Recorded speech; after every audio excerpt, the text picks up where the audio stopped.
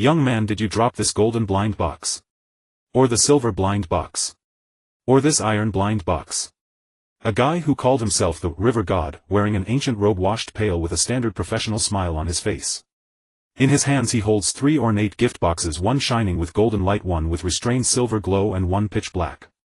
They look as if just taken out of water, still dripping wet. Yuan blinked rapidly, his muddled mind clearing slightly.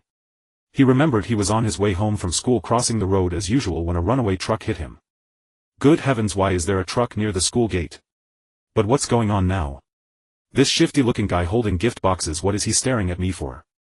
Yuan sized up the guy calling himself the River God, then looked at the 3 gift boxes, stroked his chin and shouted, "Oh, I see. The scheming frog keeps touching your belly." Since he asked so sincerely, I'll reluctantly answer him. "I want them all." The professional smile on the River God's face froze distinctly, but quickly returned to that shifty look of luring children. "All right, as you wish." His reply was very brisk, which made Yuan suspect the boxes were fishy. Then the River God bundled the 3 gift boxes into one, turned them into a streak of light, and stuffed it directly into Yuan's arms. Before Yuan could feel the weight of the 3 gift boxes, suddenly a huge force struck his butt. The River God had somehow moved behind him, lifting his foot and kicking his butt. "Go on, young man." Accompanied by a light-hearted cry, Yuan like a kickball uncontrollably shot forward through a bottomless time-space vortex. Just as he was about to disappear, he could still hear the River God's voice coming from behind, a tone of sudden realization and gloating. "Oh, by the way, I forgot to tell you, if you choose all, there's a little side effect." "Dear. I knew cheap stuff is no good, damn River God." Yuan struggled to stabilize himself in the vortex, then made a universal gesture at the shrinking figure. After an unknown period, Yuan was jolted awake by violent shaking, his consciousness returning. He opened his dazed eyes and found himself lying in a devastated forest.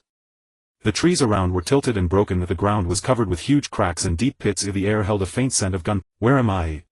He tried to push himself up, but found his arms had become short and thick, his palms chubby like a white flour bun. He looked down and was completely dumbfounded. Originally a tall one-maternity guy, he had now shrunk into a chubby 6-year-old wearing strange coarse cloth clothes, barefoot with round toes. So this is the side effect that damn River God mentioned. Yuan pinched his baby-fat cheeks. However, he was always an optimist, never one to dwell on negativity. Since he had become a child, so be it. Why think too much? He wasn't dead. Then he turned his gaze to the 3 gift boxes lying beside him. Gold, silver, iron, all present. Let me see what good stuff is inside, worth that damn River God doing this favor. He muttered, rubbed his chubby little hands, and reached eagerly for the most dazzling gold box. As his small hand touched it, the lid opened automatically. A blinding golden light burst from the box, shooting straight into Yuan's eyes. Wah! An indescribable burning and stinging sensation came from his eyeballs. He instinctively closed his eyes, feeling countless information and a strange energy frantically pouring into his eyes. Indra template 3 Tomo version loaded. When the stinging slowly faded, when Yuan opened his eyes again, his world had become different. The forest before him became incredibly clear, he could even see rolling dewdrops on distant leaves and vibrating leaf veins. Looking at a nearby puddle, he saw his own pupils, 3 black tomos slowly rotating, emitting an eerie and powerful Sharingan. And Indra's template. Yuan excitedly waved his fist. Awesome. He suppressed his excitement and reached his mischievous little hand toward the silver gift box. This time a soft silver light shot from the box, directly entering his chest and flowing through his blood vessels to his limb. Magnet release, Kekii Tota innate version fused. Magnet release. And at the Kekii Tota level. Ha ha ha.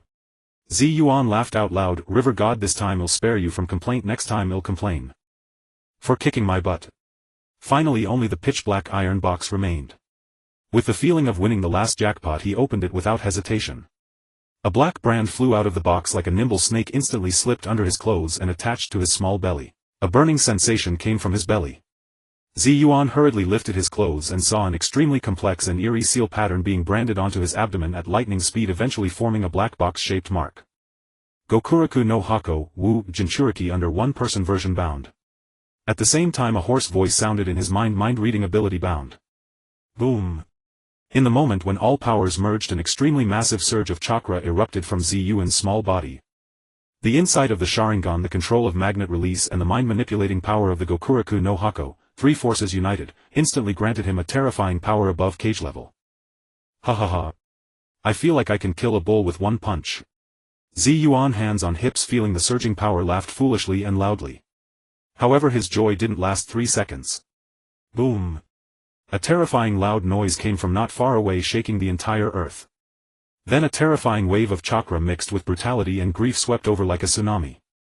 Yuan quickly turned to look and saw a giant tree huge as a hill roaring down through the air with a piercing shriek heading straight for his location. Damn! Murder! Yuan screamed wildly, waving his arms in panic. At that moment the magnet release power within him erupted. Countless black iron sands surged from the ground as if alive, instantly gathering above his head into a thick black iron curtain. Boom! The giant tree and the iron curtain collided with a deafening roar. Wood chips flew, iron sands scattered. The violent shockwave lifted the ground within 100 meters, smoke and dust billowing. Through the smoke Yuan patted the dust off his butt and climbed out of the iron sand pit he had created. With a stubborn tuft of hair standing up, he looked up toward the direction the power came from, his 3-demo Sharingan clearly capturing the distant horizon. A blue chakra giant over 100 meters tall was swinging a great sword, fiercely battling an even larger 1,000-armed giant Buddha composed of countless wood. Every collision caused earth-shattering changes to mountains and rivers. 2 roars filled with endless anger and complexity pierced through the battlefield's thunder and reached his ears clearly. Hashirama. Madara. Yuan watched this legendary scene, squealing with excitement, jumping up and down. Wow! If you're going to fight, can you have some decency? Making such a big ruckus and destroying the primeval forest. If this were back home, I'd have you both arrested and throw away the key. The terminal forest had long been transformed beyond recognition. Madara Uchiha's complete Susanoo stood like a blue demon god returned from hell, its majestic armor gleaming as it wielded dual blades, each swing tearing through the atmosphere with devastating storms. Opposite him the colossal wooden Buddha formed by Hashirama Sanjus wood style with human technique appeared solemn and sacred, yet struck with vicious ferocity. Thousands of massive wooden arms surged forth like furious dragons, clashing violently against the blue demon god. Every exchange between them caused massive destruction. Mountains collapsed, rivers were diverted, and the very earth was torn apart. The entire battlefield had become a forbidden zone of life. The scattered chakra energy was enough to make any ninja below cage level tremble in fear. Hashirama. Madara Uchiha stood within the crystal at the Susanoo's forehead, his crimson eternal Mangekyo Sharingan reflecting the wooden Buddha filled with deep-seated hatred and madness. The death of his younger brother Izuna was like a sharp knife that completely excised the last vestige of his hope for peace.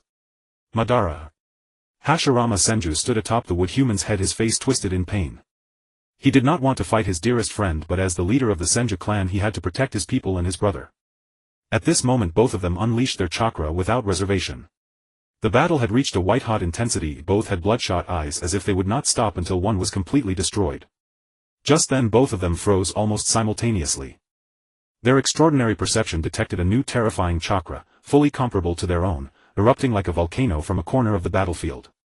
That chakra possessed both the eerie coldness of Uchiha-in release and a magnificent power of all-encompassing nature. Huh? What? Madara Uchiha frowned deeply, his scarlet pupils turning toward the source of that power. Hashirama also halted his attack, staring in shock.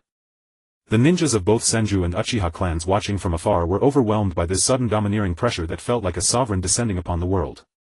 This chakra. Who is it? Tobirama Senju stood on a massive rock, his silver-white short hair wildly blown by the shockwave, his eyes fixed on the distance with utmost gravity. Under everyone's stunned gaze a blue-white energy pillar rose from the ground, piercing the clouds. Its shockwave tore away large tracts of forest and soil, raising a vast cloud of dust covering 10 miles. Within the dust a massive skeleton rapidly formed, first ribs, then spine, then arms. Then chakra-like sinews covered it. Finally a set of solid armor even more ferocious and domineering than Madara Uchiha's Susanoo materialized. As the dust cleared, a gigantic humanoid over 200 meters tall emerged, its body an eerie blue-white with 2 horns on its head, a ferocious face, and 2 pairs of huge wings extending from its back. A primal ancient aura surged forth. Its size was even a full head taller than Madara's complete Susanoo. Every Uchiha clansman present, including Madara himself, felt their pupils violently contract. This is a Susanoo. And one bigger than a complete Susanoo. But this color and form have never been seen before. I am the god. A childish yet arrogant cry echoed across the battlefield through the resonance of that blue-white Susanoo like rolling thunder. Only then did everyone see, standing within the diamond-shaped crystal at the forehead of that terrifying Susanoo, a chubby boy around 6 years old. The child sported a defiant cowlick, hands on his hips, his 3-demo Sharingan spinning as he arrogantly surveyed the blue demon god and the wooden Buddha below. This chubby boy was Yuan. He looked at the two huge action figures before him, feeling the power within him, cheering, a sense of total control rising within. Not bad, pretty big, but still a little bit worse than me. Yuan pouted and commented, comparing with his chubby hand. But fighting and yelling in the middle of the night, that's wrong. Before the words faded, he made the 200-meter blue-white Susanoo move with a speed that defied its immense size, incredibly fast. Giant arms tore through the air, accompanied by sharp sonic booms reaching out left and right toward Madara's Susanoo and Hashirama's would human like lightning. Madara and Hashirama instinctively sensed danger and tried to maneuver their giants to block or dodge. However, the speed of those two giant hands was even faster. So fast that their neural responses lagged. Slap. A crisp resounding crack as if tearing the sky. Slap. Another equally loud sound. Under the stunned gazes of all Senju and Uchiha ninjas, and the wide-eyed disbelief of Tobirama. That blue-white giant hand swung wide, landed solidly on the faces of Madara's Susanoo and Hashirama's would human, one after the other. Time seemed to be paused in this moment. The tengi-masked head of Madara's Susanoo was violently twisted to the side by the slap, even cracks appearing on its hard chakra armor, the entire massive body staggering uncontrollably. Hashirama's would human was even worse, half of its face's wood exploded from the slap, splinters flying everywhere, its huge head tilted comically. The entire battlefield fell into dead silence. The wind stopped, the dust settled, everyone's mind went blank like a blinding noonday light. Not only was Madara dumbfounded, Hashirama was too. The two greatest powerhouses of the Warring States era, revered as the pinnacle of the ninja world, had just been slapped across the face, each received a huge humiliating slap from some unknown brat in front of both clans. How absurd. How insulting. You two weaklings. Yuan's voice, amplified through the Susanoo's speaker, arrogantly boasted. He made the Susanoo point one giant finger at Madara and another at Hashirama. Doing demolition work in the middle of the night.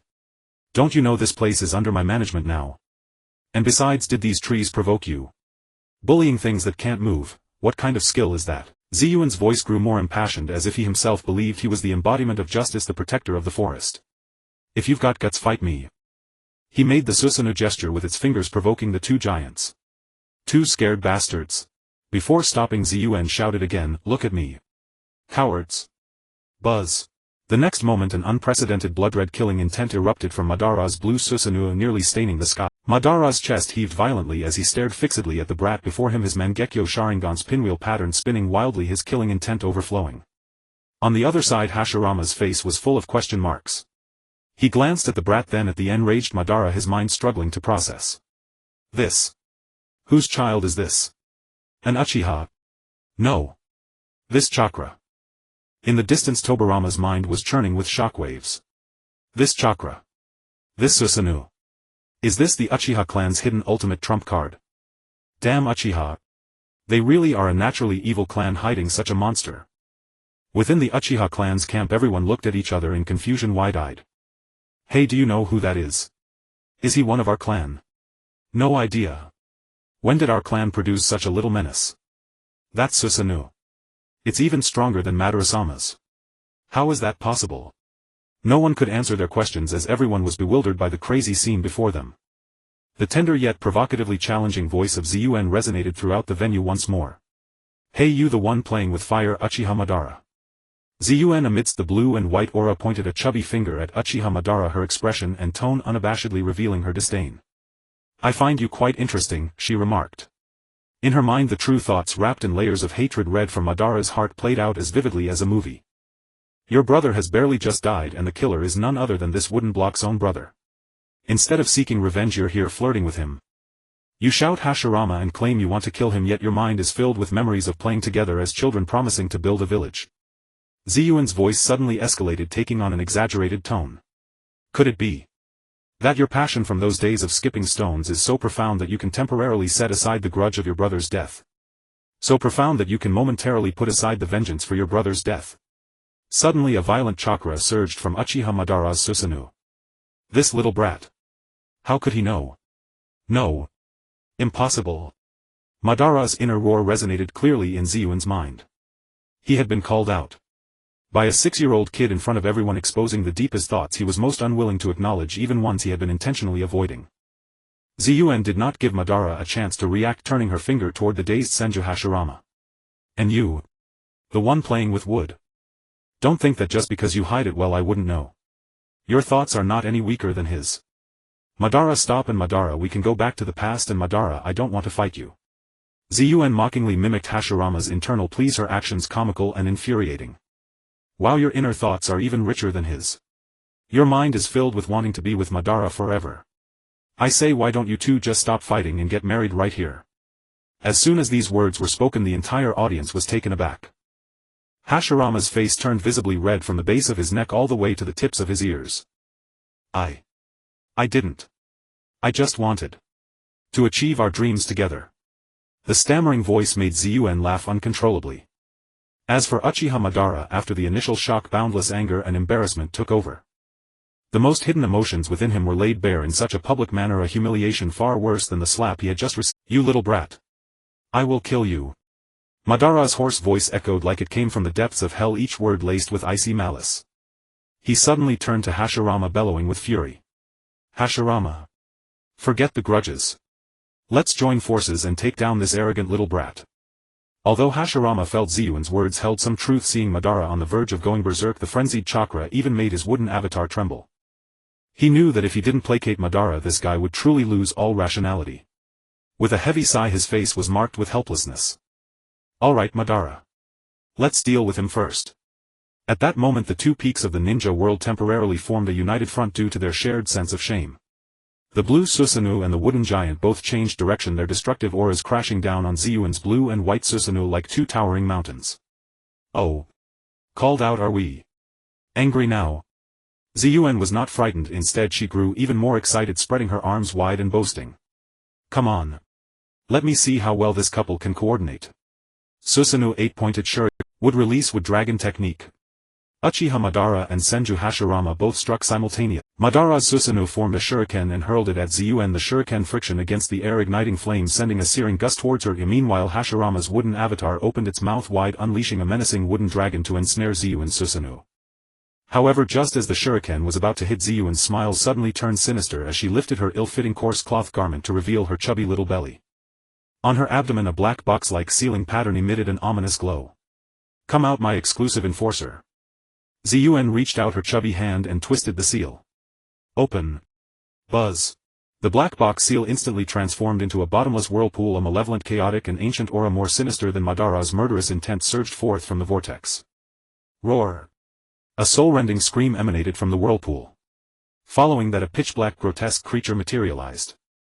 Its appearance was headless and faceless, with a massive mouth and its belly, sharp fangs, serrated bone wings sprouting from its shoulders, and only a short spine hanging down, surrounded by swirling black mist exuding a fierce and menacing aura. This was the creature from the box of ultimate bliss. Woo. I'm finally free. Wu's piercing and exhilarating voice echoed across the battlefield. Shut up. Get to work. Yuan scolded without any courtesy. Wu, now understanding he had a master, had no choice but to obey the commands of the chubby child. He immediately opened his massive mouth to greet the wooden dragon from Hashirama and the 8-pointed shuriken from Madara. Boom! An indescribably massive explosion erupted in the air.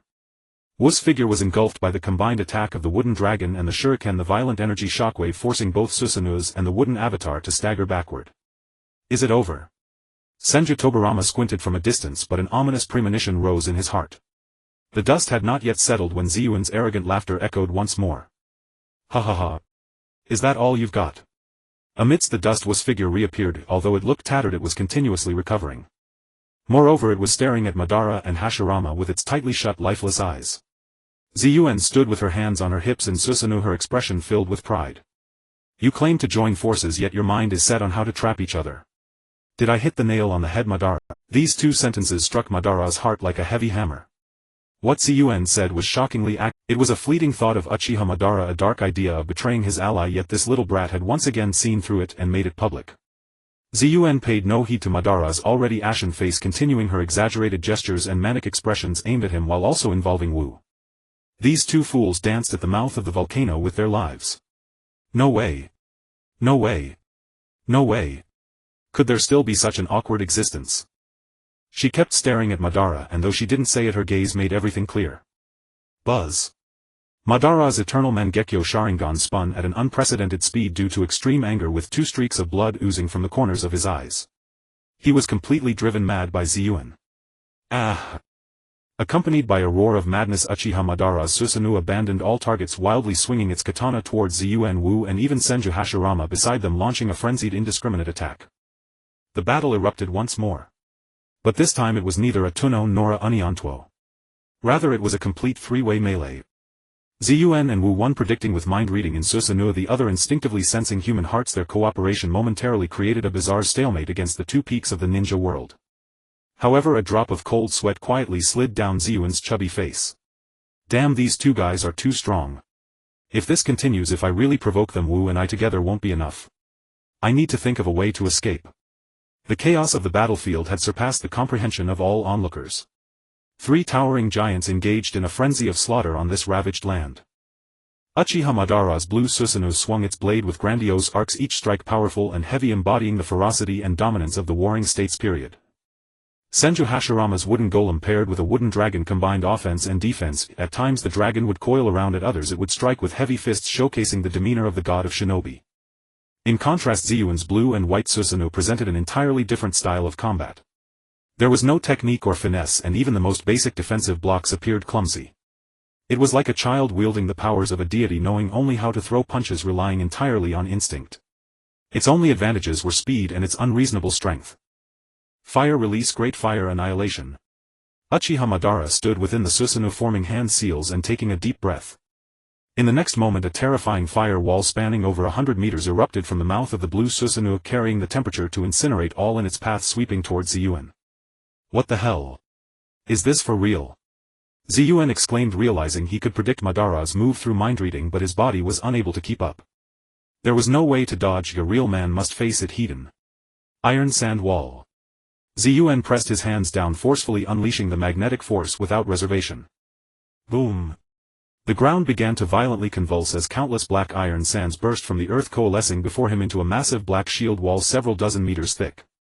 The flames and iron wall collided violently. The piercing sound of fire crackling filled the air, and the iron sand wall turned bright red at a visible rate, even beginning to melt and drip down as red-hot iron. However, it ultimately managed to block this world-destroying strike. Ha ha ha. Is that all you've got, Madara? Haven't you eaten? While Yuan spoke defiantly, he was secretly alarmed. This is a bit terrifying. The chakra consumption is too great. How is this old guy's fire release like it has a gas tank? Before he could catch his breath, another attack came from the other side. Would release binding technique. Seeing the battle spiraling further out of control, Senju Hashirama pressed his hands together. A gigantic wooden arm suddenly extended from the wooden golem beneath him, like a predatory python reaching for Yuan's Susanoo, attempting to completely restrain it. Woo! Bite him! Yuan frantically controlled his Susanoo, the two wings behind him flapping vigorously as he attempted to ascend into the air. The monster, Wu, let out a shrill shriek, nimbly darting through the air, its body covered in runes, continuously spewing out black miasma, corroding the giant arm bound with sealing techniques. However, Madara and Hashirama, with years of experience in the ninja world, had a wealth of battle knowledge. At the moment Yuan took to the skies, Uchiha Madara's Susanoo also ascended, its katana carving a cunning arc, accurately predicting Yuan's flight path. Although the wooden arm was entangled by Wu, there were still several wooden dragons shadowing Yuan, sealing off all avenues for escape. This was the overwhelming pressure of the older generation. Yuan, relying purely on the predictions afforded by his mind-reading, was struggling to hold his ground against the Susanoo's inherent power. He felt like a novice with cheats enabled, able to see all the enemy's movements but unable to keep up with his own actions, barely dodging lethal attacks. Boom! The wooden giant's palm broke through Wu's defenses, slamming firmly against the back of the blue and white Susanoo. The immense impact caused the Susanoo to stagger, and Yuan felt disoriented within the crystal at his forehead. Before he could stabilize himself, Uchiha Madara's katana cutting through the air came crashing down. Yuan could only clumsily raise his arm to block. Clang! The sound of metal clashing echoed through the air, sparks flying. A deep gash was carved into the armored arm of the blue and white Susanoo, revealing the bone beneath. Damn it! 2 against 1. No sense of martial ethics. Yuan shouted in exasperation, but his heart sank further. He could feel the chakra within him depleting rapidly. On the other side, those two monsters seemed to possess an endless supply of chakra, their offensive waves becoming increasingly fierce. A brief lull fell over the battle. The three giants faced off at a distance, the atmosphere around them exceedingly tense. The spectators, whether from the Senju or Uchiha clans, had grown numb to the sight. It was a battle of deities, and they did not even qualify to approach. Enough. Senju Hashirama's voice tinged with fatigue and resignation came from the head of the wooden golem. He stood there gazing complexly at the unfamiliar blue and white Susanoo. Young man, I do not know where you come from nor why you have intervened in our battle. However, those eyes of yours, the power of your Susanoo. Who exactly are you from the Uchiha clan? Why must you hide your identity? Hashirama's question made everyone's heart race. It was also the question that all present, including the Uchiha clan members themselves, most wanted answered. Uchiha Madara temporarily halted his assault, his scarlet eternal Mangekyo Sharingan scrutinizing and filled with suspicion as it fixed on Yuan. Yet Yuan's unexpected reaction took everyone by surprise. He seemed to hear the funniest joke in the world, bursting into laughter within the massive Susanoo. Ha ha ha. Uchiha. You think him Uchiha? As the laughter subsided, Yuan's tone shifted to one of unabashed disdain. You are the Uchiha, your whole family is Uchiha. Pointing at Senju Hashirama from within the Susanoo, he swept his gaze over the distance at Uchiha Madara and all the Uchiha clan members, mockingly cursing loudly, "Don't compare me to those idiots whose brains are filled with nothing but sibling love and their own grievances. You are insulting me." This one sentence exploded throughout the battlefield. What did you say? Bastard. You dare insult the Uchiha clan? Kill him. Lord Madara. Kill him. The distant Uchiha clan members were indignant, their eyes blood red. If it weren't for the vast difference in strength, they would have rushed over to tear Yuan to pieces. Senju Tobarama raised an eyebrow as well, not from the Uchiha. Then what is this power? How did it come to be? While all the anger's focus, Uchiha Madara remained unusually calm. The windmill pattern in his eternal Mangekyo Sharingan slowly ceased its spinning, leaving behind an unfathomable cold. He stared at Yuan, his voice hoarse, each word deliberate, as if two rusty iron sheets were scraping against each other. Little brat. You. Seek. Death. Boom. A surge of chakra more violent than anything before erupted explosively from Madara's body. It was a resolve that would not rest until pride was restored. Madara's complete Susanoo began to enlarge, a layer of menacing armor enveloping it, its form slowly approaching Yuan's Susanoo. Then he swiftly drew another katana from his waist. At this moment Madara's complete Susanoo had taken shape, and with two swords in hand his momentum reached its peak. Uchiha Madara's Sharingan focused, pouring all his chakra into the twin swords. In an instant the silhouette of the blue Susanoo transformed into an afterimage, crossing hundreds of meters in mere moments to appear before Yuan. The blade swung left and right towards Yuan's Susanoo. Danger. I will die. The alarm bells blared in Yuan's mind, and the feedback from his mind reading revealed Madara's insane intent to kill him at all costs. He wanted to dodge or defend. But the speed was simply too fast, leaving no room for reaction. These two strikes, infused with Uchiha Madara's unparalleled skills and fury, were simply beyond Yuan's capabilities to react. Yuan could only instinctively command the blue and white Susanoo to fold its wings tightly in front of him, attempting to form the strongest defense. Slish. A painful cutting sound echoed. Madara's Susanoo's divine weapon, the heavenly halberd, effortlessly tore through the defense of the two wings and then directly struck down on the Susanoo's shoulder. Crack. The blue and white Susanoo produced a crisp, shattering sound. In the astonished gazes of all, Yuan's once invincible blue and white Susanoo had its massive right wing along with a portion of its armor brutally severed. The gigantic wing disintegrated in the air, transforming into countless blue and white light particles dissipating into the atmosphere. The intense impact and energy backlash caused Yuan within the crystal at his forehead to bleed. He could clearly feel the excruciating pain emanating from the Susanoo. A sense of life-threatening danger surged in his heart. Yuan's chubby face turned exceptionally grave at that moment. Damn it, I messed up. This old guy is really going all out. The excruciating pain from the severed half of Susanoo's wing was clearly transmitted to Yuan's true self through the connection of chakra. At this moment Yuan's blue and white Susanoo began to show web-like cracks, its massive form flickering unstably as if it would completely disintegrate at any second. The opposing Uchiha Madara was radiating killing intent, his blue Susanoo wielding blades with his eternal Mangekyo Sharingan resembling two blood moons locking onto him tightly. Yuan's mind-reading technique revealed to him that Madara had only one thought in his mind, to shatter him along with his foul mouth into nothingness. However, the truly despairing pressure did not come from Uchiha Madara. Sigh. At this moment Senju Hashirama let out a long and helpless sigh. The god of the ninja world, who had originally held back trying to mediate, decided not to stand by any more upon seeing Madara's complete rampage. This ends here. Senju Hashirama clasped his hands together and closed his eyes. When he opened them again, red sage facial patterns appeared around his eye sockets. A surge of chakra vastly more powerful than before, seemingly merging with nature itself, erupted from his body. Sage mode activated. Sage art would release True Thousand's hands. Boom. The ground groaned under the immense pressure. A gigantic wooden Buddha exponentially larger than any previous wooden figure or Susanoo rose from the ground. It was a terrifying creation towering over 1,000 meters with countless arms growing from its back densely packed blotting out the sky. Just its appearance had already altered the terrain of this region. It was as if a moving mountain had descended upon the world.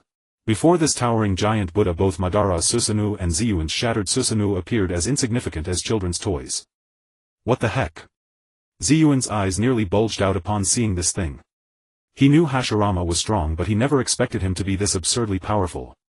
How could he possibly fight against this? Should he just charge headfirst?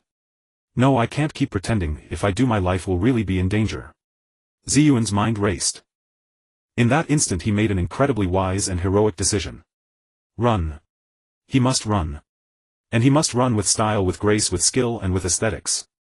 In the next moment Ziyuan's broken blue and white Susanoo abruptly ceased all defensive actions. He raised both hands high and a colossal chakra so immense that it caused all present to gaze in awe began to wildly gather in his palms. The blue and white light grew more intense, ultimately forming a gigantic energy sphere comparable to the sun. Within the energy sphere lightning crackled, storms gathered, and the pressure it emitted even caused the air to warp. Come on. Let me show you my true power. Ziyuan's voice resonated through Susanoo, carrying a tragic determination echoing across the entire battlefield.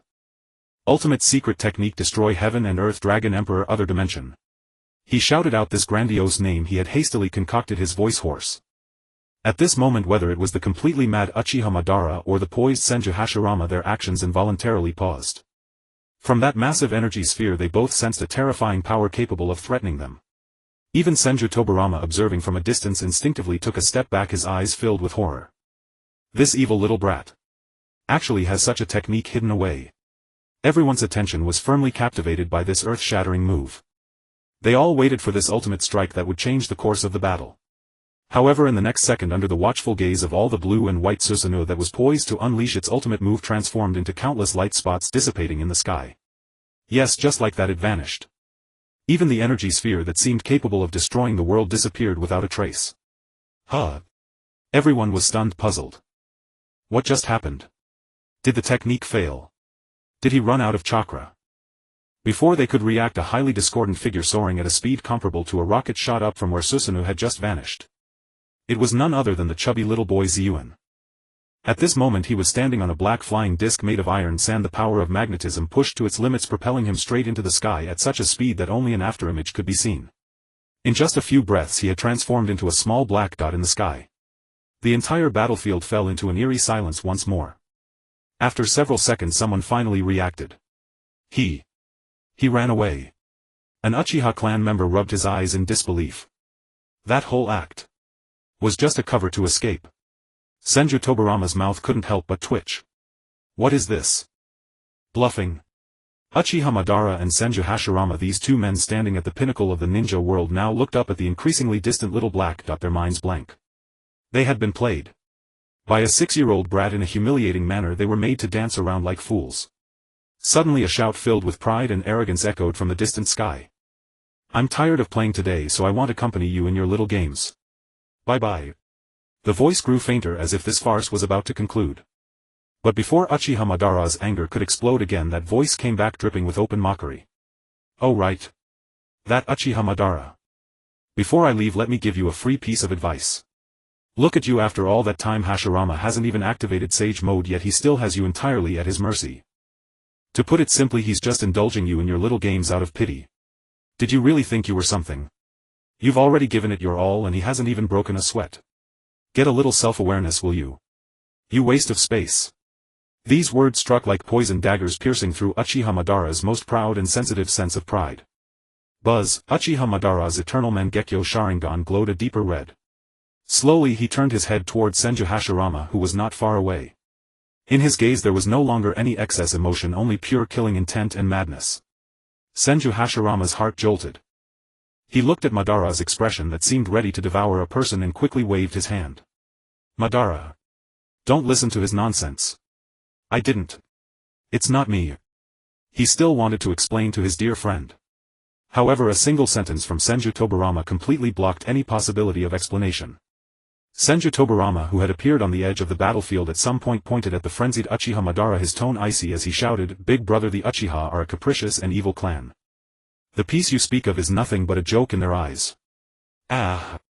Uchiha Madara could no longer suppress the fury within him, letting out a hysterical roar to the sky. He gave up on chasing the fleeing brat. At this moment in his eyes and heart there was only one target left. That was Senju Hashirama. Hashirama. The blue Susanoo, over 200 meters tall, swung its blades again, recklessly charging towards the 1,000-meter-high True Thousand's hands. Sigh. Senju Hashirama sighed once more, but this time the hesitation and reluctance in his eyes transformed into the resolute determination of the leader of the Senju clan. In that case. Top of the Buddha. The thousands of massive arms of True Thousand's hands began to strike down frantically upon Uchiha Madara's completed Susanoo. The battle once again reached a fever pitch. The clash between the two titans of the ninja world was pulled back to the right track by the instigator in the most absurd manner. At this moment they had completely forgotten about the arrogant little chubby boy. Meanwhile, far above in the sky, Yuan stood on his iron sand flying disc, leisurely looking down. Watching the two giant figurines once again clash below, he patted his little belly with satisfaction, breaking into a carefree smile. "This move I give myself 100 points. He hummed a little tune, feeling incredibly pleased. "Fighting is exhausting, risky and life-threatening. It's not suited for someone like me who loves peace and life. Farming is more my style." He began to stroke his chin, contemplating what to do in the future. "And I can't waste the astonishing power I've developed either. As the saying goes, with great power comes great responsibility. With such immense strength I should help those who need it most. I shall go to the most dire environments where the people suffer the most. The land of wind. It's all deserts, dirt poor. Great. It's decided then. Watch this pharaoh as I go to save that barren land and its ignorant people."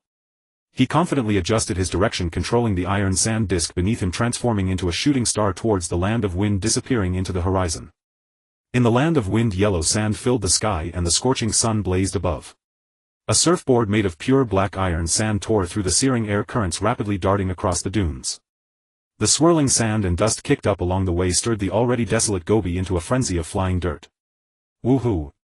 This speed, this sensation of being pushed back, which supercar can compare? Yuan's feet were glued to the iron sandboard like roots, arms outstretched against the scorching wind, letting out wild screams.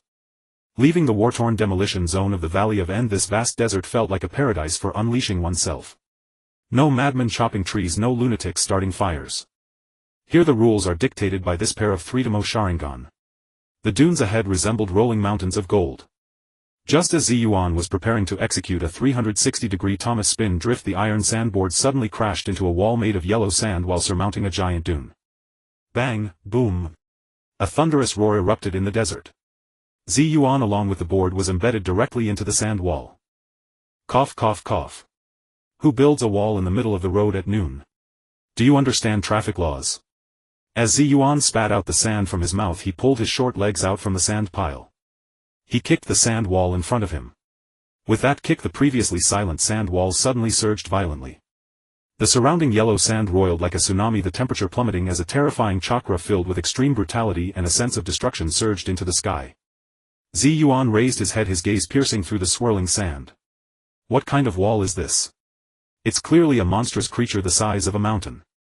Constructed entirely of sand, its body adorned with violet mysterious runes, a thick tail thrashed behind it, leveling the dunes along the way. One-tail Shikaku. Shikaku slowly turned its massive head. Its golden cross-shaped pupils reflected the tiny figure before it, which was smaller than its toe.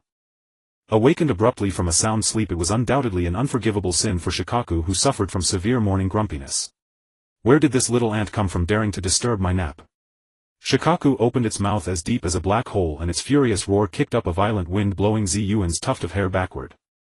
Normal people might have wet themselves in fear when faced with such a colossal beast.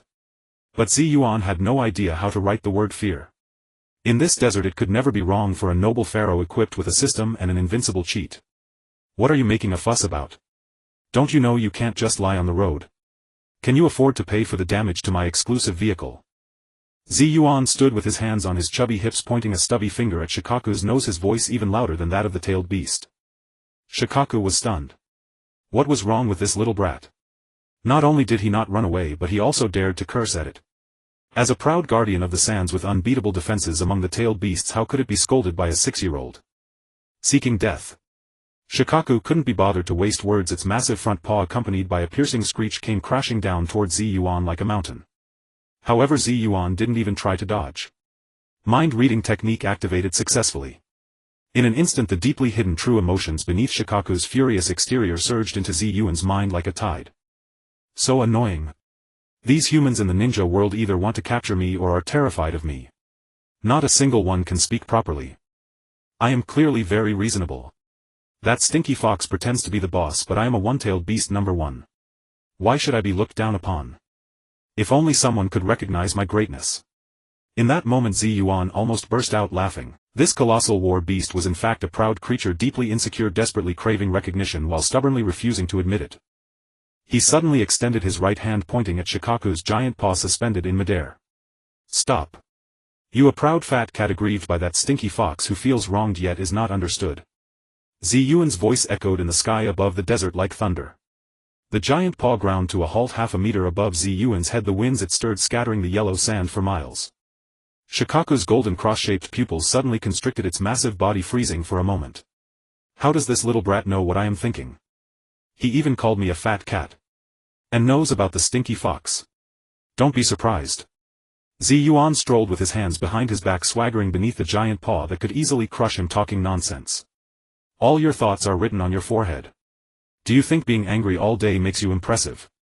In truth, you're merely masking your inner loneliness.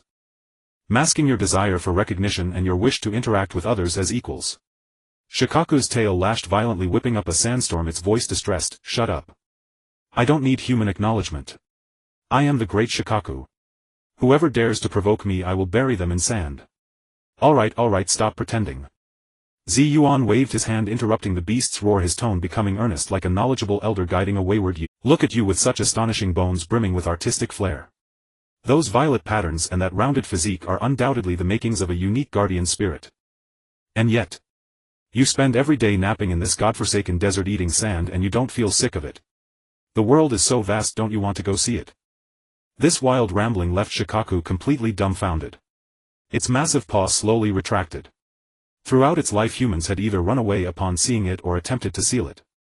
Never had someone dared to scold it as a fat cat, let alone praise its beautiful patterns and rounded physique. Who are you exactly? Shikaku lowered its head, bringing its enormous body close to Yuan, the hot breath nearly melting the sand beneath them. Little brat, your scent feels familiar yet repulsive. That was due to Indra's chakra. The aura of one of the two sons of the Sage of Six Paths. Yuan immediately climbed the ladder of opportunity. Isn't this just the perfect material? It's normal to feel familiar and detestable. After all, great souls are always attracted to and repelled by each other. Yuan took a deep breath and began his most grandiose and shameless pictorial project of his life. Shikaku, listen closely. I am the one you nine-tailed beasts have awaited for thousands of years, the man destined to call your names. The boy with blue eyes who can call your names and frolic with you. Boom. This statement struck like a bolt of lightning into Shikaku's mind. It felt as if all its strength had been drained, its colossal sandy body swaying slightly. A boy with blue eyes. The scene buried deep within its memories from 1,000 years ago was instantly awakened. The kind old man with a beard and horns on his head, the Sage of Six Paths. He was also the father who created the nine-tailed beasts. At the moment of their separation, the Sage of Six Paths had once said, "One day you will reunite." At that time, a blue-eyed boy who will call the names of the 9 wild beasts and frolic with them will appear to guide you toward true peace. Shikaku fixed its gaze on the tiny figure before it. Although this little brat had not opened his eyes at that moment, it had indeed seen a pair of clear blue eyes like the sky. But no way. The old man said it would be a gentle and kind boy. How could it possibly be this shameless brat who talks nonsense? Moreover, the chakra this little brat possesses gives off an annoying chill. It's nothing like the person the old man described. Shikaku's inner suspicions fell entirely into Yuan's mind-reading technique. Yuan scoffed internally. Trying to escape? No way. The fat meat that has entered my mouth cannot be let slip away. This golden leg must be hugged tightly if this tailed beast must belong to me. Are you thinking that my personality is too poor, not like the savior in the prophecy? You think a savior has to be someone who always looks gloomy and only talks about lofty principles? That's a huge mistake. In this day and age, good people go unrewarded. Saints don't last 2 episodes. Only someone like me who fights gods and demons can protect you tailed beasts from these crazy people in the ninja world. Follow me and you'll be my #1 general. From now on, roasted whole lamb, ice-cold watermelon and all kinds of delicacies will be yours to enjoy. You see someone you dislike, it'll take you to beat them up. Especially that stinky fox, who once I grow strong, you'll tie it up for you to use as a punching bag. This series of rapid-fire crazy persuasion combined with the unparalleled big pie offensive completely stunned the not-so-smart Shikaku. Revenge on the Nine Tails. Just beat it up. Plus an endless supply of goodies. For this giant sand beast who longed to prove itself yet craved play, this temptation was simply fatal. Shikaku emitted a strange gurgling sound from its throat, its massive head involuntarily lowering a few degrees. You. Can you really take me to beat that stinky fox? Seeing the bait had been taken, Yuan immediately broke into a triumphant grin. Of course. I keep my promises. Not only can I take you to beat the fox, but I can also make those humans who look down on you kneel on the ground and pull weeds. You Shikaku will become the coolest, strongest and most admired guardian beast in the entire ninja world. No exceptions. These words struck right at the softest, most yearning part of Shikaku's heart. It could even foresee a scene where it trampled the Nine Tails beneath its feet, receiving the admiration of countless humans. However, the dignity of a tailed beast made it struggle one last time. Talk is cheap, cunning little brat. Shikaku's cross-shaped pupils shrank suddenly, revealing a trace of, since you claim to be the blue-eyed boy from the old man's prophecy, the one who can call all our names, then let's see. If you have the ability, recite the names of the other 8 idiots to me. If you get even one character wrong, I'll chew you into meat paste right now for my afternoon tea. The swirling yellow sand whipped up again with its threat. A terrifying chakra pressure descended, firmly locking onto Yuan on the ground. In the face of Shohei's final struggles, a hint of disdain appeared on Yuan's face, as if a kindergarten child were questioning a college student about calculus, asking if 1 equals 1, so simple. He cleared his throat and extended a pudgy finger, gently waving it in the air. Listen well, fat cat, I will only say this once. If you can't remember, it's due to your lack of wit. Don't blame me for not reminding you. Airway, you know that cool cat with blue flames all over its body. Sanwei Jifu, always hiding in its shell like a timid turtle. Siwei Sun Wukong. Ha, that bold one who dares to name himself the molten lava red-haired monkey. With each name Yuan announced, the giant golden cross pupils of Shohei shrank slightly. These were true names given among their siblings, even bestowed by the Six Paths Sage, and no outsider could possibly know. Yuan didn't give it time to be shocked and continued to list names in his irritating tone. Wu Wei Mu Wang, a half-horse half-dolphin hybrid. Lu Wei Shiquan, a slimy slug covered in snot. Chi Wei Chong Ming, a big moth with wings that calls itself Lucky 7, utterly ridiculous. Ba Wei Nyo Gue, a hybrid of an octopus and a cow singing that awful rap every day. Finally. Yuan paused, revealing an expression of extreme disdain.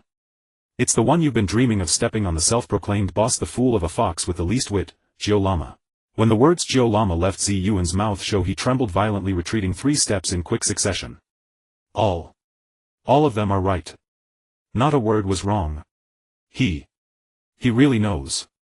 Could it be, is he really the one the Six Paths old man spoke of?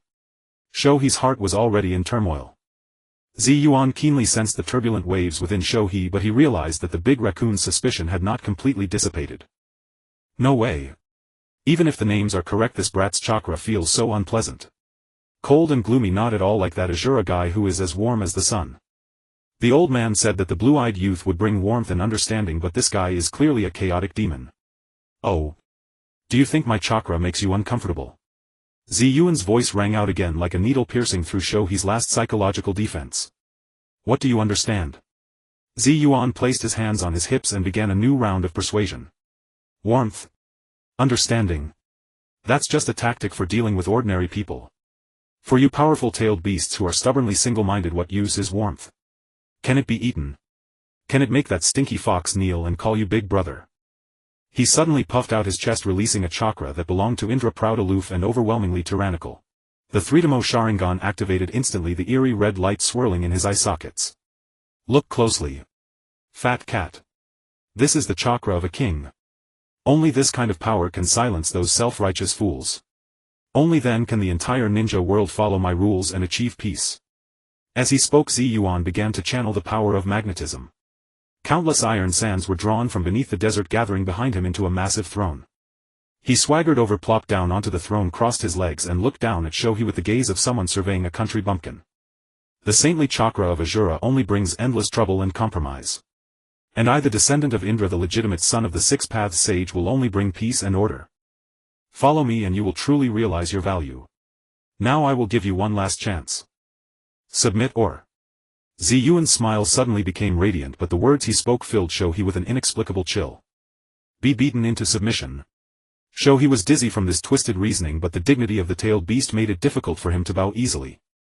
Especially the words descendant of Indra struck a sensitive nerve in him. Indra. Again with Indra. It was this bastard who once sought power to conquer the ninja world. No way. I absolutely cannot back down. Stop with your sweet words here, human. Shohei roared angrily, trying to regain the upper hand. You think you can make me submit? You are not worthy. Very well. Yuan's smile gradually faded. It seems you are the type that needs physical persuasion. He slowly stood from the throne, stretched lazily, and his bones crackled. I originally wanted to reason with you, but since you don't understand, let's change to a simpler and more direct way of communication. As soon as he finished speaking, his figure disappeared from the throne. In the next second he appeared above Shohei's massive head. Shohei reacted quickly, his enormous sand tail sweeping toward the little figure above like an iron whip, producing a sound explosion as it tore through the air. However, Yuan merely leaped lightly, effortlessly dodging the attack. He floated in midair, beckoning to Shohei with his finger. Come, let me see how much you have learned in these hundreds of years besides sleeping. You are looking for death. Shohei completely exploded. Wind release vacuum bullet. Sand shower. Sand binding coffin. In an instant, countless air cannons, a storm of sand needles and giant hands of quicksand surged from all directions, overwhelming Yuan. Yet facing this onslaught that would make any shadow-level powerhouse's scalp tingle, Yuan merely smirked. Too slow. He didn't even activate his Susanoo.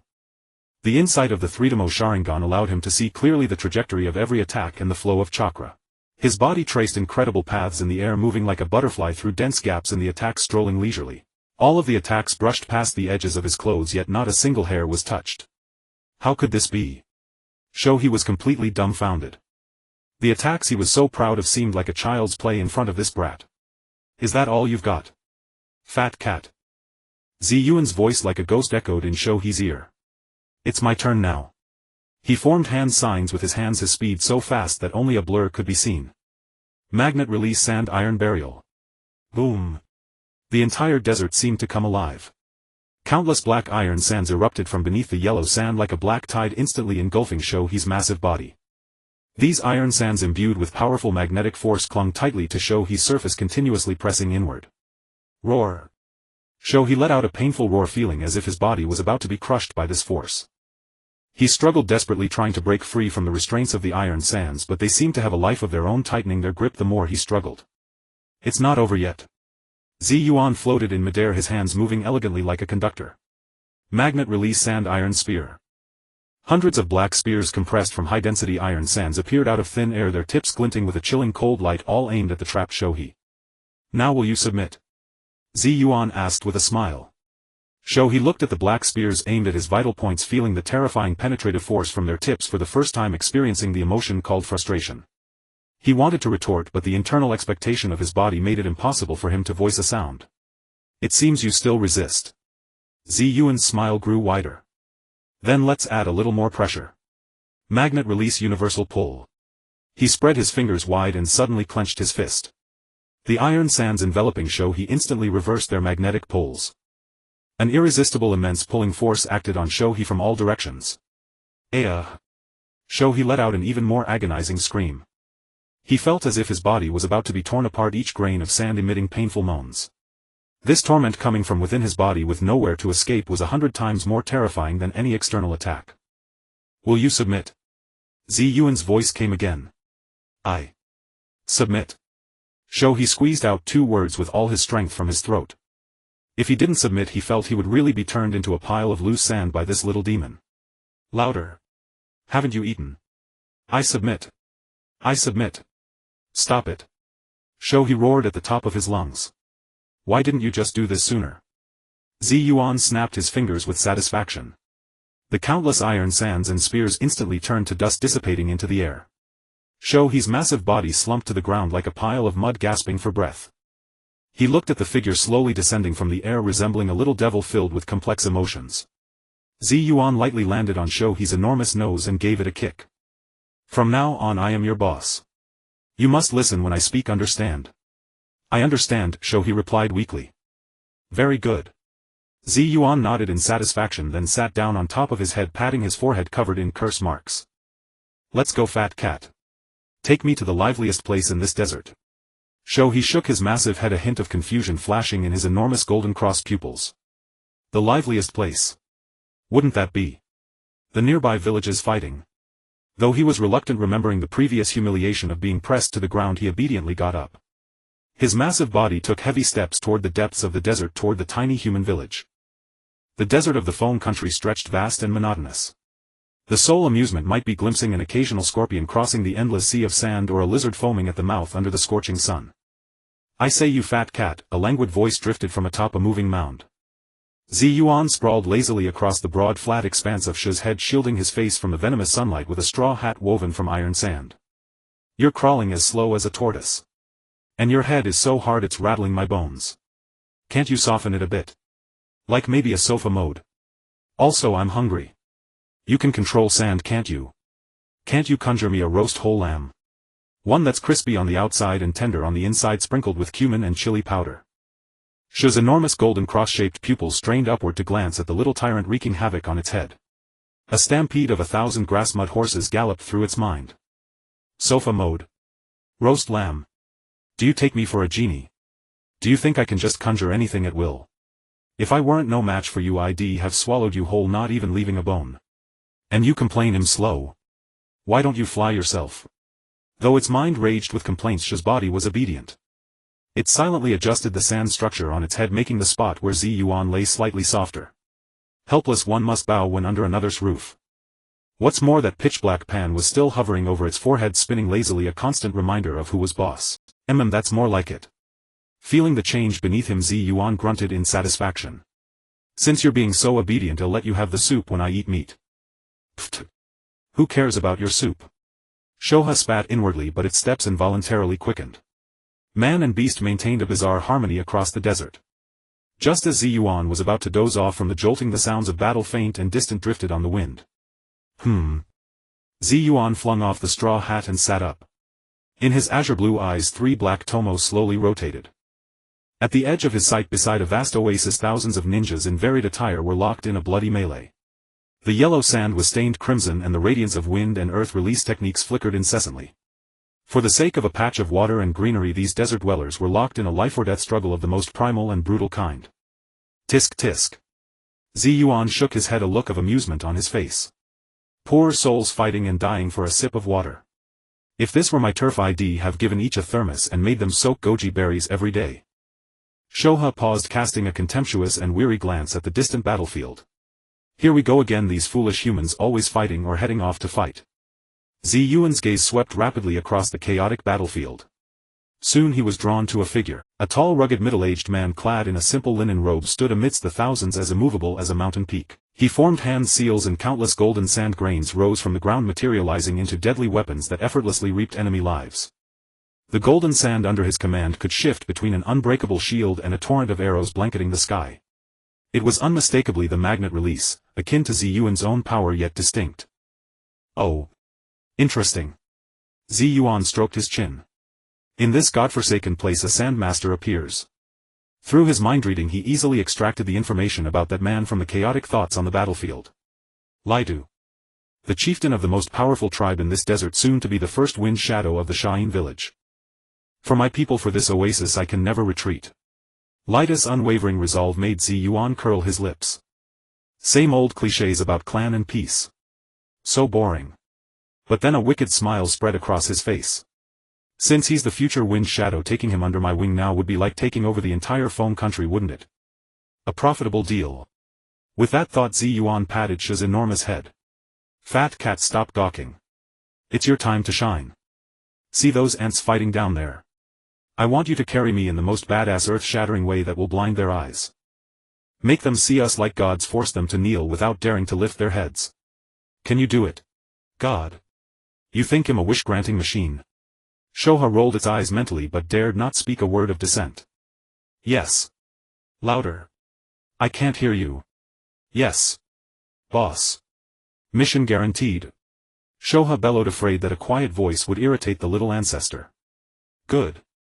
Yuan lay back down, crossing his legs. Begin your performance. Receiving the order, Shoha took a deep breath.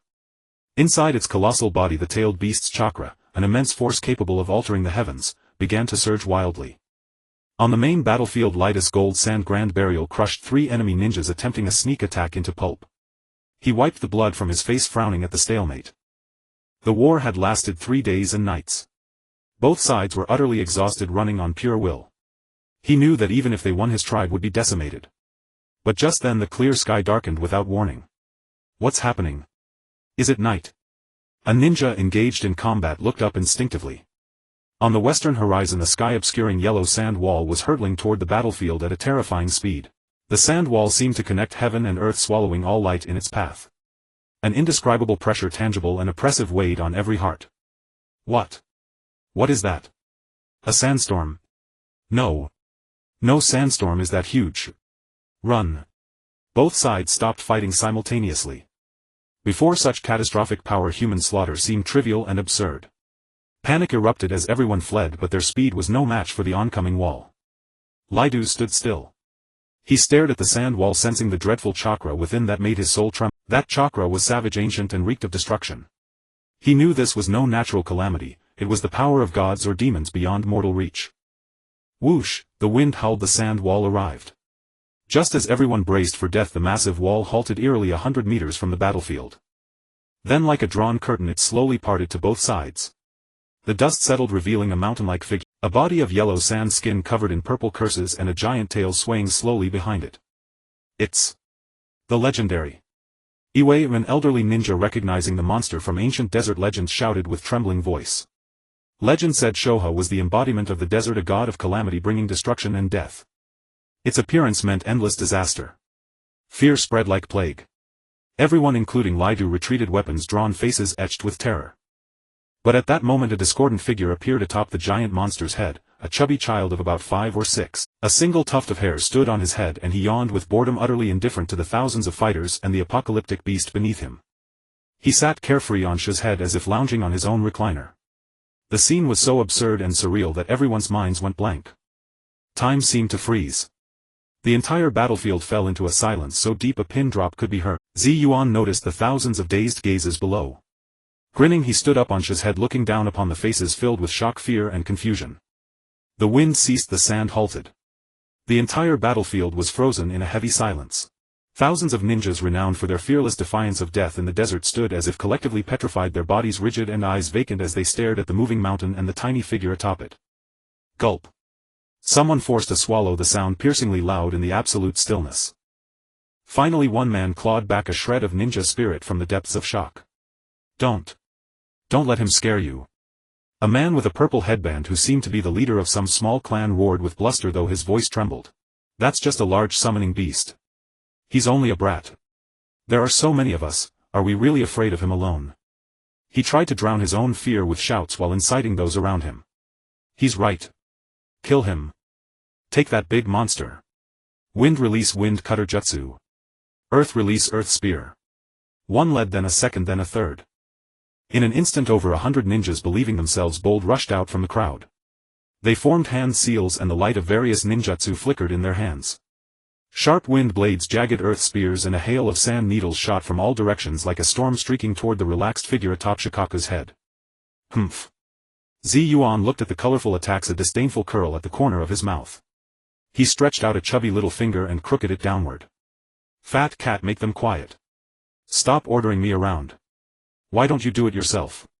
Shikaku roared inwardly, but his body obeyed without hesitation. It opened its abyss-like maw, and a terrifying amount of chakra began to gather. But Yuan's voice rang out again. Wait, using that move is beneath me. Let me, the pharaoh, open the eyes of you uncultured bumpkins. He slowly raised both hands, fingers spread as if to embrace the entire desert. Witness the power of a god. Hum. As his words fell, the entire desert began to tremble violently. But this tremor came from deep within the earth, a metallic resonance. Every ninja present was horrified to find that the kunai in their pockets, the scrolls on their backs, even the metal forehead protectors at their waists were shivering uncontrollably, emitting a mournful hum. Retsu felt it more keenly than anyone. He could clearly sense that the vast gold dust vein beneath his feet, which he commanded for battle, was being forcibly stripped and drained by an even more domineering power in a way he could not comprehend. What power is this? For the first time horror flickered across Retsu's face. The next moment under thousands of stupefied gazes. Rumble. A golden radiance burst forth from beneath the center of the battlefield. Countless gold dust grains mixed with massive amounts of sand surged upward as if controlled by an invisible giant hand, forming a pillar of sand that spiraled into the sky. The golden sand tornado spun madly in the air, coalescing. A huge silhouette loomed within the dust, flickering in and out of view. First a long elegant neck. Then a ferocious and majestic dragon head, its sharp fangs glinting with metallic cold. Then strong powerful legs, its sharp claws deeply embedded in the sandstorm.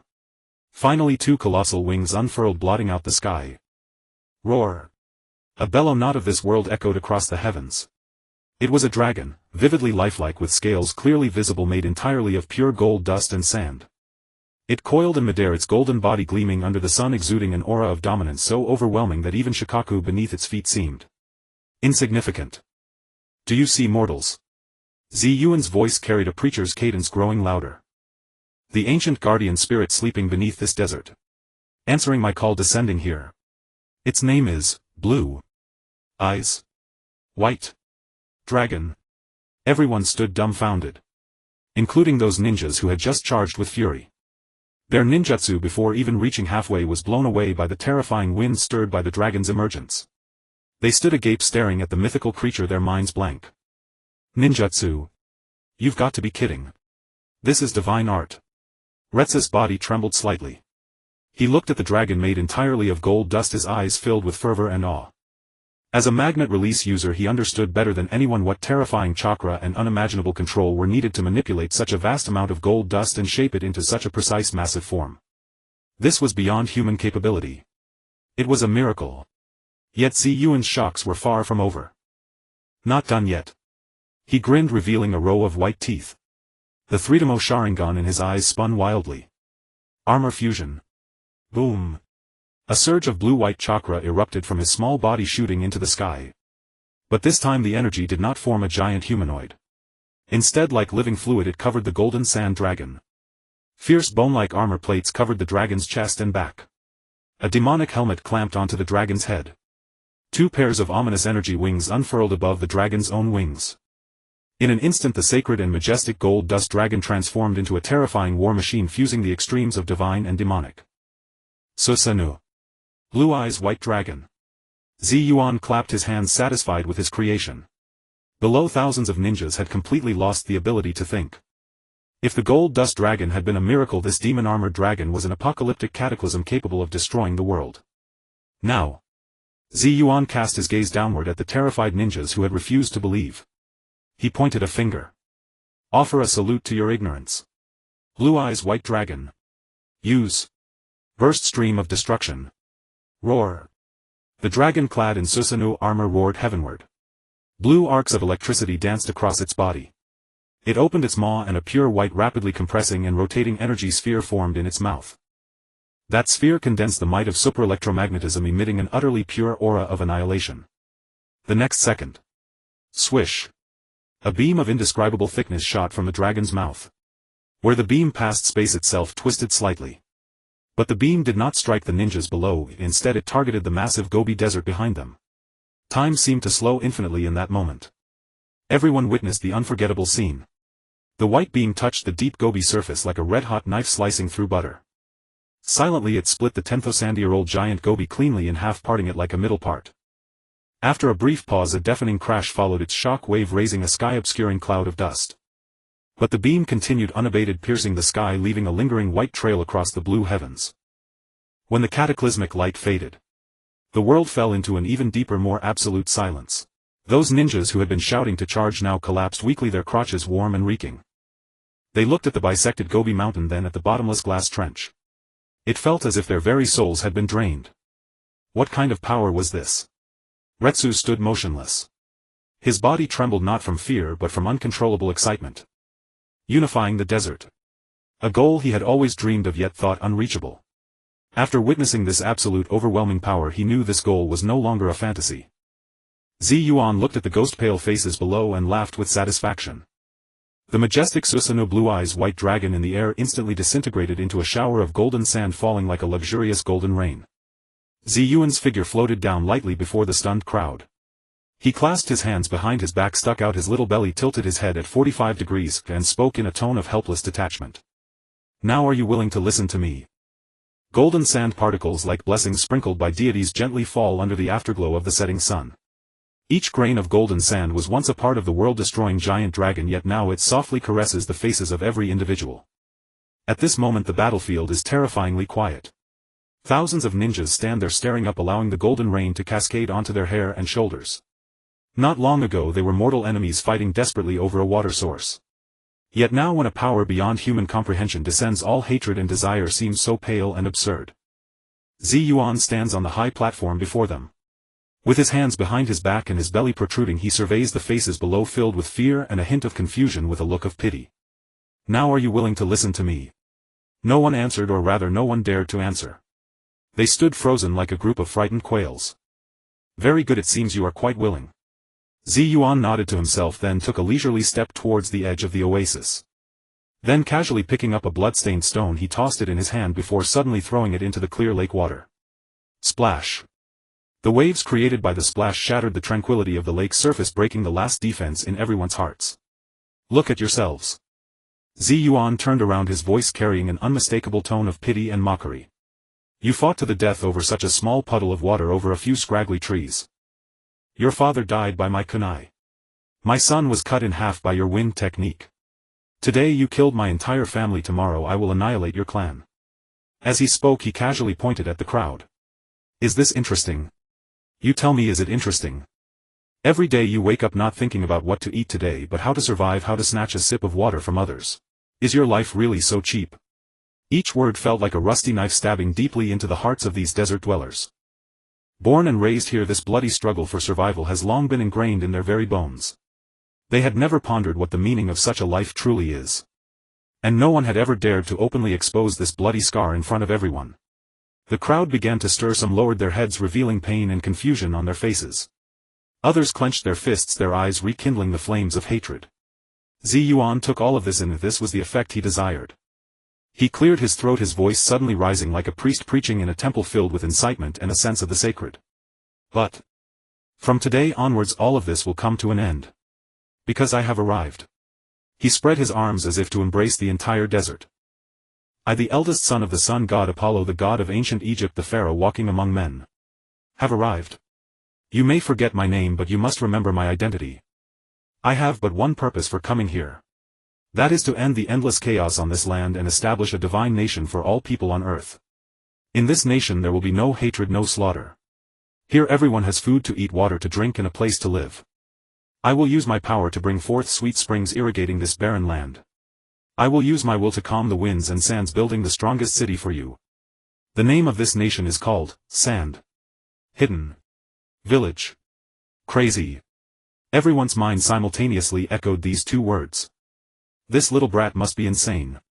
Every word he said sounded like an ancient text. Establishing a divine nation in the desert. Everyone has food to eat. Water to drink.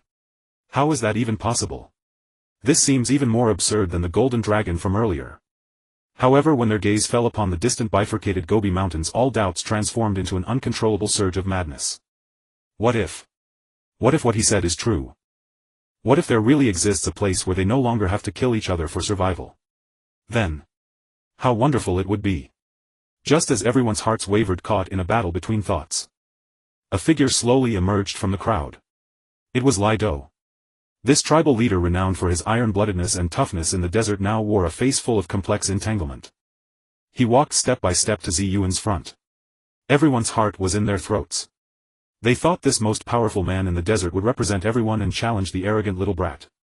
However, Lai Do's next action left everyone's eyes nearly bulging out in shock. For Lai Do retracted his proud sand gold and his straight spine slowly bent down. Then he knelt on one knee. Lowering his head that had been proud for decades, he vowed allegiance in a hoarse yet incredibly firm voice. I, Lai Do, am willing to follow the great pharaoh. Unify the desert, establish Sand Hidden. Boom. Lai Do's kneel had a greater impact on them than the previous world-destroying light cannon in their minds. For he not only represented one person but the strongest tribe and the most resilient backbone in this desert. If even he submits. Could this so-called pharaoh really be the savior sent by the gods? This man is quite clever. Yuan looked at Lai Do kneeling before him, easily using mind reading to see through his inner thoughts. Lai Do did not believe in any nonsense sun god or divine nation on earth. He was merely an extremely pragmatic hero. He saw Yuan's overwhelming absolute power, and from those mad words he sensed an opportunity to end the chaos. What he knelt to was not a god nor power, but a faint hope that could let his tribesmen survive. However, Yuan did not care. What he wanted was exactly this effect. Lai Do's kneeling was like the first domino falling over. The tribesmen behind him, after a brief hesitation, also knelt in unison. Next it was those surviving enemy tribes that Lai Do had defeated. They looked at the flattened mountain peak, then at Lai Do, who had sworn allegiance. All their unwillingness and hatred transformed into gratitude for surviving and fervor. Great Pharaoh. Loyalty. Loyalty. Great Pharaoh, I saw your extraordinary leadership qualities from the first glance. We are willing to follow the great Pharaoh to the death. Thud. Thud. The sounds of kneeling rapidly spread like a tide. Hundreds and thousands of ninjas at this moment cast aside their weapons, abandoned intertribal hatred, and like the most devout believers prostrated before that small figure. Long live the Pharaoh! Long live the Sun God! The thunderous shouts coalesced into a fervent tide, echoing over this desert for a long time. He lay in the distance, covering its eyes with a claw, looking as if it couldn't bear to watch. Did these fools really get tricked so easily? This little brat is too good at convincing people right. It looked at the small figure standing in the center of the crowd, receiving the worship of thousands, and suddenly felt a ridiculous surge in its heart. Perhaps following this little brat who talks a big game but can create miracles might not be such a bad thing. Yuan stood in place, enjoying this overwhelming adoration. He spread his arms wide, wearing a compassionate expression, yet his heart was laughing madly. Haha. It worked. From today on I'm also a village builder. Uchiha Madara Senju Hashirama, before you built your villages I was already the village chief. He took a deep breath, gathering the few remaining chakra in his throat, and with a tone so solemn it could be etched into history made the final proclamation. Very well. From today onward Sand Hidden Village is established. As the morning sun rose, its golden rays once again bathed the vast expanse of the sandy sea. However, today's sunlight seemed less scorching than yesterday's. Perhaps it was an illusion, or perhaps the budding of hope, but a refreshing psychological coolness spread among the thousands of desert inhabitants. Beside the oasis there was no longer any fighting or bloodshed. Formerly rival tribes now sat together in silence on the ground, waiting for their pharaoh's decree. Each face bore a complex expression mixed with reverence, confusion, and anticipation. Ahem. A deliberately authoritative cough drew everyone's thoughts back. On a throne made of sand gold, which looked splendid but was in fact poorly constructed, Yuan sat upright. He had donned the most splendid white robe contributed by the Lai Do tribe, and around his neck hung a golden amulet that was 1,000 years old. The stubborn tuft of hair on his head stood defiantly upright, swaying gently in the morning breeze. Beside him the stern-faced Lai Do stood tall. However, upon closer inspection one could see his fist tightly clenched beneath his robe. Although it was the founding of a village, what would so many people eat? Drink? The water source of the oasis was nearly depleted after several days of battle. The provisions brought along were nearly exhausted. Lai Do's heart was burning with anxiety, as though it were being scorched by fierce flames. Yuan glanced at him, fully aware of his inner turmoil, yet he remained unconcerned. On the first day of the nation's founding it was essential to establish a grand national policy. People. Yuan stood up, arms wide open, announcing loudly in a tone filled with divinity. Last night I had a friendly meeting with Apollo, the sun god. The deity told me that he is very pleased with your performance yesterday. The god said he will bless this land and bless our great sand-hidden village. Below, the crowd erupted in suppressed gasps and commotion. Gods truly exist. Moreover, the pharaoh can really communicate with the divine. Watching the fervent faces below, Yuan nodded in satisfaction. Excellent, the atmosphere was perfectly set. In response to the deity's grace and to showcase the majesty of our sand-hidden village, I have decided to launch our first and greatest construction project since the establishment of the village. He paused to give everyone time to digest and anticipate. Then, in a tone solemn enough to be recorded in history, he stated deliberately. We will build here a structure more magnificent than any mountain, more splendid than any palace. A pyramid. It will be my residence, the heart of the village, and a sacred place for us to communicate with the gods. It will stand in the center of the desert, allowing all who step onto this land to feel the greatness and glory of our sand-hidden village. As soon as these words were spoken, the venue fell silent. A pyramid? What is that? Although they couldn't comprehend it, it sounded extremely impressive. The crowd exchanged glances, their faces filled with excitement that they didn't quite understand. Only Lido, the newly appointed chancellor, had his muscles twitching uncontrollably. He finally couldn't help but step forward, lowering his voice and speaking in an almost pleading tone. Pharaoh. Please think it through. Yuan was interrupted in his speech and turned back displeased with a look that said, why are you being so unreasonable? Lido steeled himself to continue advising. My lord, building that pyramid you mentioned is indeed a grand feat showcasing divine might. However, we currently are truly overwhelmed and unable to do so. He pointed towards the densely packed crowd below. Look, after days of battle everyone is already exhausted and many are still injured. Our food can only last for one more day at most. The water from this oasis is also about to dry up. We have no wood, no stones apart from sand and some worthless iron, or we have nothing at all. The urgent task is to solve everyone's basic needs rather than. What is it not? Yuan's expression darkened. Lido, I appointed you as chancellor to help me relieve worries and solve problems. Not to bring me issues and pour cold water on my plans. Is a trivial matter like this troubling you? Where's your execution power? Where's your initiative? Lido was left speechless by this string of incomprehensible yet impressive phrases. He opened his mouth wanting to say something more. However, Yuan impatiently waved his hand, interrupting him. Alright, I get it. No money, no resources, no people, right? He rubbed his chin, pacing back and forth in front of the throne, looking troubled as if he couldn't manage this group of mortals. A glimmer of hope flashed in Lido's eyes. Great, the pharaoh is finally willing to listen to opinions and confront reality. However, the next second Yuan's genius solution struck him like a thunderbolt. I realize now that relying on you bunch of bumpkins to figure things out is a lost cause. Yuan stopped and clapped his hands hard. Since we have none ourselves, we shall go borrow from those who do. Borrow? Lido was taken aback. In his dictionary this word was equivalent to rob. Exactly, borrow. A glint of cunning sparkled in Yuan's eyes. Look at this world, the distribution of resources is so uneven. Some people hold vast forests and rivers but do not know how to cherish them. Some people possess great power but only use it for fighting and destroying the environment. This is a tremendous waste. As a village favored by the gods, we have the obligation and responsibility to help them correct this mistake. He grew more excited as he spoke, as if he were truly undertaking some sacred mission. We are not here to rob, we are here to conduct resource redistribution. We are here to help those backward regions upgrade their industries. Do you understand, Chancellor? Lido's mouth gaped open wide enough to fit an egg. At this moment he felt as though his worldview was being ruthlessly challenged by an unprecedented political absurdity. Robbing can be spoken of so refreshingly and confidently. But, my lord, where are we going to borrow from? Good question. Yuan looked at Lido with approval, then pulled out a crumpled makeshift map that looked like it had been taken from a corpse. He spread the map on the ground, poking it with his small fingers. You see, now the entire ninja world is busy trying to mimic Konoha village and implement a one nation one village approach. Everyone is busy building houses and forming connections. This is a time of great opportunities and the weakest defenses. He grinned, revealing a set of small white teeth, his smile filled with malice. Moreover, the most important point is, those big guys are still wild right now. Big guys? Lido momentarily failed to comprehend. Fool. Yuan tapped the head of Shoha, who was dozing beside the throne.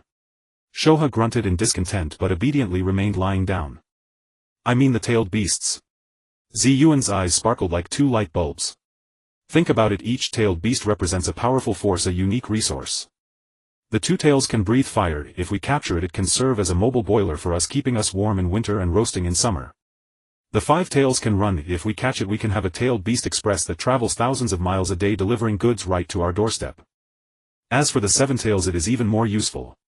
Yuan became increasingly excited, as if he could already see the blueprint of the future. It can fly and scatter scale powder. If captured, it would be our chief greening officer and pollination minister.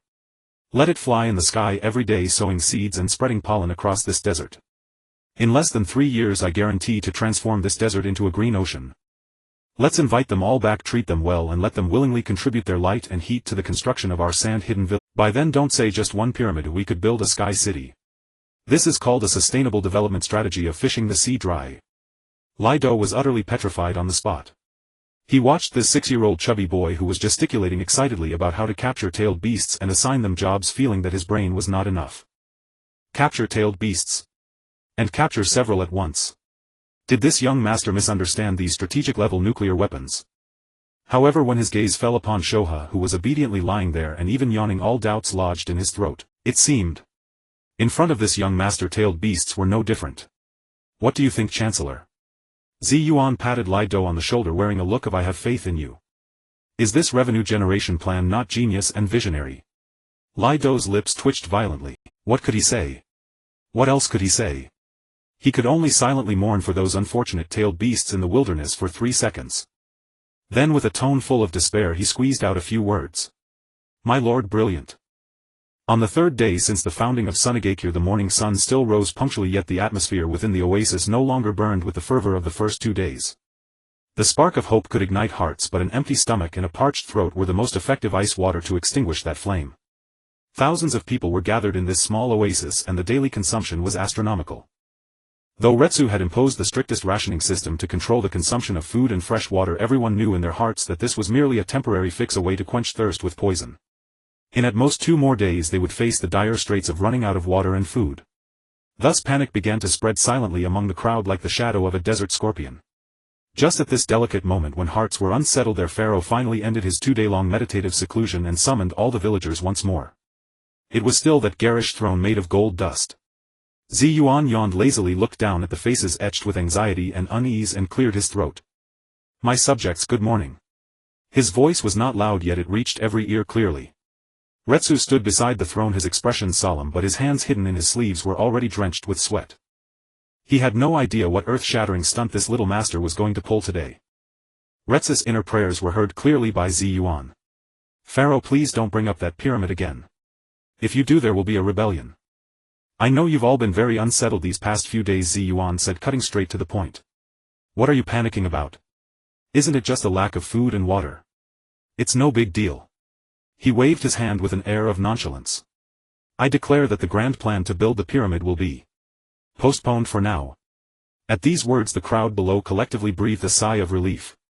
Retsu's suspended heart also eased halfway. Great, the pharaoh has finally come to his senses. However, Yuan's next words sent the other half of his heart straight up to his throat.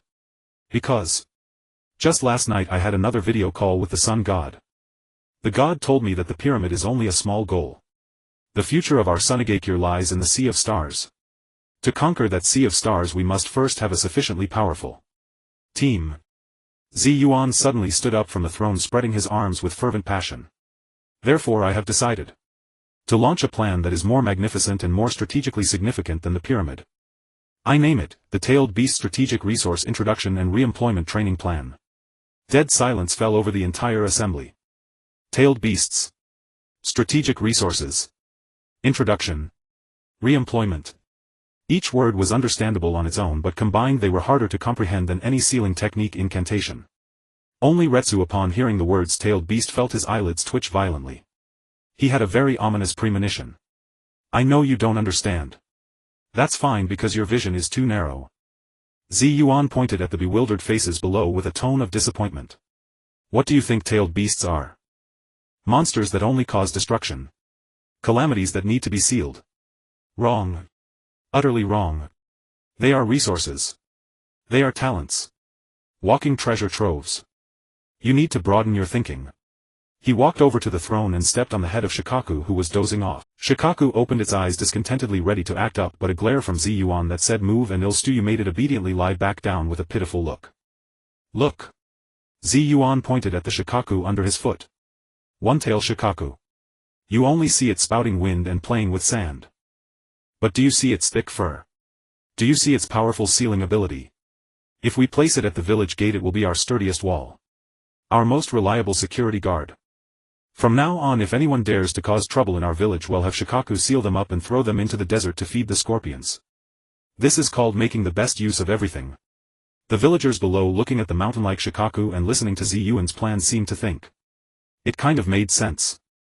Another example. Two Tails Matatabi. Yuan's eyes gleamed with the fervor of a pyramid scheme leader.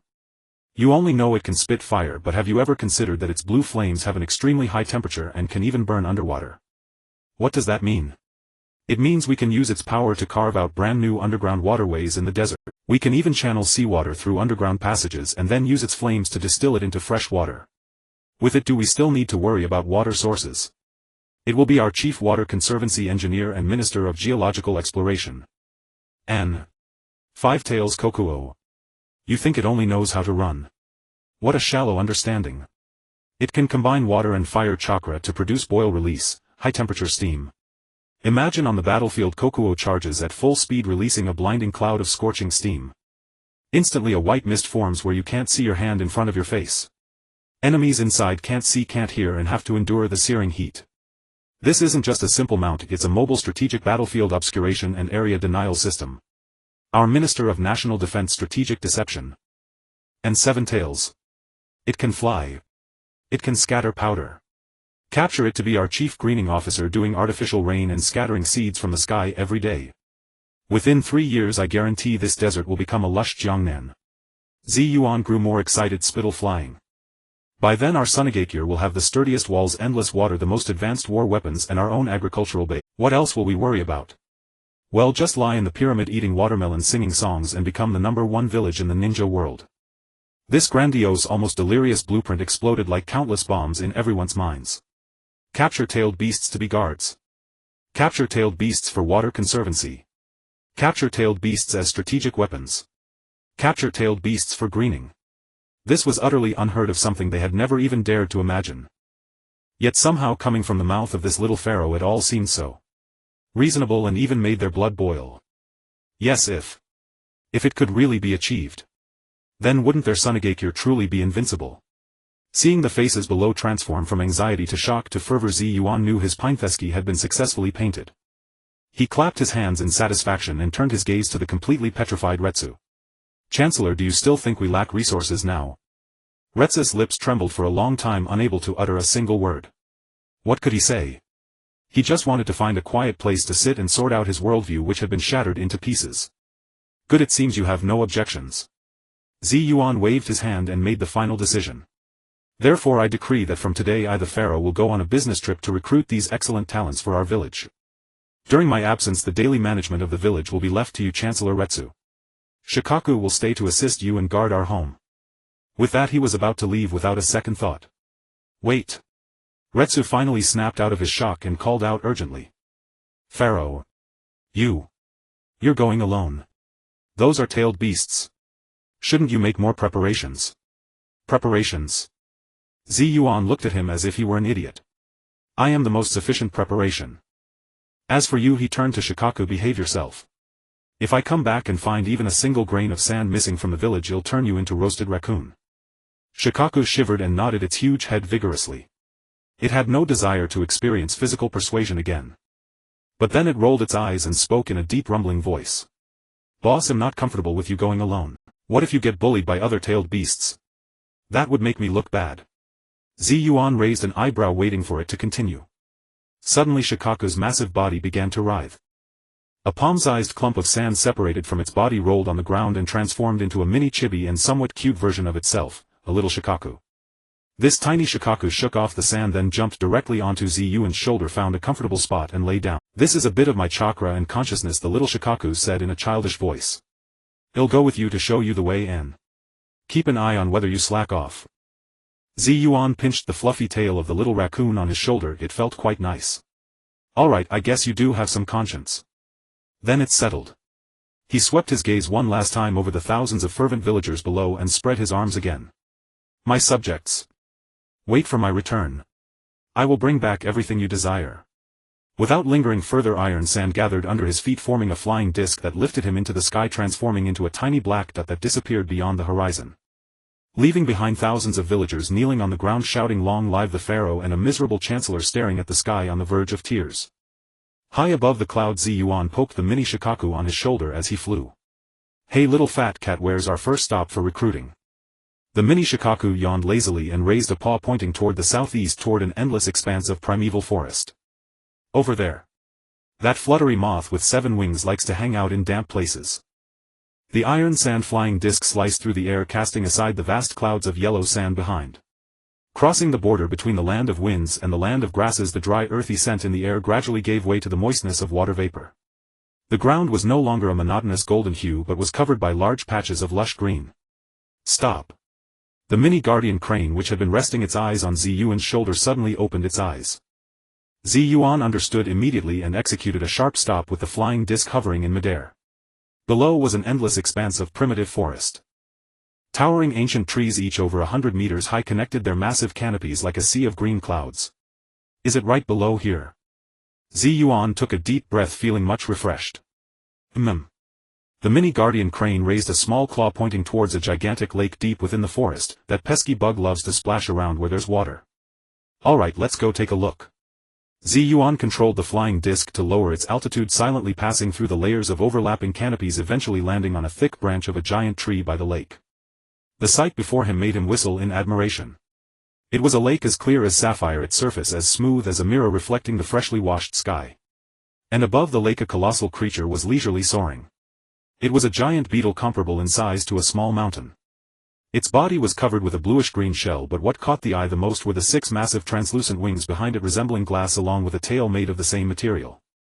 As its 7 wings flapped, they created a gentle breeze, and sunlight penetrated the wings, refracting a brilliant halo of colors. It occasionally swooped down lightly, touching the water's surface, sending ripples radiating outward. At times it spiraled upward, frolicking among the clouds.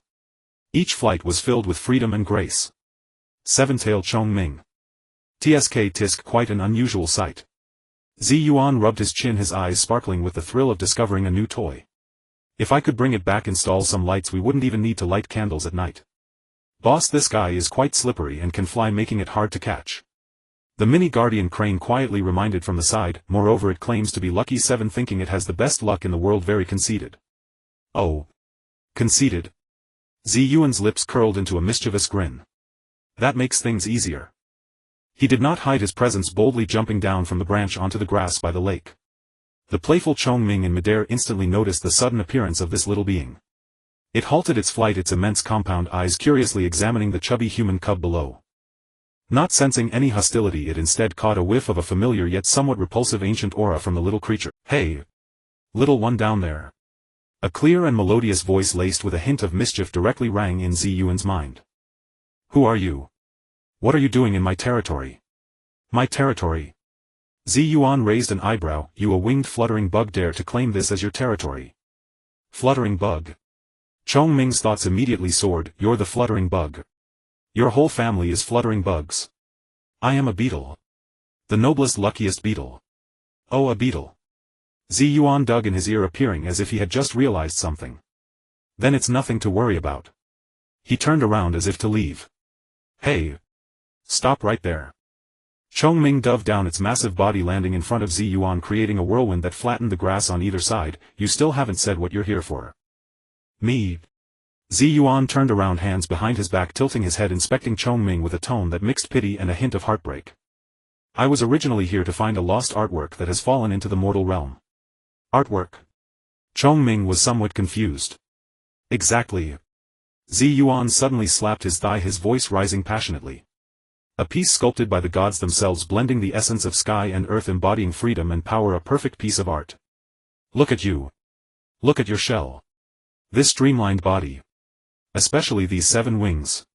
He pointed at Chongming's wings, which shimmered like rainbow glass, his eyes filled with fervent admiration. These are not mere wings. They are 7 gems dropped by the gods. They are solidified rainbows. They are poems of the wind. Every flap is a song of freedom. Every flight is a tribute to the sky. This unexpected and unabashed praise completely flabbergasted the conceited Chongming. It instinctively flapped its wings, watching the refracted halo, its mind buzzing with thoughts. Poems of the wind. Solidified rainbows. This guy has quite an eye. But Ziyuan's tone suddenly took a complete U-turn, filled with endless sorrow. Such a perfect piece of art. Such wings symbolizing freedom. And yet it is imprisoned in this small, dark, damp forest. Look at the sky above you. Completely blocked by these broken trees. Your flying can only revolve around these branches. What a waste of heaven's gifts. How lamentable. Don't you feel stifled? Don't you feel your wings are crying? Ziyuan wept and pounded his chest, acting more sorrowful than if his own father had died. Chongming began to feel that this forest, where it had lived for hundreds of years, seemed rather small. Indeed, every time I fly a bit higher I hit the tree canopy, driving me crazy. Seeing that the other party had taken the bait, Yuan immediately threw out his ultimate unbeatable supreme proposal. So, I have come. He spread his arms, his expression solemn and sacred. Chongming. Join me. In my kingdom, in my sand-hidden village, I will build for you a towering, sky tree. A sanctuary forged of gold and gems. It will soar through the clouds, reaching the heavens. You will have the entire sky as your domain. You can frolic in the thunder, dance in the storm. The sun, moon and stars will all be your embellishments. You will no longer be a beetle trapped in the forest. You will become the true one and only king of the sky. This grand vision struck Chongming's softest spot like the sweetest poison. King of the sky. Owning the entire sky. This sounds too cool. However, Chongming, being cunning, shook its head to rouse itself from that beautiful fantasy. You speak sweetly, but why should I believe you? Its massive compound eyes gleamed with a hint of skepticism. At that moment the mini guardian crane, which had been silent, jumped down from Yuan's shoulder. It cleared its throat, imitating Yuan's posture, standing upright with its small claws behind its back. Bug, you better believe what my boss says. I, a guardian crane, guarantee it in the name of my honor. This fellow is the destined person mentioned in the prophecy by the old man of the 6 paths. The plans he painted while sounding outrageous are all true. Look at me, am I not living well now? My boss said when we return to the village he will build me a pristine toilet. This declaration from the guardian crane greatly shocked Chongming. A guardian crane follows him. And guarantees him. Could it be that what he says is true? Talk is cheap. Chongming's eyes twinkled, coming up with an idea. How about this, little one, let's play a game. As long as you can catch me in this forest, I will temporarily believe you and go with you to see if your sky tree is just a bluff. Alright. Yuan readily agreed, his smile radiant. Let the game begin. Chongming let out a joyous cry, its 7 wings suddenly flapping, transforming into a colorful flash of light, vanishing deep into the dense jungle. It was well aware of this forest like the back of its hand, confident that no one could catch it here. However, less than a kilometer into its flight. Whoosh! Whoosh! Whoosh! Dozens of black chains made from high-density iron sand shot out like venomous snakes from the ground and tree trunks from all directions, precisely predicting all its flight paths, weaving into an inescapable net. What? Chongming was taken aback, trying to change direction, but it was too late. The iron sand chains swiftly wrapped around its wings and body, binding it tightly in midair, unable to move. Yuan's figure leisurely emerged from behind a tree. I've caught you. Chongming struggled a few times, realizing the chains were incredibly sturdy and impossible to break free from. Looking at the little one with a mischievous grin, it felt not anger but rather more entertained. You cheated. All's fair in love and war. Yuan shrugged. Now you should fulfill your promise, my mount. Alright, you win. Chongming gave up, struggling, feeling that following this unpredictable little brat might be much more fun than staying in the forest. Yuan snapped his fingers and the iron sand chains immediately unraveled. He leaped onto Chongming's broad back. Feels good. He stomped on the hard shell, nodding in satisfaction. Alright. My aerial overlord. Let us set off to recruit the next unfortunate. Oh no, I mean excellent employee. Target Airtail Yolu. Chongming flapped its massive wings, stirring up gusts that rustled the bamboo leaves. Yuan rode on its broad back, looking like a bandit king patrolling his mountain. Boss, the densest patch of bamboo ahead is the lair of the Two Tails. The miniature Shoha on his shoulder raised a tiny paw and pointed forward. There was a hint of schadenfreude in its voice.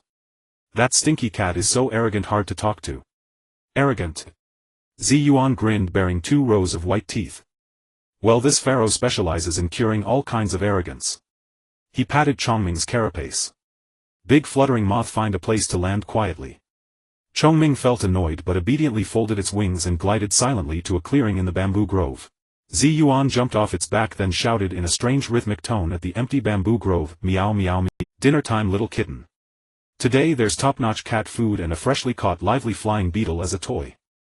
As he spoke he pointed a finger at Chongming, who was covered in black lines. Chongming's 6 wings instantly flared, a halo of color radiating with fury. Who's a toy? You're the toy. Your whole family are toys. Quiet. Yuan waved a hand without looking back. Can't you see him fishing? Deep in the bamboo grove all was silent. Only the sound of wind through bamboo leaves. Tisk, quite alert. Yuan rubbed his chin, his eyes darting. Shoha, give her something exciting. Got it, boss. The miniature Shoha perked up, took a deep breath, and its little belly puffed up like a ball. Wind release air bullet. A highly compressed ball of air shot from its mouth whistling as it blasted into the depths of the bamboo grove. Boom! A huge swath of emerald bamboo was instantly shattered into flying splinters. At that very moment an icy haughty chakra erupted from deep within the grove. Reckless intruders. An elegant slightly lazy thought echoed in the minds of Yuan and the two-tailed beasts. Next a blue phantom flashed out from the bamboo shadows. It was a massive cat yokai wreathed in blue flames, its form agile and graceful. Two slender tails swayed gently behind it. Golden heterochromatic eyes stared at Yuan as if he were dead. Matatabi the Two Tails. Oh. Finally coming out. Yuan planted his hands on his hips, sizing it up with interest. Not bad looking, but the eyes aren't friendly. Matatabi didn't waste words. It looked at Yuan like an annoying bug. It opened its mouth and swiftly gathered a sphere of blue flames. Fire release flame rat bullet. The blue fireball trailing a long tail shot like a meteor straight at Yuan's face. Chongming entertained the guest. Yuan couldn't even be bothered to move.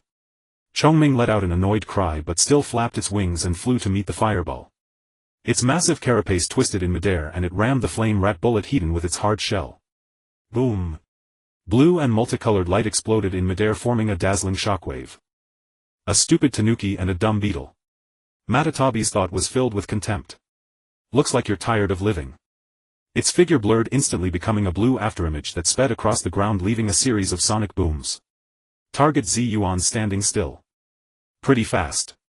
Yuan's three Tomo eyes slowly rotated, easily tracking all of Matatabi's movements. Still he didn't plan to fight himself. He chuckled and patted the black box at his waist. Wu, come out and stretch your limbs. The black box of extreme joy opened in response. A heart-stopping evil aura surged forth. The pitch-black alien monster Wu appeared before Yuan. It had no head, a gaping maw with white fangs on its belly and bone wings on its shoulders that oozed malevolence. Just then the fast-charging Matatabi swiped a claw at Wu. But there was no solid sensation. Matatabi's claws struck nothing. What the hell? Matatabi was startled, the feeling was too eerie. Wu's belly maw split into a silent sneer. It struck back with a claw laden with miasma, aiming at Matatabi's back. Matatabi reacted swiftly, twisting its body impossibly in midair to dodge while firing another flame rat bullet from its mouth. Wu seemed to read her thoughts, quickly evading the trajectory of her attacks. The battlefield instantly became chaotic. Chongming exchanged fire and scale powder with Matatabi in the air. Wu on the ground kept harassing with its bizarre evasion, driving Matatabi mad. What the hell is this thing? Can't kill it, can't touch it, and it reads my thoughts. Matatabi grew more and more frustrated. It had never encountered such a dirty fighting style. On the edge of the battlefield, the instigator Yuan squatted on a bamboo stalk, munching sunflower seeds leisurely as if nothing was happening. Boss not joining. The miniature Shoha also grabbed a handful of seeds and stuffed them into its mouth. What's the hurry? Yuan spat out a shell. Let the fish struggle a bit more, then the net will be tighter. As he spoke he formed a few strange hands. Beneath the entire bamboo grove countless grains of iron sand flowed silently with his will, weaving into an invisible giant net. Matatabi dodged another pounce from Wu, its irritation peaking. It decided to stop dallying and take out the most troublesome human brat first. It pushed off with its hind legs, its whole body becoming a blue lightning bolt, bypassing Wu and Chongming and lunging straight at Yuan. Now. A triumphant smile curled at the corner of Yuan's mouth. Magnet release iron sand cage. Swish. Swish. Swish. The moment Matatabi pounced into midair. Thousands of black rods made from high-density compressed iron sand burst out from the ground and bamboo all around like bamboo shoots after rain. The rods interlocked rapidly in the air, weaving into a huge complex spherical cage that perfectly ensnared Matatabi's diving form. Clang. Matatabi rammed headfirst into the hard rods, seeing stars. It angrily clawed, rammed and burned with flames. But the iron sand infused with chakra from the box of extreme joy was extremely tough, no matter how it attacked it didn't budge. Alright, game over. Yuan brushed seed crumbs off his hands and jumped down from the bamboo. He used iron sand to form a disc beneath his feet, levitating him to face the trapped Matatabi. Little kitten, can we have a nice chat now? Roar. In response came an enraged roar and a flame rat bullet fired point blank. Boom. The iron sand cage shook slightly but remained intact. Such a hot temper. Yuan shook his head, flickered and slipped through the gaps into the cage. He landed directly on top of Matatabi's huge head, standing steady. Matatabi went berserk. It thrashed its head wildly trying to throw off the audacious human. But Yuan's feet seemed magnetized to its fur and no matter how it shook he stayed put. Get off. Get off my head right now. Matatabi roared inwardly. But then an unprecedented eerie sensation that made even its soul tremble spread from the top of its head. Yuan sat down with a plop. Then he reached out his chubby little hand and began to stroke Matatabi's fur made of blue flames. Oh, this feels nice. Warm and cozy like a giant hot water bottle. He rubbed and sighed in comfort. He even pressed his face into it and took a deep breath. A scent of flame with a hint of catnip. Matatabi's entire body froze. Its mind went blank. What? What is he doing? Is he petting me? Is he sniffing me? This was more terrifying and humiliating than any physical attack. She the great two-tails Matatabi was being petted and sniffed like a pet cat by a human brat. Your fur is a bit dry and needs grooming. Yuan continued as he pleased not stopping. He even found the base of Matatabi's flame ears and scratched lightly with his fingers. A tingling unfamiliar sensation spread from the scalp through the body. Matatabi's body involuntarily softened. It even found that its two taut tails uncontrollably raised and wagged gently. No. Stop. Stop it. Why won't my body obey? It feels so good. No. This is disgrace. Utter disgrace. Matatabi's heart swung between heaven and hell. See. You're clearly enjoying it. Yuan's voice was like a devil's whisper. Follow me and I'll give you a full-body spa every day, guarantee your coat will be glossy and smooth. Impossible. Matatabi let out a final stubborn roar but it sounded a bit weak.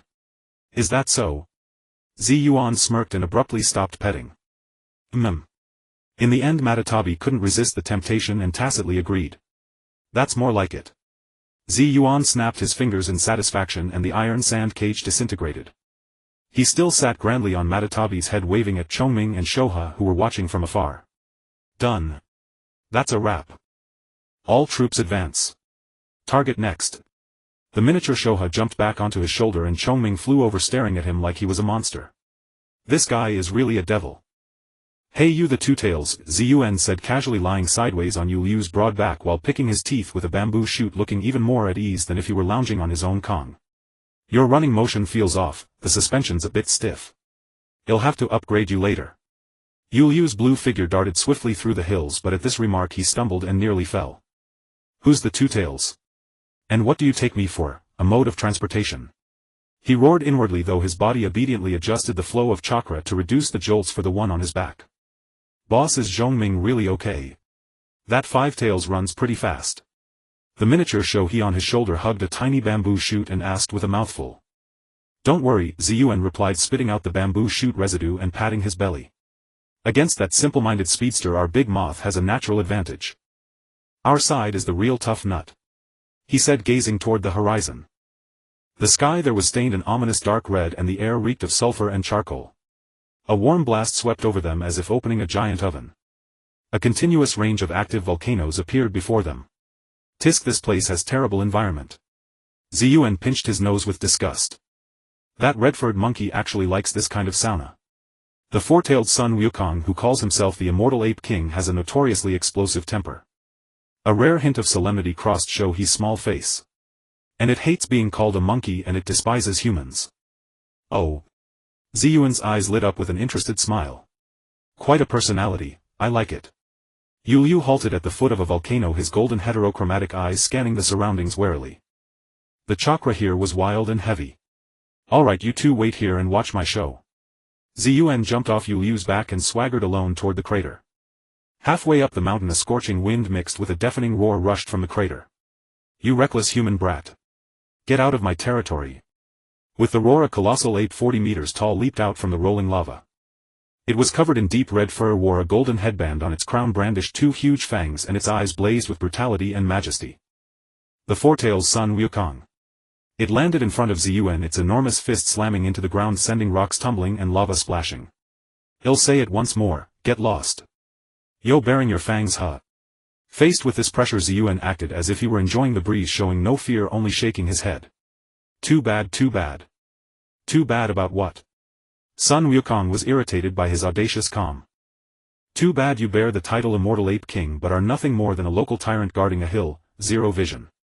Yuan stopped hands behind his back looking up at it with pity. What did you say? Sun Wukong's nostrils shot two streams of searing air, its dignity felt challenged. I said you have narrow vision, Yuan's voice rang clear into Sun Wukong's ears. Look at you stuck on this pathetic volcano hanging out with lava day in and day out, how monotonous, how boring. You call this being a king? At best you're just a landlord with some power. Do you even know what a true king is? Sun Wukong was baffled by this twisted logic. In all its centuries of life no human had ever dared discuss the vision of a king in front of it. A true king possesses vast territory and countless subjects. Yuan launched into his performance spitting words everywhere. He raises his arm and thousands answer. He stomps his foot and the world trembles. He sets rules and establishes order for his kingdom. He leads his subjects to expand territory and stride toward glory. What do you have? Yuan stretched out a finger pointing around. Nothing but rocks and magma. Not even anyone to talk to, that's not kingship, that's imprisonment. You. Sun Wukong was speechless, finding it could not refute him. But I'm different. Yuan suddenly thrust out his chest, exuding an aura of supremacy. I am the pharaoh of Sunagakure, the man destined to unify this land. Under my command I have fierce generals like clouds and wise counselors like rain. The one-tailed show he is now my chief security officer. The two-tailed Yu Liu is my chief hydraulic engineer. Even the flying seven-tailed Zhongming is scrambling to be my chief greening officer. They all recognize their own value, found their positions, and are shining in our shared great cause. And you Immortal Ape King are still here playing in the mud. Aren't you ashamed?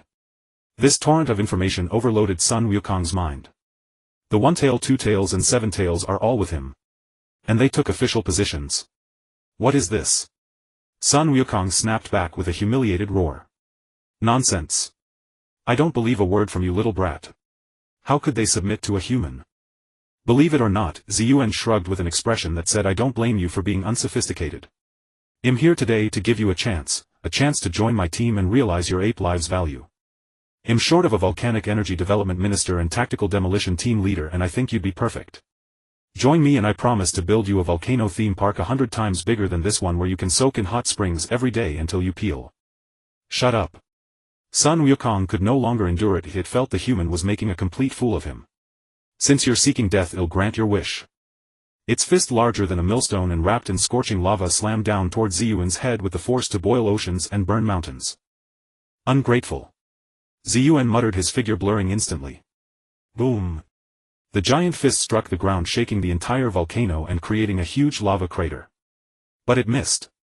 Yuan's form appeared ghost-like on Sun Wukong's arm and raced upward along it. Get off. Sun Wukong's other hand swiped. Yuan leaped into the air with a flick of his foot, hands forming seals rapidly. Magnet release sand iron chains. Dozens of jet-black irons and chains burst from the surrounding mountainsides, entangling Sun Wukong's limbs. Sun Wukong was immensely strong and broke most of the chains with a furious jerk. But a split-second delay was enough. Yuan's figure was already above its head. I told you your vision is narrow and you don't believe it. He didn't attack, instead sitting cross-legged. A true king fights with his mind, not brute force. Get down. Sun Wukong shook its head wildly, trying to throw him off.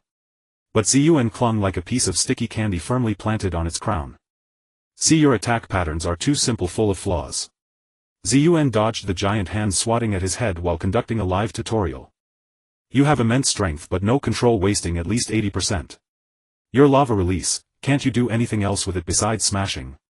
Like making ramen. Sun Wukong was about to go mad. It felt like it wasn't fighting but being lectured by an annoying fly buzzing in its ear. It gave up swatting and opened its mouth wide. Lava release, flower fruit mountain.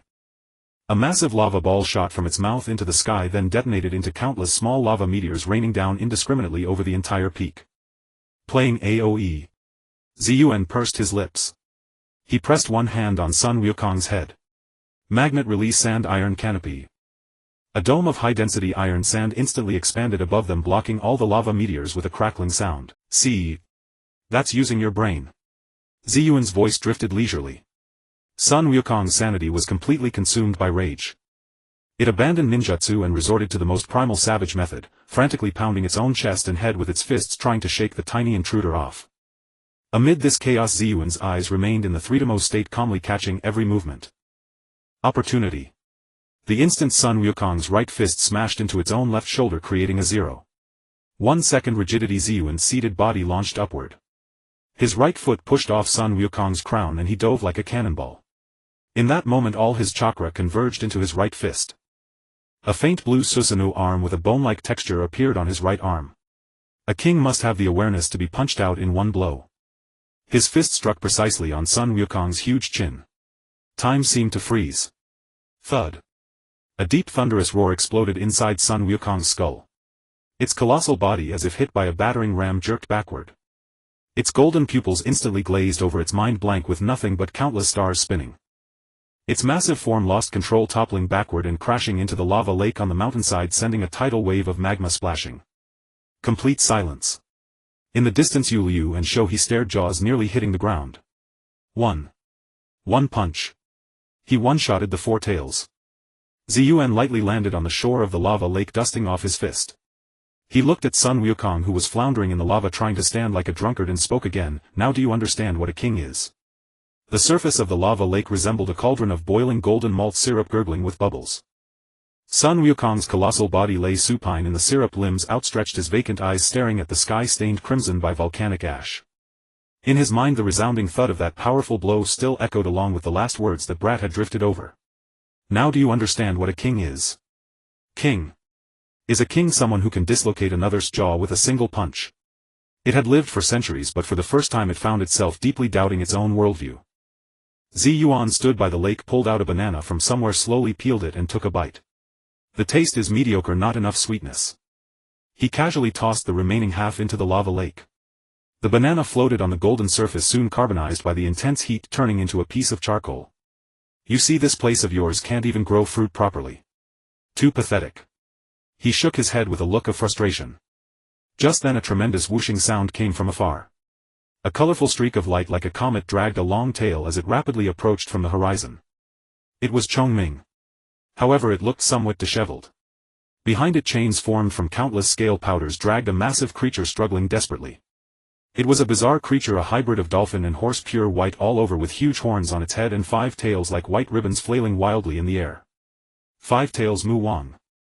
Boss. Caught it. Chongming's voice rang in Ziyuan's mind, laced with a hint of pride and panting. This guy was too fast. If I weren't clever enough to dizzy it with scale powder, I couldn't have caught it. Boom. Chongming slammed Mu Wang heavily onto the open ground at the foot of the volcano, raising clouds of dust. As soon as Mu Wang landed, it rolled over and stood up, snorting hot steam from its nostrils, warily scanning its surroundings. Its body was still wrapped in some glowing dust, making its chakra flow sluggish. When it took in the scene before it, the beast froze. A huge blue flame demon cat was staring at it with a look that said, "Are you an idiot?" A red-furred monkey as large as a hill was lying in the lava lake not far away, contemplating monkey life. And a 6-year-old chubby human child was standing beside the monkey, eating a banana. What a bizarre combination. Yo, new employee reporting for duty. Ziyuan swallowed the last bite of banana, clapped his hands and walked over. Welcome, warmly welcome Comrade Mu Wang, the director of the Strategic Deception Bureau of the Ministry of Defense, to join our warm family of Sunagakure village. He said while clapping. The miniature Shoha on his shoulder also extended its little paw and clapped along. Mu Wang was completely baffled. Ministry of Defense. Deception Bureau. What are these? What is this guy talking about? Alright, since everyone is here. Ziyuan cleared his throat, his gaze sweeping over every tailed beast present. I hereby declare the first core member meeting of Sunagakure Village and the future 5-year development strategic planning seminar now begin. He pulled out a small horn made of iron sand from his bosom and shouted into it. The sound echoed endlessly across the empty volcanic region. Yulf silently turned its head away, covering its face with a paw, wearing an expression of "I don't know him." Sun Wukong in the lava lake also slowly sat up, a big question mark on its enormous head. First, let's once again welcome our 2 new colleagues. Ziyuan pointed at the still dazed Mu Wang and the stunned Sun Wukong. 5 tails. Mu Wang, with excellent boil release ability and high charge speed, will henceforth be our chief assault advisor and mobile humidifier, mainly responsible for improving the village's dry climate. 4 tails. Sun Wukong, with powerful lava release and thick skin, will be our chief energy officer and geothermal resource development project team leader. The village's energy supply and steelmaking will depend entirely on you. Everyone applaud. Clap clap clap. Only Shoha and Chongming were patting their paws and wings symbolically. The corner of Sun Wukong's mouth twitched. Geothermal. Development. Steelmaking. What is all this nonsense? This king is the immortal Monkey King, not a boiler stoker. Mu Wang also reacted, letting out an angry neigh as steam rose from its body. I don't care what you're up to. Let me go. Let you go. Yuan picked his ear. Impossible. Not in this lifetime. Our company does not accept voluntary resignation. You are now a formal employee of Sunagakure village. Your registration form has already been submitted. Trying to run away. He chuckled. Unless I die. You're asking for it. Mu Wang was enraged, pawing the ground with its four hooves, aiming its huge horn at Yuan, ready to charge. But before it could move, Sun Wukong, lying in the lava lake, suddenly spoke in a deep voice. Its voice carried an ethereal quality after great enlightenment. It's useless. Give up. Huh. Mu Wang was stunned. You can't beat him. Sun Wukong slowly stood up from the lava lake, golden red magma sliding down its deep red fur. It pointed at its own aching jaw. His strength is extraordinary and he's unreasonable. Then it pointed at its own mouth. His mouth is even more unreasonable. Fight him and you'll doubt monkey existence. Talk to him and you'll have your worldview reshaped. So just lie flat. With that, it flopped back into the lava lake with a splash, continuing to ponder the mysteries of the universe. Mu Wang watched this unbelievable scene, feeling its understanding being ruthlessly overturned. Was this the same hot-tempered four-tails that would fight at the drop of a hat? It actually advised him to lie flat. See, even the veteran employee says so. Yuan spread his hands. Alright, the second agenda item. To celebrate our team's first full membership and to enhance colleague relations and cultivate teamwork spirit, I've decided to hold a grand homecoming team building event. We will form a mighty team and head west all the way back to our base Sunagakure village. Along the way, everyone can exchange feelings and get familiar with each other's business capabilities. Now I command. Yuan jumped onto a towering rock. His small body exuded an unquestionable aura. All units. Westward. Move out. None of the tailed beasts moved. The scene was rather awkward. Yulv was licking its paws. Sun Wukong was taking a bath. Mu Wang was spacing out. Chongming was fluttering its wings and looking at the scenery. Only Shoha coughed and whispered a reminder. Boss, the slogan. The slogan hasn't been shouted yet. Oh right. Yuan slapped his forehead in chagrin. Almost forgot the most important part. He took a deep breath and shouted with all his might the team's slogan he had invented himself, which he thought was incredibly cool. Sunagakure's mighty wind. Pharaoh's charge. Tailed beasts gather. Create peak together. After shouting, he looked expectantly at his employees. Still dead silence. The tailed beasts looked at him as if he were an idiot. Yuan's face couldn't hold up. He jumped off the rock, walked to Sun Wukong and patted its calf as solid as a cliff wall. Old Sun, give me some face, you go first. Sun Wukong's giant eyeballs slowly turned to look at him. What's in it for me? Shouted, and from now on you can eat as many bananas as you want in the village. I'll set up a dedicated banana plantation for you. Deal. Sun Wukong struggled to crawl out of the lava lake, then with a look of death-defying determination roared to the sky. Sunagakure's mighty wind. Pharaoh's charge. Tailed beasts gather. Create peak together. The sound was like rolling thunder, making the volcano tremble. Once there was a first, a second followed. Yuan used the same method, promising Mu Wang the largest grassland in the world, Yulv endless bamboo rats, and Chongming a luxurious insect nest built next to the sky tree. Thus the most absurd and spectacular scene in the history of the ninja world unfolded. A team of 5 legendary tailed beasts set out on their journey home in grand force. Sun Wukong walked at the front, acting as a vanguard meet shield. Mu Wang and Yulv flanked him, one responsible for security, the other for elegance. Chongming circled in the sky, serving as aerial reconnaissance. Meanwhile, Yuan sat majestically on Sun Wukong's shoulder, crossing his legs and humming a tune with the miniature Shoha lying on the other shoulder. Wherever this team passed, all beasts submitted and birds fell silent. Occasionally foolhardy human ninjas who witnessed this sight were terrified out of their wits, thinking it was the end of the world. And this team's goal was singular: the distant, newly established little shabby village in the heart of the desert without even a decent wall. The scene of the marching team is a marvel in the ninja world. The enormous Sun Wukong walks at the forefront, each step causing the earth to tremble slightly. The newly appointed Geothermal Resource Development Group leader is currently acting as the pathfinder with a face full of despondency. To its left is a traveler elegant and engulfed in blue flames. The chief hydraulic engineer strides with a cat-like grace, its proud head held high, seemingly making a clear distinction from the surrounding rude colleagues. On the right is Mu Wang galloping with 4 hooves surrounded by high-temperature steam. This chief assault consultant is still adapting to its new identity with a hint of confusion in its eyes. And the small-sized show he is responsible for supervision, its golden cross-shaped pupils spinning round resembling a sycophant overseeing the work. In the sky above, Chongming spreads its colorful wings leisurely circling. This chief green officer occasionally emits a cheerful chirp, seemingly enjoying the high-altitude reconnaissance work. The supreme commander of this luxurious-tailed beast legion, Yuan, is slumped on Sun Wukong's broad shoulder. With one leg crossed over the other, the golden millennium block around its neck sparkles in the sunlight while it hums a vulgar tune. This team, composed of 5 legendary tailed beasts, commands the submission of myriad beasts and silences countless birds wherever they go. Occasionally a negligent merchant caravan or wandering ninja spotting this scene is terrified, believing it to be the legendary descent of the Ten-Tails, fleeing in panic. However, as the team progresses westward, gradually delving into the heart of the land of wind, the expressions of the tailed beasts begin to change subtly. "I say, boss," Chongming lowers its altitude, its enormous compound eyes blinking, thoughts ringing in Yuan's mind. "Isn't the divine kingdom on the ground you mentioned a bit too remote?" Looking around, all that can be seen are endless yellow sand dunes, a vast expanse of yellow sand. The air is so dry it feels as if it might ignite, and not a trace of green grass is visible. "What's the rush?" Yuan lazily waves its hand. "Good places are naturally hidden in the deepest parts. This is called Loki, do you understand?" Half a day later, as the sun begins to set, dyeing the sea of sand a golden red, Yuan finally rises from Sun Wukong's shoulder, extending a small hand and confidently pointing ahead. "Look, mortals. Our divine kingdom has arrived." Following the direction of its finger, the 4-tailed beasts who have come for the first time simultaneously look up. Then they all freeze. At the horizon, some signs of tribes appear. Some shabby tents are scattered about on the sand surrounding a small puddle that looks nearly dried up. Thousands of malnourished desert residents are gathering there with hopeful expressions. In the center of that camp there is a roughly 3-meter-high foundation made of yellow sand and a small amount of gold sand. The shape of that foundation resembles a base.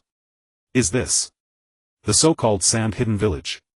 Is this the so-called divine kingdom on the ground? The scene instantly falls into dead silence. Even the wind seems to have frozen. Sun Wukong, the traveler, Mu Wang and Chongming, 4-tailed beasts with 4 enormous heads, immediately turn to stare at Yuan. Their expressions shift from initial confusion to shock, and finally they ignite into a burning rage of betrayal. Boom! The first to erupt is the most irritable Sun Wukong. It abruptly halts its steps and lets out a deafening roar towards the sky. "You little brat! You tricked me!" A terrifying chakra explodes from its body and golden red lava begins to seep from the gaps in its fur. "Is this the grand village you spoke of? Is this the battlefield of heroes you mentioned?" The blue flames of the traveler surge 3 feet high, its voice icy cold. "Where is my grassland? Where are my subordinates?" Mu Wang also emits an angry roar, steam billowing from its nostrils, almost scorching the air. "Where is my sky tree? Where is my gemstone sanctuary?" Chongming spirals madly in the air, its colorful wings stirring up fierce winds. The 4 colossal tailed beast chakras explode simultaneously. The entire desert trembles in response. The distant sand-hidden villagers witnessing this apocalyptic scene are terrified and tremble in fright. Only Yuan, facing the terrifying pressure that would send any shadow-level powerhouse into fear, remains steady as a mountain. Not only does he show no fear, but he also jumps down from Sun Wukong's shoulder, landing on the ground, then stands with his hands behind his back, looking at this group of rampaging employees with a disappointed gaze. "What are you all shouting about? No sense of grandeur whatsoever." He suddenly yells, his voice instantly drowning out all roars. "What do you know? What you see in front of you is just temporary. The future is what is infinite. Did you think I brought you here to enjoy luxury? Wrong. Completely wrong. I brought you here to start a business. To be co-founders." Yuan stomps his foot, beginning a new round of grandiose speech. "Look at this land.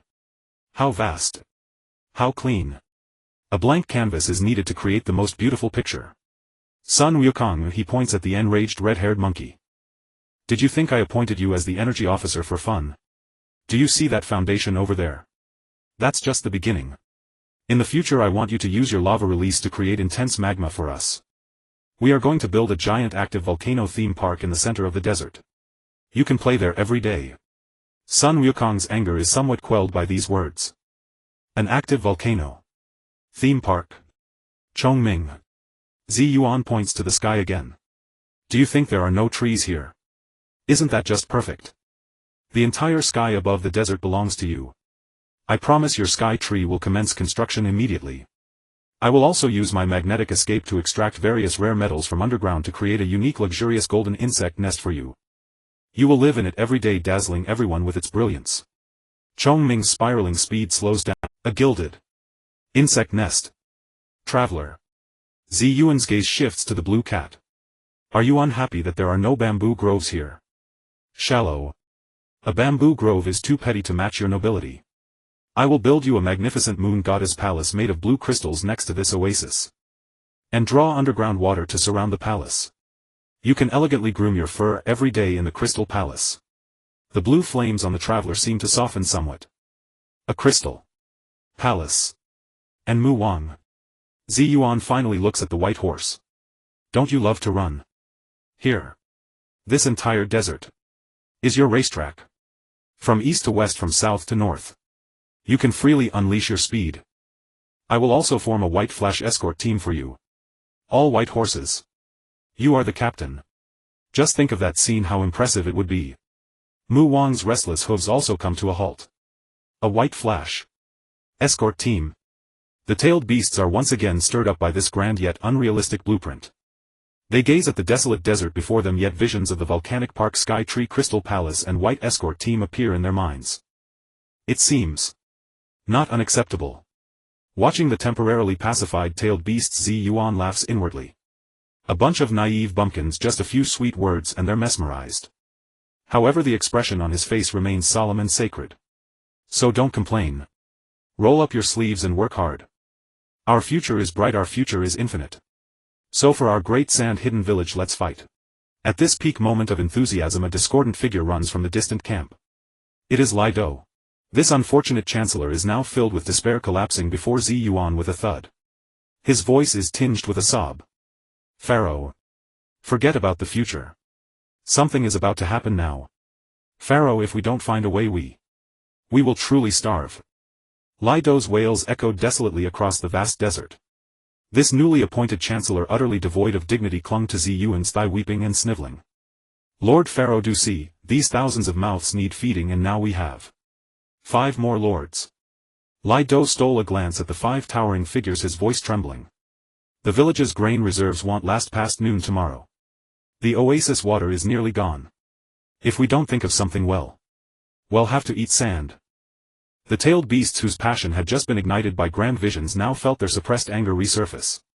Sun Wukong rubbed his growling stomach and shot Zi Yuan another hostile glare. Words can't fill a belly, little brat. Yulu elegantly licked her paws, a dangerous glint in her golden heterochromatic eyes. This old lady isn't used to going hungry. Mu Wang and Chongming also cast inquiring glances. Panic not. Zi Yuan kicked Lai Do aside, brushed off his robes with a look of disdain. Can any trouble be bigger than the need for food? Lai Do, tell me, who is the wealthiest man in the Wind Country? Lai Do was taken aback and answered instinctively. It is the daimyo of the Wind Country. There you have it. Zi Yuan planted his pudgy hands on his hips and declared with perfect justification. We have no money or food while he has plenty. So well, go ask him for aid. What's this called? It's resource optimization, also known as national security subsidy. We're helping him maintain the nation, how can he refuse to pay, right? This barrage of seemingly profound yet utterly specious reasoning left Lai Do and the tailed beasts bewildered. But, my lord, that's the daimyo. If we go like this, aren't we? Lai Do wanted to say, robbing, but dared not speak it. What are we? Zi Yuan's eyes widened. We are paying a visit. An audience. Expressing the loyalty and devotion of our Sunagakure village to the daimyo of the Wind Country. I, the first Kazakage of Sunagakure village, am visiting my superior to ask for initial funds. That's only natural, isn't it? He crossed his arms, his logic perfectly self-contained. Lai Do, write a letter of petition immediately. Use humble words and sincere tone. State that Sunagakure village comes to pay homage and requests an audience with his lordship the daimyo. Then let's set off. Zi Yuan waved his hand grandly and leaped onto Mu Wang's head. Target the capital of the Wind Country. Let those provincial bumpkins witness the prestige of our Sunagakure. The capital of the Wind Country, a prosperous city built upon a vast oasis. Its towering walls kept the sandstorms at bay and within a bustling stream of traffic and tranquil scenes. Yet today that tranquility was shattered by an overwhelming dread emanating from afar. What are those? The guards on the battlement, seeing 5 colossal silhouettes on the horizon, were so terrified they dropped their spears. A demonic cat wreathed in blue flames. A white horse spewing searing steam. A beetle flapping its rainbow-colored wings. And a raccoon dog sleeping on the shoulder of a red-furred monkey. At the forefront was a gorilla as massive as a mountain. Each step it took made the soldiers on the walls feel the earth tremble. This procession of tailed beasts halted 5 kilometers from the capital. The intangible pressure was more suffocating than a direct assault. The entire capital's defensive system was instantly placed on highest alert. Countless ninjas rushed to the walls pale-faced as they beheld the apocalyptic scene outside. In this tense moment a figure clutching a scroll scrambled out from the tailed beast's formation and ran toward the city gate. It was the tearful Lido. He felt he had never been so humiliated in his life.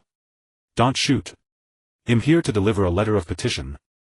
The general on the wall, staring at the man who claimed to be the chancellor of Sunagakure village and the 5 deities behind him, felt his worldview shaken as never before. A visit. This is a declaration of war. At the daimyo's palace in the council hall, the daimyo of the Wind Country, a pampered middle-aged man, sat rigidly, his forehead drenched in cold sweat that soaked his ornate hat. Below him stood a dozen civil and military officials, all pale and silent as cicadas in winter. The hall's doors opened. A 6-year-old plump little boy of about 1.50 m walked in with his hands behind his back, swaggering with an air of superiority.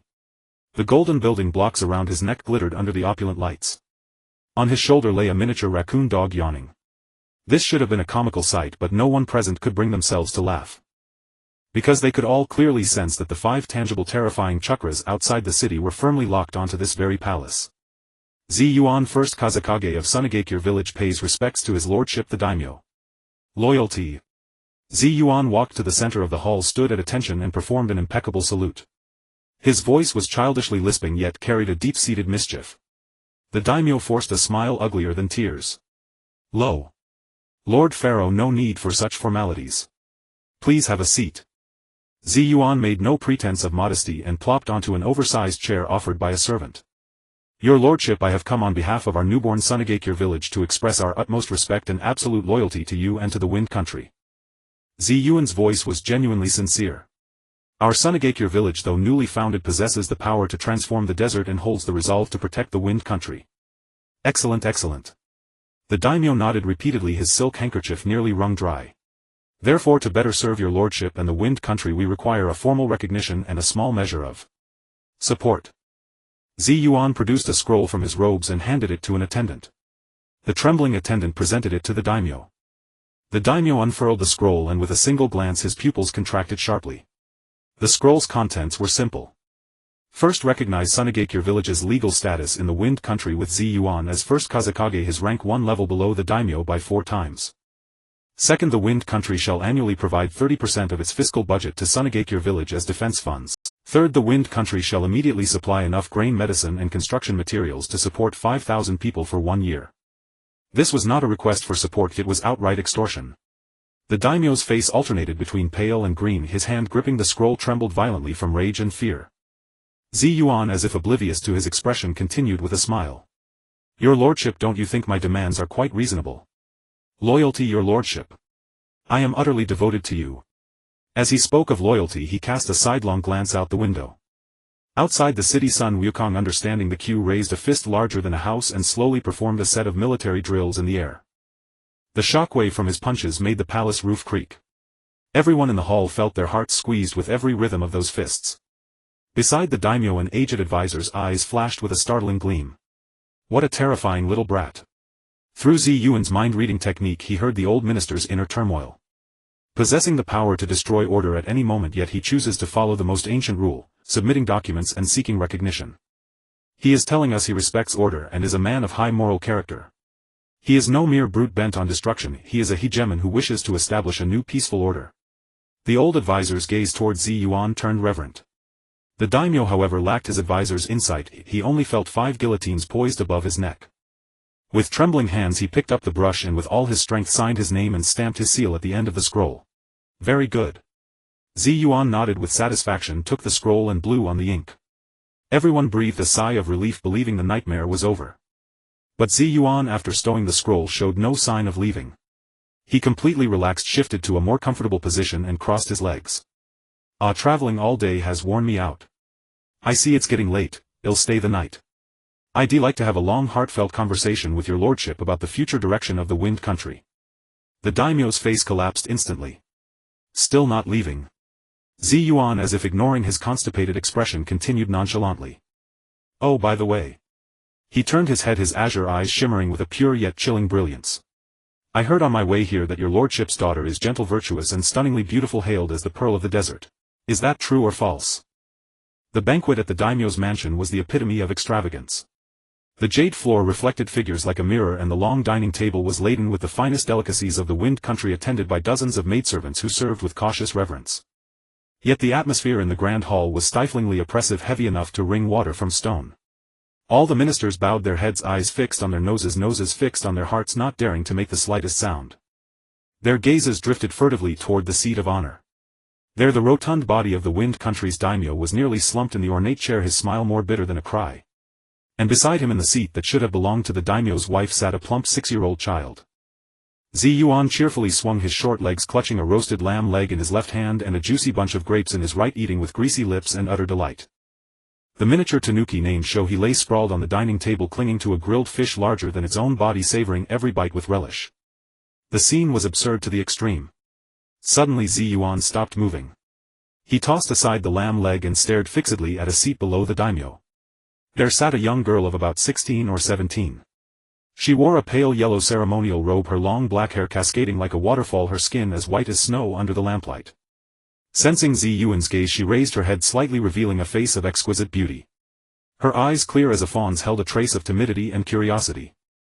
She was the jewel of the Wind Country's daimyo, Princess Shaji. So beautiful, Yuan said in a childish voice, wiping the grease from his lips, his words clear in the hall, so silent that a pin drop could be heard. She is worthy of becoming this pharaoh's consort. Pfft! The two young men seated beside Princess Shaji nearly spat out the wine they had just swallowed. They were the eldest and second sons of the Wind Country's daimyo, Xiaoyuo's elder brothers. They stared at Yuan as if he were a madman. What nonsense is this brat spouting? He's barely weaned and wants to marry my sister.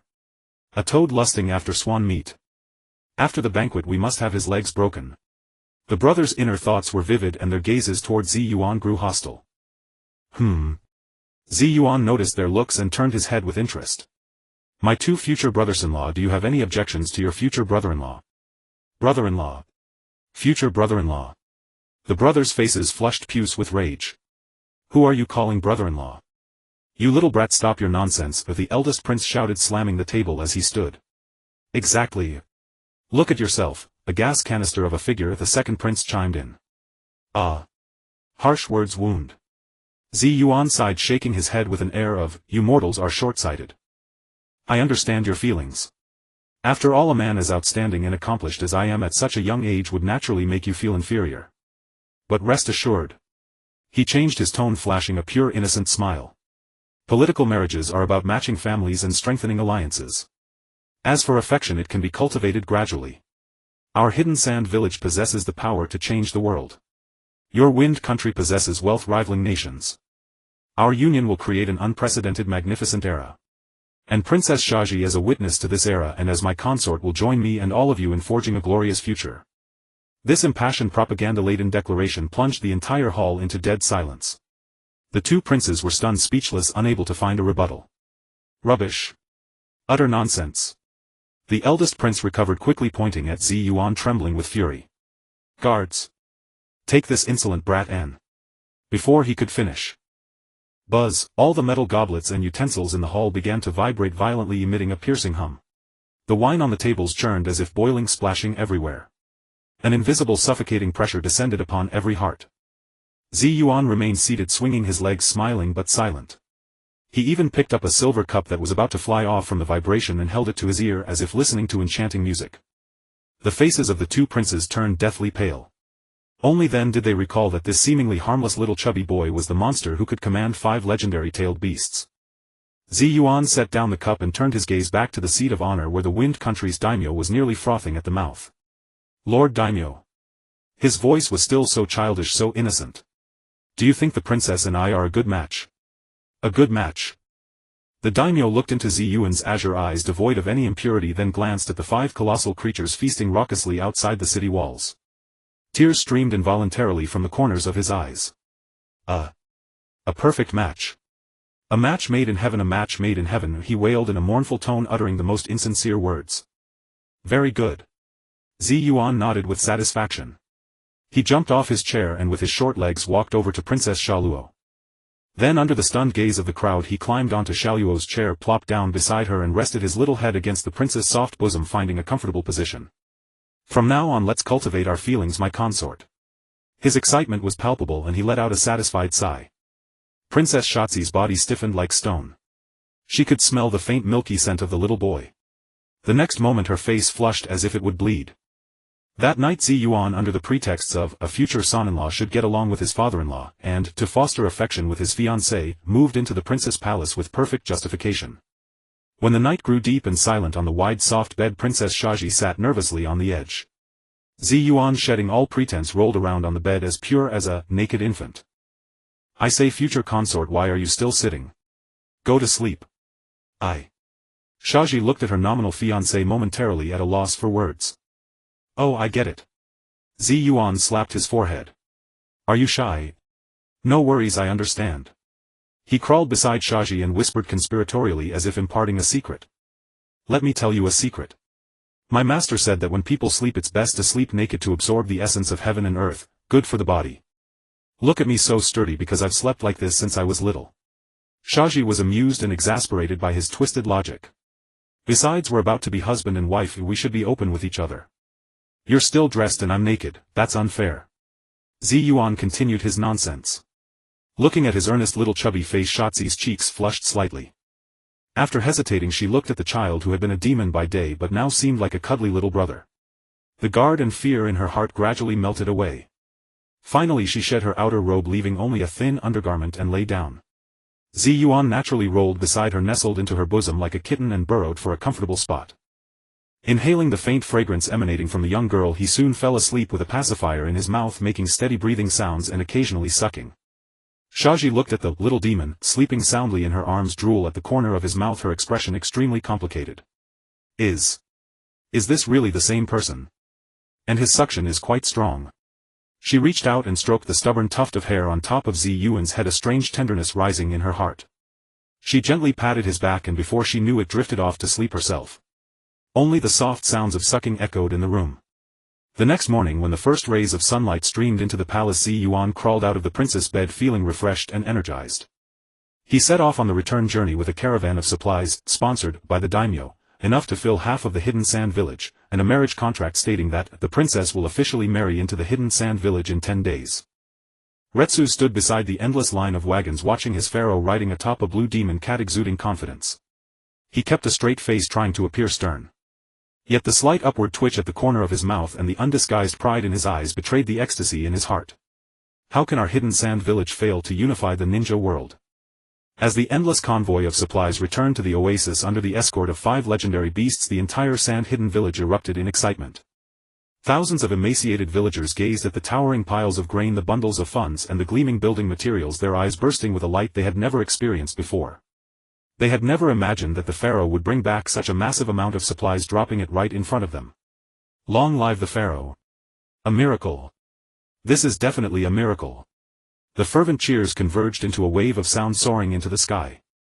Yuan stood atop the mountain of supplies, arms wide open, reveling in the villagers' passionate adoration. He then delivered a brief and powerful homecoming speech. My people! Do you see? This is just the first step. As long as you follow me, there will be bread, there will be milk, there will be everything. With that he jumped down from the mountain of supplies, handing over the reins to the beleaguered minister Li Do while he quietly went off to fish. As for how to distribute the supplies, how to pacify the people's hearts, and how to plan the construction, these tedious brainy matters were of course to be thrown to the unfortunate minister Li Do. Li Do looked at the scene before him, festive yet chaotic to the extreme, and then glanced at the already lost in thought little ancestor, taking a deep breath. Pain and joy coexist. This pragmatic desert warlord experienced this complex emotion for the first time. However, with this substantial amount of supplies and wealth as a foundation, Li Do's execution ability also shone through vividly. Under his command, the entire sand-hidden village transformed into a bustling construction site. And the most eye-catching on the site were undoubtedly the few newly arrived high-end technical talents. Old son. How many times have I told you? Mining needs to be refined. I didn't ask you to flatten the entire mountain. Yuan shouted at Sun Wukong, who was demonstrating his prowess in the mine. At that moment Sun Wukong was using his unparalleled strength to punch through an iron mine, then directly using melting escape to refine the ore into molten iron with astonishing efficiency. However, his grandiose actions also caused significant waste. Sun Wukong scratched his head in annoyance. This king is the king of celestial monkeys, not your blacksmith. Though he thought so, his actions restrained significantly. Meanwhile, he was reluctantly using its hefty body to repeatedly compact the foundation of the pyramid while controlling the sand to fill every inch of the gaps tightly. It kept mumbling, "What a crappy design, there's no sense of beauty, it's not even as good looking as my own sleeping pit." In the sky, Chongming circled above a piece of experimental field designated by Yuan, accompanied by a group of villagers. Occasionally it shed some shimmering scale powder which could improve the soil and promote plant growth. The villagers cautiously buried some unfamiliar, oddly shaped seeds into the ground. The pharaoh said this is called three-dimensional ecological agriculture, which will allow us to grow watermelons that taste better than those from the Fire Nation in the desert. A villager said with shining eyes. At this moment the entire sand-hidden village presented an absurd yet vibrant scene. However, this superficial prosperity could not conceal one core fatal issue. Pharaoh. Li Do walked into Yuan's tent, his expression very serious. Although the supplies temporarily alleviate the crisis, our biggest problem remains unsolved. He pointed outside the tent to the oasis lake, where the water level had already dropped significantly due to the usage of thousands of people. There's not enough water. Without water, let alone building a village, we might not even last a month. Oh, water. Yuan was lying on a constant temperature water bed made of blue flames, comfortably humming. Upon hearing Li Do's words, he didn't even open his eyes. What a small matter. He snapped his fingers. A massive map of the ninja world made of iron sand slowly unfolded before him. Li Do, look. Yuan stretched out his chubby little hand and drew a circle on the map. Resources need to flow. Some places haven't seen rain in 10 years.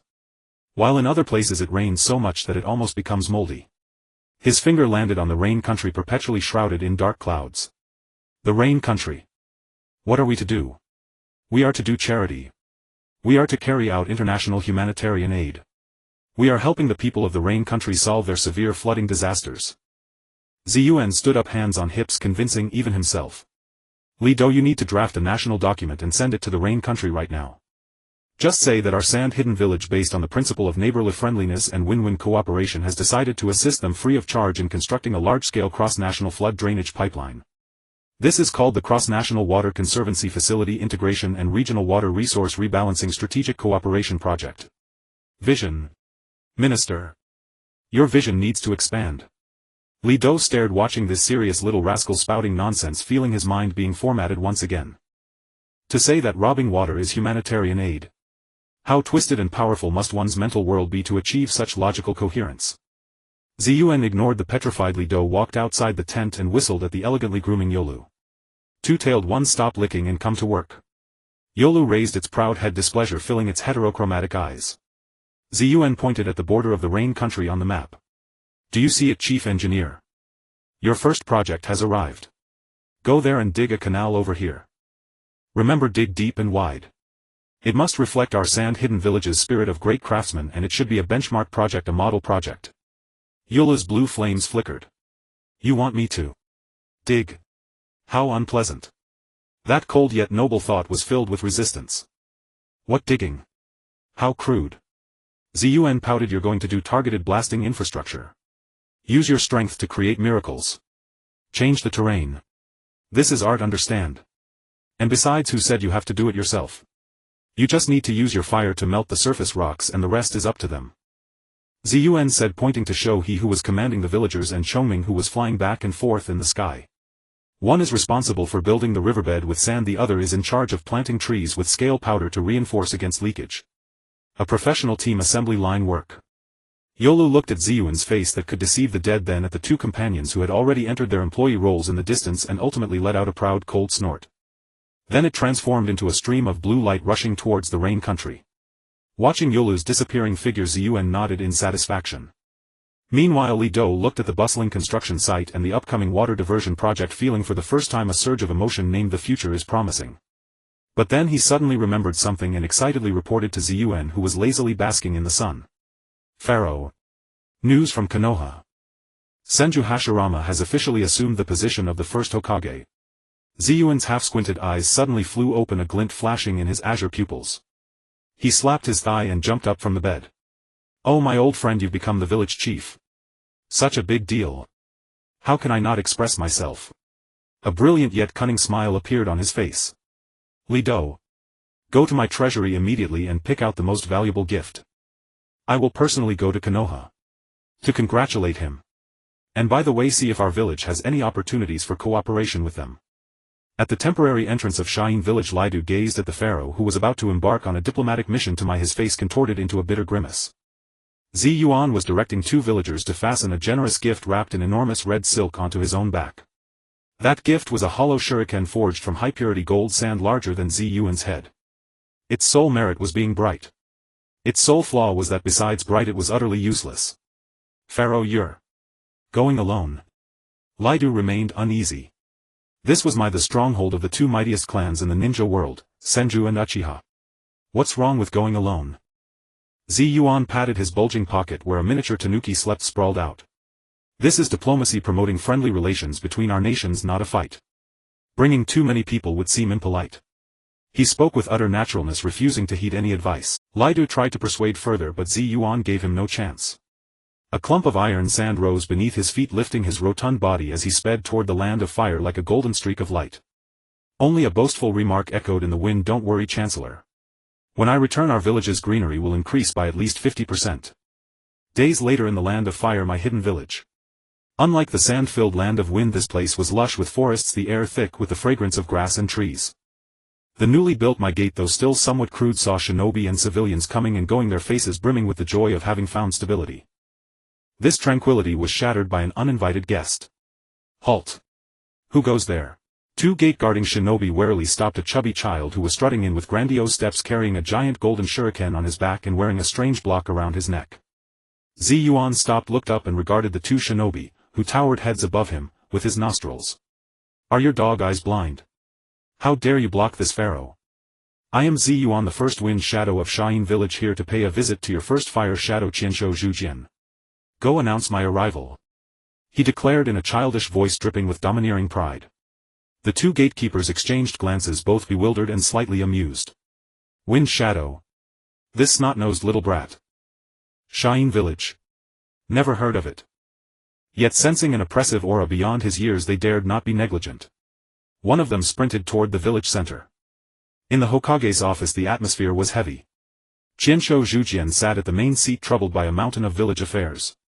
Beside him stood Qianshou Feijian, arms crossed, expressionless, exuding an icy aura that warned others to keep their distance. On the other side Yuzibo Ban leaned by the window with closed eyes, as if the world around him was irrelevant. But the occasional twitch at the corner of his eye betrayed his inner turmoil. Just then a knock came at the door. Lord Hokage, a child outside claims to be the Wind Shadow of Shine village and wishes to see you. Wind Shadow? Zhujian paused, then broke into a hearty laugh. Ha ha ha, a Kage from another village comes to visit right after our founding. Please let him in. Feijian frowned slightly. Shine village. Have those scattered sands of the land of wind actually founded a village? Yuzibo Ban slowly opened his eyes, a flicker of disdain in his scarlet Sharingan. Wind Shadow. Just a rabble, and they dare call themselves a Kage. Soon the door opened. Yuan swaggered in, carrying the golden shuriken nearly as big as himself. Upon entering he took in the 3 people in the room. Oh ho, why are these 2 here too? He grumbled inwardly, but his face broke into a brilliantly sunny smile. Ignoring Feijian and Ban entirely, he trotted over to Zhujian. Uncle Zhujian. Long time no see. This enthusiastic address left Zhujian a little dazed. Uncle. Do I look that old? Nevertheless he responded warmly. Haha, are you the Wind Shadow of Shine village? Truly a hero is known in youth. The moment he saw Yuan he recognized the little brat who had caused chaos on the battlefield not long ago. But being magnanimous by nature he didn't take it to heart. Feijian and Ban however darkened at the sight of Yuan. Feijian's gaze turned razor sharp. It's him. This evil little brat, what does he want in my... Yuzibo Ban was more direct, emitting an icy killing intent. A defeated opponent, and you still dare show your face before me. As if completely oblivious to the two hostile stares, Yuan untied the golden shuriken from his back, dropped it with effort onto the floor, making the planks tremble. Uncle Zhujian, a small token of respect for our first meeting. On behalf of our poor and backward Shayin village, I extend our warmest congratulations on your ascension to the position of Fire Shadow. Zhujian looked at the tacky yet undeniably substantial solid gold shuriken, the corner of his mouth twitching. This gift is certainly unique. He laughed heartily and had the gift taken away, then asked curiously, Lord Wine Shadow Yuan, you didn't come to my just to deliver a gift, did you? Of course not. Yuan's chubby face immediately fell, his voice turning heavy. Uncle Zhujian, you have no idea. He began his performance. The land of wind is in dire straits. As far as the eye can see, nothing but sand. 10 years without rain, not a blade of grass grows anywhere. Our people live in fiery misery, fighting tooth and nail for every sip of water. He even squeezed out a few tears, wiping them with his sleeve. I came here to beg you to beg my to help us poor desert children. His passionate and tearful plea stirred deep sympathy in the kind-hearted Zhujian. Tell me what help you need. If my can do it, we will not hesitate. Really? Yuan's eyes lit up. I don't want money or grain. He puffed out his little chest, looking at Zhujian with earnest sincerity. I have only one small immature request. I would like you to personally come to our Shayin village and use your unparalleled wood release to plant some trees. If we can have even a small forest, our people will have hope to survive. The office fell silent. Feijian and Ban looked at Zhujian as if he were an idiot. Is this kid out of his mind? He wants Big Brother to plant trees for them. Does he take Big Brother for a gardener? Suddenly a sound broke the silence. Slap. Jianshou Feijian struck first, slamming his hand on the desk, his voice icy. Preposterous. My brother's wood release is the power to protect the village, not a tool for you to improve the environment. With such wolfish ambition, who knows if you're trying to steal the secrets of wood release? Yuzibo Ban sneered, arms crossed, his tone dripping with sarcasm. How ridiculous. You fled when you lost on the battlefield, and now you come crawling to beg. My doesn't take in useless trash. Facing the combined assault, Yuan didn't even glance at them. He acted as if they were air, still fixing his eager and sincere aquamarine eyes on Zhujian. Then he raised his little hand and waved it lightly, as if shooing away two annoying flies. I speak only with the Fire Shadow. As for certain narrow-minded brutish fools who only know fighting and gloomy individuals filled with conspiracy theories, conversing with them would lower my caliber. These words landed like two resounding slaps on the faces of Feijian and Ban. Feijian's face turned pitch black. Yuzibo Ban's pupils instantly revealed 3 tomo, his killing intent nearly materializing. But Zhujian's mood at that moment became immensely cheerful. He speaks only with the Fire Shadow. This kid acknowledges my status as Hokage. He respects me. Zhujian's simple mind was instantly elevated by Yuan's flattery. His gaze toward Yuan turned immensely appreciative and approving. Then he thought about Yuan's request, to plant trees in the desert, turning barrenness into an oasis. Wasn't this the perfect embodiment of what he sought, using his power to create peace and connect hearts? What a grand and meaningful endeavor. Excellent. Zhujian suddenly slapped his thigh, stood up and looked at Yuan with fervor. Your proposal is very good. However, this matter is of great importance and need to discuss it with the village elders. Rest assured. As Jianshou Zhujian, I will give you a satisfactory answer. Feijian and Ban were completely petrified. Big Brother Zhujian, have you lost your mind? Ignoring their expressions, Zhujian walked up to Yuan, placed his large hand on the boy's head and ruffled it vigorously. A guest from afar, stay in my for a few days. I'll arrange for someone to give you a proper tour of our village. Great, great. Yuan's eyes narrowed into slits with delight. Step 1 accomplished. Next I should check out the talented prospects in my that I can poach for my harem, he. Thinking this, he was pulled out of the office by the enthusiastic Zhujian, leaving behind only 2 figures with faces so dark they seemed to drip, radiating terrifying auras. They both had a strong premonition the next few days in my would be anything but peaceful. The morning sunlight filtered through the dense canopy of Konoha village, casting mottled patches of light on the ground. For the newly founded village it was a peaceful morning full of hope. Yuan yawned as he walked out of the guest room arranged for him by the Senju clan. He stretched luxuriously, his chubby little belly jiggling, and felt the warm humid air of the land of fire, his mood infinitely cheerful. The air is nice, much better than the sandstorms in our village. I wonder what delicious food Konoha has. He didn't treat himself as an outsider at all. With his hands behind his back he strutted in a swaggering gait, beginning his inspection of this unfamiliar village. First stop, a newly opened dumpling shop. Boss, give me 10 skewers of every flavor you have. Yuan slammed the table with overwhelming bravado, startling the drowsy boss. The boss looked at this chubby kid who wasn't even as tall as the stove, hesitating. However, seeing Yuan's obviously expensive clothes and the gleaming gold pendant around his neck, he quickly brought out a large plate of dumplings. Yuan didn't stand on ceremony, he ate with both hands, devouring everything. Red bean soy sauce matcha. In less than 10 minutes the bamboo skewers on the table piled up like a small mountain. He let out a satisfied burp, patted his belly and turned to leave. Hey young master, you haven't paid yet, but the boss quickly chased after him. Yuan stopped, turned around and looked at the boss with an expression that said, don't you understand? I, the first Kazekage of Sunagakure, personally patronizing your shop, is giving you immense face. This is your future bragging capital. This is a brand investment for your future business. Don't you understand celebrity effect? Think bigger. Look long term. With that he ignored the dumbfounded boss and continued swaggering forward.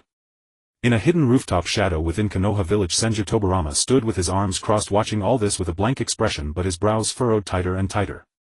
Such terrifying scheming. He's testing the newly established commercial order and legal boundaries of our Konoha. By observing the reactions of villagers and merchants, he's evaluating our village's cohesion and management ability. This brat's every step is full of calculation.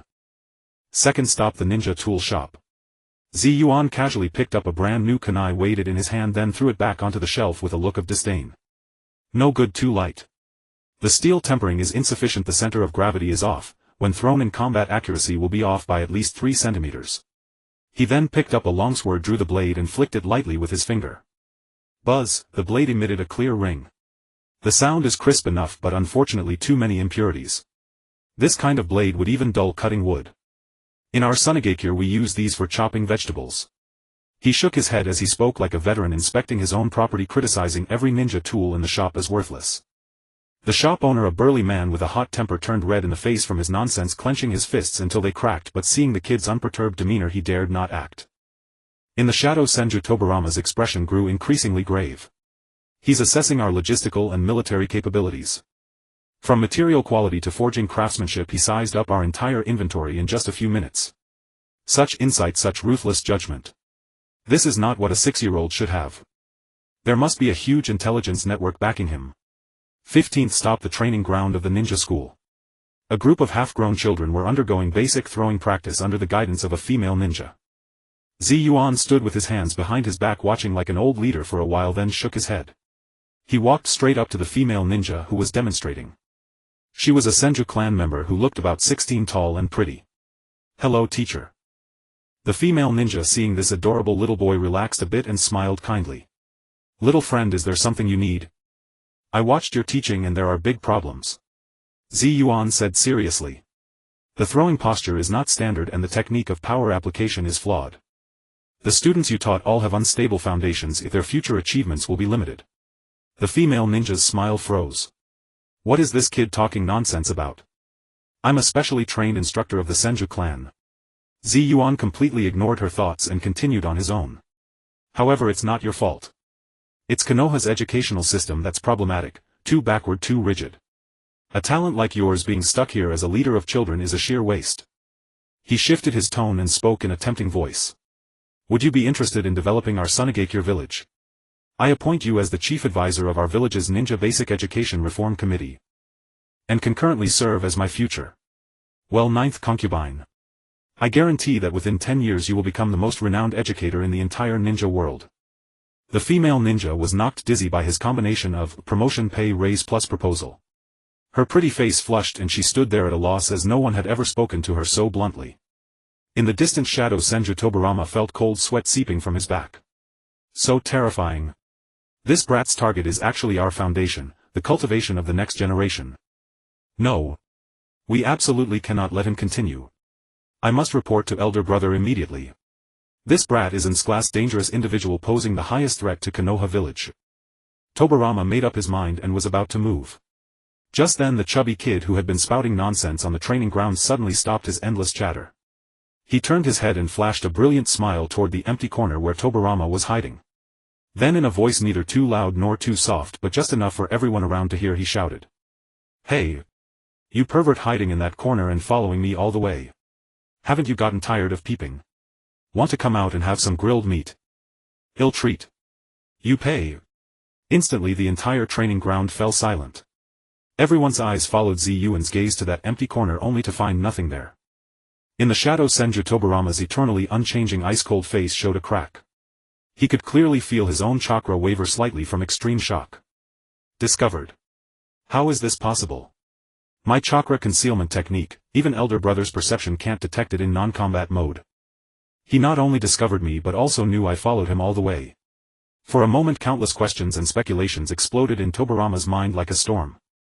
Meanwhile the instigator Yuan, after shouting those words and seeing no response, simply walked away in boredom. He no longer paid attention to the pervert, who had fallen into self-doubt, nor did he look at the blushing female instructor. He turned around, his gaze shifting to another direction of the village. That was the territory of the Uchiha clan, which had been demarcated not long ago, still exuding a somewhat grim and exclusive atmosphere. The corner of Yuan's mouth curled into a playful smirk. He, they say the Uchiha produce beautiful women. However, I have to find that Tsundere Shuden first. After all, I can't steal people right under his nose, right? As night fell, a crescent moon hung over Konohagakure. Yuan walked through the Uchiha clan compound, which stood in stark contrast to the lively and peaceful atmosphere of the Senju clan's side. Compared to other places, it was eerily desolate and murderous. The architecture also bore the Uchiha clan's characteristic cold, hard and proud edges. Pedestrians were scarce, the occasional clan members who passed by mostly wore lingering vigilance and exclusion on their faces. With his hands clasped behind his back, Yuan strutted through this oppressive area as if inspecting his own backyard. He ignored the gazes mixed with vigilance and hostility cast by the Uchiha clansmen and headed straight for the largest and most desolate mansion at the deepest part of the compound. Uchiha Madara's home. Without the slightest hesitation, Yuan kicked open the door that symbolized the Uchiha's highest authority. Inside, a chilly and lonely aura rushed toward him. The mansion was vast but empty, with hardly any superfluous decorations, resembling a giant tomb. In the innermost tatami room of the mansion, Uchiha Madara sat alone, cross-legged in the darkness. Before him lay only a drawn katana, its blade reflecting the cold moonlight from outside the window. He didn't even lift his head, but an almost tangible, terrifying, murderous intent instantly locked onto the uninvited guest at the door. Get out. His voice was hoarse and icy, devoid of any emotion. Yet Yuan acted as if he had heard nothing and felt nothing of that murderous aura that would shatter an ordinary ninja's courage. He stepped in on his short legs, acting familiar as if he owned the place. Clatter, clatter. As he walked, one bottle of sake after another was pulled out from his round belly, where the seal of Giles box opened, like a bottomless pit, and casually tossed onto the cold floor. In no time, dozens of bottles of fine sake borrowed from a Konoha tavern piled up into a small mound between them. What is this brat trying to do? Madara's heart, calm as an ancient well, for the first time felt a flicker of incomprehensible confusion at the brat's action. Yuan paid him no heed. He picked up 2 cups on his own, poured a full cup for Madara, and for himself poured a cup of clear plain water. He raised his own water cup, flashed an innocent smile at Madara in the darkness. Madara, don't drink alone in silence. Let me keep you company. There's nothing to talk about between us. Madara's voice remained cold and distant. No, we have so much to talk about. Yuan wagged his finger and plopped down opposite Madara. His chubby face looked exceptionally mysterious in the moonlight. For example, about true peace in the ninja world. Madara's eyelids twitched slightly. Actually, I fully agree with your view on peace. Yuan's first words were like a deep-water bomb, stirring up towering waves in Madara's dead heart lake. Recognize me? This brat who always opposes me and talks nonsense. Humph, don't sweet-talk me here. Madara snorted coldly, unmoved. See, you're so stubborn. Yuan pouted, took a sip of water, then spoke in a tone that said, I've seen through you long ago. You think Hashirama's kind of peace through mutual understanding and love is a joke, right? You think that in a chaotic era so-called goodwill and compromise are the most useless things.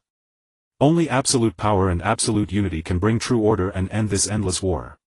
Isn't that right? You wish to establish a powerful singular will to rule the entire ninja world, eliminate all conflicts and borders. Even if it requires iron and blood, you won't hesitate. Isn't that right? Every word from Yuan was as if directly digging out Madara's deepest, most paranoid thoughts and laying them on the table. Uchiha Madara's hand gripping the sword hilt unconsciously tightened. His scarlet Sharingan eyes in the darkness for the first time properly set upon the 6-year-old brat before him. Yuan gave him no time to think, continuing his psychological assault. Hashirama doesn't understand you. He's too naive, too idealistic. He thinks just sitting down for drinks and chats can bring peace to the world. Ridiculous. Only I truly understand your determination to protect everything through power. So come to this loneliness that no one else can understand. Cheers. Yuan raised his water cup and said to Madara with utmost sincerity. Uchiha Madara looked at the brat before him at his azure blue eyes that appeared exceptionally clear under the moonlight and fell silent. Since Azuna's death, this was the first time he had heard recognition of his ideals from another's mouth. Even if that person was a brat reeking of strangeness. He picked up the cup of sake and drained it in one gulp. The liquor was strong, burning his throat like fire, yet it brought a moment of long-lost warmth to his frozen heart. Drink up, don't stop. Yuan acted as if he had found a kindred spirit, continuously pouring sake for Madara while himself drinking water. As he poured, he continued to flatter Madara's grand vision. Madara, your ideas are at least 100 years ahead of this era. They are mere mortals unable to comprehend your greatness. That Tobirama, his mind is only scheming tricks, his vision too narrow. That Hashirama is too saintly, indecisive. Only you are the true ruthless hero, a born king. Under the influence of alcohol and Yuan's boundless flattery, Uchiha Madara's taut nerves actually relaxed a little. He still spoke little, but his drinking speed grew faster.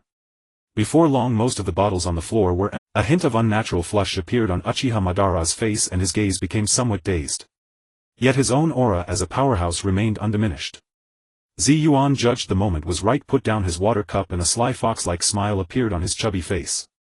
He cleared his throat, leaned forward and spoke in a solemn tone as if discussing affairs of state. Madara, your ideals are correct, but your method has some small issues. Madara's gaze sharpened again. You want to unify the ninja world by one person's power alone. Too difficult, too difficult. You need allies, a more stable bond that ties everyone's interests together. And in this world, what bond is stronger than blood ties? Yuan's voice was full of temptation. Therefore, for our common great peace, I, the first Kazekage of Sunagakure, have decided. Sacrificing my personal happiness to engage in deep marriage alliance with your Uchiha clan. He suddenly stood up, puffed out his little belly and declared solemnly with a tone of great righteousness. I have decided to take 70 women of the Uchiha clan as my wives. For our friendly peaceful development.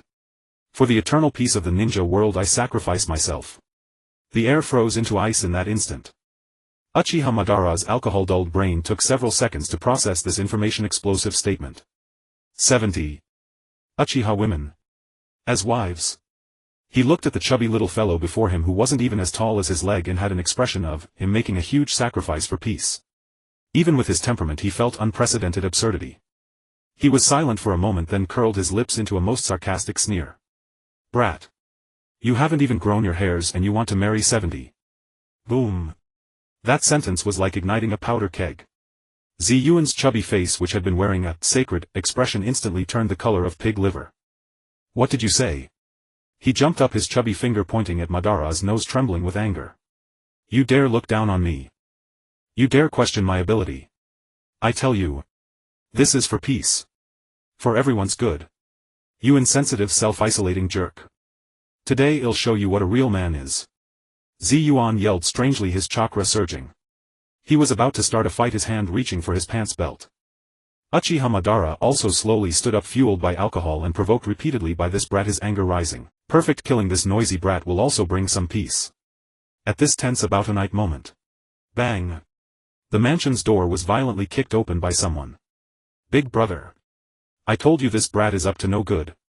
He came to harm Madara after all. Senju Tobirama's figure rushed in like an arrow from above, followed behind by a bewildered Senju Hashirama. As soon as he entered, Hashirama saw the bizarre scene before him. Empty bottles all over the floor. A flushed, murderous Uchiha Madara. And a chubby little Yuan hopping on one foot, shouting curses like a cat with its tail stepped on. What is going on? Hashirama's brain completely short-circuited. Meanwhile, Yuan saw Hashirama enter, his eyes darted around, and he struck first by accusing the villain, directly pointing at Hashirama and Madara, shouting loudly. Great!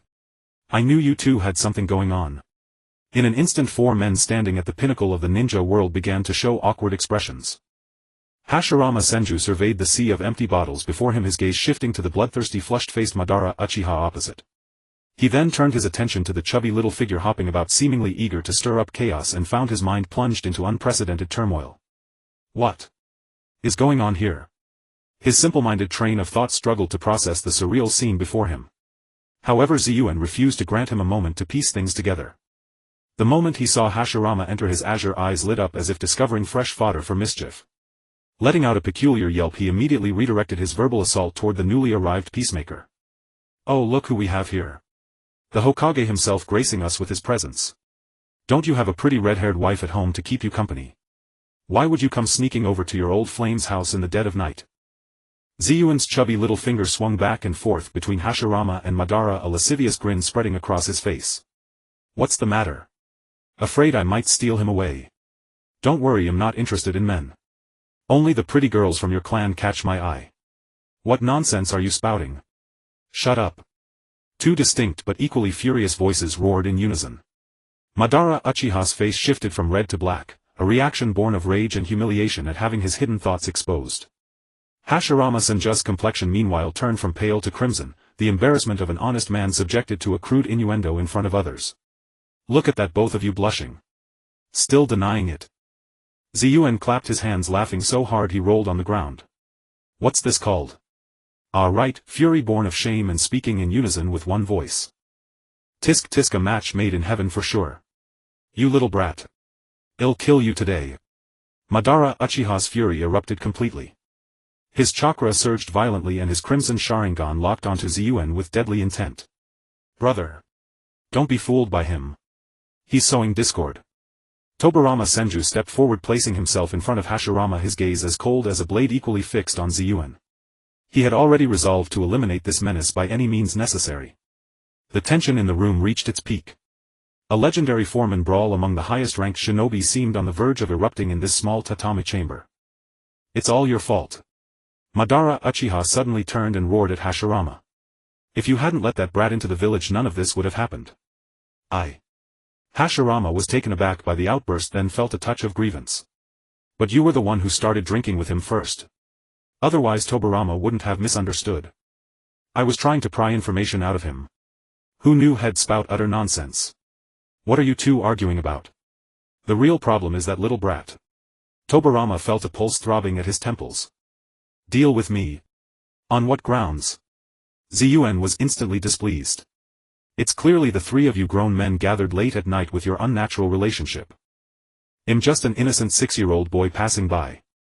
You adults live in such a complicated world. As he spoke, he pulled out a piece of tofu skin sushi from his pocket, heaven knew where he'd filched it, and shoved it into his mouth, mumbling indistinctly.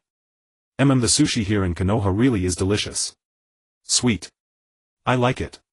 His leisurely demeanor only further enraged the other three. But just then a dissonant sound shattered the charged atmosphere. Oh. Tofu skin sushi. Hashirama Senju's eyes lit up at the sight of the sushi in Ziyuan's hand, his earlier dejected expression vanishing in an instant. He swallowed involuntarily. That. Is it good? Of course it's good, Ziyuan replied, producing another piece and waving it before him. Want some? Call me big brother and I'll give it to you. The first Hokage of all people would never. Big brother. The word slipped out effortlessly. Ziyuan handed over the sushi with satisfaction. Hashirama took it, popped it into his mouth and closed his eyes in bliss. Humph. Sweet sticky stuff. Madara Uchiha, observing this shameless display, let out a disdainful snort. Ziyuan glanced at him and curled his lip. Pfft. As if you don't have a soft spot for red bean cakes. Quit playing the aloof act. Madara's body stiffened abruptly. For the first time a look beyond shock appeared on his icy face, a flustered expression of having a secret exposed. How? Does he know? Even Kwana doesn't know I love sweets. What? Hashirama Senju, as if discovering a whole new continent, lunged toward Madara, his eyes wide as saucers. Madara. You like sweets too? That's wonderful. I thought I was the only one. You like red bean cakes? Let me tell you, the 3-color red bean cake at that new dessert shop at the village entrance is absolutely divine. Get away. Madara shoved Hashirama's large encroaching face away like a cat whose tail had been stepped on. A suspicious blush crept up to the tips of his ears. Tobirama Senju was frozen solid. He stood there watching the bizarre shift in the scene, feeling his own mind struggling to keep up. One moment it was a deadly rivalry of mortal enemies, a mess of unclear intentions, a battlefield ripe with tension. The next moment. How had it turned into a dessert appreciation society? Did this make any sense? Was there any logic to it? What on earth was happening to the world? Ziyuan, watching this dramatic turn of events, cackled with glee.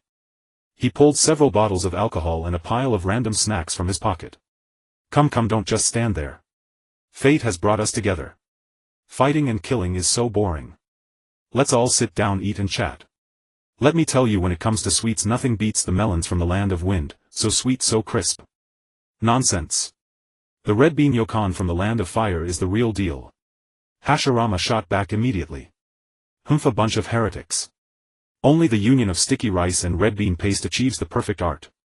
Although Madara Uchiha's words still held a tone of feigned indifference, his body obeyed. He sat down cross-legged. Three of them, a 6-year-old Brett, the god of shinobi, and the warring states demon, huddled together amidst the scattered mess, launching into a fierce yet friendly debate over the orthodoxy of sweets.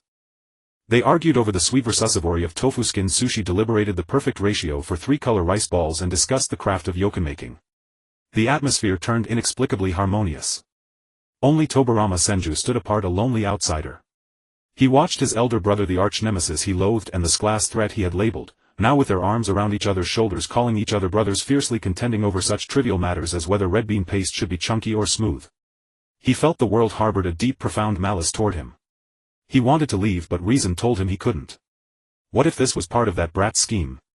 What if Madara suddenly attacked?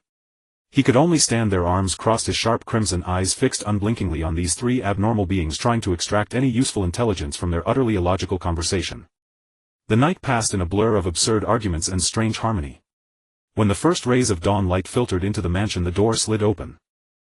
Hashirama Senju, Madara Uchiha and Yuan emerged together, arms draped over one another's shoulders. Their faces bore the weariness of a hangover along with a newfound mutual appreciation, as if they had found kindred spirits too late. Madara, I'll bring you some of our village's specialty next time. It'll definitely beat your red bean cakes. Humph, I'll be waiting. But if you dare deceive me, I'll string you up from a tree. Don't worry. When Yuan speaks, every word is a nail. Oh, by the way, Uncle Hashirama, does that Miss Uzumaki Akina from your village have a boyfriend? The three of them bickered and traipsed off into the distance, leaving Tobirama Senju standing alone in the morning chill, having stood vigil all night. Dead leaves clung to his hair. His eyes were hollow, his expression numb. He had endured an entire night of dessert debates, brotherly bonding and chaotic nonsense. He felt his worldview, his philosophy, his very values, overturned, shattered, reassembled and then ground back into powder. Watching the backs of those three sworn brothers receding into the distance, Tobirama Senju, the second strongest shinobi known for his calm and rationality, for the first time harbored deep doubt about his own judgment. Perhaps the world really had gone mad. Or perhaps he was the one who had lost his mind. The sun shines bright above the leaves of Konoha. Smile at me, the beauties say, good morning, welcome to my little chamber. Yuan waddled down the street, hands clasped behind her back, humming a strange little tune with a swagger that brooked no argument. First stop, the Hyuga clan compound. The two heavy vermilion gates were shut tight. Yuan halted, lifted her chubby right leg, placed the sole squarely against the door panel and kicked with all her might. A resounding boom echoed as the door frame shuddered. Open up. Community warmth delivery. With a creak the door cracked open a sliver. The current clan head of the Hyuga Tenrin stepped out, clad in pure white robes, both hands clenched tightly within his voluminous sleeves.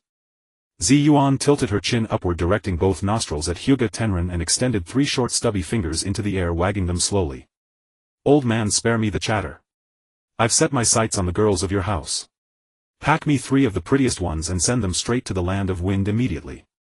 The hands within Hyuga Tenrin's sleeves suddenly tightened, a crisp crack of knuckles piercing through the fabric. Yuan acted as if she hadn't heard a thing and continued issuing her demands. They shall be my 32nd, 33rd and 34th consort wives. The bride price is negotiable. They'll give you 10 tons of iron sand, you can forge your own cooking pots. Hyuga Tenrin shoved back with one hand, the door slamming shut with a gust of wind that brushed past the tip of Yuan's nose. Yuan brushed the dust off her clothes, face full of disdain. Stingy. If you want, marry them off, fine. One day you'll beg this pharaoh for favors. Then carefree she spun around and headed for the next house. A vegetable vendor lady set down her radish, covered her mouth and muttered to the cloth merchant next door, is that kid's head full of glue? From the land of wind, maybe the desert dried out her brain. Second stop, the Yamanaka clan's flower shop.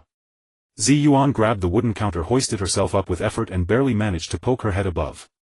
Old Yamanaka, I hear your girls have great figures, flower-like faces and master spiritual secret arts. Give me 10 of the most beautiful. This pharaoh's been having nightmares lately and needs your girls to provide round-the-clock psychological care by my side. Name your price. The Yamanaka clan head grabbed a large pair of pruning shears, vaulted over the counter, and the clink-clank of the shears echoed through the street. Yuan vanished in a puff of smoke, skittering a full block away. Third stop, the Nara clan. Yuan dashed under a shade tree and kicked awake the Nara clan head, who was napping. Old dear, don't oversleep. How can you snooze at your age? Also, your clan's brains are sharp, you calculate well. Give me 50 girls. This pharaoh has already marked out territory in the desert and needs a few ledger keepers for the inner treasury. Bride price 5 carts of premium sand iron.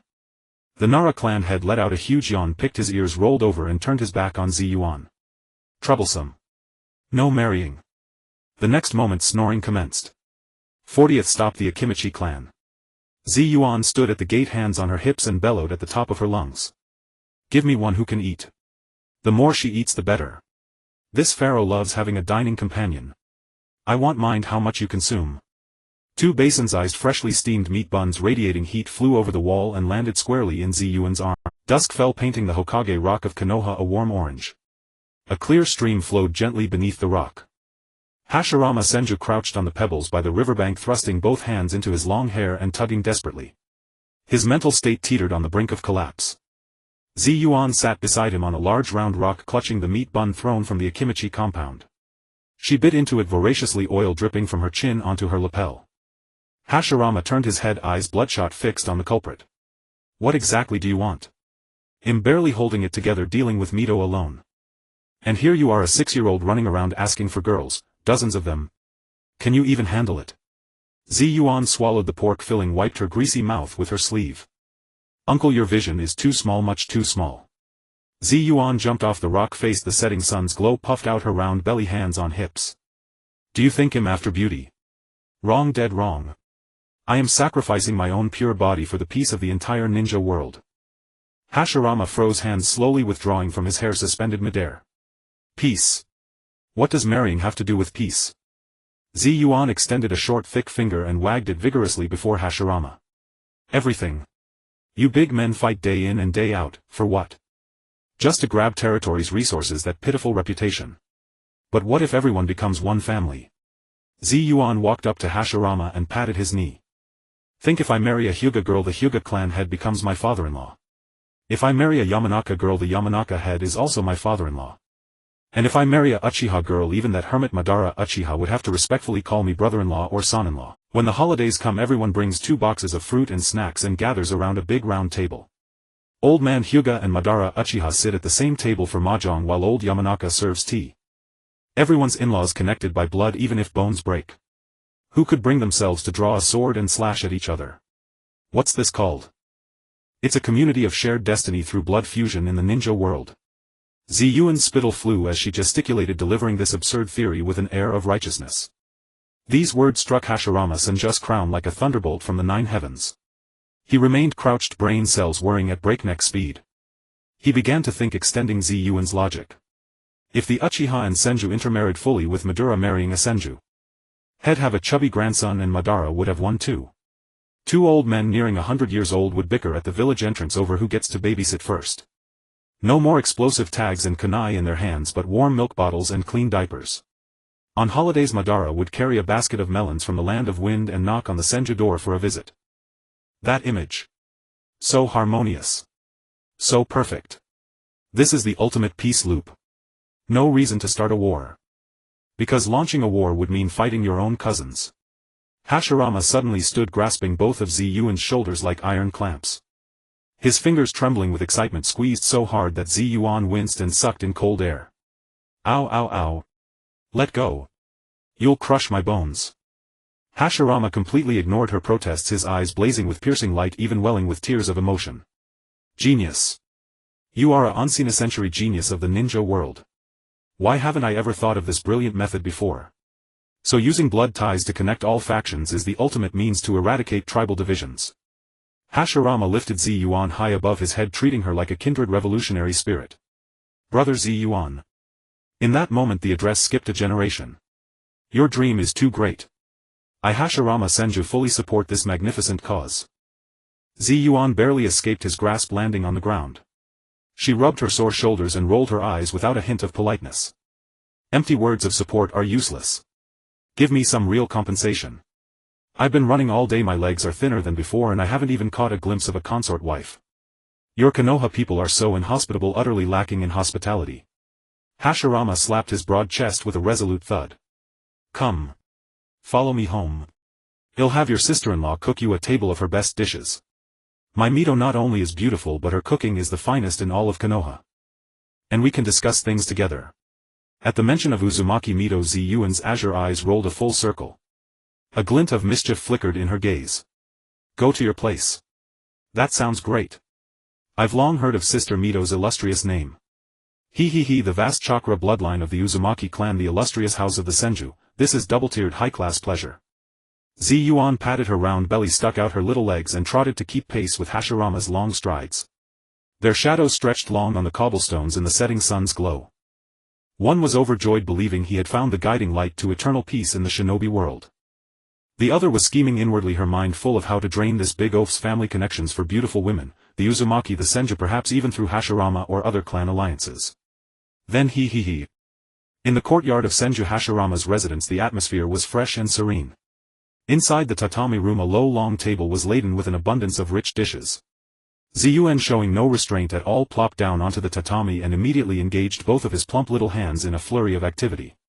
In his left hand he gripped a sizzling roasted fowl leg dripping with oil, in his right he clutched a piece of braised pork glazed with thick savory sauce. He tore off a large chunk with his teeth and streams of grease trickled down the corner of his mouth, staining the front of his robe. Uzumaki Mito knelt beside the table holding a freshly ladled bowl of miso soup. This woman had tow-matered hair and exuded an overwhelming life energy that instilled an unsettling awe. Mito gently placed the soup bowl before Yuan and handed him a warm damp towel.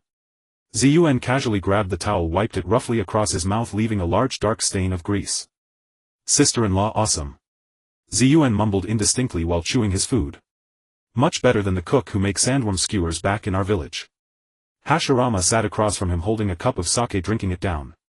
Hearing this he slapped his thigh heavily and laughed. Haha, brother, Yuan likes it. Then eat plenty more. No one else in the whole Konoha can match Mito's cooking.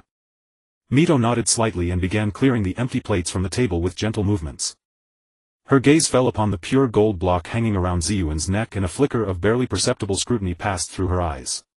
She never expected that this 6-year-old child possessed such a terrifyingly vast increase in chakra reserves. Yuan downed a large gulp of miso soup and let out a satisfying loud burp. Afterward he picked up a thin bamboo toothpick, leaned back in his chair and began picking his teeth. Uncle, I've eaten my fill. Now let's talk business. Yuan flicked the toothpick onto the table, crossed his short legs and assumed a serious negotiating posture. Hashirama set down his sake cup and leaned forward. Brother, go ahead. The plan I mentioned by the river earlier, the Pan-Ninja World Bloodline Fusion Destiny Community. Yuan tapped the table with his fingers, producing a rhythmic clicking sound. Since you fully support this great cause as the leading big brother of Konoha, shouldn't you put some real actions behind your words? Hashirama nodded vigorously, his expression equally serious. Absolutely. For peace, Konoha must set an example. Excellent. Yuan slapped his thigh suddenly and burst into hearty laughter. Haha, I've roughly calculated a deal. To show sincerity, the Senju clan will first provide 10 eligible young women of marriageable age. Also, the Uzumaki clan, as your staunchest allies, must also contribute 10 more girls. Yuan spread his two stubby hands and gestured emphatically in the air. Make it around 20. Pack them up and send them to the Wind Country. I'll pay double the bride price plus a year's supply of anti-desert wind supergrade sand gold. The next moment the air froze instantly. The temperature in the tatami room plummeted several degrees.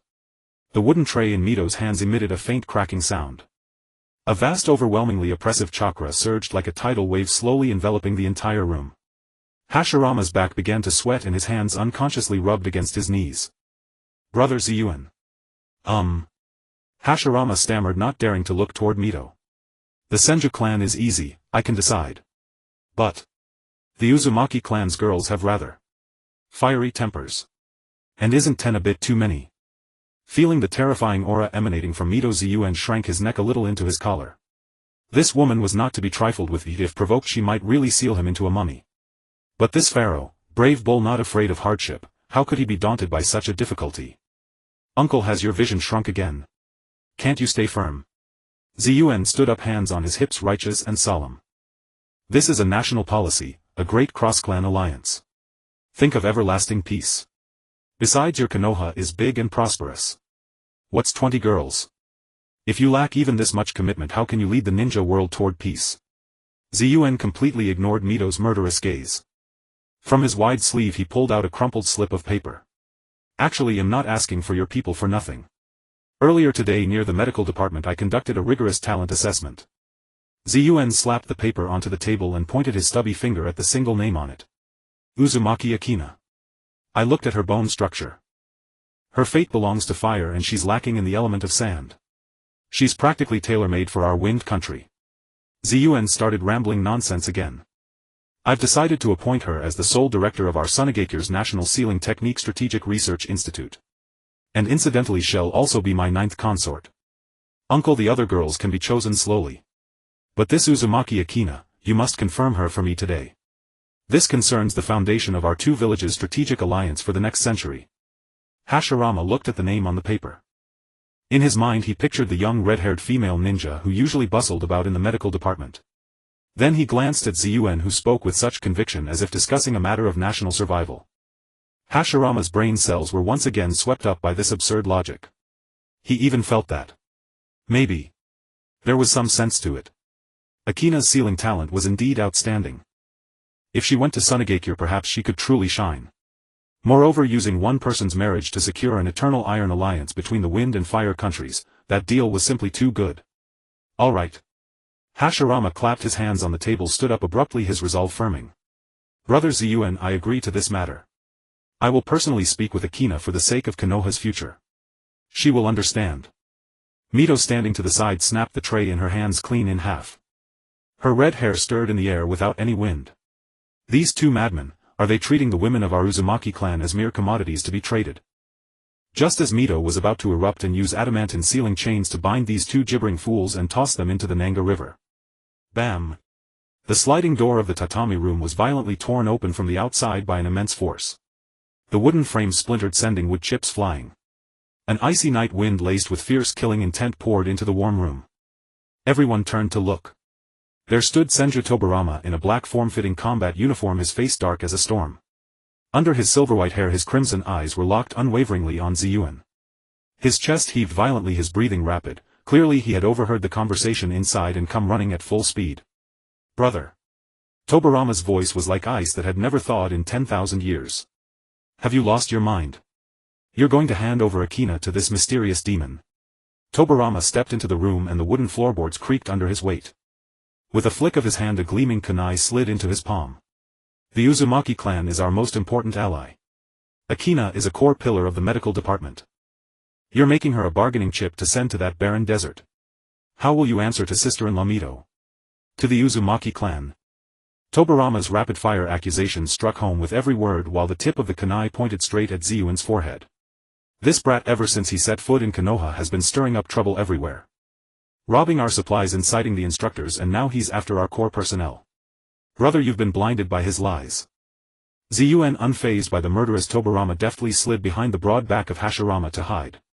Then he poked out a round head topped with a cowlick, pinching his chin with two fingers in an innocent expression. Vice boss, your words are unreasonable. I came here with full sincerity to propose a marriage. Besides, this is inter-village alliance, a great event to promote prosperity in the ninja world. Yuan, safely behind his shield, launched a barrage. Why do you have to make it sound like some shady deal? Are you just jealous of your brother? Envious that I could come up with such a perfect peace plan? You're just too dark-minded, you see everyone as a villain. Yuan's counterattack pinned all blame squarely on Tobarama. Tobarama was so furious that veins bulged on his temples and his knuckles turned white from gripping the kunai too tightly. Shut up. Tobarama blurred forward, discarding the kunai and reaching directly for Yuan's collar. If I don't throw you out of Konoha today, my name isn't Senju Tobarama. Uncle, save me. The second-in-command of Konoha is trying to silence me. Yuan wailed at the top of his lungs, clutching Hashirama's thigh with both hands hanging on like a koala. Hashirama stood there watching the farce unfold, his head throbbing. He reached out and caught Tobarama's wrist.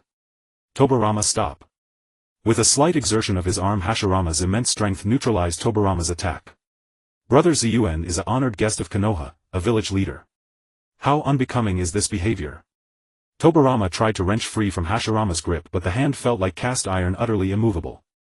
Brother, you're still protecting him. He wants to marry 20 women and poach Akina. Hashirama took a deep breath, placing both hands firmly on Tobarama's shoulders, his expression turning profoundly grave.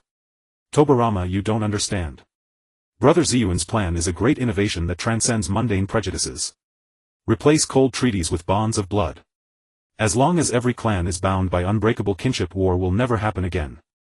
Hashirama grew more impassioned, his conviction in this peace deepening, and his eyes even glistened. Akina's sacrifice will spare thousands from bleeding. This is a bright future. Senju Tobarama's mind short-circuited, his crimson eyes were filled with incredulous shock. What kind of twisted logic was this? Sacrificing a medical ninja to become the 9th consort of a 6-year-old brat would bring peace to the ninja world. His own brother must have been brainwashed by some genjutsu. Brother. You're really seriously ill.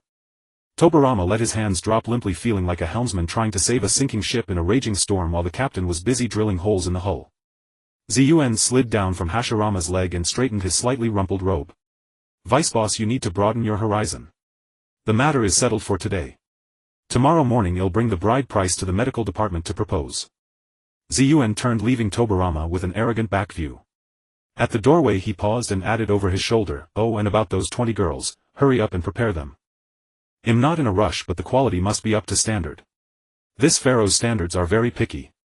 Ziyuan clasped his hands behind his back, strutted out of the tatami room with a swagger, leaving only the sound of Senju Tobarama's heavy breathing in the night breeze. And then the tremendous crash of Uzumaki Mito finally losing control and smashing the entire solid wood table to pieces. The next morning at daybreak, a bizarre procession appeared on the streets of Konoha. Leading the group was a chubby little boy. Yuan was clad in a luxurious robe stitched with pure gold threads, a millennium puzzle hanging around his neck. On his round plump face there bloomed a lecherous smile, as if he were about to marry yet another concubine. Behind him hovered a glittering pyramid over a meter tall, made of high-purity gold sand. On each of the pyramid's 4 sides in crooked characters were carved 4 large words, betrothal gifts here. This was the bride price Yuan had hastily forged overnight using his magnetic release. Following this moving mountain of gold was the first Hokage of Konoha, Senju Hashirama. Hashirama had dark circles under his eyes, his face a mixture of 70% embarrassment and 30% helplessness, but mostly an air of tragic resolve. For the peace of the ninja world, he'll go all out. Last night after Uzumaki Mito smashed the table, she did not use the adamantine sealing chains on him. But that murderous glare and the 3-hour-long ideological education made him experience a spiritual torment more terrifying than 3 days and nights of battle with Uchiha Madara. However, his brain, now brainwashed by Yuan, still firmly believed this was the only path to lasting peace. Mito, you will understand me. For the village to end war forever, what does it matter if I bear the infamy? This marriage-proposing team, composed of a god of wealth and a village chief, swaggered down the main street, drawing countless villagers and ninjas to stop and gawk. Isn't that the Hokage? What's he doing following that little fatty? Haven't you heard? The little Kazekage from Suna has taken a fancy to Miss Maina from the medical department, and today he's coming to propose. Propose? That 6-year-old brat. How could Miss Maina ever agree? She'll keep your voice down. Haven't you seen the Hokage himself tagging along? I heard it's for the peace between the 2 villages. Amid the murmurs the procession marched grandly to the entrance of Konoha's medical department. At this hour the department was at its busiest. Uzumaki Maina wore a clean white medical uniform, her beautiful red hair tied into a neat ponytail. She was treating a ninja with a broken arm. Her hands were skilled, her chakra control precise, her expression focused and gentle. Just then a huge commotion erupted at the entrance. Make way! Make way! The Kazekage has arrived. All idle persons disperse. Yuan's voice, amplified through an irons and loudspeaker, rang throughout the medical department hall. Everyone stopped their work and stared dumbfounded at the entrance. There stood the legendary little Kazekage, hands behind his back, strutting with a swagger, followed by a glittering golden pyramid and a deeply embarrassed first Hokage. The scene was utterly surreal. Ignoring all the shocked gazes, Yuan walked straight up to Uzumaki Maina. He cleared his throat, then dropped to one knee. He comically pulled a ring from his pocket. The ring was also made of pure gold sand, set with a pigeon egg-sized sparkling diamond, refined from high-density chakra-conductive metal. Miss Maina. Yuan lifted his head, his big blue innocent eyes gazing deeply at the stunned red-haired woman before him. From the very first moment I saw you, I was deeply attracted by your exquisite medical ninjutsu, your beautiful face and your soul that yearns to display its talent but has been buried. You like the brightest star in the desert should not be bound by this small Konoha. So please accept my request. His voice suddenly rose full of passion. Marry me. Become the 9th princess consort of Yuan.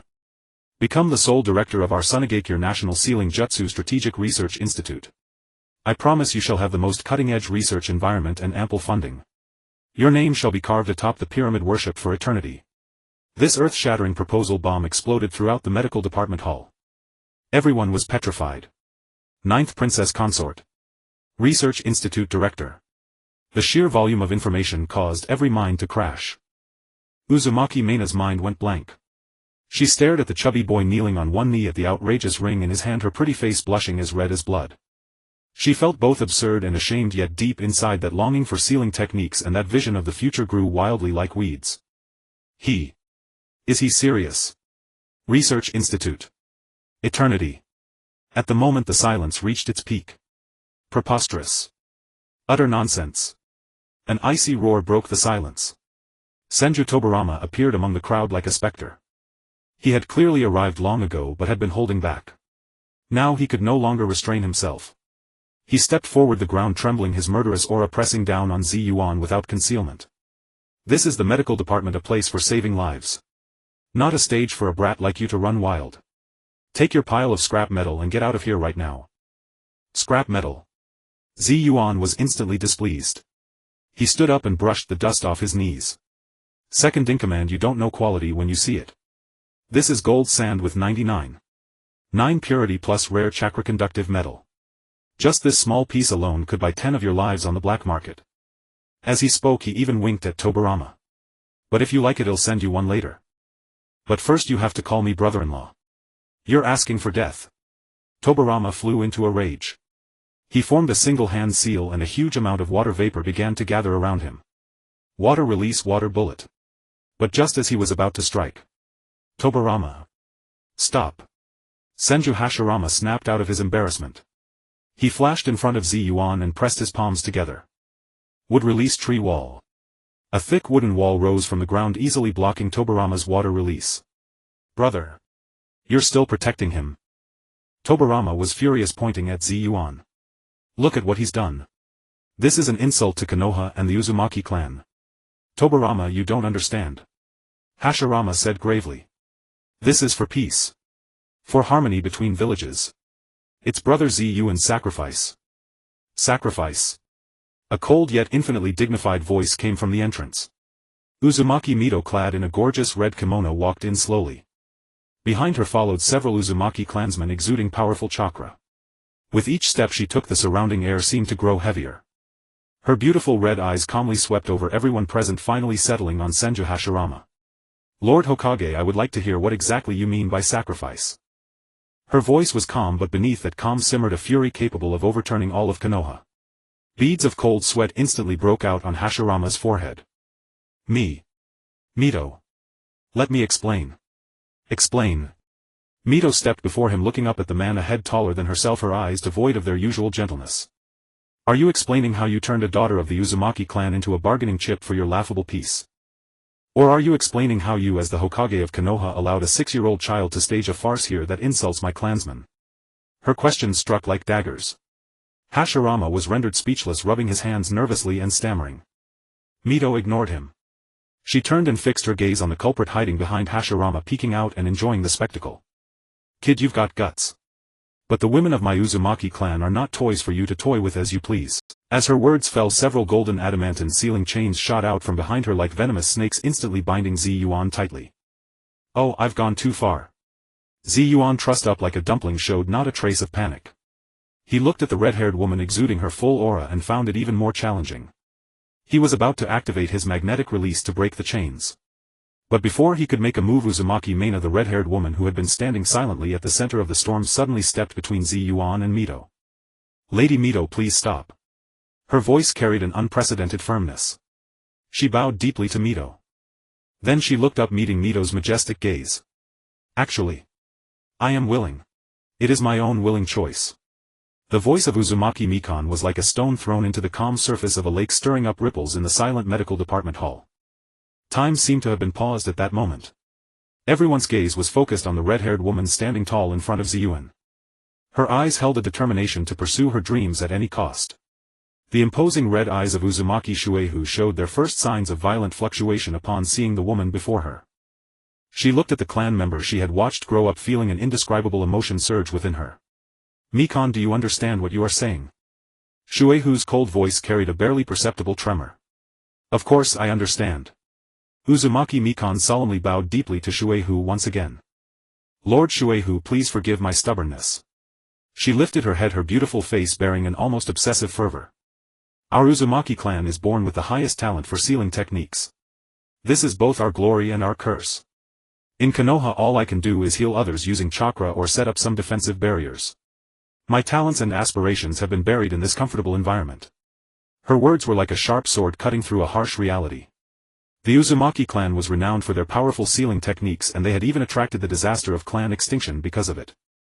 Yet in Konoha this power capable of sealing tailed beasts was treated as a mere auxiliary tool. But this Lord Kazekage, he is different. Mikan's gaze turned to the chubby figure bound like a zongzi by the adamantine chains, who still wore a look of amusement. In her eyes there was no sense of romantic affection, only an appreciation akin to a chess player encountering a kindred spirit. "He promised me a research institute, promised me ample funding, and even promised to use a real tailed beast to validate and perfect my sealing techniques. Lord Shueihu, can you understand? This is a temptation that a sealing master cannot refuse in their life. For this opportunity I would not hesitate to become his nominal princess and even sacrifice my life if necessary." This statement caused every Uzumaki present to show complex expressions on their faces. They understood Mikan's choice. For it was a thirst for power and knowledge rooted deep within their bloodline.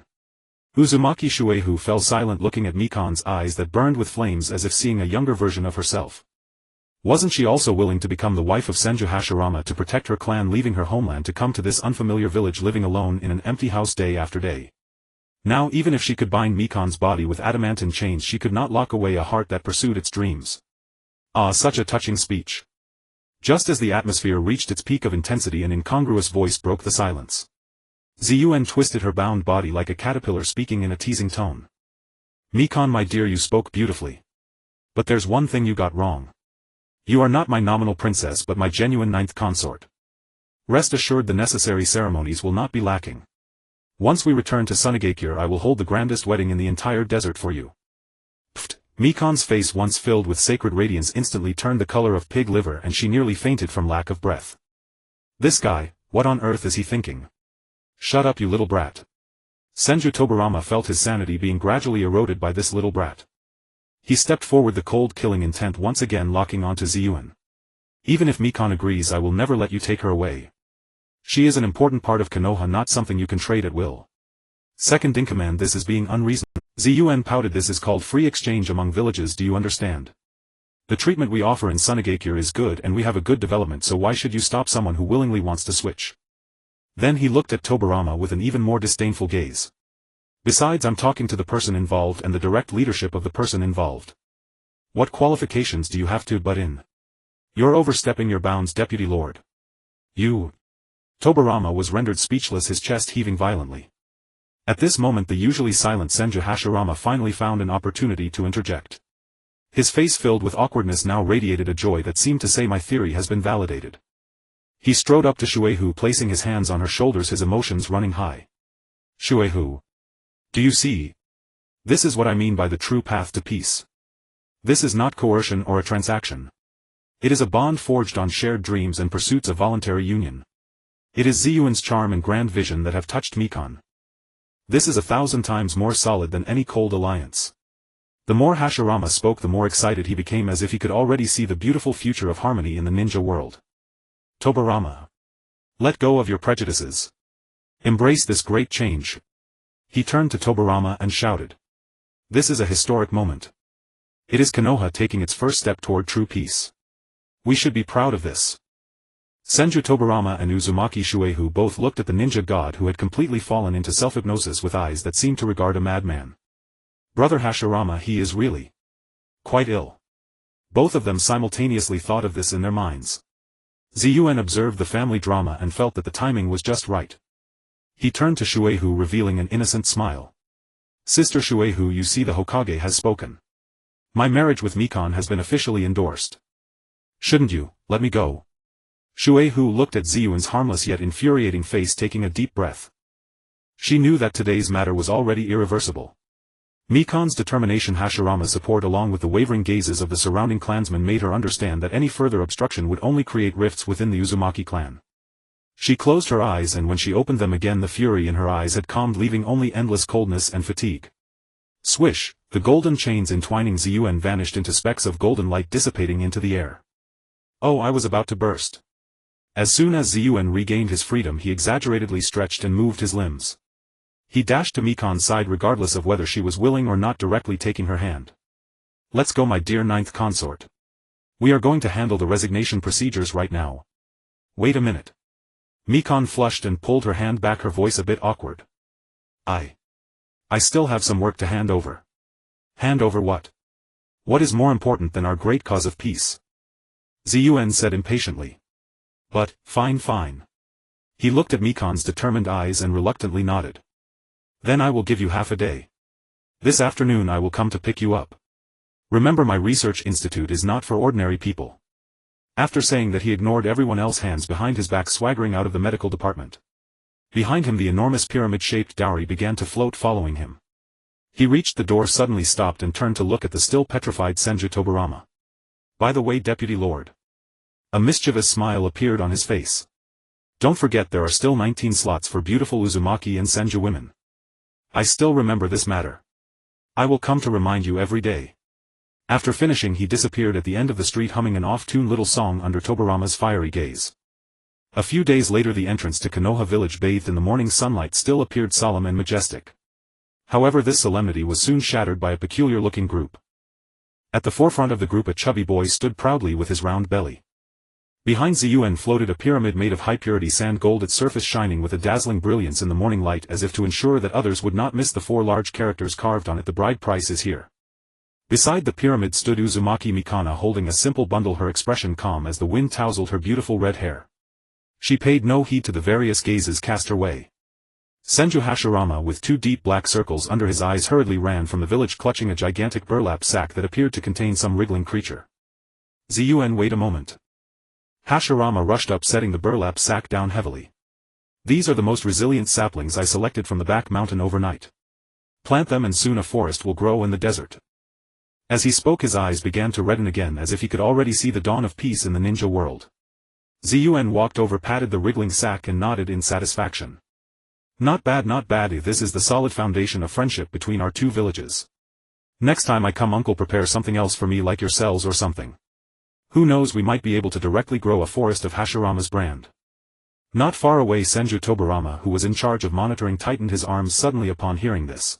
He hid in the shadow of a tree trunk, his icy gaze as sharp as a knife. He felt that this little brat's ambition was far more terrifying than he presented, already coveting the source of his brother's power. Ziyuan seemed to have eyes in the back of his head, turning his head with a grin in Tobarama's direction.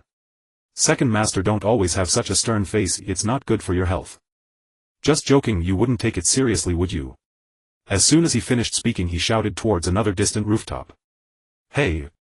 That mophead! You've been peeking for so long, aren't you coming down to see me off? On the rooftop Uchiha Madara's figure wobbled slightly, nearly losing his balance. He didn't expect to be so well hidden, yet still discovered by that little brat, and in such a manner. Ziyuan, unfazed by his reaction, continued to shout loudly, Madara. Don't miss me too much. Next time I come from the land of wind I'll bring you the latest red bean cake. I guarantee you've never had it.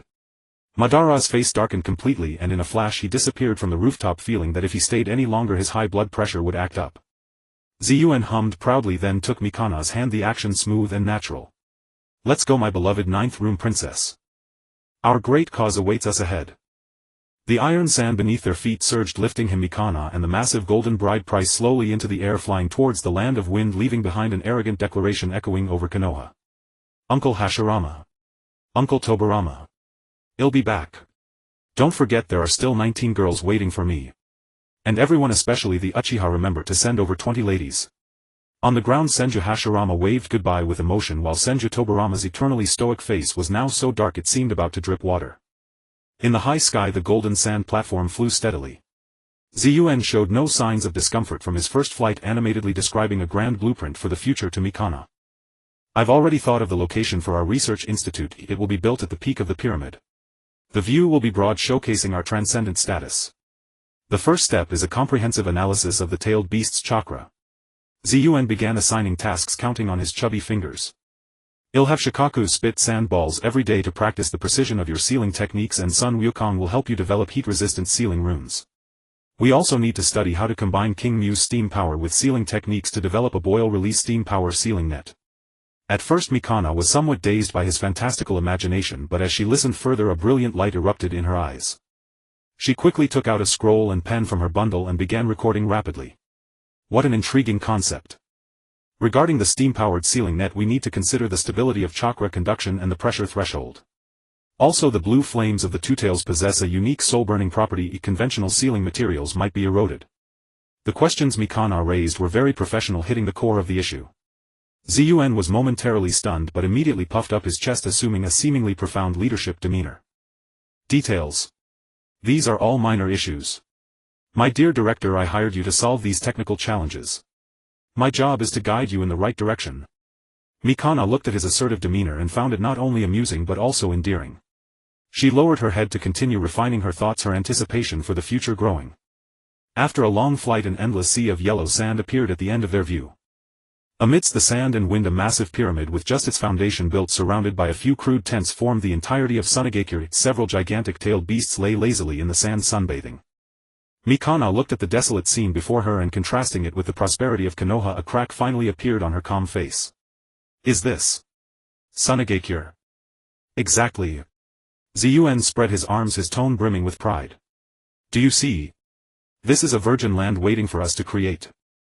It is a blank sheet where you can freely express your talents. Don't you feel it brimming with endless possibilities?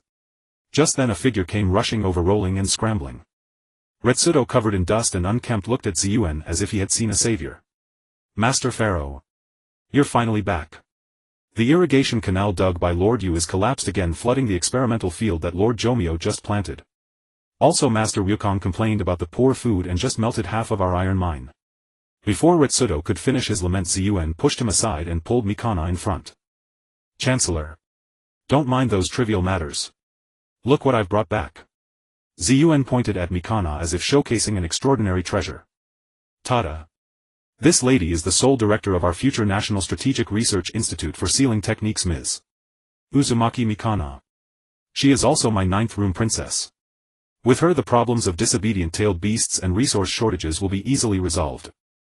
Retsudo stared blankly at Mikana, then at the iron mine still spewing black smoke in the distance, feeling dizzy, nearly fainting on the spot. He went out for a trip, brought back neither food nor water but instead a woman. Yuan completely ignored the already crumbling Retsudo and firmly patted his shoulder. Stop dawdling, go arrange accommodation for our chief scientist immediately and use the gold I brought back to build her the most luxurious laboratory. Also prepare a welcome banquet right away. We want everyone to know how we in Sunagakure respect knowledge and talents. Mikana looked at the chaotic scene before her, at the gigantic tailed beasts curiously observing her, at the despairing chancellor, and at this eternally self-assured little brat. She suddenly felt that her life seemed to truly become interesting from this moment onward. A scorching sun blazed fiercely over the land of wind, radiating waves of searing heat that baked the endless golden sands below. A spire forged entirely of pure gold pierced the shimmering torrid air as it surged swiftly toward the basin's heart. Yuan sat cross-legged at the edge, cradling half a honey melon grown in his own fields, devouring it with hearty unrefined bites. Uzumaki Mena clung tightly to the outer rim of the pyramid, her crimson hair whipping wildly in the gale as her gaze locked onto the desolate expanse of land rapidly swelling beneath her. A colossal dark red ape, mountainous in stature, swung its massive arms and pulverized several boulder-like rocks, each rivaling a small hill. Into fine dust shards exploded outward like a storm of shrapnel. A plump sandy-furred giant raccoon cat lay nearby, sweeping its paws to gather the scattered rubble. Vast quantities of water were forcibly drawn forth from beneath the earth. Subterranean aquifers surged upward, mingling with silt and sand to form thick viscous slurry, then under the crushing force of a tailed beast's chakra flattened into broad, flawlessly level foundations. Yuan spat out a melon seed, then rubbed his just-slicked chubby hands casually against his tunic before snatching up a massive horn forged from compacted iron sand and pressing it to his lips, drawing in a long deep breath. All of you, redouble your efforts, he roared downward, his voice shaking the very air. Sun Wukong paused mid-task, tilted his head skyward, bared his teeth in a fierce grin and pounded his broad muscular chest with both fists. Monkey, no slacking off. Fail today's demolition quota and you'll lose 2 whole roasted sheep tonight. The immense pyramid settled smoothly atop the crest of a towering dune. Yuan leapt into the soft dune, scrambled up its slope in 2 swift strides and pointed his stubby finger toward the vast frenetic construction site sprawling below. See that? This is the realm I've carved out for you, the pharaoh's dominion, transforming day by day before your very eyes. Uzumaki Meina withdrew a piece of parchment from her satchel, gripped a charcoal stylus and began meticulously recording this astonishing surreal spectacle. Uriah coalesced into a swirling azure flame darting back and forth across a mound of clay. Intense heat instantly vitrified the earth into dense resilient blue bricks. Countless Sunagakure villagers, bare-chested and glistening with sweat beneath the blazing sun, dashed tirelessly between kills and foundations, hauling wooden carts laden with bricks. Retsudo sprinted up the dune, wild hair flying, clutching a heavy stack of ledgers to his chest, mouth agape as he gasped for breath, looking quite frankly on the verge of disintegration. Your Majesty, brick production has outpaced our supply of mud and sand. Retsudo wiped his brow with his sleeve and thrust the open ledger directly before Yuan's eyes. Yuan didn't even glance down, he shoved the ledger aside with one dismissive sweep of his hand. Send Mu Wang to tread the water wheel, maximize extraction. No machine may halt, not for an instant. Hands planted firmly on his hips, he struck the unyielding pose of an uncompromising industrialist. Implement triple shift rotation, workers rest, but tailed beasts never do. 24 hours non-stop without pause. Such ruthlessly relentless exploitation made Retsudo inhale sharply, again and again. His fingers trembled around the stylus as he attempted to offer a gentle plea. The iron ore deposits in the surrounding mountains are nearly exhausted, without steel reinforcement no high-rise can rise. Yuan kicked a pebble aside with contemptuous ease, fixing the first Kazekage with a look reserved for utter fools. No iron. Then raid the Earth Country's mines, under cover of night. Leave no trace, except for a few wooden stakes buried in the pit planted to frame the Senju clan. Retsudo swallowed hard and scrawled the devious order crookedly onto his parchment. Uzumaki Meina paused, her writing, her cool clear eyes glinting with quiet curiosity as she crouched low, meeting the gaze of this irrepressible fast-talking little man on equal footing. Where is my research laboratory? Right here, at the apex of this pyramid. Yuan slapped the gleaming golden wall behind him, producing a crisp resonant chime. You begin work today. Your first project: devise a method to inscribe ceiling arrays onto bricks, forging wind and sand-resistant energy shields. Meina nodded once, gathered several schematics and strode alone into the pyramid's inner sanctum to set up her instruments. The village expanded outward with feverish intensity. Row upon row of orderly earthen and stone dwellings rose from the sands, while wide smooth flagstone avenues replaced the shifting treacherous dunes. Chongming circled high above, scattering luminous scales that catalyzed the rapid growth of windbreak forests, a feat of greening so astonishingly efficient it defied belief. The scene shifts abruptly, hundreds of kilometers away, to the heart of Konoha village. Senju Hashirama squatted atop a solid wood chair in the Hokage's office, gripping an urgent intelligence scroll, his eyes wide with disbelief. Senju Tobarama leaned against a bookshelf, arms crossed, his gaze slicing through the parchment like a blade. Sunagakure is undertaking massive construction, Hashirama declared, slamming the scroll onto the desk and sending a fine cloud of dust into the air. That wicked brat is surely hatching another scheme. Tobarama snatched the scroll, scanning its contents with lightning speed, 10 lines at a glance. Uchiha Madara pushed open the door, entering with a freshly honed longsword in hand, its polished blade reflecting the light streaming in from outside. We must go and assist, Hashirama declared, leaping from the chair and stuffing tree saplings and seeds haphazardly into a burlap sack. Have you lost your mind? Tobarama seized the sack's edge, anchoring it with iron resolve to halt his brother's absurd endeavor. Hashirama yanked back with equal force, his eyes burning with unshakable determination. Our alliance demands utmost sincerity. I swore I'd plant those trees. Uchiha Madara let out a cold, disdainful snort and drove the sword's pommel hard into the wooden floor, releasing a deep resonant thud. Fine, we'll go observe. I'm curious to see what grand folly that arrogant little fat man intends to unveil. Tobarama felt himself teetering on the precipice of full-blown madness, courtesy of these two lunatics. He massaged his throbbing temples, gritted his teeth and turned to pack his gear. The view then sweeps back, across hundreds of leagues, to the seething sun-drenched sea of sand in the land of wind. Yuan sat enthroned upon a grand armchair assembled via magnet release, wearing an enormous palm leaf hat that shaded his entire figure. Two elegantly attired kunoichi of Sunagakure stood flanking him, wielding enormous fans with disciplined vigor to dispel the oppressive heat. Just ahead, a colossal tower, strikingly modern in design, rose visibly layer by layer before their eyes. Shikaku manipulated quicksand like a titanic 3D printer, precisely depositing and stacking building materials in ascending seamless layers. Extend the left wing outward another 2 meters, I demand a suspended balcony with an unobstructed sunset view. Yuan seized his megaphone and bellowed orders without restraint. Shikaku gnashed its fangs in fury, yet dared not defy the command cowed by the terrifying black device that held it in thrall. Retsuto, clutching the latest statistical report, weaved urgently through the bustling crowd and approached the armchair. Your Majesty, the Earth country has issued a formal protest claiming several border iron mines vanished overnight. Protest denied.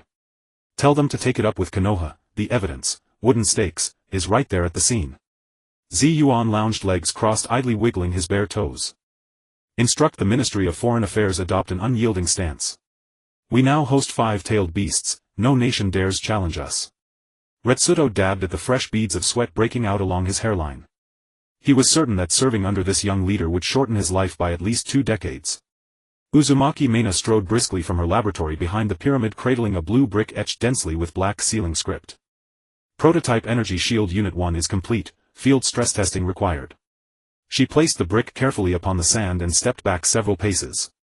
Yuan sprang from his seat and drew a kunai from his waistband. I shall test it myself. Channeling chakra, his eyes flared, 3 black tomo spinning rapidly within his irises, as crackling indigo lightning coalesced instantly around the kunai's blade. A blinding bolt of lightning erupted from the weapon, streaking straight toward the brick. A deafening explosion reverberated across the site, hurling a colossal plume of dust into the sky. When the haze cleared, the sealed brick rested intact upon the sand, unscathed without so much as a hairline fracture. Magnificent. Yuan slapped his thighs in exhilaration, circling Meina in unrestrained delight. Begin mass production. Every exterior wall in the village shall be clad in these bricks. Such an utterly extreme defensive mandate left Retsuto trembling so violently he nearly collapsed where he stood. The sheer scale of labor demanded would exhaust every able-bodied worker to death upon the scaffolds. Yet Yuan never dwelled on such logistical hardships, he existed solely to envision greatness. The Sunagakure villagers erupted into thunderous ecstatic cheers. They had never dwelled in such sturdy homes, and had never eaten so fully nor drunk so freely as they did each day. Now should Yuan point to the moon and declare it a flatbread, they would unquestioningly erect a ladder and take a bite. The entire village had plunged into a fervent, delirious state of blind devotion. The great pharaoh was absolute, only through unwavering loyalty could peace of heart be attained. 20 days have passed since the envoy set out for Konoha. The group trudged through the desolate desert of the land of wind, the scorching air distorting their vision. They had been walking for less than half a day. Senju Hashirama crossed the last towering sand dune, his heavy boots leaving deep impressions in the sand. Hashirama unbuckled his water flask from his waist and tilted his neck back, pouring warm water down his throat with a few droplets splashing onto his chest. Uchiha Madara, clad in a gray-brown windbreaker, stood with his arms crossed, exuding an air of aloofness that seemed to ward off strangers. Senju Tobirama followed closely behind, holding a heavy notebook, the tip of his pen rapidly scribbling down the extremely dry meteorological data around them. Behind the 3 of them trailed a vast convoy. Dozens of heavy carts loaded with timber and iron ore lumbered slowly across the sandy ground, the draft horses exhaling puffs of coarse breath. What drew even more attention were the specially designed large carts in the middle of the convoy. Inside sat exactly 24 young women of various appearances. 10 members of the Senju clan were clad in practical attire. 3 Uchiha girls bore cold expressions, their eyes sharp with vigilance. 4 red-haired girls from the Uzumaki clan huddled together, whispering. In a corner sat a Hyuga branch clan girl with white eyes. Each of the Nara, Kimichi and Yamanaka clans contributed 2 girls, along with 1 representative each from the Sarutobi, Aburame, Inazuka and Kurama clans. These 24 young women, each possessing advanced bloodlines, represented the highest marriage proposal from Konoha. Hashirama casually wiped the water stains from his mouth with his sleeve and then lifted his head, his gaze surpassing the final layer of heat waves that obscured his view. Suddenly his pupils constricted sharply. In the center of the basin ahead, a magnificent giant city appeared. Under the pouring sunlight, a pure golden spire 100 meters high pierced the sky, dazzling light burning into the eyes. Next to the pyramid stood a giant sun tree reaching 100 meters tall, its trunk so thick that dozens of people would be needed to embrace it. Its lush canopy resembled a colossal umbrella casting a wide shadow. Moreover, the ground below was no longer loose sand but a wide smooth blue stone commercial road intricately weaving between the 2 miraculous structures. Numerous merchant caravans pushed carts loaded with goods, jostling for space on the commercial road. Clear lakes reflected countless sparkling points of light under the sun. Inside the city, abundant water flowed through artificially dug ditches, gushing past every row of new tidy 2-story houses. Numerous green trees were artfully placed along the streets, swaying gently in the breeze. Hashirama's mouth fell open in astonishment, his jaw nearly dislocating, and the water flask in his hand clattered to the ground. Madara's breathing halted, his tense body began to tremble slightly and his Sharingan whirled frantically in its socket attempting to detect traces of genjutsu. Tobirama's charcoal pencil snapped with a crack. This earth-shattering feat of infrastructure shattered all common knowledge of the ninja world. Looking into the village, the tailed beasts were not imprisoned but instead occupied their own makeshift territories. The enormous figure of Shikaku hung upside down on the highest branches of the giant sun tree, folding its colorful wings and dozing off. King Mu stood at the edge of the vast lake, drinking deeply from the sweet lake water, steam billowing from his nostrils. Sun Wukong sat cross-legged on a mound of dirt and stone, clutching a giant banana. The convoy carrying such profound shock slowly entered the central square of Sunagakure along the blue stone road. At the same moment the sound of hooves and cart axles echoed from the wide avenue at the opposite end of the square. A luxurious convoy adorned with the exclusive flag of the feudal lord of the Land of Wind was entering the square from the opposite direction.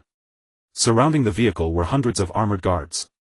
In the center a lavish soft carriage swayed faintly, revealing the graceful figure of a princess seated within. Two massive wedding processions collided at the center square of this miraculous city. Everyone halted in their tracks. Hashirama stared at the guards of the feudal lord. The guards too tightened their grips on their long spears with wary expressions. At that moment the scene was engulfed in a tense standoff. Suddenly a piercing sonic boom erupted overhead. Yuan stepped on a flying carpet made of iron sand, plunging down vertically from the top of the 100-meter pyramid. The wind whipped Yuan's flamboyant floral shirt, causing it to flutter noisily. The ancient block necklace around his neck clashed against his chest. The iron sand carpet came to a sudden halt 3 feet above the ground, stirring up a gentle gust. Yuan landed steadily on the ground, standing straight with his short legs pushing up the exaggerated sunglasses on his nose with 2 chubby fingers. "What are you all standing around for?" Yuan grabbed a large iron megaphone and cranked it up to maximum volume. "Today is the day of great joy for this pharaoh. Who dares to let it be dull? Tomorrow they will dig sand in the desert." Lai Tu rushed over from the back street, panting heavily while clutching a pile of long scrolls, sweat dripping from his forehead. Yuan completely ignored the exhausted first wind shadow, swaggering over to the array of carriages holding the 24 Konoha women. His large eyes scanned across the diverse styles of the girls. "Tisk tisk, Konoha indeed gets things done right," Yuan nodded while counting with his fingers. "The 10 senju are certainly strong and suitable for guiding planting in the newly cultivated fields. The 3 Uchiha have exceptional eyesight, they should be assigned to the Sun Tree Tower for all-weather surveillance. The Aburame clan can raise bees and the Inazuka clan can train sand sheep on the ranch." This unabashed allocation of labor was clearly heard by everyone present. Madara's expression darkened instantly and he stepped forward 2 paces, his chakra quietly boiling. "Kid, these are our carefully selected Uchiha clan members. What do you take them for?" Yuan dug in his ears and casually flicked away a lump of earwax. "Coming to my territory means obeying my arrangement, Pharaoh." Yuan lifted his head, staring unflinchingly at Madara. "Moreover, letting them shine in their areas of expertise is far better than throwing shuriken at each other every day in your village." Yuan then ignored Madara, turning around and striding towards the luxurious soft carriage of the princess. He swept aside the sheer curtain that obstructed his view. The princess was dressed in an elaborate and resplendent bridal gown, her hands nervously twisting together. Yuan naturally took the princess' delicate hand, guiding her down from the carriage and leading her to the high platform in the center of the square. "Ladies and gentlemen." Yuan raised their joined hands high. "Today the princess has arrived and Konoha's allies have also brought dozens of high-quality partners. Today we celebrate a double blessing. Now immediately serve me wine and meat, let's have a grand feast in this square and let the whole village rejoice." In the next moment thunderous cheers erupted from the streets in every direction. The villagers of Sunagakure surged into the square like a tide. Hundreds of long wooden tables were assembled in just a few minutes. Large pieces of roasted sand beast meat dripping with oil were served on the tables and whole jars of strong liquor were violently smashed open. The banquet directly entered the most frenzied rhythm. Hashirama sat cross-legged at a large table watching the lively scene and was so moved that he kept wiping away tears with the back of his hand. "Peace, this is the perfect embodiment of peace across clans. Madara, you see I was right." Tobirama held a bowl of clear water, his brow furrowed tightly, his gaze fixed on the constantly operating water wheel machinery, his mind racing to analyze the mysteries of the underground water veins of the Land of Wind. The banquet scene was chaotic with revelry. 2 chubby girls from the Akimichi clan sat at the table, their hands moving like shadows as they stuffed grilled meat into their mouths. Shikaku approached with heavy steps. The large tanuki extended its chubby paw, attempting to grab a huge leg of meat from the Akimichi girl's plate. "No stealing food." The Akimichi girl's right arm morphed into an elongated form, slapping Shikaku on the forehead. With a sharp crack, Shikaku spun around in place. The great tanuki furious opened its mouth wide preparing to gather wind-release chakra. The Akimichi girl directly dumped a whole basin of scalding hot soup onto Shikaku's head. The two of them, one person and one beast, wrestled and rolled in a corner of the square, kicking up clouds of dust. Meanwhile the Hyuga branch girl quietly ate away, visibly stacking empty bowls. Yuan approached Uchiha Madara with a pair of wooden cups the size of sea bowls, a mischievous grin on his face. "Here. Big brother. Down this cup, let's toast to the great endeavor of our two clans merging their bloodlines." Madara fixed his gaze on the cup shoved in front of him, his eye muscles twitching. But thousands of eyes around them were fixed on this scene. Even Hashirama was raising his liquor bottle nearby, loudly cheering. Madara gritted his teeth, snatched the wooden cup and tilted his head back, downing the strong liquor in one go, the fiery liquid stinging his eyes. Yuan burst into hearty laughter, patting Madara's back, his wind-blown coat fluttering. He then turned and ran back to the side of the princess. The princess seemed uncomfortable facing such a wild and rough scene, her entire figure shrinking in the chair like a quail. Yuan directly tore off a massive poultry leg dripping with golden grease and shoved it into the prince's hands. "Don't be shy here, there are no strict rules, eat to your heart's content, just enjoy yourself." The first rays of the morning sun illuminated the golden sands of the desert. The massive doors of the bedchamber atop the pyramid were pushed open from within, emitting a low creaking sound. Yuan stepped onto the cool floor tiles with bare feet, rubbing her sleepy eyes with her chubby hands and letting out a long yawn. Inside the spacious room behind her, 23 beds with silk quilts were scattered about, revealing pairs of snow-white feet beneath the covers with strands of hair in various colors, red, black, gold and silver, peeking out. The two gluttonous girls from the Chodao family were not there. If they had gone to the newly opened barbecue shop at the village entrance last night and hadn't returned yet. Yuan grabbed the floral shirt hanging by the door and threw it on haphazardly, buttoning it all wrong, the Millennium Puzzle dangling on her chest. She walked barefoot down the spiral staircase. At the corner of the stairs, Lido came toward her carrying a heavy ledger, his face filled with exhaustion. "Pharaoh, news from Konoha says that Senju Hashirama has agreed to help us build the trade route." Lido opened the ledger and pointed at the dense numbers. "Budget and timeline: 3 months, requiring 80% of the village's labor force." Yuan snatched the ledger without even glancing at it and threw it out the window. 3 months. What a joke. Yuan lifted her chin and looked down at Lido through her nostrils. "This pharaoh will handle it personally, and with that wooden-head Hashirama, well, get it done in 3 days. Lido was stunned by this astonishing claim. But from Sunagakure to the Konoha border it's at least 500 kilometers. How could that possibly? Oh, shut up. Go prepare breakfast. Yuan waved her hand, cutting off Lido's doubts. "I want a 10-person portion of omelets, 3 pounds of grilled meat and 5 bowls of thick soup. I have a big job ahead and I need strength." Lido held his forehead and shuffled toward the kitchen with unsteady steps. Yuan hummed an off-key tune as she rode a floating sand platform through the huge arch at the base of the pyramid and arrived at the central square. By now the sky was fully light. Uzumaki Mingsai, wearing a white research robe, stood before a massive sand table holding a charcoal pencil and drawing complex ceiling formations on parchment. Her red hair fluttered wildly in the morning breeze. Hearing footsteps, Minkai looked up, her cool eyes sweeping over and landing on Yuan. "I've already calculated the road construction plan. If we follow conventional methods it will take at least." "No need for conventional methods." Yuan walked to the sand table, casually fiddled with it a few times and pushed the neatly arranged sand piles into a mess.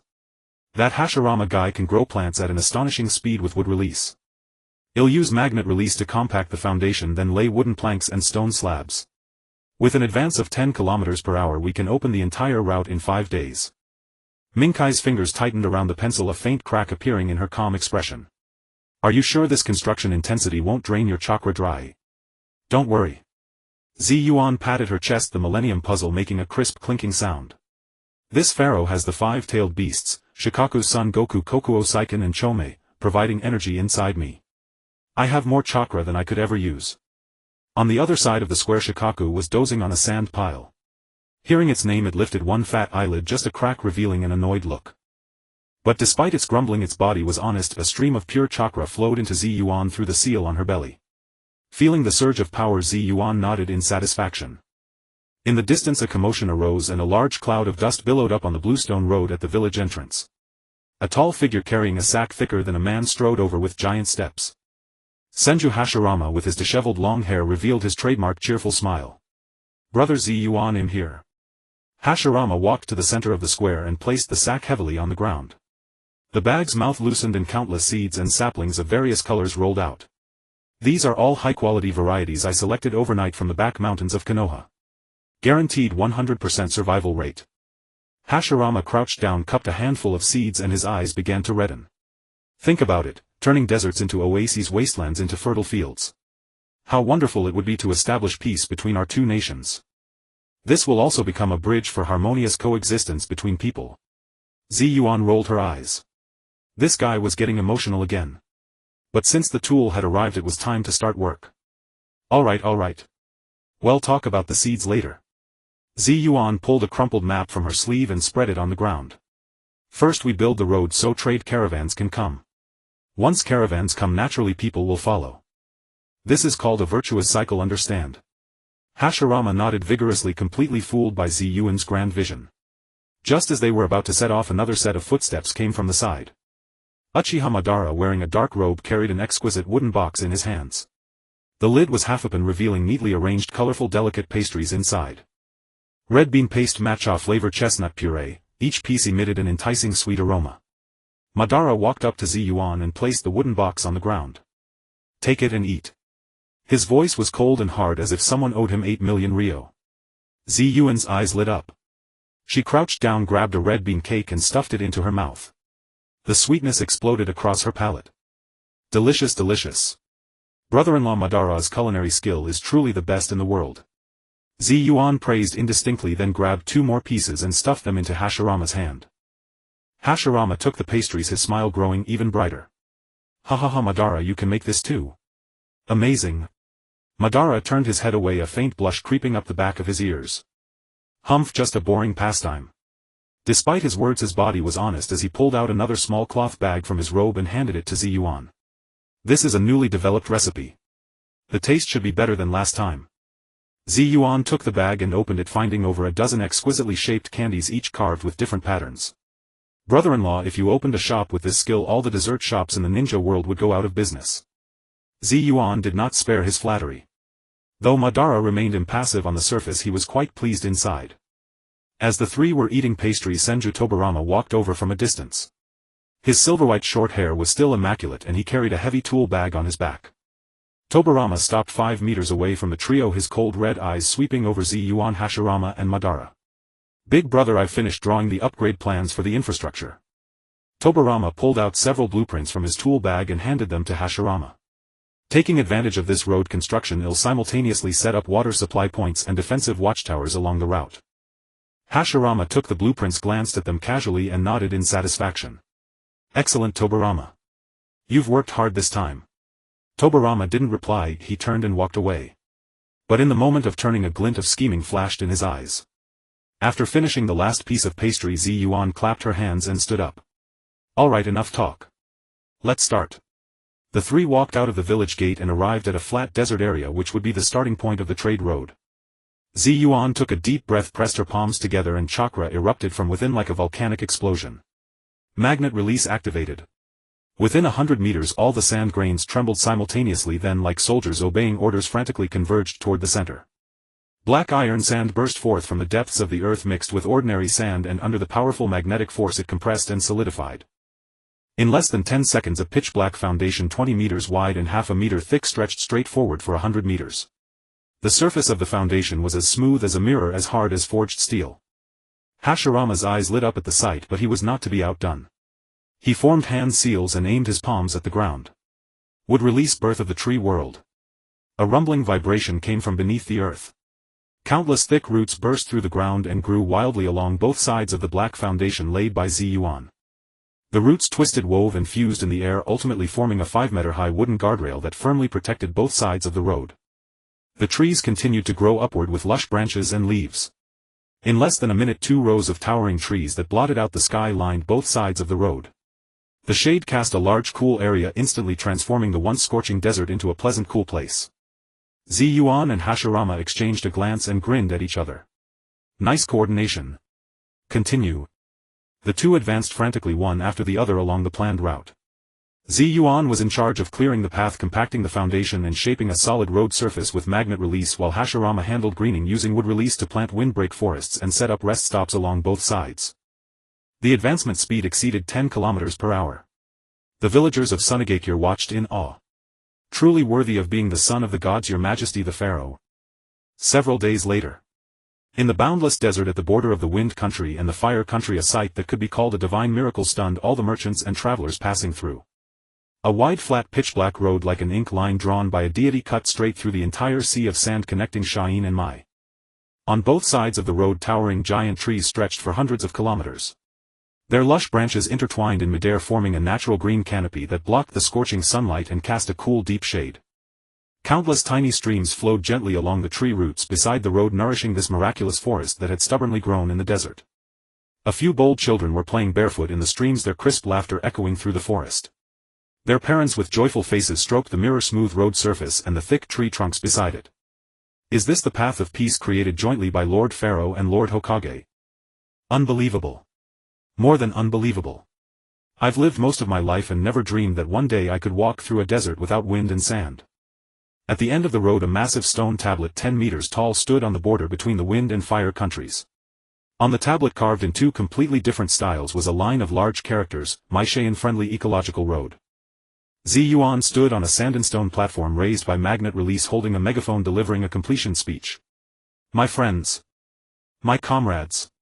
Today we stand here not to celebrate the birth of a road but to witness the dawn of a new era. This road will carry our friendship, our trade, our future. It will tell everyone in the shinobi world that cooperation is far more powerful than confrontation. Below the stage, Qianshou Zhujian was already crying profusely, constantly wiping his unstoppable tears with his wide sleeves. So magnificent. Brother Yuan's vision is truly magnificent. To have the fortune to build this path of peace together with Brother Yuan is the greatest happiness of my life. Beside the stone tablet, Yukiha-ban stood with his arms crossed, eyes closed in meditation, but the slight upward curl of his lips betrayed a flicker of emotion within. Qianshou Feijian on the other hand held a small notebook, continuously recording various data about the road, from the hardness of the surface to the chakra reactions of the trees on both sides, though his eyes occasionally revealed admiration. After the speech, Yuan leaped down from the platform and ran to the stone tablet. Come, Uncle Zhujian, stop crying. Get over here and do the real work. Zhujian wiped his tears and quickly walked to the stone tablet. Yuan extended his chubby little hand and pressed it against the tablet. Golden sand gushed from his palm, instantly condensing into a shimmering handprint. Seeing this, Zhujian followed suit, pressing his palm beside it. With wood release activated, a lifelike handprint made of dense vines materialized. The two handprints stood side by side, one symbolizing the tenacity of the desert, the other the vitality of the forest. The ceremony completed, Yuan dusted off his hands, plopped down on the ground and pulled out the matcha daifuku that Ban had made that morning, shoving it into his mouth. Zhujian also sat cross-legged on the ground, eating the three-color cake made by Ban, looking at the masterpiece before him with a satisfied expression. Yuan, chewing the daifuku, began to speak indistinctly. Uncle Zhujian, look, with the two of us working together we can make such a big difference in just a few days. What if we called over the leaders of the other villages and discussed infrastructure together? Wouldn't that instantly connect the entire shinobi world with high-speed rail? High-speed rail? Zhujian was taken aback. It's a faster, more powerful road. Yuan casually made it up. Hearing this, Zhujian's eyes instantly lit up and he slapped his thigh. That's right. Why didn't I think of that? If we could unite the power of the 5 great nations to work together for peace, then there would be no more war in the shinobi world. The more he thought, the more excited he became, on the verge of bursting into tears again. Yuan quickly interrupted him. All right, don't just think. This needs to be done by someone. If only the two of us send invitations, they might not give us face. His eyes darted around and landed on Ban and Feijian not far away. So I've decided. Yuan stood up like a grand marshal commanding the realm and began to deploy his troops. The 4 of us will go separately to invite them. He first pointed at Yukiha-ban. Brother-in-law Ban, you go to the water country. Those guys in Kirigakure are all gloomy and weird. It takes someone with your strong aura to keep them in line. You don't need to say anything. Just stand there and they'll obediently come to the meeting. Ban slowly opened his eyes, the corner of his mouth curling into a cold, proud arc, which was taken as his tacit acceptance of the task. Yuan then pointed at Zhujian. Uncle Zhujian, you go to the earth country. That old man in Iwagakure is stubborn and tough. You go use your specialty, reason with him, move him with love. Zhujian nodded heavily with a sacred expression of, I guarantee to complete the mission. Finally Yuan walked up to Feijian and patted his thigh. As for me, I'll reluctantly go with you second in command to the lightning country. Feijian frowned, his icy eyes full of resistance. Those muscleheads in Kumogakure have lightning in their brains and the hottest tempers. Well, have to play the good cop bad cop routine. You'll be responsible for rambling nonsense to them, and you'll be responsible for releasing cold air on the side to cool them down. Yuan gave Feijian no chance to refuse, directly making the decision. Alright, to improve efficiency for this operation I'll only bring one person. Oh no, one beast. He snapped his fingers and in midair a plume of steam rose and the massive yet agile figure of the Five-Tails Muwang instantly appeared. This guy runs fast. It only consumes 1 ton of water per 100 kilometers, energy efficient and environmentally friendly, perfect for long-distance raids. Feijian looked at the legendary tailed beast, then at the little brat spouting nonsense before him. He felt his worldview, and the admiration that had just arisen, crumble into nothingness. In the end he let out a sigh, reluctantly accepting this absurd mission. Alright, task assignment is complete. Yuan clapped his hands and announced the final decision. 5 days. I'll only give you 5 days. 5 days later, whether or not you've managed to invite anyone, you must return to Shain village and gather under the big Daong tree at my doorstep. Anyone who is late will be punished by giving the 5-tailed beasts a bath for a month. With that he said no more and jumped onto Muwang's back. Muwang let out a low neigh. From its 4 hooves boiling steam erupted and it transformed into a white phantom heading toward the lightning country at breakneck speed, leaving a trail of dust. In its place only 3 men were left, each with a distinct style, yet all swept into the torrent of this era. Zhujian hoisted his sack of saplings onto his shoulder and strode toward the earth country with big steps. Ban gave a cold snort and his figure turned into a black shadow, disappearing over the sea surface toward the water country. Only Feijian remained. He silently put away his notebook, took one look at this green avenue leading to the future, and with a flicker vanished as well. Within the land of lightning, towering mountain ranges stretched endlessly, their jagged peaks piercing through the clouds, far more perilous than the flat sand seas of the wind country. After half a day's dash, the Five-Tails Muwang displayed astonishing speed, transforming into a white phantom that leaped and threaded between steep cliffs, each landing releasing clouds of boiling steam, the scorching heat blackening the surrounding rocks. Yuan lay sprawled across Muwang's broad head, a blade of grass he had plucked from somewhere dangling from his lips, hands pillowed behind his head as he leisurely swung his short legs. Not far below him Senju Tobarama maintained a steady pace, his figure flickering between rocks and trees. His silver-white hair left afterimages in his high-speed movement, while his cold crimson eyes remained at the highest level of vigilance, scanning the surroundings like a precision-operated instrument. Hey Deputy Commander, aren't you tired? Yuan's voice drifted down with the wind, carrying a lazy, teasing tone. Keeping that deathly serious face for half a day, aren't your muscles stiff? Come up and sit, better view great scenery and no need to run yourself. Tobarama neither looked up nor responded, only quickening his pace. He had no desire for unnecessary exchanges with this boy whose mind was filled with wild, deranged ideas. Just then Yuan abruptly sat up on Muwang's head, letting go of the grass blade so the wind carried it away. He narrowed his azure eyes, gazing toward the horizon 100 li away. The next moment his 3-demo Sharingan slowly rotated, instantly pulling the distant scene into focus. On the horizon a dense mass of human figures gathered like a swarm of ants, while banners emblazoned with the character Thunder flapped loudly in the wind. Hundreds of towering dark-skinned cloud ninjas had already formed ranks, their bodies exuding a dense, palpable killing intent without any attempt to conceal it. That violent aura, mingled with lightning-released chakra, even stirred the clouds above, causing them to churn with faint flashes of lightning. Oh ho! They already know. Far from feeling tense, Yuan excitedly patted Muwang's horn and pointed at Tobarama. Look at this reception. So much grander than those stingy bastards in Konoha. Courtesy demands reciprocity. Since they've sent such a grand gift, we ought to reciprocate too. Tobarama paused his movement, alighting on a giant tree branch, and looked up at Yuan with a foreboding feeling stirring in his heart. What are you planning? Don't do anything reckless. This is the land of lightning. Relax, I never do reckless things. I'm the most measured person. Yuan grinned, revealing a row of white teeth, but that innocent, guileless smile sent a chill down Tobarama's spine. I just want to say hello to them. As the words fell, Yuan abruptly stood up, spread his arms and let out a powerful shout toward the sky. Ikashu. He ripped open the flowery shirt over his belly, revealing the pitch-black seal shaped like a box. With his plump hand he pressed hard on the seal, then yanked it outward. Pleasure chest spatial expansion. The black seal instantly transformed into a spinning pitch-black vortex from which an indescribable sucking force emanated. Then an unbelievable scene unfolded. Endless sand and earth like a bursting dam erupted madly from the small vortex, gathering into a yellow sand cloud that blotted out the sky. Muwang, lend me some of your strength. Muwang let out a low roar, pouring its vast chakra without reservation into Yuan's body.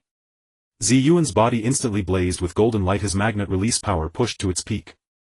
The iron, sand and metal veins within the surrounding mountains drawn by the powerful magnetic force burst out of the earth one after another, turning into black torrents that surged into the sky and merged into the massive sand cloud. Take shape. Yuan pressed his palms together, his three-demo eyes spinning wildly. Boom. The sky changed color, the wind and clouds convulsed. The once clear heavens were swiftly covered by thick thunderstorm clouds. Countless massive purple lightning bolts danced wildly within the clouds, roaring deafeningly. The airborne sand and iron sand converged, compressed and molded frantically within the storm clouds. A colossal silhouette too immense for words began to materialize, looming in and out of sight. First came a vermilion dragon body winding like a mountain range. Then a ferocious, domineering twin-headed dragon head seemingly able to devour the sun and moon. And finally the enormous dragon wings that blotted out the heavens. Roar.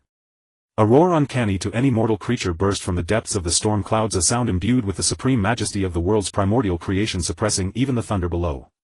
Thick purple lightning bolts crackled like frenzied silver serpents around the behemoth's body, yet failed to even dent a single scale. 10 seconds. Just 10 seconds. A terrifying dragon over 10,000 meters long with a dark crimson body, a slender neck, two ferocious mouths and a snake-like form coiled within the storm clouds descended upon the world. Legendary, Slifer the Sky Dragon. This deity from another world projected its presence onto the skies of this ninja realm, crushing all beneath its dominion. The sky dragon slowly lowered its colossal head, its cold golden vertical pupils gazing down upon the ant-like masses below. Before this 10th Transmigrated Titan, Yuan's Mu Wang was as insignificant as a speck of dust. And they stood atop the highest head of the sky dragon, radiating the supreme authority of one who rules the world, overlooking the land below now steeped in utter silence.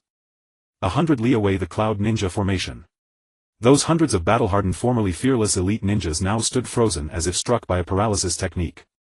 The blades in their hands trembled, the muscles on their faces twitched, and their eyes held only a blankness filled with immense terror. That. What is that? A young cloud ninja's voice shook uncontrollably and his long sword clattered to the ground. No one could answer him. At the front of the formation, a man over 2 meters tall with muscles knotted like rock was wrapped in crackling blue lightning. The first Raikage A and his partner B. These two, once renowned across the ninja world for their brutality and power, now wore expressions of shock on their arrogantly defiant faces. Beside him stood two figures, one gripping a giant banana leaf fan, the other with a dazzling diamond rope around his waist. Kinkaku and Ginkaku. The brothers who had once consumed the flesh of the Nine Tails. Their faces were now filled with gravity. They could feel from the dragon a pressure far more terrifying and ancient than that of the Nine Tails. All hands. Battle formation. The first Raikage bellowed, snapping his stunned subordinates back to reality. Activate the highest level defensive barrier. Prepare to engage. Violent lightning release chakra erupted skyward. Hundreds of cloud ninjas forced down their fear and began forming hand seals. On a tree branch, Senju Tobarama, head tilted back, stared blankly at the indescribable colossus in the sky. His brain, usually comparable to the most precise computer, had completely short-circuited. What? What kind of jutsu is this? No, this isn't a jutsu. It's beyond the scope of ninjutsu. 10,000 meters. Such an enormous chakra construct. How could he possibly achieve this? The rationality he had always prided himself on shattered into fragments before this spectacle that resembled divine punishment. Just as the tension peaked and battle seemed imminent, a languid, cynically playful voice rolled down from the heights of the heavens. Hey! Friends down there, how are you? The voice, amplified by the sky dragon's resonance, reached every ear below. Yuan stood atop the dragon's head, having formed a huge megaphone from iron sand, and waved energetically downward, his face beaming with an incomparably bright smile. No need to be tense, we're all civilized people here. No need to go around killing and fighting. I came here this time with no other intention. Just wanted to invite your boss over for a cup of tea and a chat, have a little tea party, discuss the future. On the head of the 10th Transmigrated Sky Dragon, Yuan's invitation broadcasted through the irons and megaphone echoed through the valley where thunder and deathly silence intertwined like a divine decree. The cloud-hidden formation below, however, received no response. The first Raikage AI, his body like an iron tower, trembled slightly. Yet it was not from fear but from the extreme rage of being belittled. Chat. Ace teeth ground audibly, every word squeezed out between his clenched jaws. In our cloud-hidden territory you make an entrance like this and then invite us for tea. He jerked his head up, his eyes filled with raging lightning locking onto the tiny figure atop the dragon's head. Kid, are you looking down on the land of lightning? Boom. Before his words faded, the first Reikich's body erupted with blinding blue lightning. Lightning release chakra mode maximum output. Raging lightning enveloped his entire body, his hair standing on end, muscles bulging to the extreme, transforming him into a pure ball of lightning as the ground beneath his feet instantly shattered. The next instant he vanished. No movement trajectory, no sound, not even a stir of wind. As if teleporting, he appeared directly before the Sky Dragon's massive jaw, his fist larger than a sandbag wrapped in tearing lightning savagely hurled toward Ziyuan's position. Lightning release lightning hot blade. Meanwhile the brothers Gold Horn and Silver Horn exchanged glances, seeing the same madness in each other's eyes. Use the Nine Tails power, take him down, slaughter this monster, and we can become the next Reikage. Big brother, let's do it. They both roared, ominous red chakra surging from their bodies with a ferocious fox apparition emerging behind them. In an instant, two nine-tailed demon foxes, each 100 meters tall and ablaze with violent chakra, appeared on the battlefield, roaring as they charged toward the Sky Dragon. Father. The young A and B without any hesitation also activated their lightning release chakra mode, transforming into two slightly smaller blue lightning bolts closely following the first Reikage. The remaining hundreds of cloud-hidden ninjas simultaneously began forming hand seals. Lightning release false darkness. Lightning release earth run. Hundreds of lightning spears and countless lightning nets rained down from all directions, covering the Sky Dragon's enormous body. A sudden yet fiercely intense siege erupted in the blink of an eye. Sai, why won't you listen? On the Sky Dragon's head, Ziyuan watched the incoming lightning fist packed with terrifying energy, sighed dramatically and wore a heartbroken expression. It seems only physical reasoning can calm you down. He extended a chubby little finger and gently pointed downward. Sky Dragon, bite him. The Sky Dragon coiled in the clouds, its vertical pupils within its eye sockets, its ferocious dragon head with a speed completely incongruous with its massive size and too fast for the naked eye to catch, suddenly lowered. Its enormous maw, larger than a valley, snapped open. The first Reikage's lightning hot blade was less than 10 meters from Ziyuan. Yet those 10 meters became an insurmountable chasm. He watched helplessly as he and the surrounding space of hundreds of meters were engulfed by the massive shadow. Crunch. A crisp ear-splitting sound that sent shivers down the spine. One of the Sky Dragon's mouths closed shut. And the first Reikage's figure, along with his full-powered strike capable of splitting mountains, vanished between those mountain-like interlocking fangs. Immediately after, the Sky Dragon's enormous tail like a divine whip casually lashed backward. A nine-tailed avatar that was charging forward with a roar like a swatted fly didn't even have time to scream before being knocked flying, crashing into a distant mountain peak and collapsing at its fate unknown. The other nine-tailed avatar, upon seeing this, instead of retreating, became even more frenzied. It opened its massive mouth and a highly condensed tailed beast ball exuding an aura of destruction began to rapidly take shape. Meanwhile, the hundreds of lightning release techniques all struck the Sky Dragon's body at that moment. A chaotic crackling sound erupted. Countless electrical sparks exploded on the Sky Dragon's crimson scales, but quickly healed and restored again. As if they were nothing more than insignificant fireworks. TSK tisk, too much aggression, not good for peace. Ziyuan shook his head once again, lifted his floral shirt and pressed his small hand on the black box sealing mark on his abdomen. It seems I need to find you some playmates of the same level. Box of bliss open. Goo, come out and serve. Hum. The black vortex reappeared. That headless, faceless black monster with a giant maw on its belly carrying a nauseating evil aura roared as it surged out of the seal, directly meeting the tailed beast ball that was about to be fired. Boom. A violent explosion occurred in midair and Gus' figure was blown to pieces, but the next second those dark fragments quickly reassembled completely unharmed. Meanwhile, Ziyuan's hands quickly formed hand seals. Summoning technique. Poof. Poof. Poof. 3 huge clouds of white smoke simultaneously burst open above the battlefield. A giant raccoon swinging its large sand claws with a displeased expression. A cat demon, its body blazing with blue demonic flames, elegant and proud with heterochromatic eyes. A dark red giant ape, its body exuding scorching heat, as massive as a mountain. Shikaku, Matatabi and Son Goku, 3 true-tailed beasts, were forcibly summoned here by Ziyuan through his summoning technique. Fighting again. So annoying. Shikaku immediately began complaining loudly upon appearing. Matatabi, on the other hand, elegantly licked its paw, glancing at the cloud-hidden ninjas below with disdain flashing in its eyes. Son Goku was the most direct. Seeing the nine-tailed avatar confronting Goo, he didn't say a word and immediately launched a lava-style Huagua mountain, slamming it fiercely. The scene in that instant completely spiraled out of control. 4 true-tailed beasts plus an immortal monster faced off against hundreds of cloud-hidden ninjas and a half-crippled nine-tailed avatar. An unprecedented godlike super melee erupted without warning in the heart of the land of lightning. On a distant mountain peak Senju Tobarama tightened his grip on his kunai. He saw more cloud-hidden ninjas rushing in from all directions to support, many of them powerful elites. He knew he could no longer stand idly by. With a flash of his figure Tobarama joined the fray, but his goal was to prevent both sides from causing greater casualties.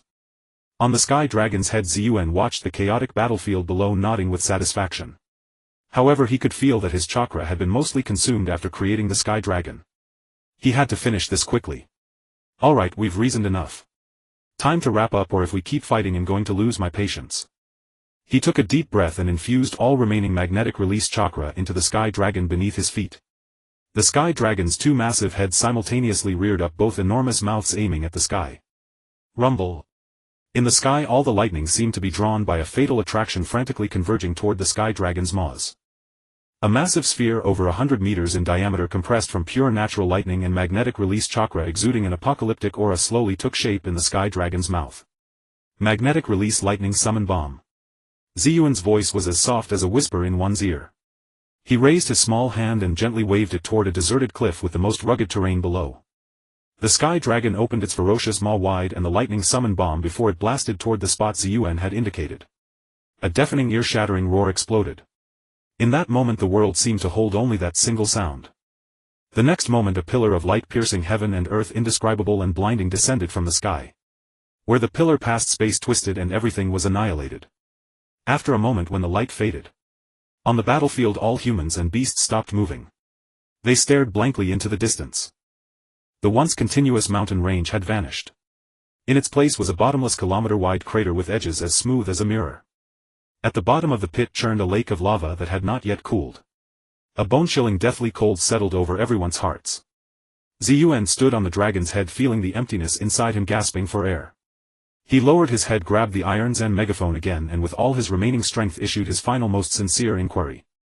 Now, can we sit down and have a nice cup of tea?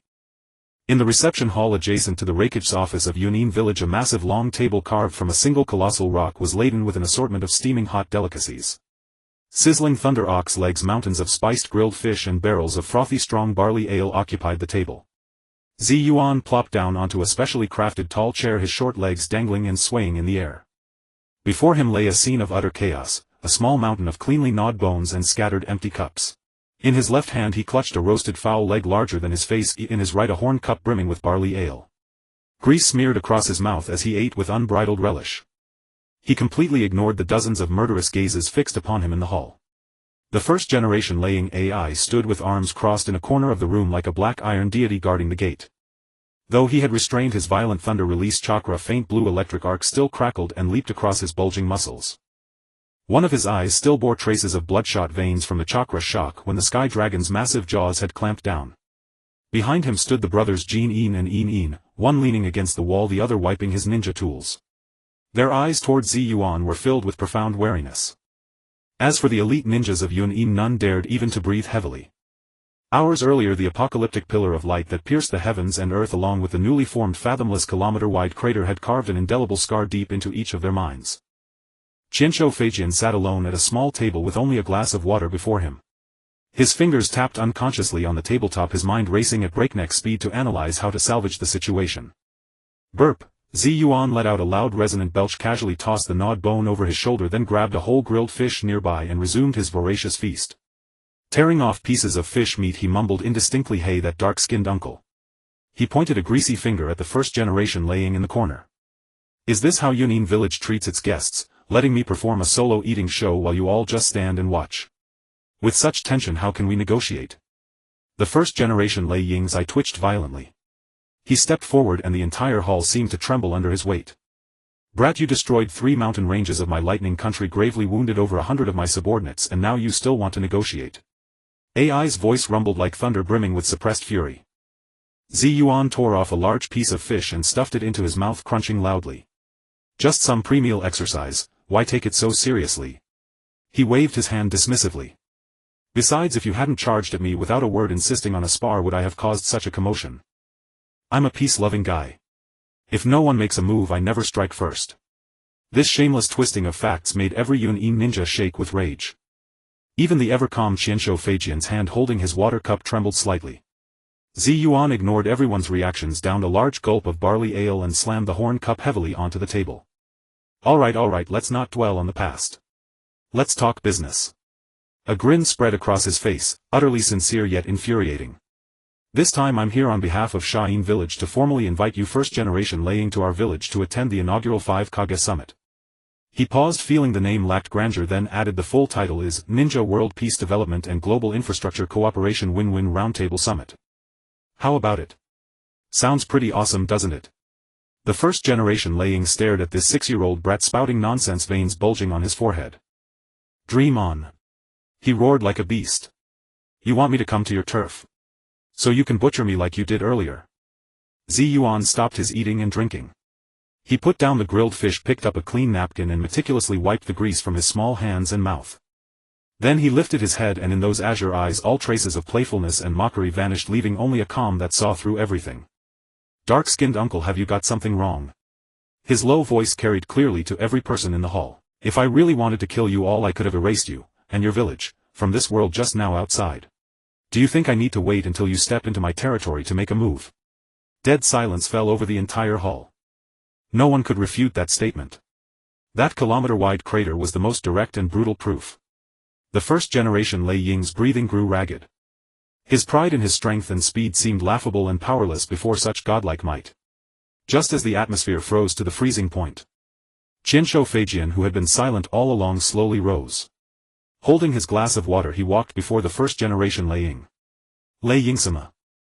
Feijian's voice was as cold as ever, devoid of emotion.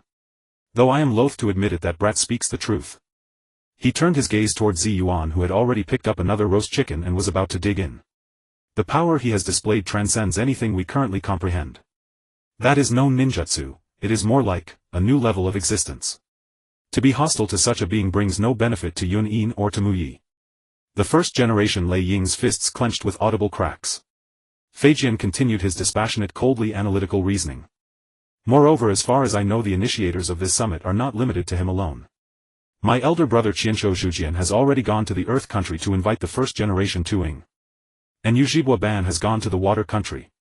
This news struck the first generation Lei Ying's heart like a heavy hammer. Muyi Sha'in Qianshou Yujibwa. The most elite powers of the ninja world had strangely united because of this brat. If Yuan refused, it would mean facing isolation, or even hostility, from the other 4 great nations. Sensing the moment was ripe, Yuan chimed in with divine assistance. Exactly. The second-in-command speaks brilliantly. He gnawed on a chicken leg and shouted loudly. Let's all sit down, eat meat, drink wine and chat. How wonderful. Our Sha'in village recently developed several new tourism projects. Tailed beast sightseeing, pyramid climbing, desert surfing. I guarantee you'll be so happy you'll forget to return. And let me tell you, the food standard for this summit was personally set by me. The main course is a 1,000-year colossal squid shipped from the deep sea. The side dish is molten rock barbecue specialty from the Earth Country, and the dessert is limited edition 3-color dumplings made personally by Uncle Ban. Miss this chance and you'll have to wait another year. Listening to this outrageous nonsense, AI closed his eyes, took a deep breath, and when he opened them again, the violent lightning in his gaze had vanished completely. Fine. The word squeezed out from between his teeth. I will go. Slap. Yuan suddenly slammed the table, tossing the chicken bone into the air. Great. Refreshing. He jumped off the chair, grabbed an unopened barrel of barley ale and smashed the seal with his chubby hand. Come, don't just stand there. He hoisted the barrel above his head and announced loudly, to celebrate Yuan Village's successful joining of the Ninja World Peace Development Big Family. And to celebrate that the dark-skinned uncle finally figured out life. Today no one leaves until we're drunk. Let the banquet begin. With those words he poured the entire barrel of barley ale over his own head. Golden liquid mixed with foam drenched him like a drowned rat, but he didn't mind at all. Instead he spread his arms wide and let out a deafening manic laugh. The entire reception hall echoed with his exuberant laughter. Yun Yin's ninjas exchanged bewildered glances. If the first generation Lei Ying's face darkened like the bottom of a pot. Only Qianshou Feijian silently raised his water glass, took a sip, and then with all his effort wrote a line in the small notebook already dampened by water. Target Yuan. Threat level nation destroying. Suggested course of action. Untreatable. Inside the office of the first Raikage, the atmosphere was as oppressive as the sky before a storm. The first Raikage AI sat like a black iron statue at the desk made from a solid piece of dark wood. He supported his forehead with one hand, veins bulging on the back of his hand as if he were struggling to suppress something. Meanwhile Yuan sat on a luxurious leather chair half a body taller than him with his feet off the ground leisurely swinging. His chubby little hands unceremoniously reached into a delicate wooden box on the rake's desk, grabbing a handful of nuts, a specialty of Yuan village, crunching them loudly as the sound pierced the air. "I say, black-skinned uncle." Yuan swallowed the food in his mouth, pointing with his nut-crusted fingers at a map hanging on the wall. "Your Yuan village has a good geographical position, easy to defend and hard to attack, and it seems rich in mineral resources." He shifted his tone, a hint of disdain creeping into his voice. "Guarding a mountain of gold while begging for scraps everywhere, isn't that quite shameful?" The first Rakage suddenly lifted his head, his sharp eyes bursting forth with a dangerous glint. "Little brat, what are you saying?" "What am I saying?" Yuan jumped down from the chair, striding towards the desk, slapping his little hand heavily on the tabletop. "Which of my words isn't the truth? Your village, located in a prime area, should be quite prosperous, yet the result is that the village is miserably poor. Moreover, every year you have to beg the great nation of Raijin for funds to prolong your existence. Don't you think there's something wrong? Don't you feel ashamed?" Yuan's voice suddenly rose, filled with disdain, as if he could not stand the sight of such waste. "Besides, as the leader of the village, leading your villagers to live in poverty, if this gets out, where will your face as the first Rakage go?" This remark pierced the first Rakage's pride like the sharpest dagger. Ace's face flushed a deep shade of, "The way we survive in Yuan is not for you, an outsider, to criticize." Tisk, look, you're getting anxious, aren't you?" Yuan shook his head, mocking him with his finger. "In fact, you didn't become independent and rich on your own." He climbed onto the chair like a business tycoon, pointing out the landscape, beginning his lengthy discourse. "Look at your natural thunder field. This isn't just for you to build muscle. This is called energy, pure, natural, inexhaustible energy. If you collected this lightning and converted it into electricity to sell to other countries, charging 100 Rio for a kilowatt, can you guess how much you could earn in a year?" Yuan's eyes sparkled with the light of money. He looked at the Rakage with disdain. "Seeing your little brain struggling, you probably can't imagine how much that is. Let me give you an example. Have you seen the entire Fire Nation's fiscal revenue? When the time comes, it certainly won't be more than the small change in your village." The first Rakage was momentarily stunned by this far-fetched idea. Electricity. Selling electricity. These terms were foreign to him. However, when he heard "wealthier than the entire Fire Nation," his breathing noticeably quickened. Seeing that he had bitten the bait, Yuan immediately intensified his persuasion. "To tell you the truth, our Sunagakure has already started developing new energy. We don't have such good thunder weather as you do, so we can only use wind. My wind turbines can now supply electricity for nearly half of the village's daily needs. Next, my goal is to establish a super grid covering the entire ninja world." He spread his arms as if he could already see the future. By then, electric lights, phones, air conditioning, these things will completely transform everyone's way of life. And Yuan can absolutely become the first and most important partner in this grand plan. Imagine, for the next few decades, every kilowatt of electricity used throughout the ninja world will have to pay Yuan village. What a colossal fortune that is. What immense power. The first Rakage's Adam's apple involuntarily rolled up and down. He was completely shaken by the blueprint Yuan had depicted.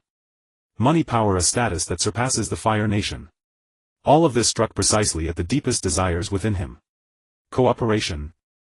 Ace's voice was somewhat hoarse. "Of course it's cooperation." Yuan pulled out a meticulously prepared 100-page thick letter of intent for cooperation, written in the most flowery language. He unfurled the scroll with a flick on the desk, covered with various charts and curves so convoluted that even he couldn't understand. "You see, this is the sincerity of our Sunagakure." He pointed at the scroll and began to speak rapidly. "We will provide the initial technology. We will supply the equipment blueprints. We will handle market promotion. Yuan village only need to provide people, land, and your abundant lightning. The profits will be split 7,030. You get 70, I get 30. How about it? Fair enough, right?" The first Rakage looked at the seemingly professional cooperation document and heard the incredibly generous sharing conditions, causing his last shred of doubt to begin to waver. Seeing him almost hooked, Yuan immediately shoved a brush he had prepared earlier into the first Rakage's hand. "Come on, black-skinned uncle, sign it. From today on, we are like brothers from different parents, like grasshoppers tied to the same string, strategic partners making money quietly together." The first Rakage was dizzy from his barrage of persuasion. He picked up the pen, looking at the signature line at the end of the scroll, hesitating. Seeing this, Yuan immediately added fuel to the fire. "Just think, when you have money, you won't have to look at Konoha's face anymore. Just use money to crush them and poach all their elite ninjas. It won't be a problem for you. Boom. This sentence was like the last straw that completely crushed the Rakich's psychological defenses. He no longer hesitated, picking up the pen and signing his name in a flamboyant manner on the scroll. Pleasant cooperation. Yuan snatched the scroll carefully, stowing it away, his smile radiant like a blooming chrysanthemum. He jumped up, patted the Rakich on the shoulder and casually said in a conversational tone. By the way, big brother, you surely didn't read the additional clauses on the last page when you signed the contract, did you? Additional clauses? The Rakich was taken aback. Right. Yuan looked at him as if it were obvious, just some trivial matters.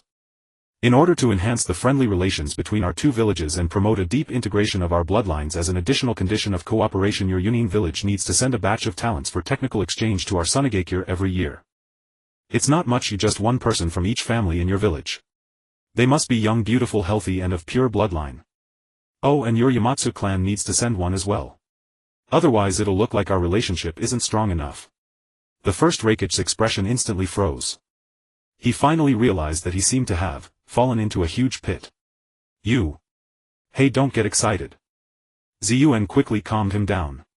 This is all to ensure our cooperation can last long. Just think, when your girls marry into our village, we'll be family. Who would cheat their own in-laws? And if you're unwilling, that's fine too. Yuan pointed at a line of tiny text on the scroll.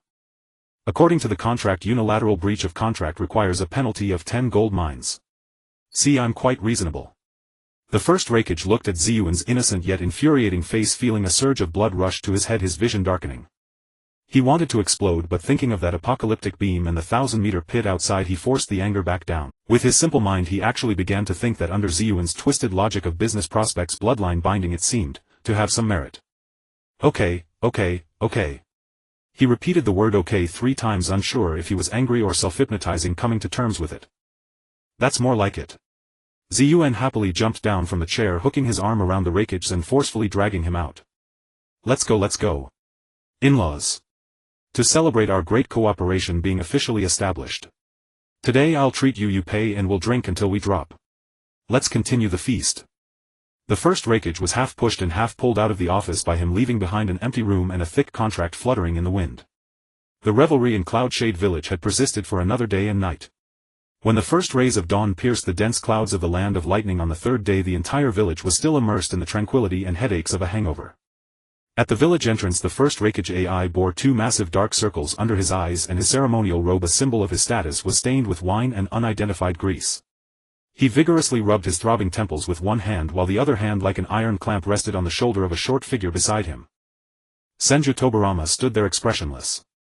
However, the faint twitching at the corners of his eyes and the tight training uniform emblazoned with a massive thunder character, a distinctive Cloudshade Village outfit he had been forced to wear, betrayed his inner turmoil on the verge of eruption. Brother Yuan, won't you stay a few more days? Rakich AI's voice was hoarse from the hangover, but his warmth remained undiminished. The thunder beasts in the rear mountains have the most succulent meat. Let me take you hunting, I promise you'll never forget the taste. Yuan, the instigator who had turned Cloudshade Village upside down, was now brimming with energy, his floral shirt spotless. He slapped away the large hand on his shoulder and shook his short stubby fingers. No, dark-skinned uncle. I'm a busy man, I've got several cross-border projects waiting for my ribbon cutting. He turned to look at the near-petrified Senju Tobarama beside him. Second in command, you'll stay here for a while. In a few days follow dark-skinned uncle's team to our Sandshade Village. Perfect, you can bond along the way. And help me keep an eye out to see if they've hidden away the beauties they promised me. Tobarama's eye twitched violently. Could he really stay alone in this enemy village filled with violent muscleheads? Instinctively his hand moved toward the tool pouch at his waist, and a cold surge of chakra began to coalesce within him. Though he did not fear combat, placing his safety in the hands of others was something he could never tolerate. Yuan seemed to read his mind at a glance. Oh, what's there to be tense about? He circled in front of Tobarama and patted his sharply defined thighs through the tight suit. Do you think everyone is like you, filled with schemes and always thinking of stabbing people in the back? He pointed at Rakich AI and shouted, this big brother of mine is a towering man of honor. His word is his bond. He said he'll keep you safe and he won't let a single hair on you be harmed. Our bond is rock solid, a bond forged through physical communication. How could it compare to the hypocritical political alliances of your Leaf Village? Exactly. Rakich AI, elated by this praise, thumped his chest with a booming sound. Senju Tobarama. Rest assured. As long as you're in my Cloud Shade village, anyone who dares touch you will have to answer to me. AI. He wrapped his arm around Tobirama's neck and squeezed tightly, nearly sending the future second Hokage to an early grave. From today you're my sworn brother, brother-in-law's younger brother. Relative's younger brother. Yuan called out loudly. Right. Relative's younger brother. Come, little brother. Let the big brother take you for morning drinks. Raikage AI dragged the already eye-rolling Tobirama toward the village tavern. Yuan watched this absurd scene with satisfaction. He let out a sharp whistle. With a roar, a pillar of white steam descended from the sky. The five-tailed Kokuo landed gracefully before Yuan, bowing its head and gently nuzzling his arm with its massive horns. Let's go, old Mu. Yuan nimbly climbed onto Kokuo's head. Next stop, the land of hot springs. Half a day later. In the land of hot springs, a deep secluded valley. The air was humid and warm, thick with the pungent scent of sulfur. Deep in the valley, naturally formed magma pools revealed a dark red blood-like hue bubbling with scalding gas. This was said to be the hidden refuge of the Kunoichi clan. Kokuo stopped at the valley entrance, pawing the ground uneasily. It could sense an ominous chilling chakra within the valley. Alright, wait for me here. Yuan leaped down from Kokuo, clasped his small hands behind his back and strolled leisurely into the valley. He had barely walked 100 meters when four shadowy figures like apparitions soundlessly emerged from the trees and rock shadows encircling him. The four wore identical dark blue high-collared combat suits, each bearing a redand white flame-fan-shaped clan crest on their backs, the Uchiha clan. The lead Uchiha, tall and stern-faced, slowly drew a long sword and pointed its tip at Yuan's forehead. 3 black tomo spun slowly in his pitch-black eyes. This area is under our clan's control. Unrelated persons must leave at once or be killed without mercy, he said in a voice devoid of emotion. Instead of showing tension, Yuan beamed warmly, like meeting old acquaintances. Oh, we're all friends here. He strode forward, completely ignoring the sharp blade aimed at him. Why are you guys guarding the gate here? Pay too low at Leaf Village, so you're moonlighting. He patted the lead Uchiha's shin guard. Don't be so tense. I'm sworn brothers with your clan leader, we drink and soak in hot springs together. Your clan leader Uchiha Madara, you know. Our bond is solid. This arrogant rambling nonsense left the four Uchiha stunned. They exchanged bewildered glances. The clan leader's sworn brother. Was this brat kicked in the head? The lead Uchiha's eyes turned icy. Kid, it seems you're not only trespassing but also deliberately insulting the Uchiha clan. He raised his sword slowly, his killing intent locking onto Yuan. Since you're so eager to meet the clan leader, I'll take your head back to him. The other 3 Uchiha spread out, forming a standard encirclement formation, their kunai and chains glinting with lethal cold in the dim light. Seeing the tense standoff, Yuan's smile gradually turned resigned. He let out a long sigh, shaking his head with a tone of pity. Alas, why does everything have to be so complicated? He spread his chubby hands, looking innocent. I actually came to reason with you all. But, well. He slowly raised his head, the goodwill in his azure eyes fading, completely replaced by a chilling excitement. Fine. Since you don't understand plain words, I'll have to use physical means to make you hear my reasoning. Deep in the fog-shrouded valley, a dozen Uchiha ninjas spread out in a fan shape encircling Yuan. The leader, a 3-tomo Sharingan wielder, wore a contemptuous sneer. He drew a short blade from behind his back, its edge reflecting a cold, eerie gleam in the mist. Brat, today you will learn that the dignity of the Uchiha is not to be trampled upon. Yuan's azure blue eyes slowly rotated 3 black tomo. Dignity. His voice suddenly turned sharp and piercing. A bunch of trash, not even worthy of licking Madara's toes, and you dare talk about dignity to this pharaoh. Before the words faded, a terrifying surge of chakra exploded from Yuan's small body. The violent energy, like a tangible hurricane, blasted away the surrounding fog, and the rubble on the ground began to tremble violently. Watch closely. Yuan thrust out both arms. Rumble. Instantly a blue-white chakra pillar shot into the sky, piercing through the air above the entire valley. Skeleton muscles armor.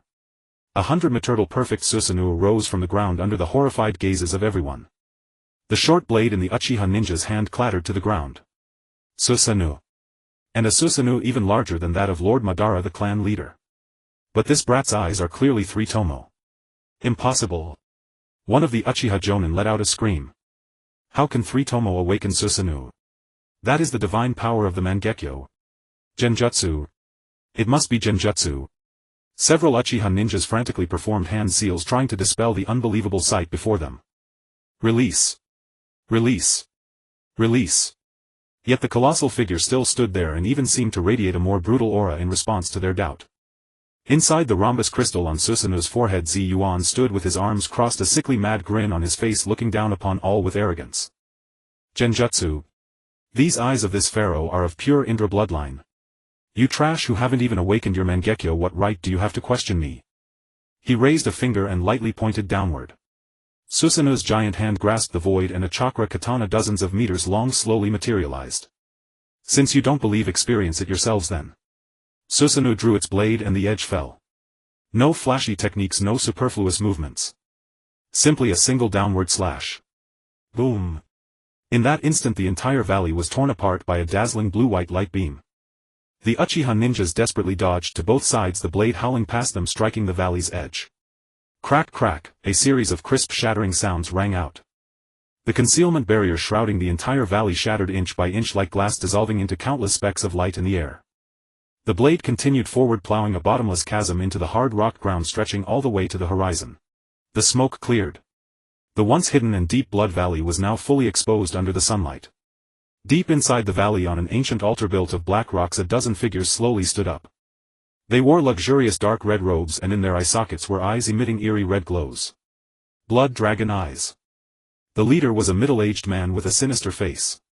The red light in his eyes was the most intense, and one could even see a blood-colored dragon shadow swirling within his eyeballs. How audacious. His voice was hoarse and deep, carrying a condescending arrogance. You dare to destroy the barrier of my blood pool clan's sacred ground and interrupt our clan's forbidden technique ritual. Kneel and break your own arms, perhaps I might leave you a whole corpse. Yuan, sitting in Susanu's forehead, heard this, was stunned for a moment, then burst into exaggerated laughter. Ha ha ha. Break my arms. Leave me a whole corpse. He laughed so hard tears almost came out, slapping the crystal surface of Susanu forcefully. I say, have you blood pool clan been hiding in a mountain ditch so long that your brains have gone bad? Can't you see this 100-meter Susanu under my feet? Or is the vision of your blood dragon eyes even worse than a dog's? The blood pool clan leader's face instantly darkened. He raised his right hand and made a strange gesture. Around the altar the ground began to tremble. Hundreds of humanoid figures in tattered clothes covered with liver spots crawled out from the earth. Their eye sockets were hollow movements, stiff, yet they emitted ominous chakra fluctuations. Dragon life reincarnation technique. The blood pool clan leader stuck out his tongue and licked his lips. These are the loyal warriors of our clan throughout the ages, now become undying soldiers. Brat, let me show you what true divine power is. He flicked his finger forward. Hundreds of corpses, like soldiers receiving orders, charged towards Yuan Susanu with clawing movements. The smile on Yuan's face completely vanished. It was replaced by pure disgust, utterly revolting. Using your own clansmen as puppets. His voice turned icily cold. And you act as if it's only natural. You lunatics are truly disgusting to this pharaoh. Susanu's hands simultaneously gripped the katana. On the blade blue-white chakra began to compress, frantically condensing into a dazzling light. Originally I was going to reason with you and discuss cooperation. But now it seems trash, like you doesn't deserve to live in this world. He swung the blade violently. Go to hell. First strike a horizontal slash. The hundreds of corpses at the front were instantly cut in half, limbs scattering like petals. Second strike a vertical cleave. A massive blade aura tore through the earth, plowing a 10-meter wide fissure around the altar. A dozen blood pool clansmen who couldn't dodge in time were crushed into blood mist by the terrifying chakra shockwave without even a chance to scream. Third strike a diagonal slash. The entire black altar split in two and collapsed with a roar. Who else? Yuan stood in Susanu's forehead, hands on his hips, scanning the terrified blood pool clansmen below with a gaze that looked down on ants. Weren't you so arrogant just now? Didn't you want this pharaoh to kneel? Come on. Let this pharaoh see what else you scum have got. The blood pool clan leader staggered up from the rubble, blood spilling from the corner of his mouth. The arrogance in his eyes was completely gone, replaced by deep terror. Stop. We surrender. We are willing, surrender. Yuan interrupted, a sick smile spreading across his face. Too late. From the moment you used those disgusting corpses to sicken this pharaoh, your fate was sealed. Susanu swung its blade again. 1/2-3. Each stroke claimed dozens of lives. The entire blood valley turned into a veritable hell on earth. Screams, wails and pleas for mercy interwove into a desperate death march. When all fell silent, the once hidden deep blood valley had become a pockmarked ruin. Hundreds of corpses lay scattered across the ground, blood staining the black rocks dark red. Yuan dismissed his Susanoo and landed on the ground. He brushed off non-existent dust from his hands and spat. Such bad luck, a bunch of lunatics. He kicked aside a corpse at his feet and began searching through the ruins. Where are the blood dragon eyes? Where are they? This pharaoh came all this way, I should at least take back some souvenirs. In the distance the Uchiha ninjas who had barely survived were already collapsed on the ground trembling. They finally understood. The chubby 6-year-old before them was not bluffing. He might really know Lord Madara. Moreover, his strength might be even more terrifying than Lord Madara's. A thick nauseating smell of rust mingled with the foul stench of charred corpses permeated the air of Blood Valley. The once forbidden ground now lay in utter desolation. The shattered altar, broken rocks and scattered mutilated remains painted a hellish tableau. Yuan with his hands behind his back ambled through the ruins like an old man inspecting a garbage dump. He kicked aside a skull that rolled to his feet, a look of utter boredom on his face. How dull. I thought we'd get to fight a little longer. He strode over to the surviving Uchiha clan members who were trembling like frightened quails and nudged the leader's shin with his, "Hey, stop playing dead. This place is under my protection now. You lot are responsible for cleaning it up." Yuan paused, then pointed his chubby finger at the lifeless eyes of the Blood Pool clan corpses. "Dig out those red eyeballs for me, every single one. Consider it your service fee for hiring me to do the heavy cleaning." Those demonic words made the Uchiha ninjas tremble even harder. Yuan ignored their reaction, scanning the crowd as if picking cabbages at a market. Suddenly his gaze locked. At the back of the crowd 2 figures stood shoulder to shoulder, incongruously calm amidst the chaos. They were a pair of maidens seemingly 15 or 16 with slender figures and delicate features. Most importantly, they looked exactly alike. Twin blossoms cast from the same mold. The maiden on the left had long jet black hair freely cascading down her back, a cold expression on her face and a proud aloof air in her equally dark eyes like a winter plum on a cliff. The maiden on the right had her hair tied in a simple ponytail, her head slightly lowered, fingers nervously twisting the hem of her clothes, appearing timid and shy. Yet when Yuan's gaze swept over them, the shy maiden mustered her courage to sneak a glance, her eyes filled with complex curiosity. "You too?" Yuan's voice cut through. He walked through the crowd straight to the twin maidens. "What are your names?" The cold-faced maiden stepped forward, shielding her sister behind her, meeting Yuan's gaze with icy eyes. "Ling." One word sparing as gold. "She," the maiden behind her added in a voice barely above a whisper. "Ling Shi, nice names." Yuan rubbed his chin like an experienced appraiser, circling them twice. "From today on you two are with me." He reached out to grab their wrists. "No." The Uchiha leader who had spoken before mustered his courage and rushed forward, blocking Yuan. "Sir. You cannot take them." His voice trembled with fear. "They, all of us, are descendants of Uchiha sinners. Our ancestors committed unforgivable crimes centuries ago and were exiled here by the main family to guard this cursed valley for eternity. This is the fate etched in our blood." Yuan picked his ear, a look of extreme impatience crossing his face. "Sinners. Fate." He kicked the Uchiha ninja to the ground. "Bullshit. That's just a stupid rule made by your Uchiha main family. What's it to me?" He walked to the pair of sisters and without a word grabbed their cold wrists, one in each hand. "I'm taking them today. If there's a problem, take it up with my big brother-in-law Lord Ban. Besides, even if something goes wrong, I'll bear it all myself." The dozen or so Uchiha clan members stared blankly. In their eyes was fear of breaking the taboo, but also a deeper unacknowledged yearning to escape the century-old cage. Ling tried to break free, but Yuan's small hand was like a vice, unmoving. She stiffened, letting herself be pulled along, lost. "Come on, my 35th and 36th reserve consorts. I'll take you somewhere nice to relax." Holding the two sisters with their contrasting expressions, Yuan walked away from the blood-soaked valley without looking back, under the gaze of all the Uchiha. That evening Yuan extravagantly booked the most renowned hot spring inn in the hot spring country with a small bag of gold sand. In the backyard, an open-air hot spring pool surrounded by bamboo groves steamed with warmth and the soft sound of water. Yuan lay naked on a rock by the pool, humming contentedly. Ling and she also completely unclothed, soaked in the warm water. It was the first time in their lives they had enjoyed such luxury. In Blood Valley they had only been able to hastily wash off blood and dust in icy streams. "Come here, scrub my back," Yuan called to the still-dazed sisters. She's cheeks instantly turned as red as a ripe apple.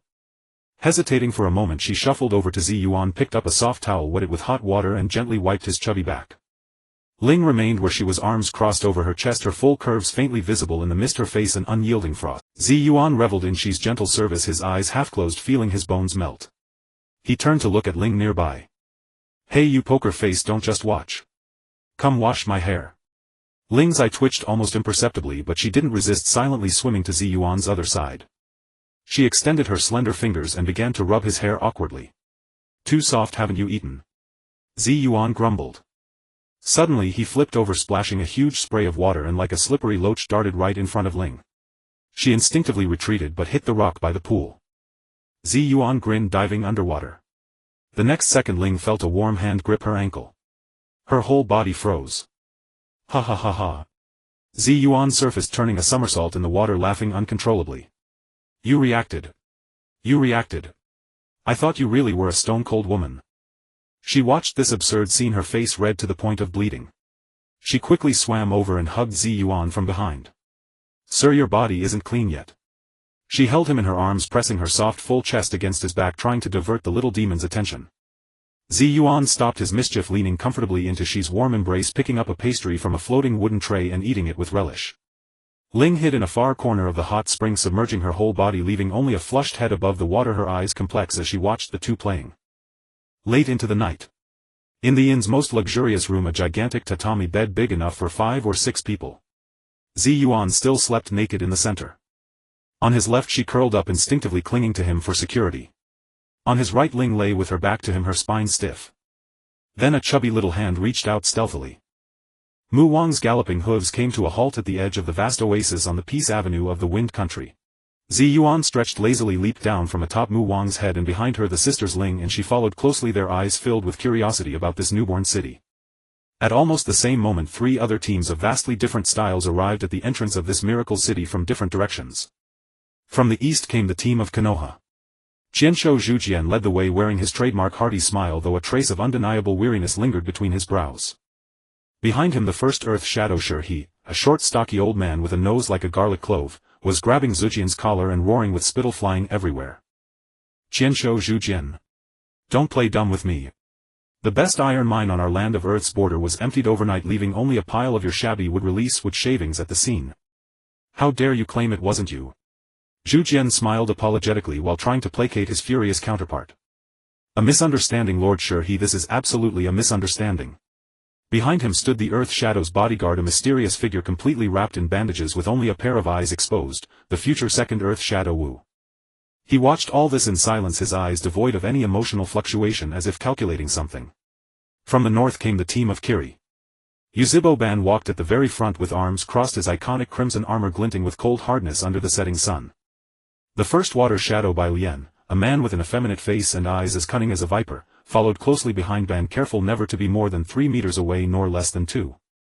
A barely healed scar remained on his temple, a masterpiece inflicted by the blade wind of Susanoo. Ban couldn't be bothered to glance back. His arrogant demeanor suggested that what followed him was not a first Water Shadow but a fawning lapdog. The Water Shadow's bodyguard, the future second Water Shadow Gui Deng Huanyue, wore a cynical expression, whistling as he sized up this desert city that had risen from the ground. From the south came the team of Kumo. The first Lightning Shadow AI, a muscle-bound brute, was enthusiastically hooking his arm thicker than most people's waists around Qianshou Fijian's neck while holding a huge gourd of wine in his other hand, insisting on pouring it into Fijian's mouth. Come on. Brother Fijian. Don't be so standoffish. Let me tell you, the sandfruit wine brewed by my brother Yuan is really potent. Take a sip and you'll feel great all over. Qianshou Fijian's perpetually icy face was now as black as the bottom of a pot. Every muscle in his body was taut, as if he were using all his life's chakra to restrain himself from slashing that noisy dark-skinned giant in half with a water-release water-severing wave. The future second Lightning Shadow A's son was also beside him, shaking his head helplessly at his father's overly familiar behavior. The 4 forces, each harboring vastly different feelings, finally converged on the massive plaza in the center of Sunagakure that could hold tens of thousands of people. In the plaza they gazed at the 100-meter golden tower and the Tree of Life, at the flowing artificial canal, and at the giant pharaoh statue made of pure gold in the center of the plaza. Everyone's worldview was subjected to an unprecedented and violent shock at this moment. Welcome. Welcome. A warm welcome to all our business partners for attending our Sunagakure Cooperation Symposium. Yuan stood atop the pharaoh statue holding an iron Zen megaphone and shouted downward in an official tone. Everyone has had a tiring journey. Your pharaoh has prepared a welcome banquet for you. Today let's not talk about state affairs, let's only talk about romance. We'll have the meeting tomorrow. As his words fell, the entire plaza was instantly ignited. Countless villagers of Sunagakure who had been prepared long ago surged out from all directions like a tidal wave. In an extremely short time they set up hundreds of long tables carved from massive rocks. Plates piled high with enormous roasted sand beast legs sizzling with oil, barrels of strong liquor emitting rich malt fragrance, and all kinds of oddly shaped yet aromatic desert fruits were brought to the tables in a steady stream. In the center of the plaza a temporary stage was erected. A group of sultry dancers in cool gauze began to sway their graceful waists to the passionate and unrestrained drumbeats. The atmosphere was instantly pushed to a climax. Zhu Jian was the first to be infected by the lively mood. He pulled the still sulking earth shadow Shi to sit at a table. Come Lord Shi, eat some meat first. Whatever happens we'll talk after we've eaten. The lightning shadow AI meanwhile dragged the nearly petrified Feijian to sit down boldly, directly hoisting a barrel of wine and began gulping it down. Yuzibo Ban found the most secluded corner to sit down, trying to stay away from the noisy crowd. However, Zi Yuan wouldn't give him that chance. Zi Yuan carried a plate of exquisitely looking pastries and scurried over to Ban. Brother-in-law, have a taste. This is the latest style bean paste daifuku that I had the princesses develop overnight according to your taste. Made with double the sugar. Ban looked at the plate of pastries, then at Zi Yuan's grinning face, let out a cold snort, yet still reached out, picked up one and popped it into his mouth. The mouth sweetness caused his tightly knit brows to relax slightly, almost imperceptibly. The water shadow by Lien on the other hand, like a frightened rabbit, found a corner farthest from Ban and sipped water timidly, not daring to breathe heavily. The banquet's atmosphere grew increasingly heated. Zhu Jian and the lightning shadow had already started arm in arm playing finger-guessing games to drink, with the loser directly hugging a wine barrel to chug. The earth shadow Shi, after being forced to down several large cups of strong liquor and gnawing half a roasted leg of lamb, temporarily forgot about the mine incident. He began boasting to the nearby Kumo ninja about how in his youth he used the earth release mountain-splitting earth-cracking technique to withstand the first lightning shadow's lightning blade. The future shadows also began their own socializing. The second earth shadow Wu was observing the second lightning shadow, who was pouring wine for Zhu Jian with his emotionless eyes. The second water shadow Guidang Huanyue was watching with interest a girl from the Akimichi clan nearby who was competing with Shikaku for the last piece of roasted meat. Shikaku, having the meat snatched from its mouth, screamed in rage and opened its mouth to blow a wind release, but the girl hit it with a meat tank, sending it flying and rolling several times on the ground. The whole scene was chaotic, absurd, yet filled with a strange vibrant vitality. Zi Yuan stood on the high stage looking down at these overlords of the ninja world who had temporarily set aside their status and grudges, indulging in fine food and wine, and a smile of immense satisfaction and sly cunning spread across his face. Eat, drink, he said. When you have eaten and drunk your fill you can sign the indenture contract tomorrow. He raised a cup of fruit wine, drained it in one gulp, and his eyes glinted with scheming light. The morning sunlight pierced through the stained glass windows at the apex of the pyramid, casting dappled shadows within the vast circular hall. A round table carved from a single enormous meteorite stood at the very center of the council chamber. The first-generation Kages of the 5 great nations sat in various directions with their chosen successors standing behind them. Qianshou Zhujian sat upright, but his slightly glazed eyes from a hangover betrayed his absent-minded state. The first Suchikit Shi, he folded his arms and closed his eyes, his aged face stretched longer than a donkey's, still brooding over the mines stolen from his village. The first Mizukage by Lien shrunk his body as much as possible into the shadows, occasionally casting terrified sidelong glances at the mountain silent man sitting diagonally across, Yuzibo Ban. The first Reikage AI was perhaps the only one who appeared vigorous. He was enthusiastically attempting to discuss with Qianshou Feijian beside him, who exuded an aura of keep away, whether Feijian could come up with some bold ideas tonight for a bit of fun. The atmosphere in the entire hall was such that only the Reikage's whispering echoed in the silent room. At that moment the thick golden doors of the conference hall slowly began to open with a low rumble. Zi Yuan, dressed in a well-tailored pharaoh robe with the Millennium Puzzle hanging around his neck, walked into the hall with steady steps, guarded by a squad of Shang village umbu. He did not head for any empty seat but strode directly to the head of the massive round table. There a throne made of pure gold, taller and more magnificent than all the other chairs, was placed. Zi Yuan nimbly sat down on the throne, adjusted himself into a comfortable position and let his 2 short legs dangle in the. He picked up a cup also made of gold from the table, took a sip of the fresh juice inside, then cleared his throat. Ahem. Good morning, esteemed elites and leaders of each village. His voice echoed through every corner of the hall. First of all, on behalf of Shang village and myself, I extend the warmest welcome to all of you. Welcome everyone to our first, and the first in ninja world history, cross-border cooperation roundtable summit of the 5 great ninja nations. A series of incomprehensible yet impressive terms tumbled from his mouth, leaving the Kages present momentarily stunned. Yuan gave them no time to think and directly plunged into the topic. With a wave of his small hand, a massive map of the ninja world slowly unfurled on the wall behind him. I know that sitting here today you must all be wondering what is this little fatty up to by summoning us here. I can tell you right now. Yuan stood up from the throne, walked to the map, picked up a long rod formed of iron sand and pointed at the 5 nations on the map. I want to build a road of trade and prosperity connecting our 5 great nations. To jointly achieve mutual peaceful development, just like the road that Uncle Zhujian and I recently repaired. We need to break down the barriers between countries so that our respective specialties can flow freely and smoothly to every place that needs them. We will create an entirely new era. An era where we can all become fabulously wealthy without solely relying on ninja missions and daimyo funding. These words struck like thunder in the hall. Nonsense. The first to raise an objection was Qinsho Feijian. He stood up, his icy gaze fixed on Yuan. Between nations, daimyo govern and borders are heavily guarded. What you call breaking down barriers, is that intended to provoke an all-out war among the 5 nations? And specialties? What do you mean by specialties? Should our Yenin village sell stones to your Shang village? The first Tsuchikage, he also opened his eyes, his tone dripping with contempt. Trust, added the first Mizukage by Lien in an almost inaudible voice. Why should we believe that other villages won't use this road to stab us in the back? Immediately voices of doubt arose. Only Zhujian listened with shining eyes, almost rising to applaud Yuan. Facing all the doubts, Yuan showed not a trace of panic on his face. Instead he revealed a confident smile that seemed to say, I knew you'd ask that. He pressed the long rod heavily on the map. Everyone, your questions are all very good. But at the root there is only one reason. That is, he suddenly raised his voice. Your vision is too narrow.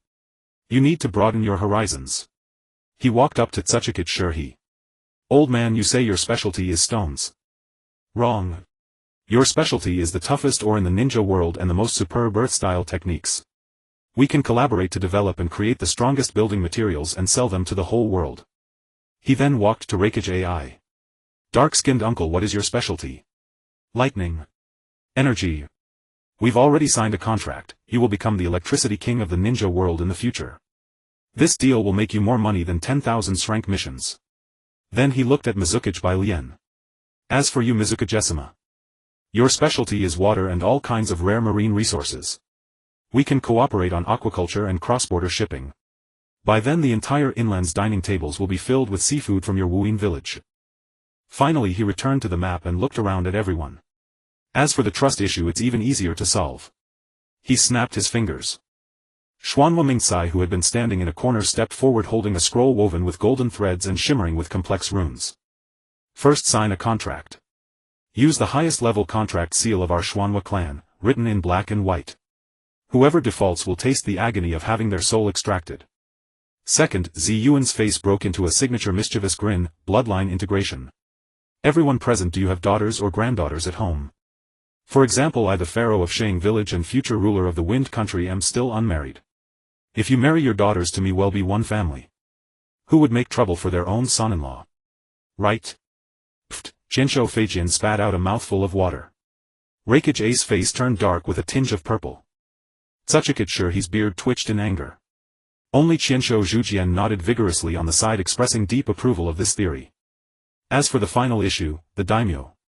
The smile on Yuan's face gradually faded, replaced by an absolute dominance and forcefulness completely incompatible with his age. He walked to the window and looked down at the magnificent city that had risen from the ground by his will. Everyone, the times have changed. His voice was calm but filled with power. Who can bring prosperity to this land? We can. Who can protect this land from war? We can. We are the true masters of this era. The daimyo just need to sit in their castles and wait to collect the money. They will agree. Because the benefits we bring them are far greater than they imagine. Even if they disagree. Yuan slowly turned around, 3 tomo gradually rotating in his azure eyes. So what? A terrifying aura of supreme dominion instantly enveloped the entire hall. All the Kages present felt a shudder that came from the depths of their souls. The hall fell into deathly silence once again. All the Kages were digesting the mad discourse that was worthy of being recorded in history. Because they knew that what this brat said was the truth. He was trying to shake the very foundation of the entire ninja world and establish a new world order completely dominated by them, the Kages. This was a proposal both mad and seductive enough to make any ambitious person tremble. Inside the council hall the round meteorite table was cold and hard, perfectly reflecting the atmosphere. The shadows of the 5 great ninja villages' supreme leaders were filled with silence and misunderstanding as well as unwavering convictions in their own beliefs. Yuan sat on the pure gold pharaoh's throne scanning the crowd with his gaze. So regarding my proposal for the Ninja World Expressway network and cross-national economic integration, does anyone have any questions? This is utterly preposterous. The first to lose his temper and slam the table was the first Sunagakure. His small frame erupted in fury completely disproportionate to his size, his handlebar mustache trembling violently with agitation. Open borders. Resource sharing. Kid, you're asking our Iwagakure to hand over the ores we've painstakingly mined to those lazy bums who only play with sand. As he spoke he glared at Yuan without restraint. Moreover, before talking about cooperation, shouldn't you first return the several iron mines you stole from the land of Earth? Exactly. Senju Tobarama's cold voice rang out as he closed the notebook in his hand, each page filled with risk assessments of Yuan's plan. Your so-called path of peace is militarily an unguarded path of invasion. It will render our nation's border defense systems built over years completely useless. If someone with malicious intent exploits it, the consequences would be unimaginable. The future second Tsuchikage, standing behind his father, swept his emotionless eyes over everyone present as if calculating the odds of war. Trust is the biggest problem. The first Mizukage Byakuren spoke in his effeminate tone, his voice ghostly. Behind him Hozuki Genjutsu wore an expression of enjoying the show, whistling as if utterly indifferent to the argument. Except for our Kumogakure, I see no sincerity in anyone here. The first Reikage, this newly minted, strategic partner, slammed the table violently, the immense force shaking even the meteorite surface. Exactly. Brother Yuan's plan is for everyone's common future. You guys need to understand each other. Senju Hashirama also stood up, trying to use his chakra filled with love to influence the crowd. The entire venue instantly turned into a chaotic market. Accusations, doubts and quarrels rose one after another. Only Uchiha Madara remained silent from start to finish. He sat quietly with his eyes closed as if none of this concerned him. However, his increasingly cold chakra betrayed his inner impatience. Stop. Yuan slammed his hand heavily on the table, producing a piercing noise that instantly overwhelmed all sounds. He rose from the throne, looking down with a gaze as if regarding fools scanning the so-called Kage below. A bunch of wastes who only care about their own little plots of land. His voice clearly reached everyone's ears. All you have in your heads besides fighting and killing is your own measly family assets, caring only about trivial profits. I'm talking about the stars and the ocean, the world pattern for the next 100 years. You're bickering about who lost 2 worthless stones, who's afraid of being peeped at while bathing. Childish. Ridiculous. This ruthless mockery made the faces of all the Kage present extremely ugly. I know you don't trust me and you don't trust each other. Yuan spread his chubby little hands. It's fine. This pharaoh doesn't necessarily need to beg you to join. I will build the road no matter what. He walked to the huge ninja world map, picked up an irons and long pole and drew a thick line across the continent. This road will connect Sunagakure to Konoha and then extend from Konoha to Kumogakure. You Iwagakure and Kirigakure, if you want to join, pay and send people yourselves to build the branch lines. If you don't want to join, then keep guarding your piles of broken stones and rotten dried fish and continue your poor lives. My Ninja World Common Prosperity Express has limited seats, first come first served. After speaking he threw the pole to the ground, plopped back onto the throne, crossed his legs and assumed a posture of take it or leave it. These words completely eliminated any room for negotiation. Tsuchikage, he trembled with rage while Mizukage Byakuren's expression shifted unpredictably. Finally, under Senju Hashirama's almost pleading mediation, the so-called 5 Great Nations Summit hastily changed the subject. The rest of the time turned into meaningless bickering among the major ninja villages. Iwagakure demanded compensation from Konoha for the mines. Konoha said it was a false accusation. Kirigakure questioned Kumogakure's right to export lightning release chakra, arguing it would break the military balance. Kumogakure mocked Kirigakure for only hiding in the mist to assassinate, saying they were unfit for the big stage. Uchiha Madara watched this chaotic scene. Watching those so-called Kage argue red-faced over petty gains. Watching Senju Hashirama, his once only true friend, running about futilely like a well-meaning fool trying to mend rifts that were fundamentally impossible to mend. His gaze gradually turned cold. He had once believed that establishing ninja villages was the first step toward peace. But now he found that villages were just magnified clans. The cycle of conflict, suspicion and hatred never ceased, it only moved to a larger stage. This path had been impassable from start to finish. This so-called path of peace, relying on mutual understanding, was nothing but an illusory fantasy from the very beginning. He must find a new path. An absolute path of peace that could end all these conflicts at their root. Just as Madara made this decision in his heart, he felt a gaze fall upon him. That gaze held no concern, no hostility, only a kind of calm tinged with a hint of regret. Madara turned and met Yuan's azure blue eyes. That kid was leaning sideways on the throne, stuffing himself with snacks Madara had brought that morning, watching him and letting out a soft sigh. Sigh, in the end you still have to walk that path. Yuan's inner voice clearly reached Madara's mind. Madara's body gave a sudden jolt. He actually understood. This kid had seen through the nascent idea in his heart, an idea that even he himself still found absurd and insane. In this world besides Hashirama there was actually a second person who could truly understand him. In the dead of night at the third watch, darkness blanketed the earth, a time that was both the deepest night and the final moment before dawn. Uchiha Madara, carrying his giant fire-attributed war fan, appeared silently at the village entrance. He was ready to leave this place. To leave this alliance that had disappointed him beyond measure and seek his own answers.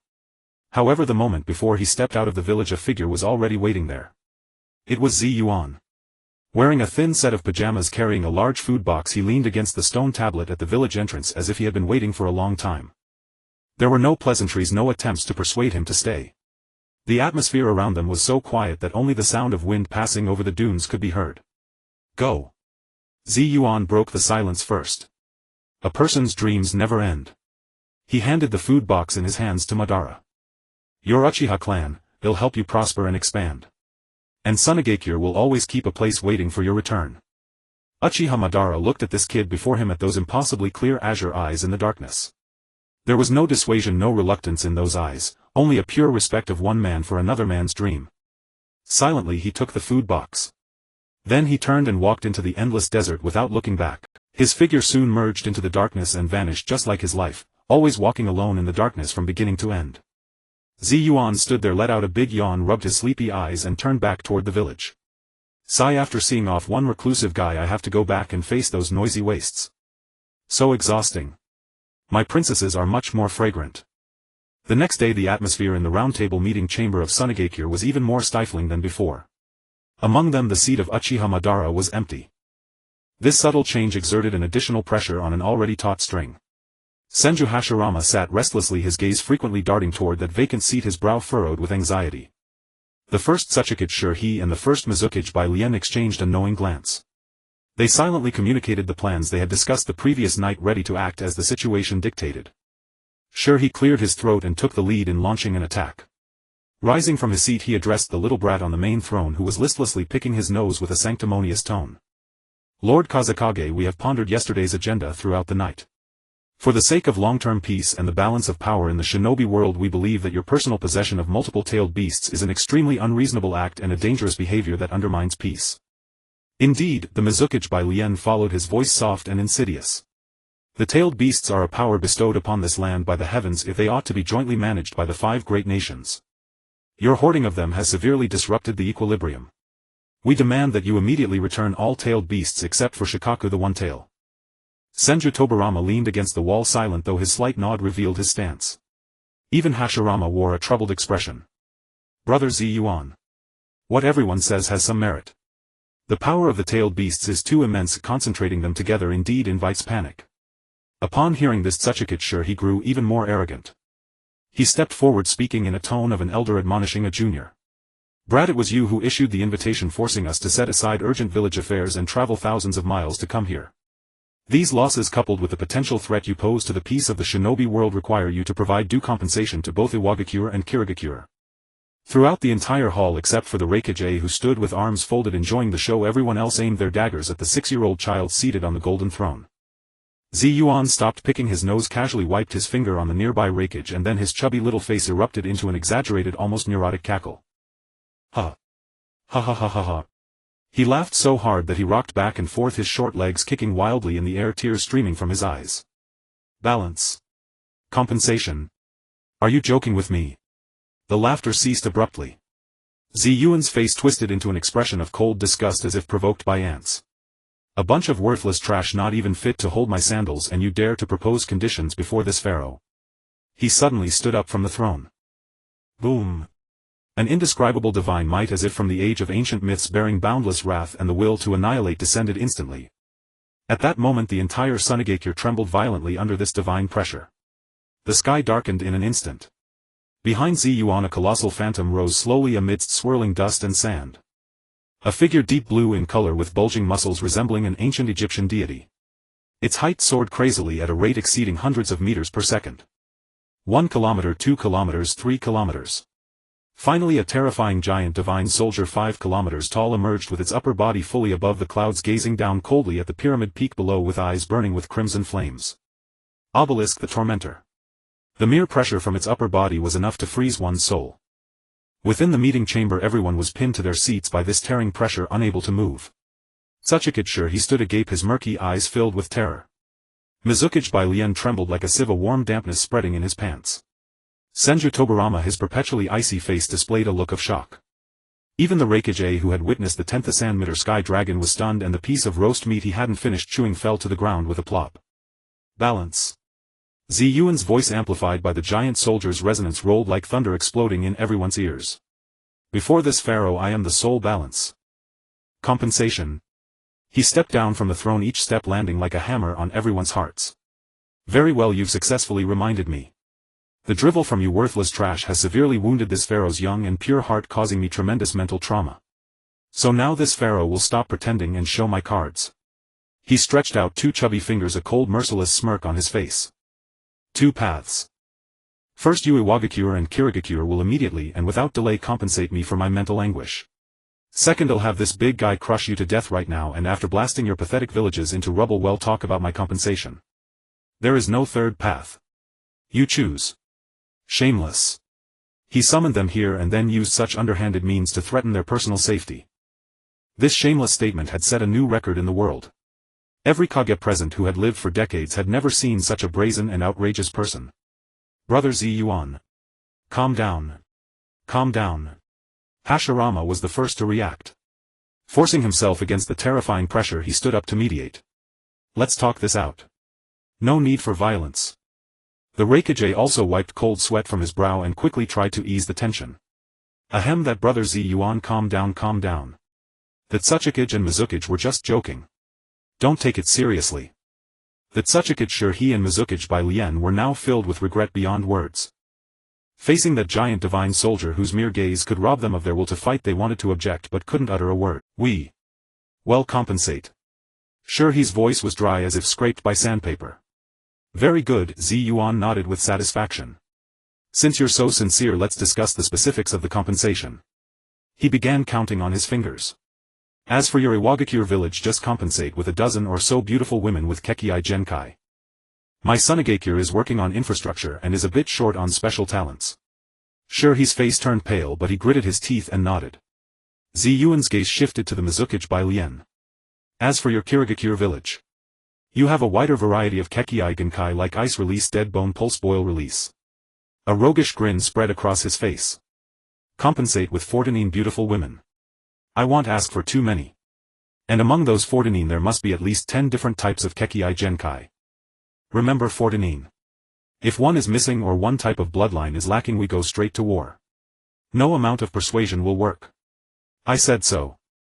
This demand, precise to the individual and unreasonably domineering, made the Mizukichi by Lien's vision go dark. He nearly fainted on the spot. Alright, the compensation plan is settled. Yuan clapped his hands, shooing them away like flies. Now get lost. If you dawdle on the road and meet with some accident, like being swept away by a sandstorm or trampled by a wild-tailed beast, I take no responsibility. That Sunagakure and Mizukichi, supported by their escort, scrambled out of this place that would forever haunt their memories. As for my 2 good brothers, Yuan turned to Hashirama and the Reikage, his face shifting to a friendly smile. Stay tomorrow and let's discuss a grand plan for tripartite cooperation and shared prosperity. That evening in the open-air bath on the top floor of the pharaoh's pyramid, it had been transformed into an extravagantly decadent garden of wine and flesh. In the warm pool water, fresh fruits and silver platters laden with fine wine floated. Yuan lounged by the poolside, surrounded by over 20 curvaceous and charming consorts. Some massaged his shoulders, some fed him glistening grapes, while others submerged to wash his body. Among them were Uchiha Rei and Uchiha Kei. Rei still wore her aloof expression, but her movements, as if trained, were highly adept. Kei blushing deeply held Zi Yuan against her soft full bosom as she wiped his back. Zi Yuan closed his eyes savoring this decadent yet wonderful life and let out a satisfied sigh. Ah, meetings are really exhausting. But my consorts truly understand my heart. He'll leave such matters to my Grand Vizier tomorrow. It's time to give him a promotion and add to his responsibilities. As the first rays of dawn pierced the twilight, Zi Yuan let out a thunderous yawn and summoned Lai Do to the Pharaoh's office. Lord Pharaoh, why do you summon me so early? Is there an urgent matter? Lai Do had deep-set eyes and a stubbly chin, obviously having pulled another all-nighter dealing with the mountain of village affairs. Zi Yuan, wearing a loose silk robe and barefoot, plopped down on the solid gold desk. Oh, it's nothing major. He casually picked up a scroll about the Peace Highway project plan from the desk and without even glancing at it tossed it forward where it fell to the floor. Konoha and Kumogakure folks are coming for a meeting later about road construction. I'm too lazy to go, you take my place. Lai Do was taken aback and hastily picked up the scroll from the floor. But, Lord Pharaoh, this is a meeting that concerns the future of 3 nations for a century. It would be inappropriate if you don't preside over it yourself, wouldn't it? What's inappropriate? Zi Yuan stood up, hopped on the desk to pat Lai Do on the shoulder with the air of a leader, saying, I believe in you. As for the specific bickering details, you understand them better than I do. I'll just set the general direction. He held up a chubby finger. First, our Sunagakure and the entire Wind Country will not collect any tariffs on this road. Not a single cent. What? Lai Do was shocked. Lord Pharaoh, we absolutely cannot do this. The road construction is already a huge expense. If we also give up tariffs, won't we suffer a total loss? Zi Yuan looked at him as if he were an idiot. Prime Minister, your vision. You've been with me so long, why is your vision still so narrow? What's our situation now? We're dirt poor. We have nothing but sand. If you charge tariffs, who would want to come to this godforsaken place? First build the road and attract people in. Once they get used to traveling our road and can't do without our service areas, then we can come up with some parking fee road where charge overnight stay tax and well make the money back right. This is called casting a long line to catch a big fish. Use the smallest power to accomplish the biggest things, understand? Lai Do listened, dumbfounded, feeling as if a door to a new world was slowly opening before him. Alright, it's settled. I'm going back to sleep. Don't bother me even with earth-shattering matters. Zi Yuan dismissed Lai Do, who was already lost in thought, and then wandered back to his extravagantly luxurious palace. In the huge room, his 20-odd concubines who had indulged in a night of revelry lay sprawled in deep sleep, completely unclothed. The room was filled with a sweet amorous fragrance mixed with various body scents. Like a young beast seeking milk, Zi Yuan precisely located a petite figure with long snow-white hair who was sleeping soundly.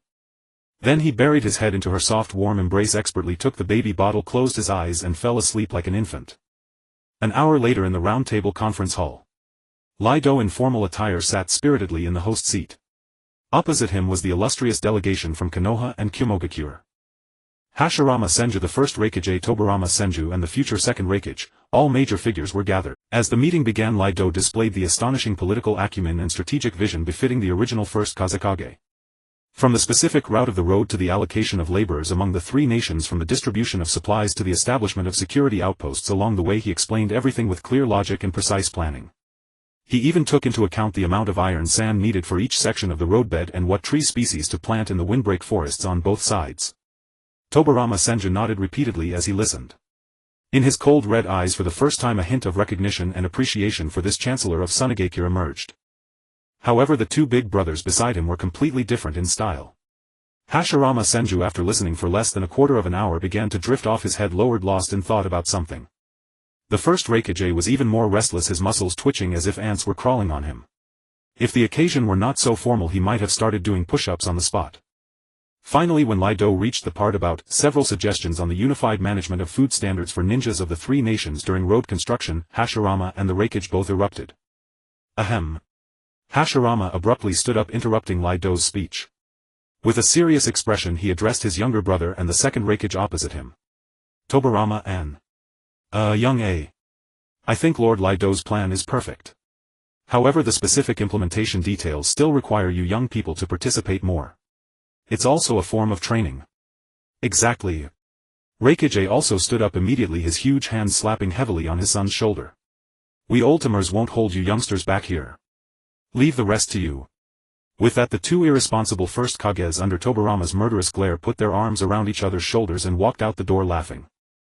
Lido watched them about to leave, a glint of sharpness flashing in his eyes, and then let out a long sigh filled with sorrow and helplessness. Sigh. For the peace of the ninja world and the friendship of the three nations, our Sunagakure has set an example by giving up all tariff revenue. For the next century the people of our wind country will probably have to tighten their belts. His voice was not loud, but it clearly reached the ears of the two who were about to step out the door. Hashirama and the Raikage both paused mid-step. They exchanged glances and saw deep guilt in each other's eyes. Lord Lido. Hashirama turned around abruptly, his face full of emotion. We have seen your sacrifices. Konoha will never let our ally feel disheartened. I decide that Konoha will additionally provide Sunagakure with an extra 100 tons of the finest timber and 1,000 tons of grain as compensation.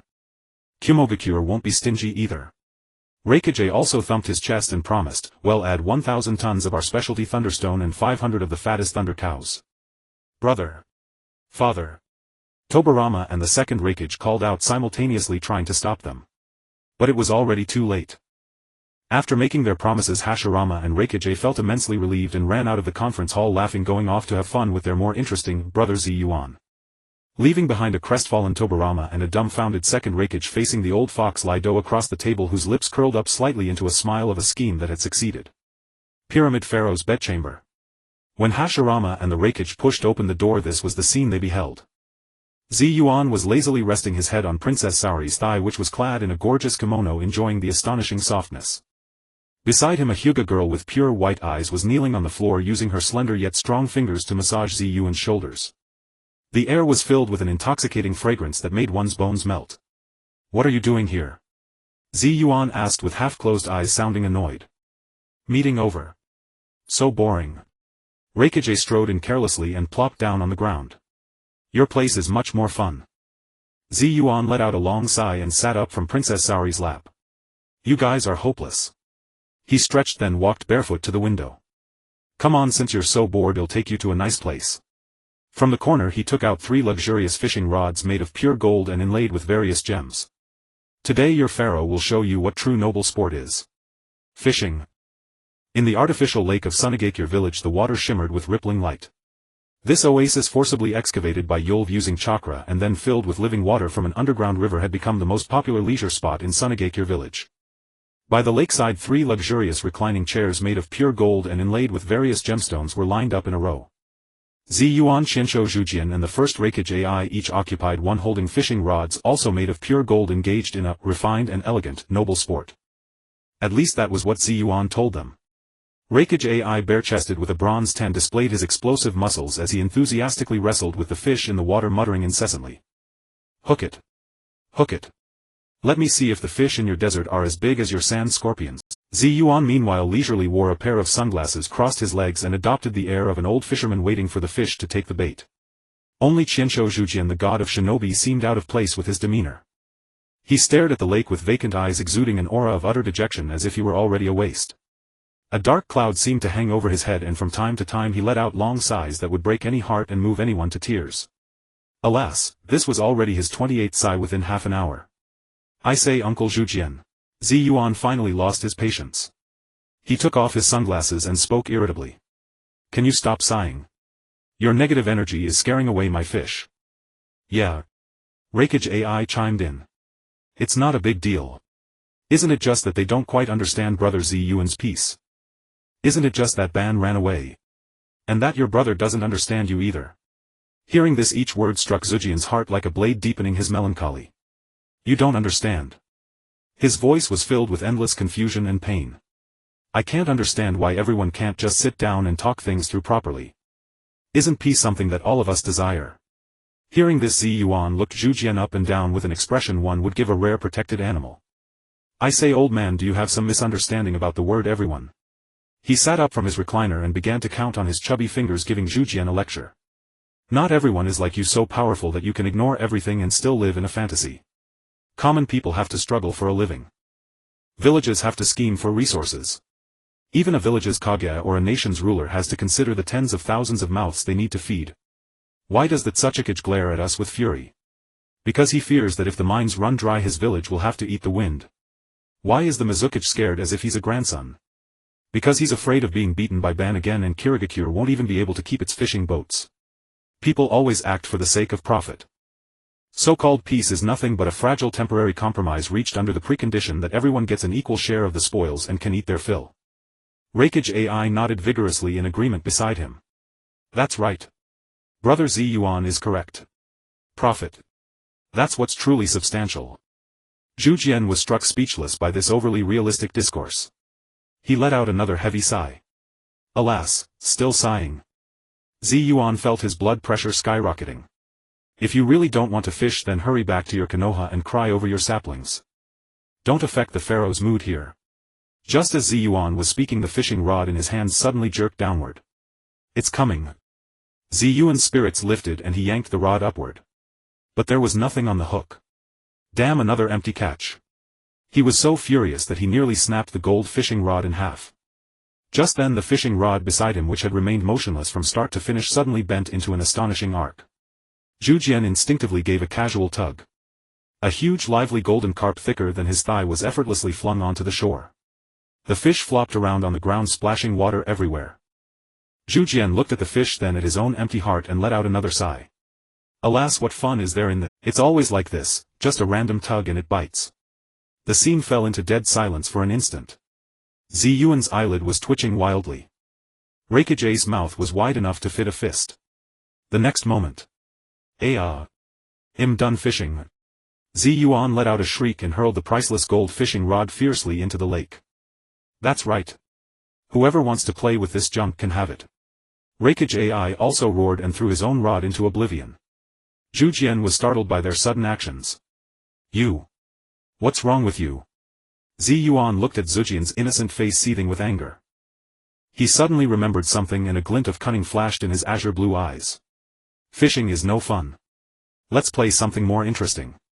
He pulled out a shiny deck of playing cards made of special metal from his four-dimensional storage robe. Come, let me teach you a game that's most popular in my homeland. Jia Jinhua. Half an hour later. By the lakeside, a small mountain of various rare ores, ninja tools, and even a few land deeds had piled up. Qianshou Zhujian, the god of shinobi, was now wearing only a pair of shorts, looking with a tearless gaze at the last remaining item before him, the Hokage's sacred robe. I don't believe it. One more round. I refuse to believe I can't win even once. With red eyes he slammed the robe symbolizing the highest honor of the Hokage heavily onto the gambling table. I'm going all in. Across from him, Z Yuan, with a blade of grass dangling from his mouth, had a pile of chips stacked higher than himself. He glanced at the 3 cards in his hand, then at Zhu Jian's face that screamed, I'm doomed, and broke into a devilish grin. Show your cards, old man. Trembling, Zhu Jian flipped over his whole cards. 3 kings, a triple. This was the best hand he had drawn all afternoon. Hope reignited in his eyes. However, Z Yuan leisurely turned over his own cards. Spade 2, diamond 3, club 5. 235, which beats any triple. Ha ha ha ha ha. Z Yuan's maniacal laughter echoed long over the lake. He grabbed the Hokage's sacred robe and hugged it to his chest, rolling on the ground in ecstasy.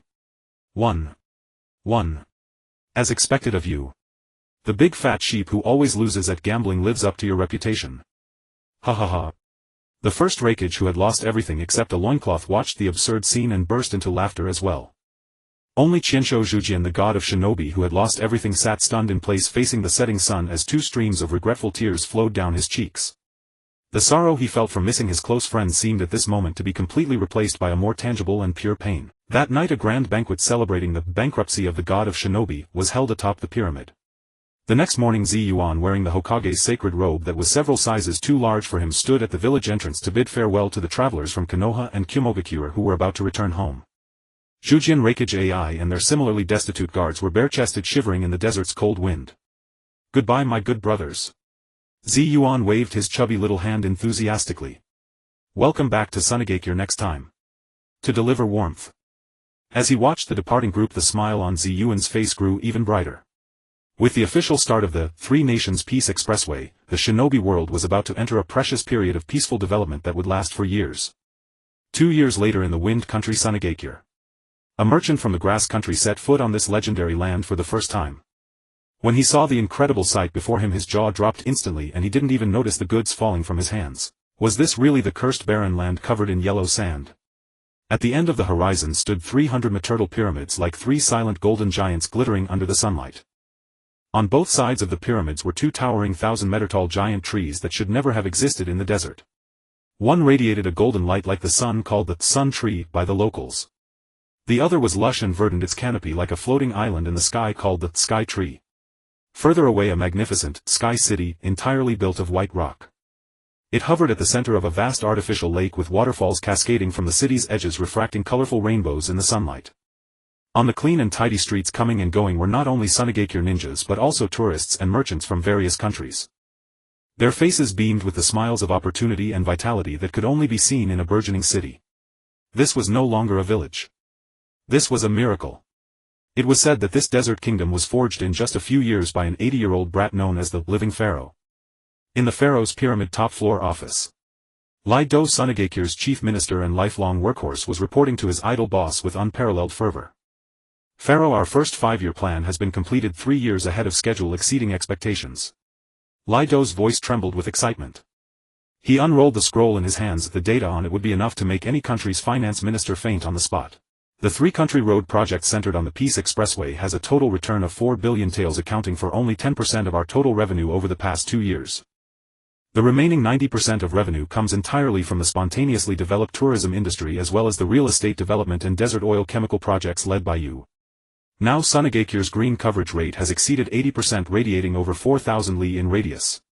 The population has surged from a few thousand initially to over 100,000.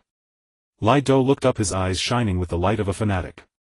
Our cooperation with the daimyo of the Wind Country has also entered a honeymoon period. His Excellency the daimyo has repeatedly invited you to the capital for a meeting and expressed his willingness to betroth another of his princesses to you to deepen our strategic alliance. Also. Lido's old face reddened slightly. Princess Saori and later joined Lady Uchihara, Lady Hyuga-mina, Lady Yuju, Lady Kagayanoka. They are all pregnant. Yuan, who was trimming his toenails with a pure gold nail clipper behind the desk, paused. He abruptly raised his head, his azure blue eyes blazing with unprecedented light. What? All of them? He threw away the nail clipper, flipped off the chair with a somersault, rushed to Lido, grabbed his collar and shook him wildly. Really? Your pharaoh is going to be a father. And all at once a father of 5. Yai's pharaoh.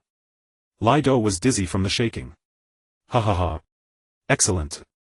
Yuan released Lido, put his hands on his hips and laughed wildly in the office. As expected of your pharaoh. Excellent genes. He laughed for a while, then looked at his own lower belly with a plaintive gaze. Sigh, I really envy them. Every night it's them draining me. Now seeing them all pregnant makes me want to try being pregnant myself. Hearing this audacious remark, Lido's eye twitched wildly, but at the same time a deep concern for the pharaoh's health arose in his. I heard there are natural Tenthasandier snow lotuses in the snow country that can nourish the kidneys. Next time he'll have the bad people bring some to nourish His Majesty the Pharaoh. Otherwise I'm worried his frail body might not hold up. By the way, Chancellor, Yuan suddenly remembered something. What else did you just say? The daimyos of other countries are unfriendly to us. Yes, Pharaoh. Lido quickly returned to work mode. Although we have boosted the economies of neighboring small countries, the rulers of some traditional great powers hold great hostility toward our rise. However, it has been temporarily suppressed by our Wind Country's daimyo as well as Konoha and Kumogakure. A bunch of sightless fools. Serves them right to be poor. Yuan curled his lip disdainfully. Alright, you go back and tell those countries' daimyos that as long as they are willing to marry their daughters over, well, be one family. Economic cooperation, technical support, whatever they want, well, give. If they still aren't happy, let them wait to be eliminated by the times. Lido nodded respectfully. He knew that with his pharaoh's marriage maniac nature, within a few years all the royal families of the ninja world would have to call him son-in-law. Alright, if there's nothing else, just follow the steps and continue developing the second 5-year plan. Yuan yawned, looking impatient. Your pharaoh is going back to accompany my princesses and see my children. Don't bother me even if the sky falls. With that he turned to leave. Pharaoh. Please wait. Lido suddenly remembered something and hurriedly called him back. A hint of gravity appeared on his face. There are 2 more matters very important. First, according to reports from our bad people embedded in Kumogakure, the Nine-Tails that has been active in the Lightning Country suddenly disappeared a month ago. As if it vanished from the face of the earth. Yuan's steps stopped. Lido continued. Second half a month ago, a group of Uchiha clan members who migrated from the Hot Springs country came to seek refuge with us, bringing their families. Now including the Uchiha in our village, the number has expanded to 350. And that Uchiha branch said they came on the orders of their former clan leader Lord Uchiha Madara. The office fell into a dead silence. Yuan slowly turned around. The cynical smile on his face completely vanished, replaced by an unprecedented cold and sharp seriousness. The Ninetales disappears. Madara's old subordinates come to pledge allegiance. These two seemingly unrelated pieces of intelligence instantly connected into a clear line in his mind. Madara. You bastard, after 2 years of lying low you're finally about to start. The sunlight outside the window was still bright. But an invisible shadow named Turmoil had quietly descended upon this land that had just welcomed peace. Shain Village, Pharaoh's Palace. Inside the luxurious hall, Yuan was enjoying the most pleasant time of his daily routine. Princess Shaji gently massaged his shoulders while Uchiha she peeled an apple with a small silver fruit knife. The triplet sisters from the Shui clan softly massaged his 3 legs. Nearby several expectant mothers with prominent bellies were sitting together joyfully discussing what to name their future children, their laughter ceaseless. A drowsy fragrance permeated the air. Just then a ninja clad in black tight-fitting clothes and wearing a crow mask appeared like a specter kneeling on one knee before the closed palace gates. Pharaoh, urgent report from the Bad Omen. Yuan lazily opened one eye and glanced outside. Speak. The tracks of Uchiha Madara have been found around my. The atmosphere in the room instantly froze. Yuan waved his hand signaling the several princesses to withdraw, then fastened his trousers and straightened his disheveled clothes. At this moment the laziness on his face vanished, replaced by a somewhat expressionless look. So it has finally come. I just didn't expect that because of my presence this destined confrontation would be brought forward by so much. He walked to the window gazing at the prosperous sleepless city outside. Go or not. He knew the outcome of this battle. Madara would feign death and at the final moment bite off a piece of Hashirama's flesh. As for Hashirama, the man hailed as the god of shinobi, he too would pass away not long after due to some unknown reason. This was the destiny of the two men, the final chapter of the bond and strife that had endured for a millennium between the reincarnations of Indra and Ashura. Did he need to intervene? Countless plans to alter the outcome flashed through Yuan's mind. However, he quickly dismissed all these thoughts. Forget it, it's boring. Everyone has the right to choose their own destiny, even if the end of that path is destruction. All I need is to be a quiet spectator. He turned around and gave the several princesses who were full of worry a familiar carefree smile. It's nothing, just a trivial matter. You all carry on, I'll go handle it. He walked out of the palace and directly dragged over Retsu, who was still in his office tearing his hair out over the next 5-year plan. Chancellor, I'll leave the village affairs to you for now. I have to go on a journey. Pharaoh, you're going to. Before Retsu could finish, Yuan's figure had already vanished into the night. This time he brought no guards, nor did he ride any tailed beast. Alone, like a lonely ghost merging into the darkness, just as he had come into this world alone. Night in the forest on the outskirts of the Zhongjia Valley in the Land of Fire. Yuan lay on a thick tree branch, a blade of grass in his mouth, staring at the sky with boredom. He had set up camp here and waited for 3 days and 3 nights, anticipating the beginning and end of the play. Yet after all that time, aside from a few clueless wild boars, he hadn't seen a single ghost. What the hell? He sat up irritably and kicked an innocent rock flying. Are those two guys going to fight or not? Could they have remembered the wrong place? No, when I get back the first thing he'll do is cut all the funding for the Bad Omen department. A bunch of useless trash. He lay on the grass in annoyance, cursing under his breath the unreliable Bad Omen and Uchiha Madara's failure to appear. Suddenly a earth-shattering explosion came from the direction of Mai. Boom!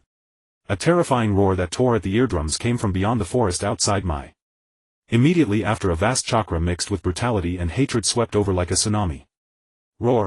That was a furious roar from the Ninetales echoing across the sky. It's finally begun. Yuan's spirits lifted, he leaped up from the tree branch and dashed towards the direction of the power. When he arrived, he saw on an open field not far from my village the legendary strongest-tailed beast Kurama roaring at the sky. Its body was covered by a deep blue Susanoo resembling a samurai's armor. On top of the Ninetales' head, Uchiha Madara stood with arms crossed, his long hair wildly dancing, his scarlet eternal Mangekyo Sharingan coldly gazing at the village not far away. Inside the armored Ninetales' enormous mouth, a black energy ball that mixed yin and yang chakra was rapidly forming, radiating an aura of destruction. Tailed beast ball. Its target was none other than my village. Madara. Stop. Hashirama-san's roar came from the other side. A giant wooden figure rose from the ground, using its massive body to block the front of my village. The next moment the Ninetales' tailed beast ball shot out like a black meteor. The wooden figure extended a giant arm, forcibly altering the trajectory of the tailed beast ball that could destroy a mountain range, flinging it toward a distant uninhabited area. Rumble. A small mushroom cloud rose on the distant horizon. The battle erupted instantly. However, to Yuan's surprise, after blocking the first wave of attacks, Hashirama did not choose to hold his ground. Instead, he controlled the wooden figure and began moving quickly away from the village. Madara watched Hashirama's retreating back. In his cold eyes flickered a complex, barely perceptible wavering. In the end, he still could not bear to personally destroy the dream they once shared. He snorted coldly, controlled the armored Ninetales and followed closely, chasing all the way toward the sea. Yuan like a ghost followed them from a distance through forests and valleys, finally arriving at that destined place that had witnessed countless grudges and loves. Zhongjia Valley. Sage art would release true several thousand hands. Accompanied by Hashirama's earth-shattering roar, a gigantic cannon statue larger than a mountain and possessing thousands of arms rose from the ground. Top-born Buddha. Empowered by sage chakra, each arm of the thousand-armed cannon contained enough power to shatter mountains and rivers. Roar. The armored Ninetales let out a defiant roar, swinging its 9 huge tails to madly clash with the overwhelming rain of wooden giant fists. Boom. Boom. Boom. Each collision caused heaven and earth to shatter, seawater to reverse. The entire Zhongjia Valley groaned and collapsed under these two godlike creations. Yuan stood on a cliff far away watching this apocalyptic battle, yet his face showed no ripple. Eventually, under absolute power suppression, the Susanoo armor on the armored Ninetales shattered inch by inch. The gigantic thousand-armed cannon pinned the Ninetales firmly to the ground, immobile. Everything had settled. Yuan looked into the distance at the figure of Uchiha Madara slowly rising from the ruins and let out a soft sigh. Alas, the Rinnegan has indeed awakened. That fellow Madara is just so stubborn. He leaned against the rock wall behind him, gazing at the waning moon in the sky, an absurd thought flashing through his mind. To be honest, the infinite Tsukuyomi is not entirely without merit. At least in that dream where everyone is happy, there would be no more war, no more pain. However, from the very beginning it was a trap. A colossal deceit spanning a millennium, set up to resurrect that goddess of the dawn. Madara, even if you were told this is a deception, you would probably still walk on proudly to the end. 2 days later, when Yuan arrived at Konoha, he could already feel the air in the village heavy as waterlogged cotton, suffocatingly oppressive. Clearly the aftershocks of the battle at the Valley of the End had not dissipated with the collapse of the colossal statues. Instead, they had morphed into an intangible dark cloud hanging over everyone's heart. In the Hokage's office, Senju Hashirama sat on the chair, symbolizing the highest authority, but his entire being seemed as if its backbone had been ripped out, slumping despondently into the seat. The cheerful laughter that once infected everyone had vanished without a trace, replaced by an inextricable dense sorrow. When Yuan pushed open the door and swaggered in, Hashirama barely managed to squeeze out a smile uglier than tears from his living dead state. Yuan. Brother, why are you here? If I hadn't come, were you planning to photosynthesize right here and turn into a real tree? Yuan unceremoniously jumped onto the desk, picked up the Hokage hat and placed it on his own head. The size was hilariously oversized. Come on, stop frowning. So you had a fight with your brother-in-law. It's not that big a deal. Yuan said, pulling out a banquet planning map from his pocket, source unknown. Let's go, I'll take you to throw a banquet. Today's my treat, but you pay. We're not going home until we're drunk. Hashirama stared at him blankly, then still listlessly shook his head slowly. Not in the mood. His voice suddenly turned hoarse, like rusted iron scraping together. Yuan, tell me why. Why can't Madara understand me? Why must he incite war? Isn't peace good? This village is something we built together, yet he wants to destroy it. Why? Didn't we agree back then? Yuan looked at this god of shinobi who was once again overthinking and felt a headache coming on. Of course he knew why. Because people change, their ideals shift over time, especially an absolute paranoid recluse like Uchiha Madara, who had seen too much. Moreover, he carried Indra's chakra within him, unlike Hashirama, who possessed Asura's chakra and could immunize himself, seeing only the bright side. However, these truths were unspeakable. Sigh, you think too much. Yuan sighed, jumped off the desk, grabbed Hashirama's wrist and forcibly dragged him up from the chair. Let's go. If you don't want a banquet, come with me to a good place to clear your mind. He dragged the dejected Hashirama out of the office. Stop. A cold shout rang out at the door. Senju Tobirama had silently blocked Yuan's path with his tall frame. His narrow red eyes locked onto Yuan like two drawn blades. Release my brother. I say, second in command, aren't you meddling a bit too much? Yuan looked up at him with displeasure. I'm taking my big brother out for some fresh air, none of your damn business, right? My brother needs rest and should not go out. Besides, who knows what tricks you an unknown brat are trying to— Tobarama's right hand had already quietly rested on the ninja tool pouch at his waist. Yuan watched his wary demeanor and the smile on his face gradually faded. He released Hashirama's hand and took a slow step forward. An intangible yet terrifying bloodthirst like a mountain of corpses and a sea of blood instantly enveloped Tobarama. At that moment Tobarama felt as if he had been targeted by an invisible primordial beast. Every cell in his body screamed danger in a frenzy. His body stiffened uncontrollably. Cold sweat instantly broke out on his back, soaking his clothes. Yuan stared at him silently, his azure eyes filled with an indifferent coldness. Tobarama had no doubt that if he uttered one more word the other would unhesitatingly erase him from this world. In the end, under the absolute suppression of power, Tobarama, the future second Hokage, humiliatingly stepped aside and made way. Outside Konoha by the banks of the Nanga River. This was the place where Hashirama and Madara had often come during their youth in the Warring States period. Here they had skipped stones together and talked about their distant dream of establishing a village.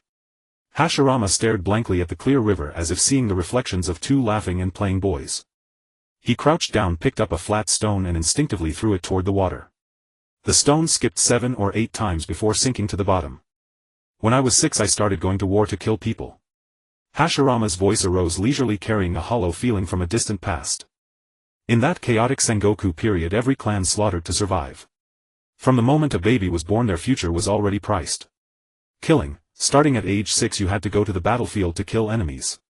During those 1,000-year-long days people spent their time either killing or on their way to kill someone. Before, in the midst of slaughter, I watched my brothers and clansmen fall one by one before my eyes. I grew tired of that life.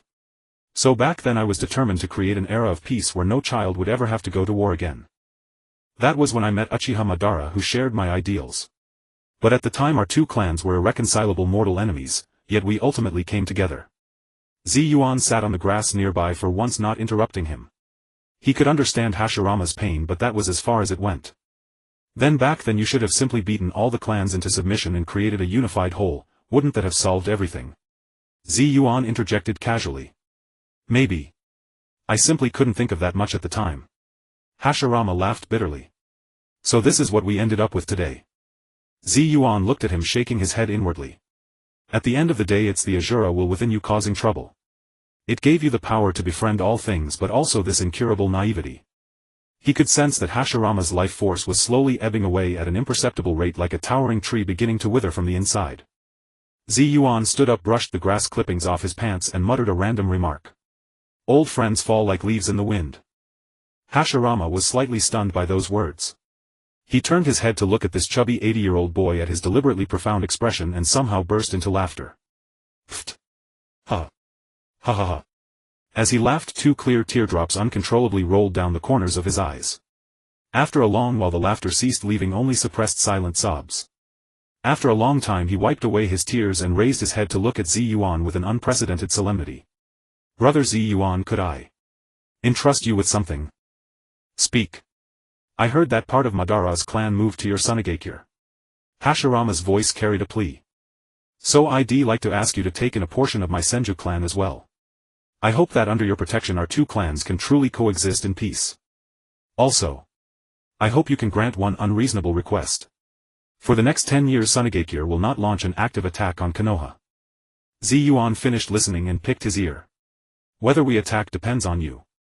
If you don't cause trouble I can't be bothered. If you dare make a move I swear I'll raze Konoha to the ground. As for your clansmen, as many as come Sunagakure will take in. I'm short on labor over there. Upon hearing this reply Hashirama burst into laughter again, this time filled with relief and gratification. I knew I hadn't misjudged you. Meeting you, little brother, is one of the luckiest things in my life. He stood up, looked at the setting sun in the distance and suddenly said, as if offhandedly. I think Madara might not be dead after all. I can still sense his presence, very faint, very distant, as if a part of me remains inside him. Yuan's heart gave a sudden jolt. This guy. He knew everything all along. So what had crushed him wasn't Madara's death. It was the complete fracture of their ideals, the endless disappointment after reality shattered the dream. Yuan fell silent. Hashirama seemed to realize he had let something slip and also sank into silence.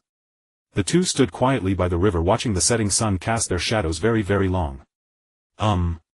Finally Hashirama broke the silence. He scratched his head and a long-lost shy smile appeared on his face. Don't be in a hurry to leave. Stay and spend a few more days with me. In the hot spring inn of Kumogakure, steam filled the air. Yuan floated on the water like a stranded white whale sprawling with limbs outstretched exposing only a round belly and a massive hummed an off-key tune. Senju Zhujian sat by the pool, his face bearing a long-lost genuine smile of relaxation. These days were the happiest of his life since the battle at the Valley of the End. During this time he had not troubled himself with any official duties. Instead he took Yuan everywhere, revisiting familiar places. But this leisure was destined to be short-lived. What? You actually plan to abdicate now and go find Madara? Don't you care about your Mito anymore? Yuan leaped from the water, splashing everywhere, drenching Zhujian beside him into a drowned rat. Zhujian helplessly wiped the water from his face, gazing at Yuan with a contented expression. Feijian is guarding the village, he is a better Hokage than I am.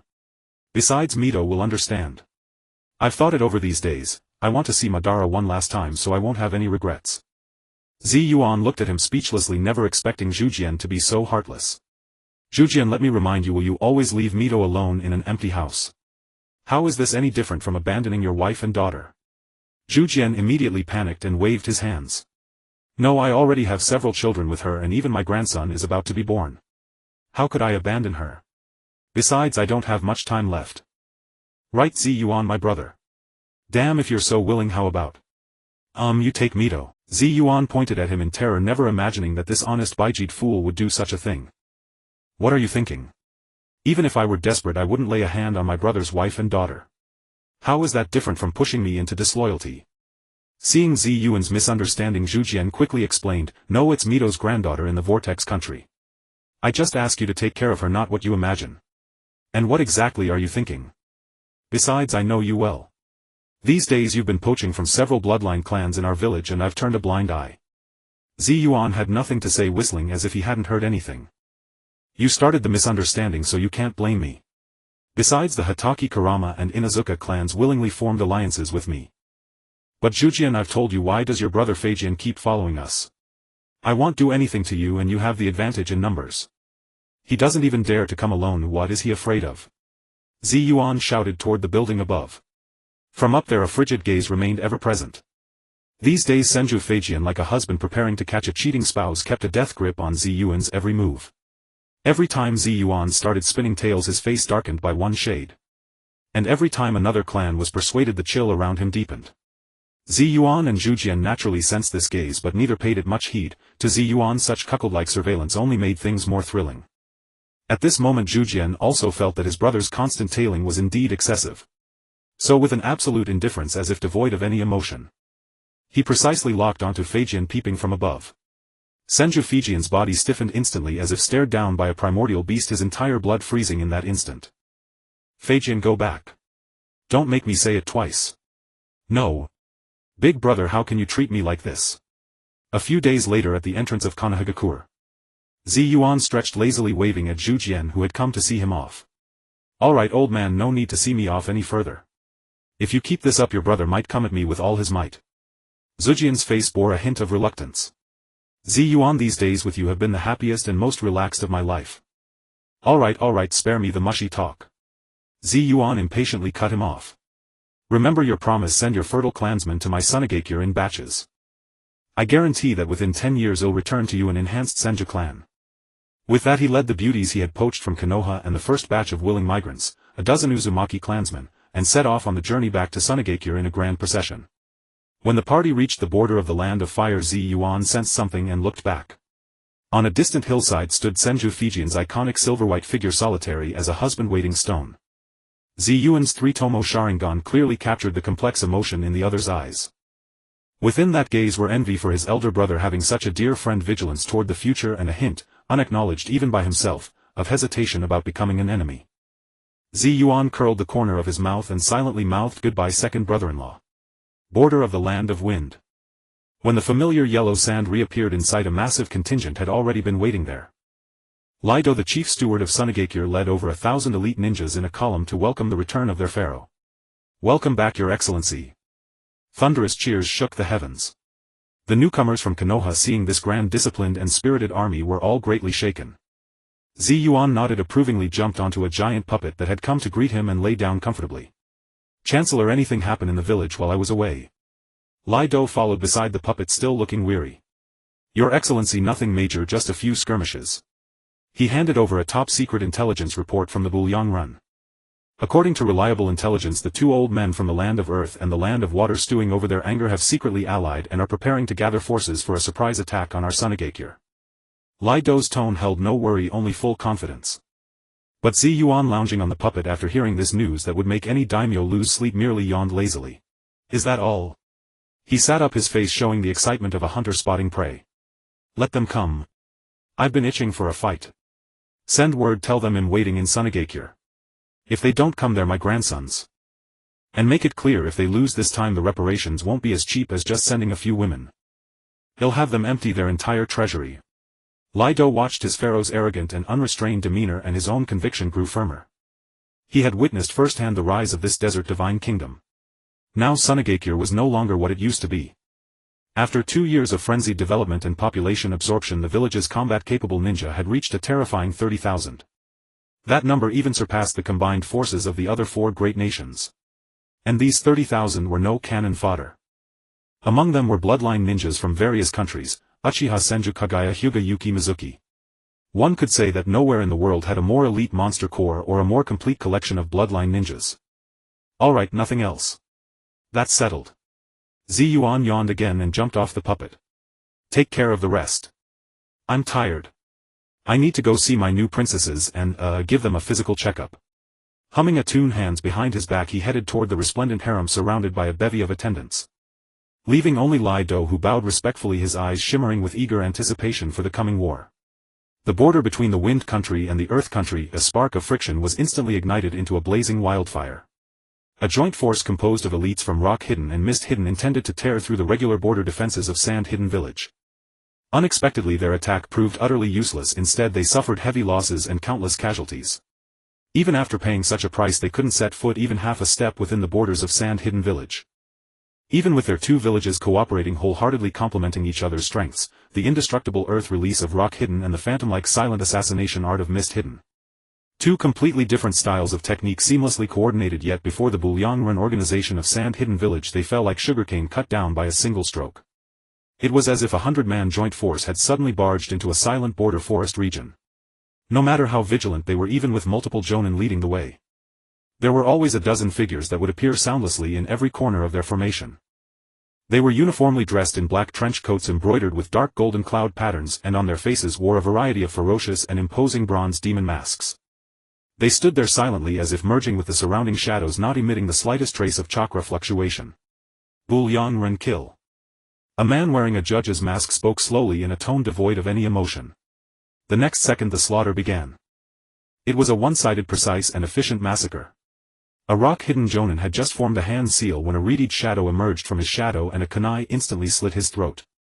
Several mist-hidden ninja had hidden themselves in the thick fog, but before they could launch an assassination they were pinned to the ground by several iron sand spears wrapped in black lightning that descended from the sky.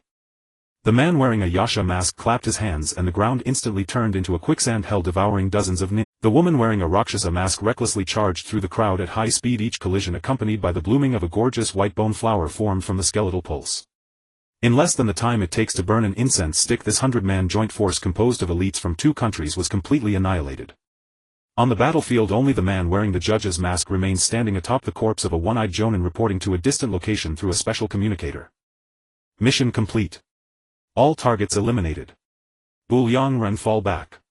Somewhere in the ninja world, in a dark and damp underground cave, Yuzhibo Ban sat cross-legged on the withered finger of the demonic statue of the outer path, resting with his eyes closed. The tubes connected to his back continuously channeled the statue's faint life force into his ever-aging body.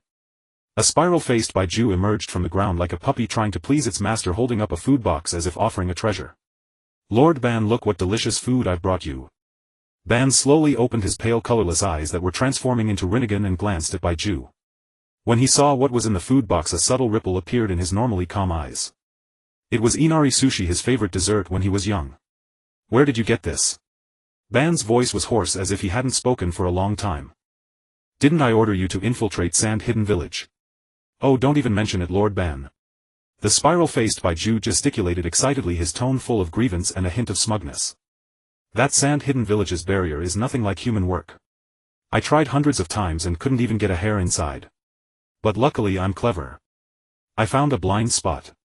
At the top of the tallest largest pyramid there's an empty room that actually has no barrier. What's more, that room is filled with all kinds of delicious food every day. I secretly took a few and they didn't even care. See, aren't I clever? Yuzhibo-ban looked at Baiju's foolish expression that begged for praise and said nothing. However, in his mind the image of a chubby little kid from the past emerged, a face that was always grinning, annoyingly begging for a beating. Yuan. So you knew I was going to send someone. Fine. Since it's a little gesture from you, a brat will reluctantly accept it. He picked up a piece of inari sushi and put it into his mouth. That familiar sweet and rich taste dissolved on his taste buds as if transporting his thoughts back to that distant afternoon when he could still share food with Zhu Jian by the banks of the Nanhechuan riverside. At that moment his chewing motion paused slightly. He took out a small note wrapped in special oil paper from his mouth. Unfolding it, there was only a line of small characters written in arrogant handwriting. Brother-in-law Ban, I heard from Zhu Jian that you like eating this. He said that although you've taken different paths, your hearts are still one. Your loving little nephew Yuan. Yuzhibo-ban's hand holding the note suddenly tightened. Zhu Jian. He subconsciously touched his right chest. There the vague face formed by Zhu Jian's cells seemed to emit a warm tremor. Are we one? Right? Lord Ban. Baiju's noisy voice interrupted Ban's memories. I just received news that the Water Country and Earth Country seem to have joined forces to attack Sand-Hidden Village. Ban felt a flicker of irritation at being disturbed. His pale eyes instantly transformed into Sharingan and he glared fiercely. An icy bone-chilling killing intent instantly enveloped Baiju. However, Baiju, a creature lacking a few screws in his head, couldn't sense what killing intent was. He still enthusiastically shared the gossip he had gathered. But it seems they were completely routed by an organization called Bulyangren. That Bulyangren is way more impressive than us. They're super mysterious, as if their shadows are everywhere. And their perception abilities are so strong that I dare not get close, afraid they'll detect me. The killing intent in Yuzhibo-ban's eyes slowly receded, replaced by deep contemplation. Bulyangren. Yuan, I didn't expect you had such a card hidden up your sleeve. Not only do you possess power comparable to the Ten Tails, but you've also established an intelligence and assassination organization of such scale that even Baiju feels inferior. Just how many secrets are you still hiding, you bastard? However, this contemplation lasted only a few seconds. Ban's eyes once again regained that absolute coldness and confidence that looked down upon all beings. However, all of this is nothing but futile struggle. He slowly stood up, walked to the cave entrance and looked up at the sky obscured by rocks, as if already seeing the blood-red moon about to rise. In this false world, no matter how powerful an army you build or how prosperous a nation you create, in the end you cannot escape the cycle of hatred and conflict. Only in the world of infinite Tsukuyomi can everyone together experience true beauty without war or suffering. And Yuzhibo-ban will become the one and only savior who brings eternal peace to this world. In the land of earth, hidden within the village of Iwagakure, within the Tsuchikage's office, the second Tsuchikage sat. His face, perpetually wrapped in bandages, betrayed no expression. Yet the air in the entire room was suffocatingly oppressive. A battle loss report from the front lines lay quietly on his desk. What was recorded upon it were not casualty numbers, but a list of names crossed out one by one. Those names had once been the elite of Iwagakure, the pride of their respective clans. Now their remains had never been retrieved from the battlefield. Worthless. Mu spat out 2 words through clenched teeth. He did not know whether he was cursing those fallen subordinates himself for devising that foolish plan, or the first Hokage who had advised him to remain wary of Sunagakure's strength. Meanwhile, within the village's council hall, a political storm was brewing. Again. Every time. Every single time it's the same. An elder from the Kamizuru clan slammed his fist onto the stone table, his eyes bloodshot. The 3 finest children of our clan died so obscurely at the border. Without even an explanation. Our Shinku clan too. The elite squad we dispatched was completely annihilated. The Tsuchikage must answer to us. Representatives of various clans were seething with indignation. The failure of this assault on Sunagakure was not only a military catastrophe but a resounding slap across the face of everyone in Iwagakure. Just then the door to the council hall pushed open. The second Tsuchikage, like a bodiless specter, appeared before the crowd without a sound. His emotionless eyes swept over every person present. Answers. His voice lacked any trace of human warmth. War inevitably brings sacrifice. This is a truth that every shinobi should understand from birth. Questioning the Tsuchikage's decisions is to undermine the village's very foundation. From this day forth all discussions regarding this defeat shall cease. Violators will be charged with treason against the village. Having spoken, he ignored the suppressed fury on everyone's faces, flickered and vanished. This iron-fisted rule temporarily quelled open discontent. Yet beneath the surface undercurrents had already begun to stir. That night a shinobi of the Shinku clan, exhausted after his patrol, returned to his cramped and dim hovel. The moment he pushed open the door, his body tensed. In the dark room a silhouette sat quietly by the table, its back to him. Who? Instinctively he began forming hand seals. Third uncle, it's me. The figure slowly turned, revealing a young yet achingly familiar face. Shao. Shao Che. The shinobi's voice trembled. Didn't you die 3 years ago on a mission? I didn't die. The young man called Shao Che stood up. He wore a black overcoat embroidered with dark golden cloud patterns, and a ferocious fanged yaksha mask covered his face. I found new life in Sunagakure. He slid a scroll gently across the table. This is a recruitment order from the Bulyang Run. It is also an opportunity that Lord Pharaoh grants to your Shinku clan. Pharaoh? That 80-year-old brat. Address him as Lord Pharaoh. Shao Chi's voice carried a fervent reverence. Lord Pharaoh is a god who can make deserts bloom with flowers and bring rain from the heavens. He is the true deity who can bring peace and hope to the mortal world. He unrolled another scroll upon which were imprinted vivid lifelike images through a special ninja technique. They depicted Sunagakure's bustling streets, dragons soaring in the sky, children playing in oases, and the genuine smiles on every villager's face. Third uncle, look at this. Then look at our Iwagakure. We live in places like dungeons. The food we eat is always laced with sand. We fight and die, and what we get in return is nothing but the Tsuchikage's cold word, sacrifice. But in Sunagakure, as long as you have skill, you earn respect. Our Shinku clan's wind-controlling techniques are called artists of the sky there. We are entrusted with caring for the ecology of the sky tree and enjoy treatment even more generous than that of a daimyo. Lord Pharaoh says that a wise bird chooses its tree. This withered tree of Iwagakure cannot stand much longer. Similar tales were unfolding in the land of water, a nation perpetually shrouded in thick fog. The first Mizukage Byakuren, having tasted defeat, had grown even more paranoid and volatile. Especially after the scandal of his public incontinence during the 5 Kage summit somehow spread throughout Kirigakure. Now everyone looked at him with strange eyes which only stoked his fury and irritability.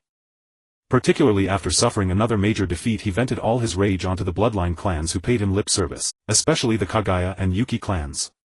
For his intelligence indicated that within the young pharaoh's harem in Sunagakure were women from these two clans. During a heated council meeting, Byakuren summarily executed 2 Kagaya clansmen who dared to defy him and ordered all shinobi from bloodline clans to be sent to the front lines. Since you're so fond of colluding with that brat, then go to the border and prove your loyalty to Kirigakure with your lives. His roar echoed through the cold chamber. Late at night within the Yuki clan's compound. In a secret chamber built of ice crystals, several clan elders surrounded a Bulyang clad in a judge's mask. That is the situation. The Bulyang removed its mask, revealing a delicate face belonging to the Yuki clan. Byakuren has gone mad. He will drive every bloodline clan to their deaths.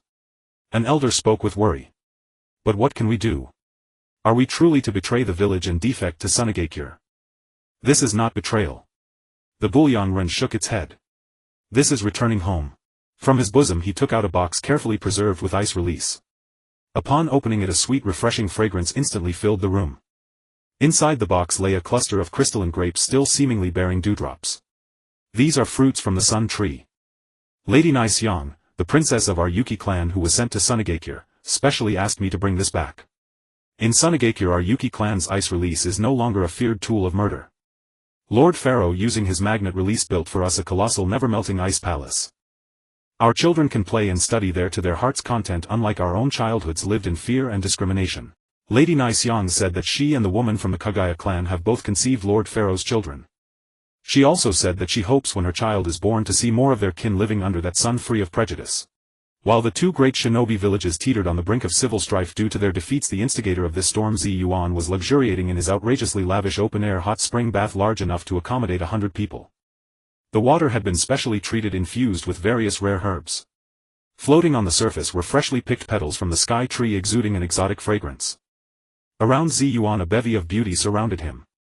A newly arrived maiden from the Hataki clan with her inherited impeccable white fang swordsmanship meticulously trimmed his nails with micron precision. A girl from the Kurama clan closed her eyes and used her genjutsu to project a resplendent starry sky above the bath with shooting stars streaking across it, breathtakingly beautiful. Meanwhile, a woman from the Inazuka clan along with her sleek and well-fed ninja dog played a game of fetch the ball in the spacious pool, splashing happy water droplets everywhere. Yuan leaned back against the elastic pale chest of a Kagaya clan princess, letting out a languid sigh. Ruling a country is truly exhausting. He opened his mouth and a beauty from the Senju clan immediately understood, peeling a chilled lychee and gently placing it between his lips. It is my harem that best heals my weary soul. By the way, inform Retsudo to prepare. When those rogue shinobi from the lands of earth and water come seeking refuge with their families, we must handle the reception properly. After all, our Sunagakure has always repaid enmity with virtue and been as inclusive as the sea accepts all rivers. In the canyon at the border of the land of earth. Hurry. Stay close. Just ahead is the border of the land of wind. If we make it there, we can survive. A young man from the Shinkong clan carrying his elderly mother on his back shouted hoarsely, encouraging his struggling clansmen nearby. A deep bone deep wound on his arm was still bleeding. Around him hundreds of other defectors were similarly dragging along their families ragged and destitute. Most of the people in the crowd were from the Shinkong clan of Iwagakure, the Yuki clan of Kirigakure, and the Kagaya clan. Under the oppressive rule of their respective villages, they had chosen to trust the Bulyanren and flee toward the legendary desert kingdom embracing a brighter tomorrow. However, behind them were the relentless pursuit squads from their former homelands. Earth release, earth flow river. A jonin from Iwagakure slammed his hands onto the ground. The ground instantly transformed into a raging mudslide, swallowing toward the fleeing crowd. Ice release, ice crystal wall. A ninja of the Yuki clan forcibly channeled his dwindling chakra to create a thin ice wall in a desperate attempt to block the attack. Crack, the ice wall shattered under the impact of the mudslide. Seeing this, despair shrouded the hearts of everyone in the crowd. At that moment, a thick wall of earth rose up to block the cascading mudslide, and the people finally breathed a sigh of relief. Behind them, a dozen black figures appeared silently on the battlefield like messengers from the deepest hell. They wore black trench coats embroidered with dark golden cloud patterns, and each face was covered with a ferocious bronze demon mask. Bulyanren, by order of the pharaoh, have come to guide you. A man wearing a judge mask spoke in a tone devoid of emotion. The next second, the Iwagakure jonin who had just released the earth release had no time to form his next hand seal. Before he was pierced through the heart by a spike of pure gold sand that shot out from the shadow beneath his feet. Several Kirigakure assassination squad members attempted to vanish into thin air. A Bulyanren wearing a yiksha mask snorted coldly and clapped his hands. Magnet release, iron sand binding formation. Countless black iron sand particles rose into the air, forming a massive magnetic field domain. Within the domain, all stealth and illusion techniques were revealed. Those Kirigakure ninjas fell from the sky like broken kites, impaled like candied hawthorns on the bone spears waiting below. The chase instantly turned into a one-sided, efficient and bloody massacre. The Bulyanren, like the most precise scalpels, cut through the pursuit squad's formation, carving a bloody path of hope for the defecting clans. "Follow us," the man with the judge mask shouted without looking back. The refugees snapped out of their shock, mustered their last strength, and followed the Black Reapers toward the end of the canyon. When the first ray of sunlight symbolizing the border of the land of wind fell on the Shinkong youth's blood-streaked face, he nearly collapsed. They had finally escaped. However, as they crossed that invisible border and took in the sight before them, everyone was left breathless with shock. Outside the canyon's exit stretched an endless army. Thousands of Sunagakure ninjas in uniform armor stood in orderly rows, silently solemn. Their eyes were cold and sharp, their weapons gleaming with a chilling light in the morning sun. Behind the army were hundreds of medical ninjas ready for action, along with piles of food and fresh water. "Welcome home." Lighter, draped in a chancellor's robe with intricate golden patterns, stood at the forefront of the army, his voice steady and powerful. "Go receive treatment and get some food first. Leave the rest to us." The defectors could no longer contain their emotions, and many fell to their knees wailing. It was the joy of survival and the excitement of finally finding a home. Just then, the pursuing Iwagakure and Kirigakure forces also arrived at the canyon's mouth. When they saw the magnificent, imposing Sunagakure army before them, they all instinctively halted. Two figures appeared like specters before the pursuing force. The second Tsuchikage Wu and the second Mizukage Kido Gentetsu. "Laidu." Wu's voice was like lifeless rock. "Hand over the traitors of my village." "Oh." Kido Gentetsu wore a flippant expression, whistling. "Since when did Sunagakure start sheltering such scum?" Laidu stepped forward, meeting the gaze of the two Kages calmly. "From the moment they set foot on the land of wind, they became citizens of my Sunagakure." Looks like there's nothing to discuss. Wu's aura grew dangerous as he began forming a beam in his hand. Kido Gentetsu's body began to condense dangerous water bubbles. A great war was about to erupt. But at that moment two terrifying roars that shook the heavens and earth burst from behind the Sunagakure army. Roar! The gigantic Tanuki Shikaku and the blue flame-wreathed cat Matatabi's colossal bodies like two moving mountains came into view. Their chakra brimming with cruelty and destruction crashed like a tsunami onto the faces of the Iwagakure and Kirigakure alliance. All the ninjas involuntarily took a step back, their faces filled with terror. Wu and Kido Gentetsu also stopped, their expressions turning extremely grave. Heh. A sneering contemptuous laugh came from above. Everyone instinctively looked up. There Yuan was lounging on a throne of pure gold sand floating in midair. He gazed down at the two Kages below with a look one would give to trash. I was wondering who it was, turns out it's two useless fools who can't even manage their own homes. His voice amplified by chakra reached everyone's ears clearly. What? You couldn't keep your people, so you come begging to me. Besides, it's your own people who came crying to my paradise. I'm a kind-hearted person, can't bear to see others suffer, so I reluctantly took them in. Instead of asking me for them, you should reflect on yourselves. How incompetent you are, how unpopular, how shabby your villages are. You. Kido Gentetsu's face turned livid with rage.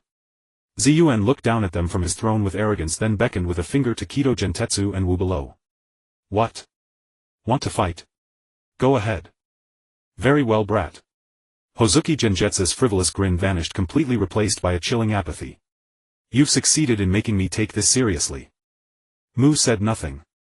Yet his body beginning to turn translucent and the chakra around him surging as if to rend space itself had already made his stance clear. Summoning technique. Hozuki Genjetsu wove hand seals and slammed his palm onto the ground. A colossal mirage clam rivaling a hill in size materialized out of thin air. The giant shell opened and closed, belching forth endless white mist. The dense fog refracted light, weaving illusions of a mirage. In an instant the entire battlefield was shrouded in this impenetrable mist. Yulv and Muwang, the two massive-tailed beasts, let out irritated growls. Within the eerie haze their senses were severely disrupted, leaving them unable to pinpoint the enemy's true location. Meanwhile Mu had already vanished into thin air with his dustless, bewildering technique. Water release, steam, danger, pressure. A childlike clone identical to Hozuki Genjetsu and composed of oil and water leaped out from the mist. It bounded forth with gleeful steps, a miniature self-propelled bomb charging toward the Suna shinobi formation below the hill. This clone could trigger endless devastating steam explosions through rapid heating and cooling. Yet the true killing strike came from the sky. Mu Invisible had already flown to a position directly above Yuan's golden throne. He pressed his palms together, fingers interlaced in a stable triangle. The Kekii Tota, surpassing bloodline limits and transcending 5 elemental natures, now bared its vicious fangs. Dust release atomic dismantling technique. A pure white cubic beam seeming to devour all light took shape in his palm. This created bloodline jutsu reduced anything touched by the beam to molecules, leaving not a trace. Its target was Yuan on the throne below. Yuan glanced lazily upward. TCH finally showing some real skill. But still too slow. He carelessly raised a finger and lightly tapped toward the steam, danger, pressure, charging the formation. Golden sand wall. Boom. The earth roared as a wall of high-density golden sand 10 meters thick erupted from the ground, precisely blocking the steam, danger, pressure. Boom. In the next instant a violent explosion unleashed a terrifying steam shockwave, a scalding blast capable of melting steel. Yet the golden wall merely trembled slightly, its surface unblemished. As for the lethal dust release descending from the sky, Yuan lifted his eyelids and cast a glance. I've been playing with you long enough. Time to show you what true power really is. A cruel smile spread across his face. He reached his small hand to his navel and released the already condensed monster from the Giles box. Descend, Qingyan Bai Long. The moment the chanted incantation ended, a divine pillar of light pierced the heavens from before Yuan, driving straight toward the annihilating white cube. Within the pillar of light a legendary being unfurled its sky-shrouding wings. It was a dragon over 300 meters in length. Its scales glistened like purest diamond, reflecting a sacred radiance. Its form exuded elegance without losing a sense of raw power. Qingyan Bai Long opened its majestic maw, a work of art aimed directly at the absolute annihilation of the atomic dismantling technique. A white energy sphere composed of pure devastating plasma railgun charge rapidly condensed in its mouth. Burst stream of destruction. In the next moment a torrent of pure white energy erupted forth. Wherever it passed space itself seemed erased. The white light collided with the dust release cube. Time seemed to slow down in that instant. The atomic disintegrating technique and the pure white energy torrent clashed like two streams of molten lava, each melting, consuming and even erasing the other. But Mu's chakra could not match the near-infinite energy supply of Qingyan Bailong. Its torrent remained undiminished in follow-through. It grazed the edge of the hill where Mu and Hozuki Genjutsu stood, hurtling toward the distant horizon. Seconds later, a third immaterial mountain vanished from the horizon as if obliterated by cannon fire. The smoke cleared, leaving behind a smooth mirror-like circular gap. The entire battlefield fell into an unprecedented, suffocating silence. Whether it was the pursuers from Iwa and Kiri, the vast Suna army, or the defectors who had just escaped, everyone's minds were utterly short-circuited in that moment. What had they witnessed? A miracle. The second Tsuchikage Mu and the second Mizukage Hozuki Genjutsu, two notorious daredevils, stood frozen on the edge of the leveled hill, feeling the wind of annihilation blowing through the gap behind them. Their faces bore a fear they had never known. How boring. Yuan's voice, heavy with disappointment, drifted down from the sky again. I thought it might make me exert myself a little. In the end it didn't even count as a warm-up. He leaped down from the golden throne onto the massive head of Qingyan Bailong, gazing down at the two Kage like ants. Now can you scram? Or do you want to experience being blasted down to not even a molecule? With his words, Qingyan Bailong's mouth began to gather that pure white destructive light again. Withdraw. Mu forced those two dry words from his throat with all his strength. He didn't dare cast another glance at the dragon, turning and fleeing madly toward the direction they came from. The joint army from Iwa and Kiri, as if granted pardon, scrambled and crawled, racing to escape this nightmare they would never forget. Watching the backs of their frantic retreat, Qingyan Bailong let out a low, mocking rumble. Yuan yawned widely, slumped back onto the throne that floated behind him, and pulled a silk blanket over himself. Prime Minister, call it a day. His voice was thick with drowsiness. Settle all our new villagers. Make sure each of them writes an 800-word reflection praising the pharaoh's brilliant leadership. I'm so sleepy. I'd love to wipe out both their villages, but I can't take too big a step now, might hurt myself. In the Foam Country Daimyo Mansion. A secret meeting that would determine the economic future of the shinobi world was underway within a tea room adorned with resplendent gold. Your Excellency, the Daimyo of Foam, is the floor of your tea room paved with pure gold. How magnificent. The daimyo of Hua country, a middle-aged man as round as a ball, clad in a kimono embroidered entirely with gold thread, dramatically covered his wide mouth with a silk handkerchief. Not at all, not at all, replied the daimyo of Foam, the nominal father-in-law of Yuan, his smile stretching from ear to ear. Compared to the businesses of you brothers, my little assets are utterly unworthy of mention. You can't say that. Your business is the largest among us.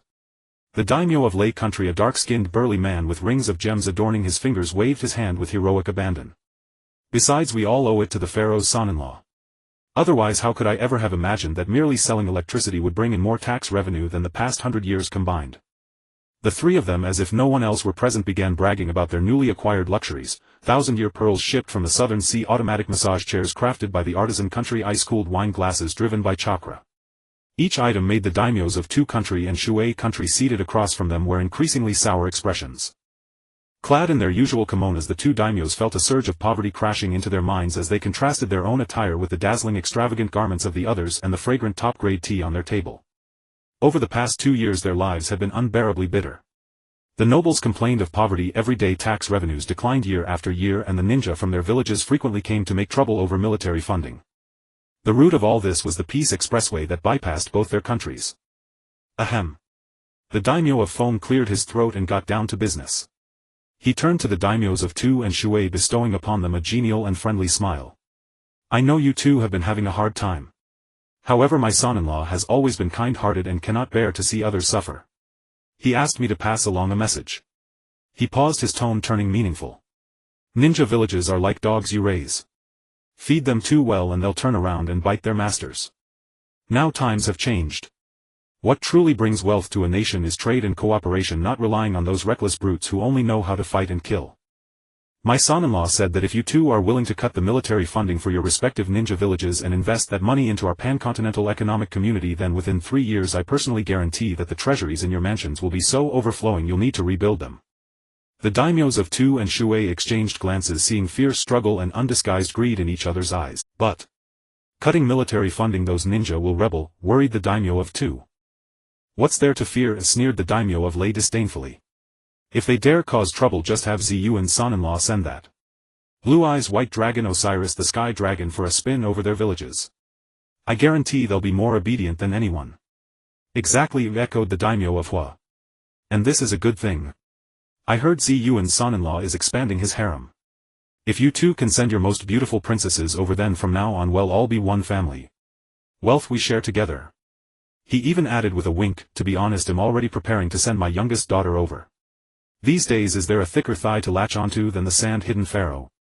These words like the final straw completely shattered the psychological defenses of the two impoverished daimyos. Wealth, status and the chance to form marital ties with that godlike powerful man, they had no reason to refuse. Let's do it. The daimyo of Tu slammed the table as if making the most important decision of his life. The day after the banquet, the daimyos of Tu and Shui made an exceptionally decisive move. They jointly announced that due to national financial strain they would drastically cut the funding for their respective ninja villages. The Hidden Rock Village and Hidden Mist Village saw over half of their budgets slashed. Especially for Hidden Rock Village, which had been dependent on the daimyo's financial transfusions to survive, this cut was like a direct slash at the main artery. Hidden Mist Village, however, faced an even more direct and bloody transformation. The first Mizukage Byakuren was hacked to death in his gloomy office by over a dozen disgruntled bloodline limit ninjas. Blood stained the chair that symbolized the Mizukage's authority. Genjutsu Hozuki stepping over the corpses of his colleagues, and the blood of his clansmen sat upon the seat he had long coveted. His first order upon ascending was a great purge. All clans that had ever pledged loyalty to Byakuren or harbored hostility towards Sand Hidden were uprooted overnight. The entire Hidden Mist Village plunged into a blood-colored terror. Meanwhile, Yuan, the instigator who had stirred the entire shinobi world, was enjoying his tedious yet unpretentious pharaoh life within his bedchamber, which was large enough to accommodate a football field. At the center of the hall lay a white jade bed large enough for 100 people to revel together.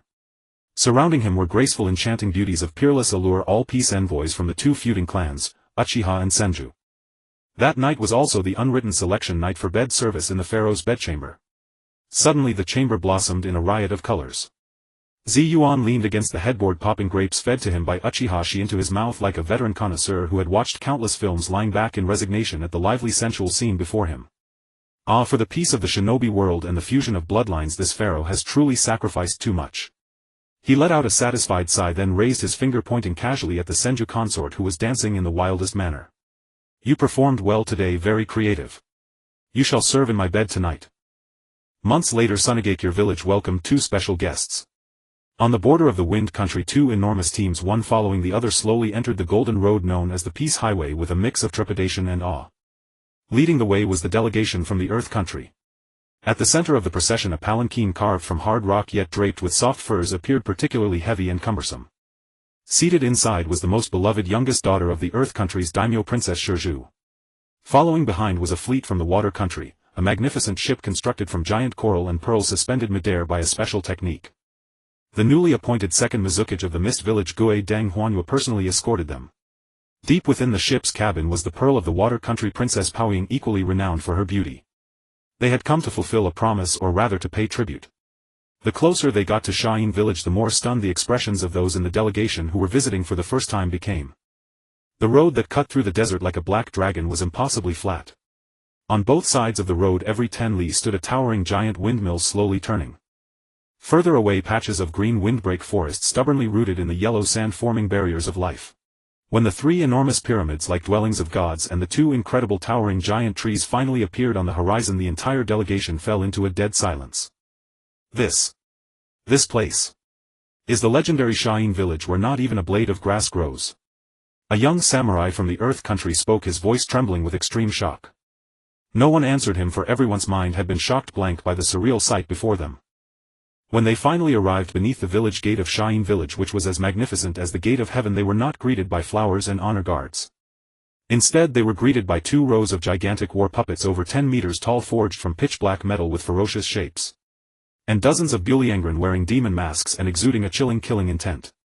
That palpable sense of oppression left everyone in the delegation struggling to breathe.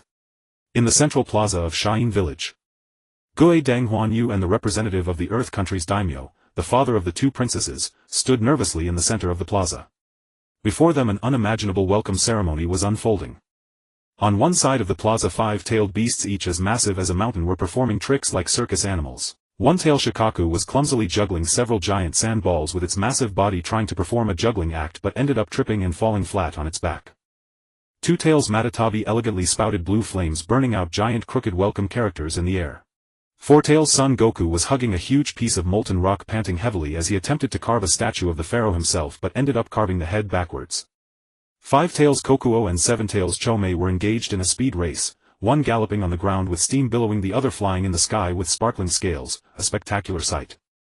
The sole audience of this absurd performance, Yuan was lying sprawled on his golden throne suspended midair, stuffing fruit into his mouth while pointing and commenting on the show below. Shikaku. You useless thing. Can't even handle a ball. I'll dock your barbecue for half a month. Matatabi. Your characters are too ugly. Rewrite. If you can't do it well, no food. Son Goku. What the hell is that carving? Rework. Don't rest until you've carved 1/10 of my handsomeness. The two princesses Shizhu and Paoying stood timidly aside watching this mythical scene. Their beautiful eyes were filled with fear and a hint of indescribable strange brilliance. Ahem ahem. Yuan finally noticed the arrival of the two new guests. He sat up on his throne and floated slowly over to the princesses, circling them twice like an old man inspecting goods. Not bad, not bad. One is full of earthy vitality, looks sturdy, should be good at bearing children. The other is watery and delicate, seems frail, but I like it. He extended his chubby little hand and without any courtesy pinched Princess Shizu's springy arm, then touched Princess Paoying's smooth cheek. Okay, I've received the people. You can get lost now. He waved impatiently at Gue Deng Huanyu and the Earth Country representative. As for the rest of that business contracts technology transfer nonsense, go talk to my chancellor who's about to die from overwork. Don't bother me. The two envoys, as if pardoned, scrambled and were escorted by the Buliangren to see Lido. As for you two. Yuan looked at these two delicate noble beauties before him, a calculating gleam flashing in his azure eyes. Come, your pharaoh will take you to meet your predecessors. He grabbed one princess with each hand and headed toward the harem. The pharaoh's bedchamber had now been expanded into a huge living area capable of housing hundreds, complete with pavilions, towers, small bridges and flowing water, everything one could desire. When Shizhu and Paoying saw the dozens of consorts, of varying shapes and sizes with different temperaments yet all stunningly beautiful and possessing powerful bloodline limits, they were completely awed. So they were merely two insignificant new additions to this vast harem. Alright, everyone is here. Yuan clapped his hands, gathering everyone to the huge courtyard in the center of the bedchamber. He cleared his throat, showing a fanatically excited expression like a Chinibya boy. From today your pharaoh announces a major decision. You are no longer just my consorts, my breeding tools. You will become the sharpest sword and the strongest shield in my hand. I have decided to establish a divine legion exclusively mine, standing above all ninja villages. He spread his arms as if embracing the entire world. I already have a name for the legion. It will be called Valkyrie. I will personally train you, arm you with the top resources. Would release Sharingan, ice release dead bone pulse. The powers of everyone will be fused together. In the future you will follow me to crush all dissent and conquer the entire ninja world. Your names will resound through heaven and hell. Yuan's speech was full of incitement. The women present reacted differently. Warlike individuals like Uchiha Ling burst with excitement in their eyes. The women of the Senju clan exchanged glances, feeling that their pharaoh seemed to be having another episode.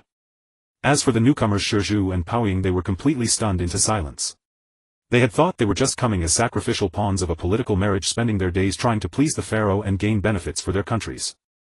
But now they were actually going to be enlisted into some Valkyrie legion to conquer the world. Wasn't this the wrong script? Yuan paid no attention to their reactions. He was already completely immersed in his own grand blueprint. He had even begun to outline the uniform design of the Valkyrie legion in midair using gold sand. It was a strange design with classical aesthetics, outrageously little fabric yet heavy armor embedded in key areas, full of contradiction and absurdity. Ha ha ha. Perfect. Absolutely perfect. Looking at his masterpiece, Yuan burst into insane laughter. It's settled. From tomorrow the first training camp of the Valkyrie Legion officially begins. As for the training program, let's start with the most basic swimsuit combat. On the western side of Shain village, a hidden oasis surrounded by towering golden cliffs. Here Yuan used his magnet release to carve out a private training ground for the Valkyrie Corps he was about to establish. The lake was filtered underground hot spring water, the beach was meticulously selected white fine sand, and by the shore grew several crooked neck trees transplanted from specifically for shade. At this moment on this training ground that rivaled a vacation paradise, a scene that would make any man's blood boil, both tantalizing and bizarre, was unfolding.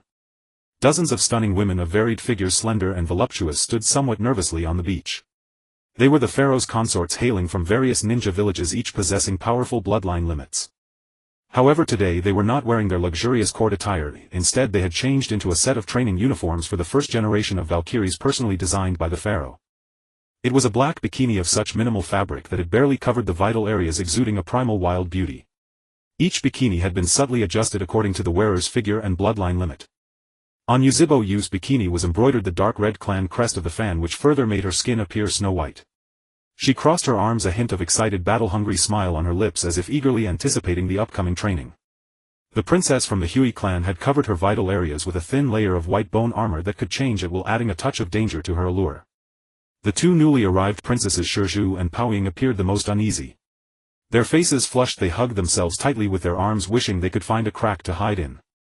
This attire, even more revealing than what the most flamboyant dancers in their country wore, dealt a violent blow to their worldview. Yuan, dressed in swim trunks and sunglasses, lay sprawled on a golden lounge chair suspended in midair. He looked down at the flock of beautiful women at the army he had personally built and nodded with satisfaction. Ahem. He cleared his throat and began speaking in an instructor's tone, serious yet insufferable. Ladies of the Valkyrie Reserve, welcome to the first lesson of your military career. Today's training subject is simple. He snapped his fingers. Swimsuit free-for-all battle. There is only one rule, no rules. You may use any of your abilities, ninjutsu, taijutsu, genjutsu, bloodline limits, and knock down everyone except yourself. The final victor will receive the supreme honor of having a candlelit dinner with me, the pharaoh, and receiving unknown, intensive instruction. These words were like a fuse to a powder keg. The consorts present reacted differently. Yuzhibo Yu's eyes blazed with intense fighting spirit. Her Threedemo Xiaolunyan instantly activated, locking onto the equally combative Hui woman not far away. A few consorts from the Qianshou clan exchanged smiles, quietly stepped back a few paces, and began secretly forming hand seals. Their constitution destined them to have an absolute advantage in a prolonged battle. Then the first Pharaoh Cup women's swimsuit fighting tournament. Yuan drew out his tone, then suddenly waved his hand. Now begin. Before his voice faded, Yuzhibo Yu and the Hui consort had turned into two streaks of afterimages, crashing fiercely into each other. Bone blades and fire-wreathed kunai scraped harsh sparks in the air. Your taijutsu is still so fierce. The Hui consort licked her lips, eyes full of excitement. Your bones are still as hard. Yuzhibo Ling snorted coldly, her Xiaolunyan spinning rapidly to perceive every movement of her opponent. On another side, battle erupted instantly. Ice release crystal arrow. A woman from the Shuyu clan waved her hands, and dozens of crystalline ice arrows rained down like a storm over an area. Princess Shizhu, the princess from Yenin village, had her Bodis instincts activated under extreme tension. Earth release earth flow wall. A somewhat crooked but sturdy earthen wall rose abruptly, precisely blocking all the ice arrows. Oh, Yuan raised an eyebrow. Interesting. The battle grew increasingly chaotic. A young lady from the Rishiang clan activated her Baiyin, seeing through the genjutsu created by the Onma clan, and the two engaged in a mental confrontation. The girl from the Chuanzhong clan, together with her ninja dog, used the combined technique Fong Wolf Fong, charging wildly across the field, knocking over several consorts who tried to sneak attack. Yuan watched with great relish, constantly offering tactical guidance. Hey! You using ice? Your movements are too wide. Any wider and the strap on top is going to snap. And you? Yeah, I am talking to you, the bone player. Don't stick your butt out so high when you attack. It looks great, but the opening is too big. Paoying. Don't just stand there. Drown them with water. Make their clothes completely wet. Yes. Just like that. Under his encouragement, Princess Paoying timidly unleashed a water release technique she didn't even know she had learned. A small-scale tsunami surged across the beach. For a moment the entire training ground splashed with water and exposed a lot of skin. Yuan took off his sunglasses, and his azure eyes gleamed with the light of one appreciating a work of art. This is the army of my dreams. He looked at those stunning women in combat with their agile figures and exposed curves, feeling that he had truly gone to great lengths for the peace of the ninja world. Alright, warm-up is over. He clapped his hands. An invisible, powerful magnetic field instantly shrouded the entire beach. All the consorts who were in fierce battle felt their bodies weigh down, pinned to the spot by an irresistible force, unable to move. Today's training ends here. Yuan sat up from the lounge chair, a devilishly benevolent smile spreading across his face. As a reward for your hard training, the pharaoh has decided that tonight I will personally inspect your bodies and relax your muscle. Everyone gets a share. The next morning, the pharaoh's bedchamber. The enormous white jade bed like a cotton field ravaged by a 12-level storm with silk quilts and dozens of women's garments of various materials scattered carelessly. The air was thick with a blend of sweat and the sense of dozens of top-tier bloodline limits. In the early morning Yuan sat on the steps outside the great hall enjoying the breeze, 1 foot dangling in the air, energetic and free of fatigue. Between his fingertips several strands of gold sand finer than hair like living serpents continuously wove themselves, gradually forming a complex and exquisite earring. Not bad. The dual cultivation method is indeed the best way to enhance team cohesion and personal strength. He admired his masterpiece and nodded in satisfaction. Just then Lai Dou's face, written with overwork and mental exhaustion, stepped up from below the steps. "Pharaoh, an emergency report of the highest level from the Black Robes." "Speak." Yuan didn't look up, continuing to polish the earring in his hand. "Half an hour ago precise news came from Konoha." Lai Dou's voice was extremely low but every word was crystal clear.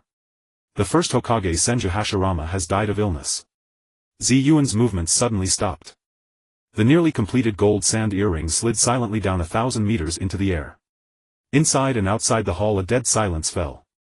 Lai Dou did not raise his head. He knew this was not the time to disturb the pharaoh's thoughts. He continued his report. "According to internal sources in Konoha, Senju Tobirama has officially assumed the position of second Hokage. Furthermore, following the last wishes of Lord Senju Hashirama, the main family and most members of the Senju clan have begun preparations for relocation. Their destination is our village. And a third matter." Lai Dou took out a scroll sealed with special material from his bosom. "Days ago our Black Robes tracking Uchiha Madara's whereabouts discovered traces of a mysterious target along the border of the Land of Rain. The target's movements are extremely secretive, able to merge with the earth and plants, untraceable by conventional means. Judging by its route, its objective seems to be the sealing sites of the tailed beasts across various lands." Yuan slowly raised his head, his azure eyes devoid of their usual playfulness and laziness, replaced only by an unfathomable icy calm. "Black Zetsu. In the end you couldn't hold back, starting to pave the way for your mother's resurrection. Hashirama. You too in the end couldn't escape this fateful end." In his mind flashed the hearty laughter of that man, his expression of wanting to cry but having no tears after losing his last shirt on the gambling table, and his lonely desolate figure standing by the river skipping stones.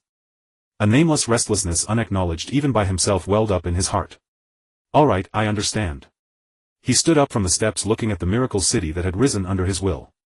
"As for that pitch-black shadow, ignore it. Just have people follow from afar, don't alert the snake. It can't cause much trouble now." "Yes." "As for the Senju clan's relocation." Yuan paused, silent for a moment. "Handle it personally. Highest specifications, best treatment. Tell those Senju clansmen that they are coming to Sunagakure not as dependents but coming home. Whatever they desire, land, wealth or status, if I can give it I will." "As you command." Lai Dou replied respectfully. He could feel an unprecedented solemnity in the pharaoh's voice. "Chancellor.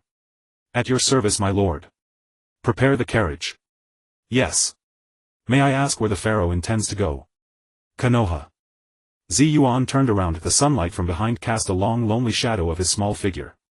"I'm going to see a friend off on his final journey." His face showed neither sorrow nor anger, only a pure calm indifference. "And while I'm at it, check if his legacy has been squandered by his troublesome little brother." Half an hour later. 100-meter-long flying vessel made entirely of black iron sand and shaped like a streamlined fighter jet silently glided out from the top of the pharaoh's pyramid. The vessel had no wings nor any propulsion system. Under Yuan's terrifying magnet release control it transformed into a black streak of light barely visible to the eye, tearing through the clouds and racing eastward. Inside the bedchamber the awakened consorts gathered at the window, watching the departing light with concern. Uchiha Suki walked over to Senju Kei, who was equally sleepy, and nudged her with an elbow. "Hey, that Hokage is really dead?" Her tone was somewhat complex. Senju Kei nodded silently, her eyes slightly red. "Our pharaoh. It seems it's the first time he's shown that expression. Will he be okay going to Konoha? That second Hokage is no pushover." Upon hearing this, Suki's lips curled into a cold beautiful arc. "In trouble. I'm only worried whether that second Hokage will live to see tomorrow's sun." Meanwhile in the council hall of Sunagakure. Lai Dou stood before a huge map of the ninja world, issuing orders one after another methodically. "Order the Black Robes to blockade all routes to the Land of Fire. Detain any suspicious persons. Order the 1st, 3rd and 7th Puppet Corps to enter Level 1 combat readiness. Complete assembly on the border. Notify the tailed beast strategic forces. All members except the station Shikaku are to stand by.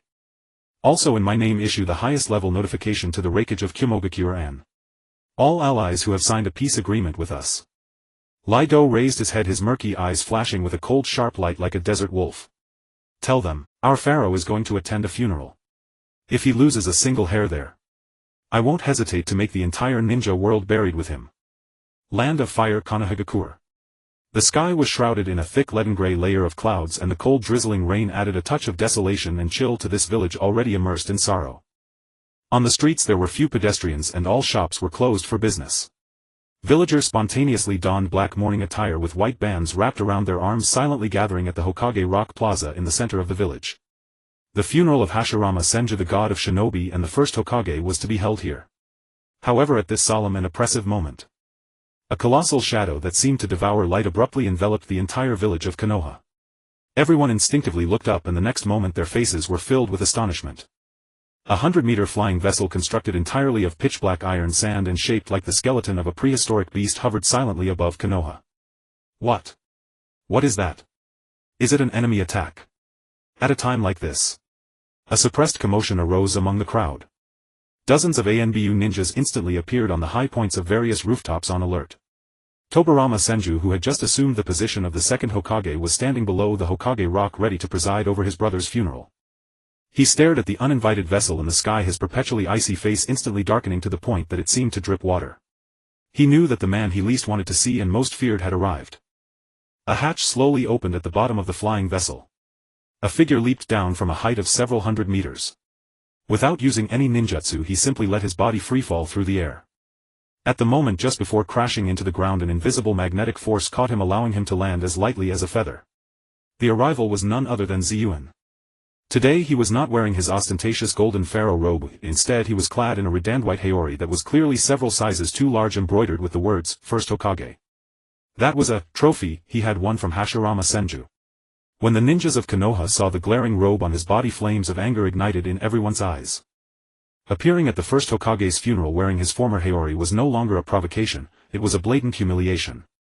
Yuan completely ignored the murderous glares around him, clasping his hands behind his back and swaggering toward the direction of the mourning hall. Stop! Tobarama Senju's icy figure appeared before him as if teleporting. Yuan, you are not welcome here. Tobarama's voice suppressed volcanic fury. Take off that robe. Yuan stopped, raised his head, and with his azure eyes sized up the man, exuding an aura of stay away, breaking into an exceedingly bright smile. Yo, if it isn't the second in command. Haven't seen you in a few days, congratulations on your promotion. What? Now that you've become Hokage you dare to speak to me like this? I'll have you know this robe was personally lost to me by Uncle Hashirama. I wore it today so that when the old man departed he could see just how good his taste was. As he spoke, Yuan deliberately puffed out his small chest, letting the loose haori flutter in the wind. He walked around Tobarama and headed straight for the simple yet solemn coffin crafted from the finest wood at the center of the plaza. The coffin rested quietly surrounded by white flowers. Yuan approached the coffin and silently gazed at the emblem of the Senju clan on the wood. The plaza was dead silent save for the cold raindrops and suppressed breathing. No one knew what this capricious young pharaoh was thinking at that moment. After a long while Yuan slowly extended his hand and gently placed it on the cold coffin. Hey old man. His inner voice was audible only to himself. You sure left in style, huh? Leaving such a huge mess for your bitter younger brother. But don't worry. The things you lost to me, I'll keep them safe for you. Including your clan, your village, and that unfinished naively laughable dream of yours.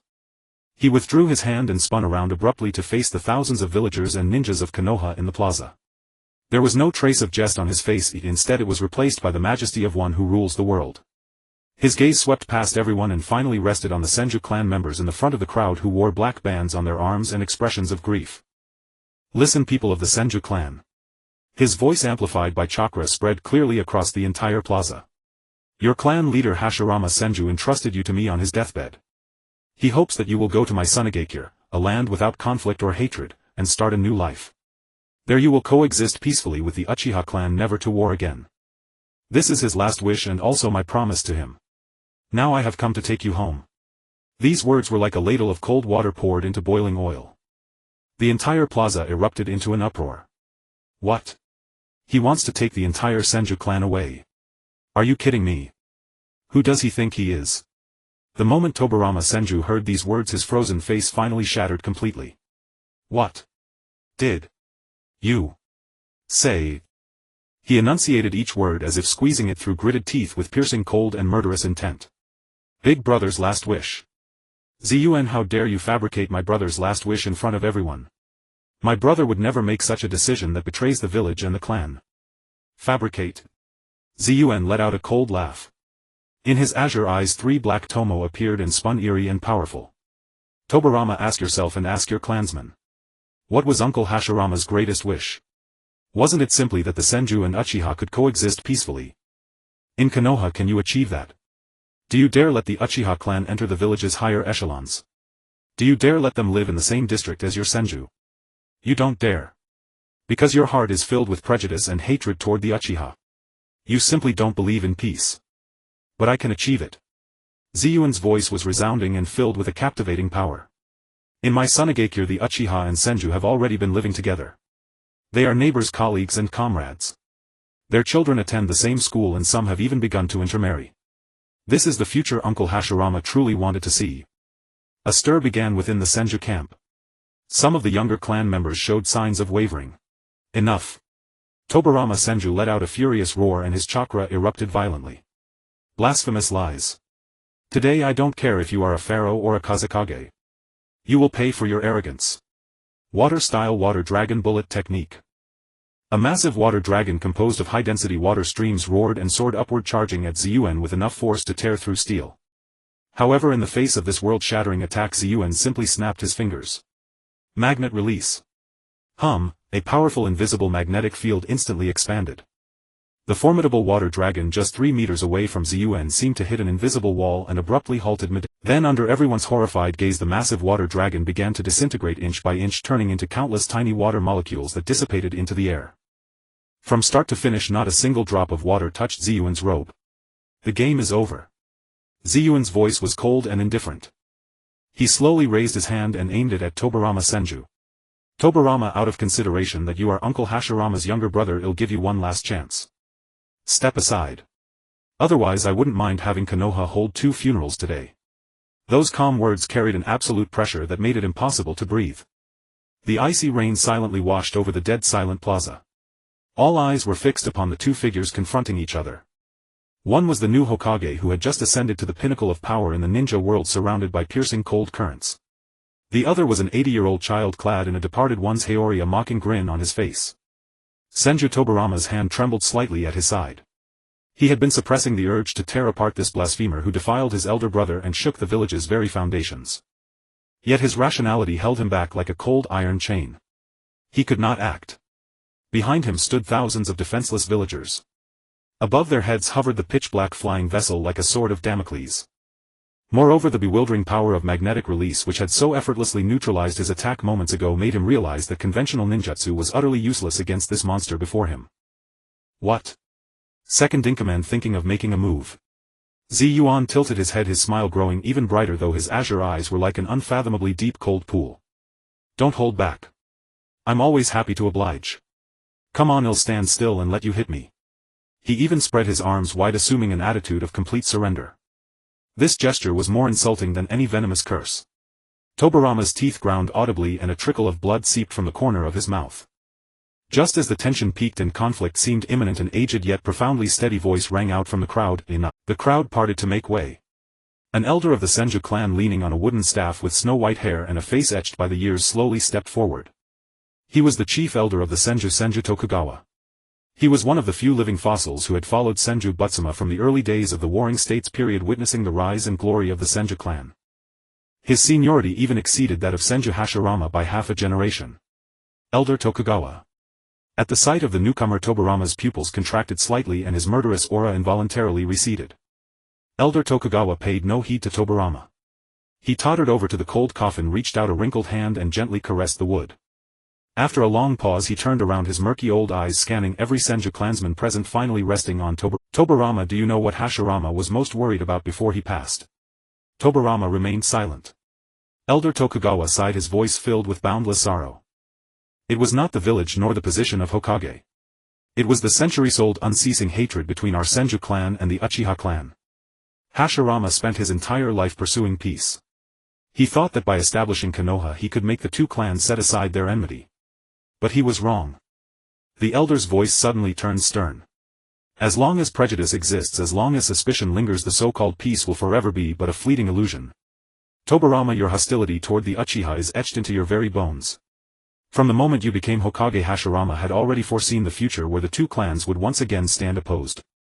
These words struck Tobarama's heart like a hammer. Therefore, in the final moments of his life he came to me. Elder Tokugawa produced an old scroll sealed with special chakra from his robe. This is Hashirama's handwritten will. It states that he entrusted the future of the Senju clan to someone who could truly realize his dream of peace. He gave every clansman a choice. Whether to remain in this village filled with prejudice and estrangement, repeating the same mistakes, or to journey to that new promised land where the two clans can truly integrate. Elder Tokugawa unrolled the scroll. If the familiar chakra signature of Senju Hashirama on it could not be faked. His gaze finally rested on the young pharaoh who had been watching the spectacle like an outsider. Perhaps Hashirama's judgment was correct. This brat, though eccentric and lawless, at least in his domain, the Uchiha and the Senju are truly equal. A single stone stirred 1,000 ripples. The Senju clan's camp erupted into fervor. So, this was the first Hokage's true last wish. Going to Shain village, to coexist peacefully with the Uchiha. Is that really possible? The younger generation's eyes sparkled with hope and longing for the future. Meanwhile the elders were torn and hesitant. No. Impossible. Tobarama let out a low roar. Elder, you've been deceived by him. This must be his conspiracy. Conspiracy. Yuan finally spoke, glancing at Tobarama as if he were an idiot. Second in command, did you get your head caught in a door? If I wanted to hatch a conspiracy, would I need to go through all this trouble? I could just take this thing and level your Konoha, then pack up your entire Senju clan and take them away. Done and dusted. He pointed at the ominous flying ship above. I'm giving you the right to choose, not because I'm merciful. It's simply because I promised Uncle Hashirama that I'd fulfill his wish in a peaceful manner. To put it bluntly, I just find it troublesome. This utterly arrogant yet irrefutable statement left Tobarama completely speechless. Elder Tokugawa spoke again, his aged but powerful voice resonating. Descendants of the Senju clan. Now the time of choice has come. Those willing to follow the first Hokage's final wish to go to that new land and seek true peace between the two clans, please stand behind me. Those who wish to remain in Konoha and continue guarding this home built by the first Hokage, I too respect your choice. Silence once again descended upon the plaza. Every Senju clansman was making the most difficult decision of their lives. Finally a young Senju ninja, gritting his teeth, stepped out of the ranks and stood behind Elder Tokugawa. His action was like a signal. More and more people began to move. There were families with children, hopeful youths, and even several revered elders. Within the span of a short incense stick, more than half of the Senju clan had chosen to leave. Senju Tobarama watched helplessly as his clansmen departed one by one. He saw the resolute, even relieved expressions on their faces. He felt something inside him being drained away bit by bit. He had lost. Utterly defeated. Not in strength but in the deep-rooted prejudice against the Uchiha that he had always clung to. Yuan watched the tragic drama of a broken family with satisfaction. He jumped down from the coffin and walked over to the Senju clan members who had chosen to leave. Very well, you've made the wisest choice. Now board the ship. In half an hour we will set sail for your new home. He turned around, cast one last glance at the disheartened Senju Tobarama and flashed an exceedingly benevolent smile. Second brother-in-law, don't be too sad. You're always welcome to visit us in Shain village. After all, from now on you'll be our only remaining kin in Konoha. With that, under Tobarama's nearly blazing glare, he clasped his hands behind his back, hummed a tune, and ascended the slowly lowering staircase leading to the flying ship. The leaden cloud seemed to part with a rift. A sliver of light pierced through the clouds, illuminating the dark arc that would soon carry a clan's future. At the Bulyan-Ren headquarters in Shain village within the pyramid hall, Lai Do stood with his hands behind his back like a lifeless statue, silently facing an enormous three-dimensional sand table made of pure black iron sand. On the sand table the terrain and topography of the entire ninja world were precisely replicated using sand of different colors. At that moment 17 faint red dots were slowly moving across various parts of the table. They represented 17 assassination squads or intelligence units from different factions harboring ill intentions and attempting to harm Shain village from the shadows. Let us begin. Lai Do uttered 3 words and his voice stirred a low echo in the empty chamber. As his voice fell over, a dozen black figures emerged from the deep shadow behind him without any warning, only to vanish into the darkness in the next instant, silent and soundless. A silent purge sweeping through the dark corners of the entire ninja world had thus begun. At the border between the Fire Country and the Earth Country, deep within an abandoned mine shaft, 5 ninjas clad in standard Yenin armor sat around a flickering campfire, whispering in voices only they could hear. Is the intelligence confirmed? Will that brat from Suna really take this route back to the village? Absolutely. Its intelligence paid for with the life of our spy planted in Konoha. The leading Yenin elite ninja lowered his voice, greed and excitement shining in his eyes. If we intercept and kill that so-called pharaoh here, the reward promised by the Tsuchikage will be enough for all of us to live comfortably for the rest of our lives, or even start our own faction. But I've heard that brat's strength. A young ninja began to speak, but his words were cut short, for the campfire, which should have been burning brightly, suddenly extinguished the moment he spoke. The mine shaft was instantly plunged into absolute pitch-black darkness. Who's there? The Yenin elite ninja reacted swiftly, leaping to his feet with his hands already forming hand seals. His answer came in the form of a golden sand spear wreathed in black lightning shot from the darkness. Its speed surpassed that of neural response. A soft sound of flesh being pierced. The elite ninja's body was pinned to the rock wall behind him. Before he could utter another sound, the light in his eyes quickly faded. The remaining 4 Yenin ninjas had yet to process the sudden turn when the shadows around the mine shaft began to twist. Several figures wearing ferocious ogre masks appeared beside them, silent as death gods crawling out of hell. In less than 3 breaths the battle, or rather the massacre, was over. 5 still warm bodies were neatly arranged deep within the mine shaft. A Bulyang member wearing a judge mask stepped forward, took out a special sealing scroll from his robe and stored the 5 bodies along with every trace of blood inside it. He pressed the communicator to his ear and reported in a mechanical tone devoid of any emotion. Fire Country 7th Unit target eliminated. Meanwhile, in the outer seas of the Water Country, a Wuin Umbu fast ship disguised as an ordinary merchant vessel sailed at full speed under the cover of night. Inside the cabin, over a dozen elite Wuin ninjas were carefully inspecting their weapons. That brat from Suna has grown far too arrogant. The Mizukage has given a direct order this time: we must take his head to restore our village's honor. But intelligence suggests he may have tailed beast guards around him. With just us, what's there to fear? The Umbu captain took out a dark scroll emanating an ominous aura from his robe, a cruel smile spreading across his face. This is a forbidden technique scroll the Mizukage found in an ancient ruin specifically designed to counter tailed beasts. As long as we get close, even the Ninetails will have to obey. Boom. A thunderous explosion interrupted him. The entire ship shuddered violently as if hitting an iceberg. All the Wuin ninjas' faces changed and they rushed onto the deck. The next moment they saw that the once surging sea had somehow frozen into a thick layer of ice. Dozens of razor-sharp ice crystals 10 meters tall pierced through the ship's hull, lifting the entire vessel into the air. A woman in a black coat wearing a yiksha mask stood silently on the ice not far away. Behind her followed 7 Bulyang members in similar attire. A traitor from the Shui Wuyue clan. The Wuin Umbu captain roared in fury after recognizing the iconic ice release. The woman in the yiksha mask did not respond to his roar, she simply raised her hand. Ice release, demonic mirroring ice crystals. Dozens of mirrors made of extreme cold instantly formed an ice wall, trapping the damaged ship and everyone aboard within a cage of despair. Her cold, beautiful figure was reflected in the mirrors. The next moment countless ice sunbon gleaming with cold light shot out from all the surrounding mirrors simultaneously. The Wuin ninjas on the ship couldn't even complete a single hand seal before being riddled by the impenetrable rain of death. Blood stained the pure white ice into a sinister crimson. Water Country 3rd Unit target eliminated. The woman beneath the yiksha mask reported calmly into the communicator.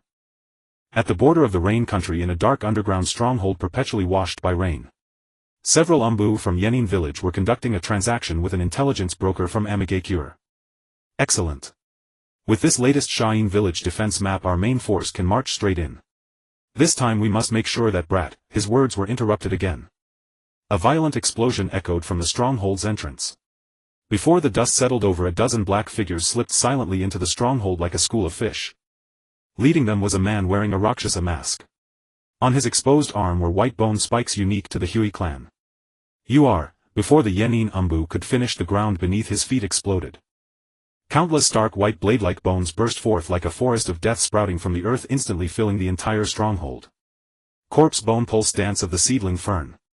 A cold voice echoed softly within the stronghold. The several Yenin Umbu and the intelligence broker were all impaled by the endless bones, dying horribly. The man in the Rakshasa mask walked to one of the bodies, retrieved the so-called Shain village defense map from the blood-soaked robe. He glanced at it and sneered. Only the rockhead fools of Yenin would believe such a flawed fake intelligence. He casually stuffed the fake map back into the corpse's robe and turned to leave. Rain Country First Unit target eliminated.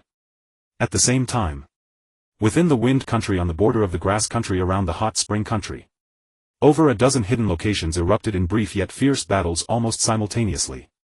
All forces plotting against Shain village and the young pharaoh, be they assassination squads sent by the two great ninja villages, heavily hired bounty hunters, or rogue ninjas hoping to fish in troubled waters. None were spared. Under the precise and efficient assassinations of the Bulyang-ren, every last one turned into cold corpses. Not a single survivor was left. At the Bulyang-ren headquarters in Shain village, one by one the 17 red dots representing threats on the sand table before Lido slowly extinguished. Finally the entire sand table was left with only pure gold symbolizing safety. Reporting to Chancellor, all 17 target units have been eliminated. The Bulyang-ren leader in the judge mask appeared behind Lido, kneeling on one knee, reporting respectfully. Casualties.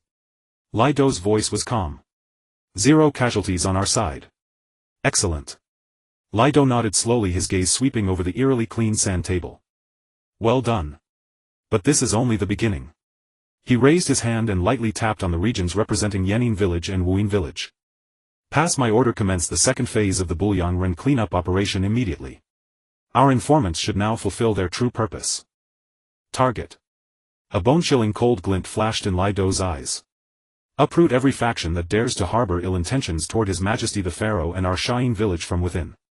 Plunge their villages into endless civil strife and suspicion. Let them have no energy left to covet what does not belong to them.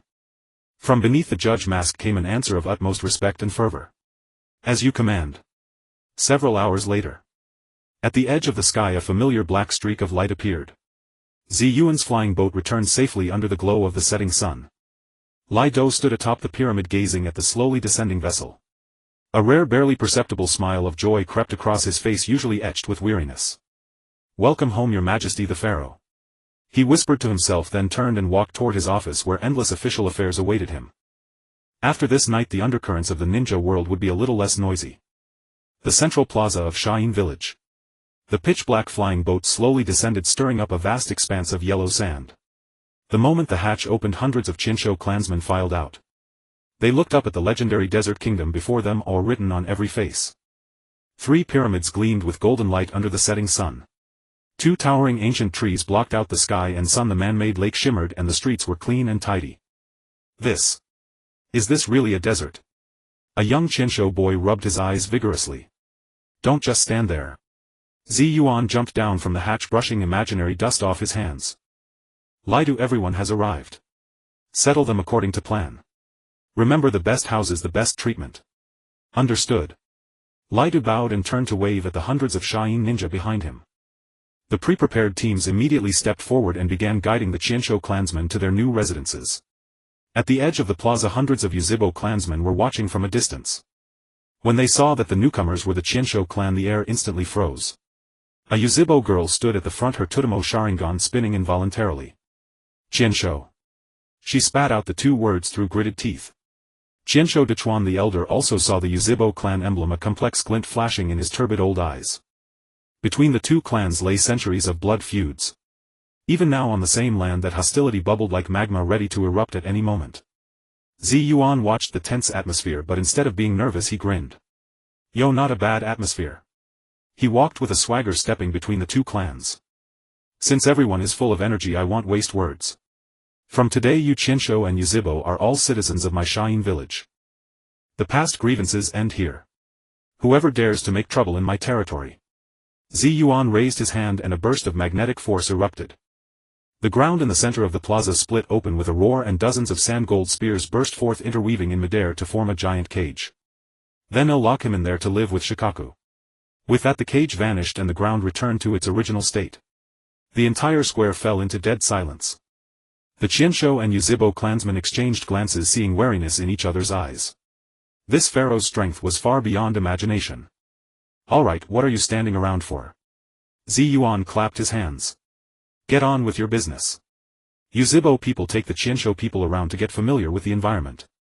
Anyone who dares to cause me trouble will face the consequences. The Yuzhibo girl finally suppressed the hostility in her heart. Follow me. She turned and walked away. The Qinsho clansmen behind hesitated for a moment then followed. Watching the two clans gradually fading back, Yuan nodded with satisfaction. That's more like it's so harmonious. Pharaoh. Lidu walked up beside him and lowered his voice. The Buliangren's cleansing mission is complete. 17 assassination squads all eliminated, no survivors. Additionally, the spies we planted inside Yenin village and Wuyin village have already begun operations. At most half a month both villages will fall into civil unrest. Yuan picked his nose and grunted casually. Well done, reward. Oh, is the village's food supply enough? Several hundred new mouths to feed. Enough. Lidu unfurled the scroll in his hand. The grain shipped from the Land of Fire last month is enough to feed the whole village for 3 years. As for water, the development of the underground river is also going smoothly. Also, the first phase of the Valkyrie Corps training has concluded. According to your instructions, I have selected the 12 best to form the personal guard. Yuan's eyes lit up. Oh. Who are they? Yuzhibo Ling Qinsho Shi Hui Naixiang Rixiang Mei Nai Shui Yu Binghua. Lidu reeled off 12 names, each a princess with a top-tier bloodline limit. Yuan licked his lips, a lecherous grin spreading across his face. Good. Have them come to my bed tonight. I want to personally inspect the training results. Understood.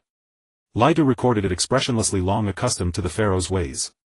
Just then a commotion came from afar. Yuan looked up and saw that at the edge of the plaza the Qinsho and Yuzhibo clans had gathered again. But this time the atmosphere was subtly different. A Qinsho boy with his neck craned was arguing with a Yuzhibo girl. What is your Yuzhibo's Sharingan worth? Our Qinsho is the strongest. Bullshit. The Sharingan can see through every move you make. Our physique and chakra reserves can crush you. The Sharingan can control your mind. The argument escalated and the surrounding clansmen began to jeer. Yuan watched with great amusement, not intervening. Pharaoh, do you need me to handle it? Lidu frowned. No need. Yuan waved his hand. Let them argue. They'll get familiar through arguing. Besides, I wish they'd fight. Once they fight, I'll have a reason to make them intermarry. Lidu's mouth twitched. He finally understood the pharaoh's true intention. Sure enough, the argument soon escalated into a physical conflict. The Qinsho boy threw a punch and the Yuzhibo girl sidestepped, landing a kick toward his waist. The two exchanged blows in the plaza, their techniques fierce.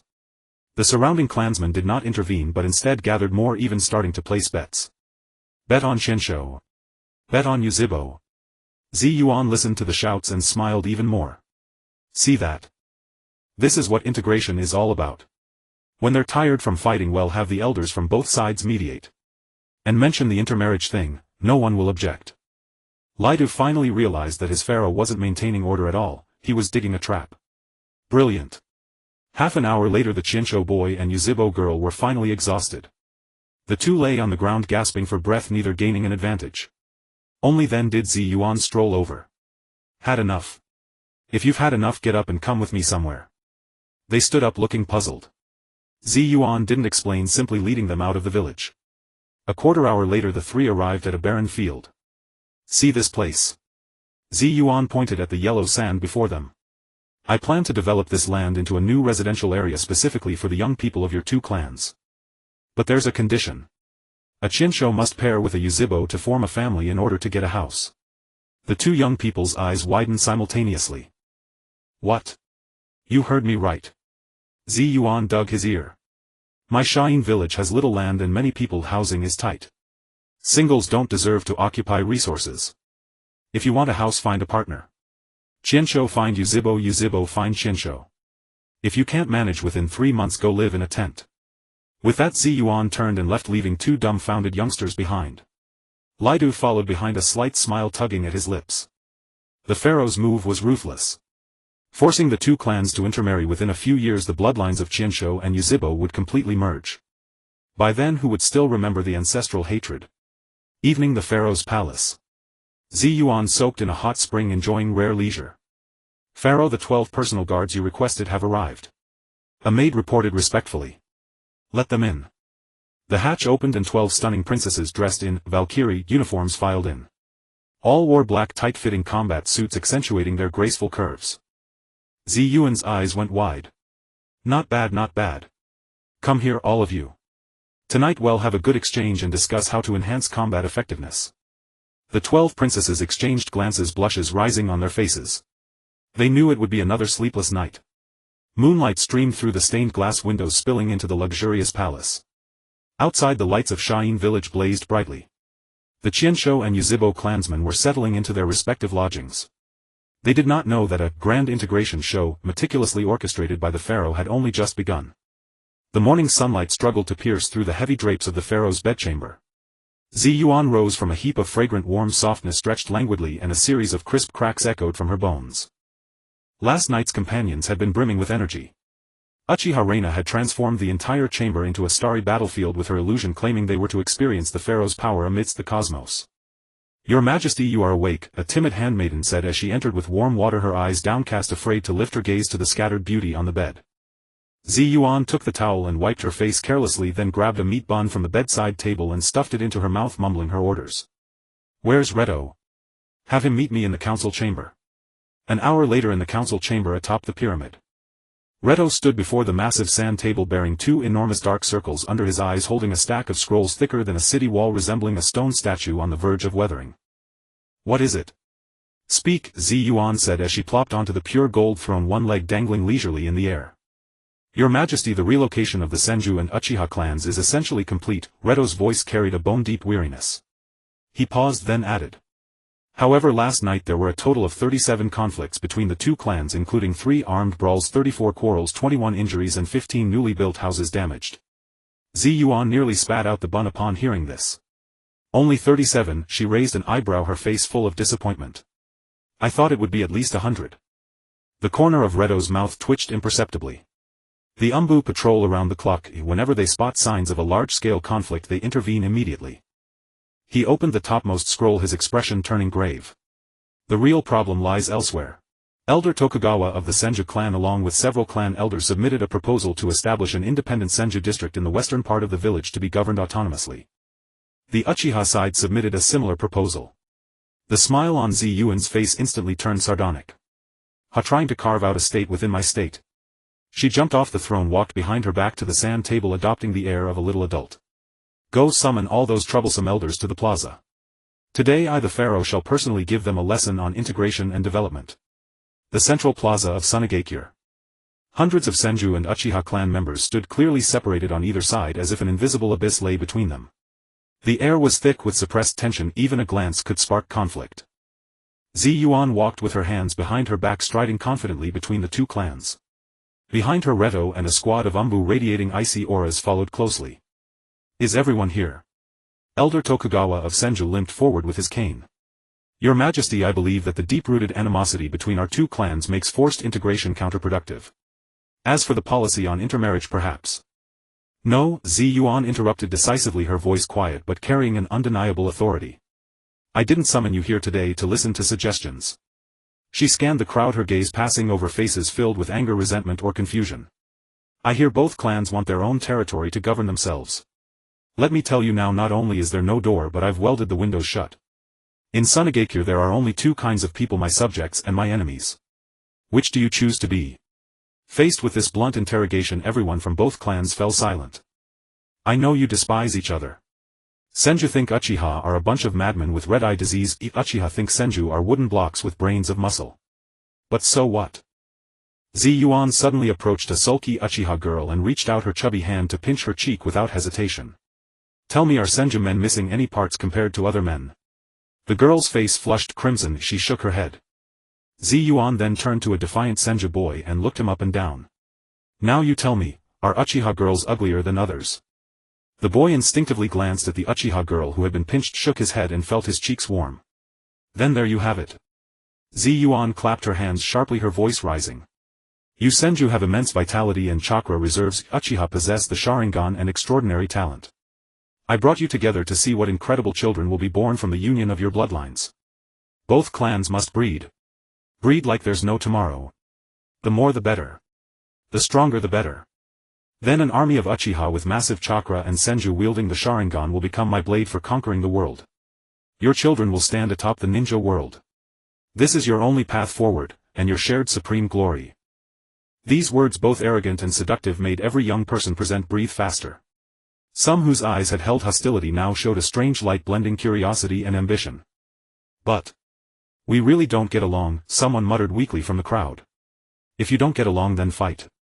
Yuan flashed a grin, revealing a row of white teeth like a little devil. Reto, issue my decree from today, establish the fated duel arena in the eastern part of the village. Anyone with personal grudges between the two clans may settle them in the arena. Onion, no restrictions but no killing. However, she shifted tone, her smile turning cunning, the rules have changed. The loser doesn't marry the winner. Instead, both of you will go to the desert border to reclaim and farm land together for a whole year. Neither gets to escape. What? Everyone was utterly stunned. You can fight and determine a winner, but after the fight you'll face the consequences together. I dare say if you spend every day together, facing the soil with your backs to the sky, eating, sleeping and working together, you'll eventually cultivate some revolutionary friendship. As for those who can't find a partner within 3 months, they'll serve as playmates for Shikaku. I've decided and no one can change that. With that, Yuan turned and left, ignoring the utterly petrified crowd. Reto followed, lowering his voice, his face carrying its eternal weariness. Your Majesty, one more thing, the daimyo of the Wind Country has arrived today. Yuan paused, a cold curve forming at the corner of her mouth. Let him wait. Keep him waiting half a day. Tell him I'm busy with family matters and have no time to see him. Let him have a good look at who truly rules this desert kingdom.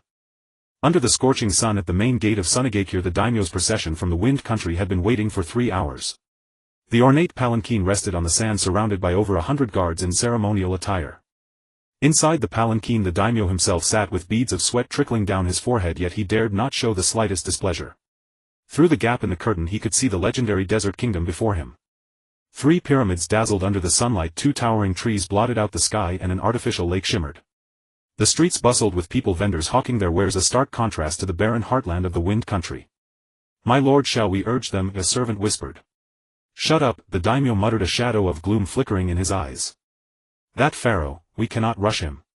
Outside the palanquin, Lidu stood with hands behind his back, expressionless in the shade beneath the gate.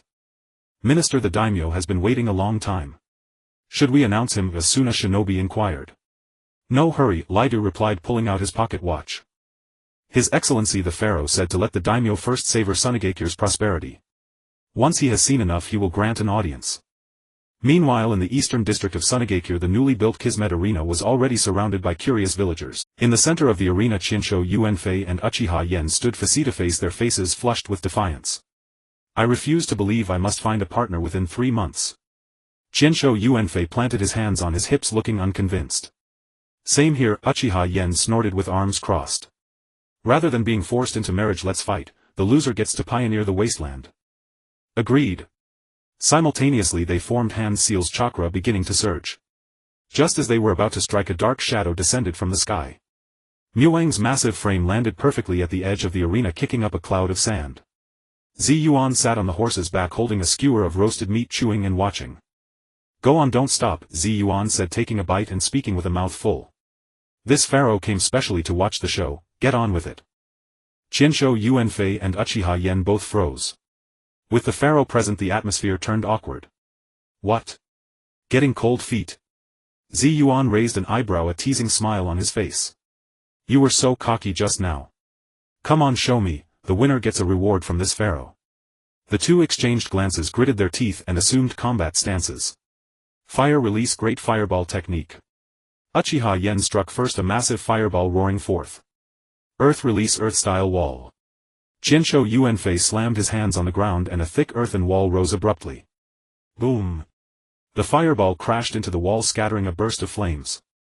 They traded blows across the arena, each move sharp yet deliberately restrained. Yuan watched this friendly match and shook his head. How dull. He raised a hand and a burst of magnetism erupted. The sand beneath their feet instantly turned into quicksand, catching them off guard and plunging them both into the pit. Don't put on a show for me, Yuan said, jumping off the horse and walking to the edge of the sand pit. Neither of you really wants to fight. Chinsho Yuanfei tried to protest. Shut up, Yuan cut him off, his gaze sweeping between them. Last night were you two secretly chatting in your room until midnight? Both of their faces turned crimson. As I thought, Yuan grinned. Since you get along so well, that simplifies things. You don't need to pioneer the wasteland or fight. Just go get your marriage certificate. He'll officiate the wedding in 3 days. What? Both were utterly dumbfounded. Can't understand plain speech. Yuan picked his ear. This pharaoh detests beating around the bush. You two clearly have feelings for each other, yet you act coy and pretend to be aloof. Hurry up, register at the civil affairs office this afternoon. If you don't, I'll have Shoha bury you both in the sand until you agree. With that he turned and walked away, leaving the two young people staring at each other in bewilderment. The gathered villagers burst into good-natured laughter. Half an hour later in the pharaoh's pyramid council chamber, Lidu stood respectfully beside a scroll of intelligence. Pharaoh, the daimyo has been waiting for 4 hours. Yuan lounged on the throne, legs crossed, looking nonchalant. Almost there. Let him wait another half hour, then bring him in. Yes. Lidu paused and continued. According to the intelligence from the Black Ops, the daimyo of the Wind Country carries a joint letter from the daimyos of Fire, Lightning, Earth and Water. The contents involve reducing financial support for each country's shinobi villages and... Lidu's tone grew grave. Establishing a daimyo alliance to reassert control over the military leadership of the shinobi villages. Yuan's eyes narrowed. Interesting. He slowly sat up straight, his smile fading. Those fools finally can't sit still. He reached out, signaling Lidu to hand him the scroll. Unrolling it, he saw densely packed terms. Clauses like restrict the scale of shinobi village development, unify salary standards across villages, grant daimyos authority over personnel appointments in villages, each struck at the core power of the shinobi villages. Yuan tossed the scroll carelessly to the floor. Trying to seize power. He stood up, walked to the window and gazed down at the prosperous Sunagakure below. These blood-sucking parasites actually think they matter. He turned to Lidu. Go invite the daimyo in. Remember, no need to be courteous. Bring him straight here. As you command. A quarter hour later, the daimyo of the Wind Country, escorted by 2 Black Ops members, entered the council chamber trembling. As soon as he stepped inside, he felt an overwhelming pressure. The towering pyramid interior was embedded with luminous stones, illuminating the hall as bright as day. On the central throne, a tall youthful figure with piercing blue eyes stared coldly at him. Nephew, the daimyo forced himself forward, attempting a bow. Spare me, Yuan waved dismissively, his tone casual. Tell me, why are you here? It's like this. After deliberation, the daimyos of the nations feel that the shinobi villages have developed too rapidly and are somewhat out of control. So we wish to discuss a new management system with the Kages. The daimyo produced the joint letter, offering it with both hands. Yuan didn't even glance at it. With a wave of his hand, a burst of magnetism reduced the letter to dust, scattering in the air. Before the daimyo could speak, an invisible force slammed him to the ground, pinning him motionless. Let me ask you. Yuan leaped off the throne, walking step by step to the daimyo. Who founded Sunagakure? It was you. Who built every brick and tile of Sunagakure through blood and sweat? It was you and the shinobi of Suna. Then tell me. Yuan crouched down, his blue eyes now devoid of all warmth. You, a parasite who sits in the capital eating, drinking and living off taxes, what right do you have to command me? He patted the daimyo's face lightly. Because you're the daimyo. Because your ancestors left you a title. Because your equally useless daimyo friends have united to back you up. Each word was accompanied by increasing force. By the end, the daimyo's face was swollen like a pig's head. Let me tell you, in Sunagakure there's only one rule. Yuan straightened up, looking down at the daimyo sprawled on the floor. Might makes right. If you're dissatisfied, you can lead your guards to war against Suna right now. Win and Sunagakure is yours to rule. Lose and your position as daimyo ends here. How about it? Do you dare? The daimyo trembled all over, unable to utter even half a word of dissent. No. Then get lost. Yuan kicked the daimyo's backside. Go back and tell those fools they can form whatever daimyo alliance they like. But if anyone dares lay a finger on my Sunagakure, I'll erase his country from the map. And one more thing. Yuan walked back to the throne and sat down again. From now on, triple Suna's annual funding. Short by even a single tael, and I'll pay a visit to your capital. The daimyo scrambled out of the council chamber. Lidu approached Yuan, a rare hint of a smile on his face. Pharaoh, isn't this a bit too aggressive? Aggressive? Yuan sneered. These fools should have been purged long ago. Keeping them only gets in the way. Issue orders for the Black Ops to monitor the movements of all daimyos closely. If they actually dare to unite and cause trouble, strike directly, spare no one. As you command. Night fell and Sunagakure was ablaze with lights. Qianshou Yuanfei and Uchiha Yen walked out of the civil affairs office, faces flushed, each holding a brand new marriage certificate. A crowd of villagers had already gathered, cheering and congratulating. The first couple. The first couple. The first intermarriage between Senju and Uchiha. The two kept their heads down, their faces crimson as if about to bleed. In the distance Yuan stood atop the pyramid peak, watching the scene with satisfaction. Excellent. A good beginning. He turned and entered his bedchamber. Tonight was the rotation of the 12 consorts. Behind him Light silently recorded everything that had happened that day. The history of Sunagakure was surging forward at an unprecedented pace, and those who tried to obstruct this torrent would inevitably be crushed to dust. The next morning in the pharaoh's bedchamber, Yuan crawled out from among a pile of consorts, yawned and walked to the window. Outside, the Sunagakure village had fully awakened. On the streets, members of the Senju and Uchiha clans brushed past each other, still wary but at least no longer fighting. "Pharaoh, you should rise and attend to state affairs." Retsudo's voice came from outside the door, laced with bone-deep exhaustion. I know. Yuan casually threw on a robe and walked out of the bedchamber barefoot. In the council chamber, Retsudo had already prepared a thick stack of scrolls. Alright, what new troubles today? Yuan plopped onto the throne, legs swinging back and forth. That daimyo of the Wind Country returned to the capital overnight and immediately convened a meeting of nobles. According to intelligence from the bad people, he is secretly plotting to ally with other countries' daimyos against us. Retsudo opened the first scroll. They plan to force Sunagakure to submit by cutting off supplies and blockading trade routes. Yuan picked his nose, utterly disdainful. Is that all? There's more, Retsudo continued. The Fire Country daimyo is also involved. In Konoha Tobarama, Senju, though unwilling to cooperate with the daimyo, has not openly opposed it either. That second-in-command, Yuan sneered. He's probably hoping I'll get into trouble. But it doesn't matter. If he wants to watch the show, let him. He stood up and walked to the window. Issue the order: from today onward Sunagakure will be self-sufficient. Cease all import and export trade. But Pharaoh, that would cause a shortage of supplies in the short term. So be it. Yuan cut him off. Perfect opportunity for those Senju and Uchiha to go clear wasteland and farm together. Let's see if we can thrive without external aid. He paused, a mischievous grin curling his lips. And let those daimyos see who truly can't do without whom. Retsudo froze for a moment, then broke into a knowing smile. Understood. By the way, how are the newlyweds? Yuan suddenly asked. Sarutobi Senju and Hamura Uchiha have already registered their marriage. According to your orders, the wedding will be held in 3 days. However. Retsudo paused. The two are terribly awkward now, barely daring to speak to each other. Normal, Yuan chuckled. That's how it is before the wedding. On the wedding night they'll be more eager than anyone. With that he clasped his hands behind his back and walked out. Come, let's go see those still single. The countdown has already begun.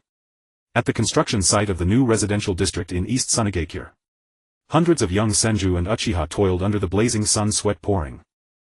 Some carried bricks, others mixed mortar, a bustling scene. But on closer inspection the two clans remained strictly separated, each doing their own work.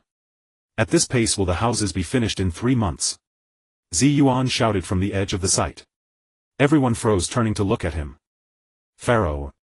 Several young Senju quickly set down their tools and ran over to bow. Enough talk. I'll ask you, do you want to live in new houses? Yes, they answered in unison. Then get to work properly. Yuan walked to the center of the site, pointing at the half-finished buildings. Let me do the math. At the current rate, after 3 months we'll have at most 50 houses built. But how many marriageable youth do your two clans have combined? Nearly 300. That means at least over 200 people won't get a house and will have to report to Shikaku. At this all the young people's faces turned pale. So, Yuan's lips curled upward. If you want houses you need to speed up. How? Simple, cooperate between clans. The Senju have strength so they handle heavy lifting. The Uchiha have keen eyes so they handle fine work. Division of labor doubles efficiency. I'll give you 1 week to come up with a cooperation plan. In a week I want to see double the progress. If not. Yuan scanned the crowd. Then you can be sparring partners for Shikaku. He turned and left. In the crowd a young Senju gritted his teeth and walked over to the Uchiha side. Hey, how about we try cooperating?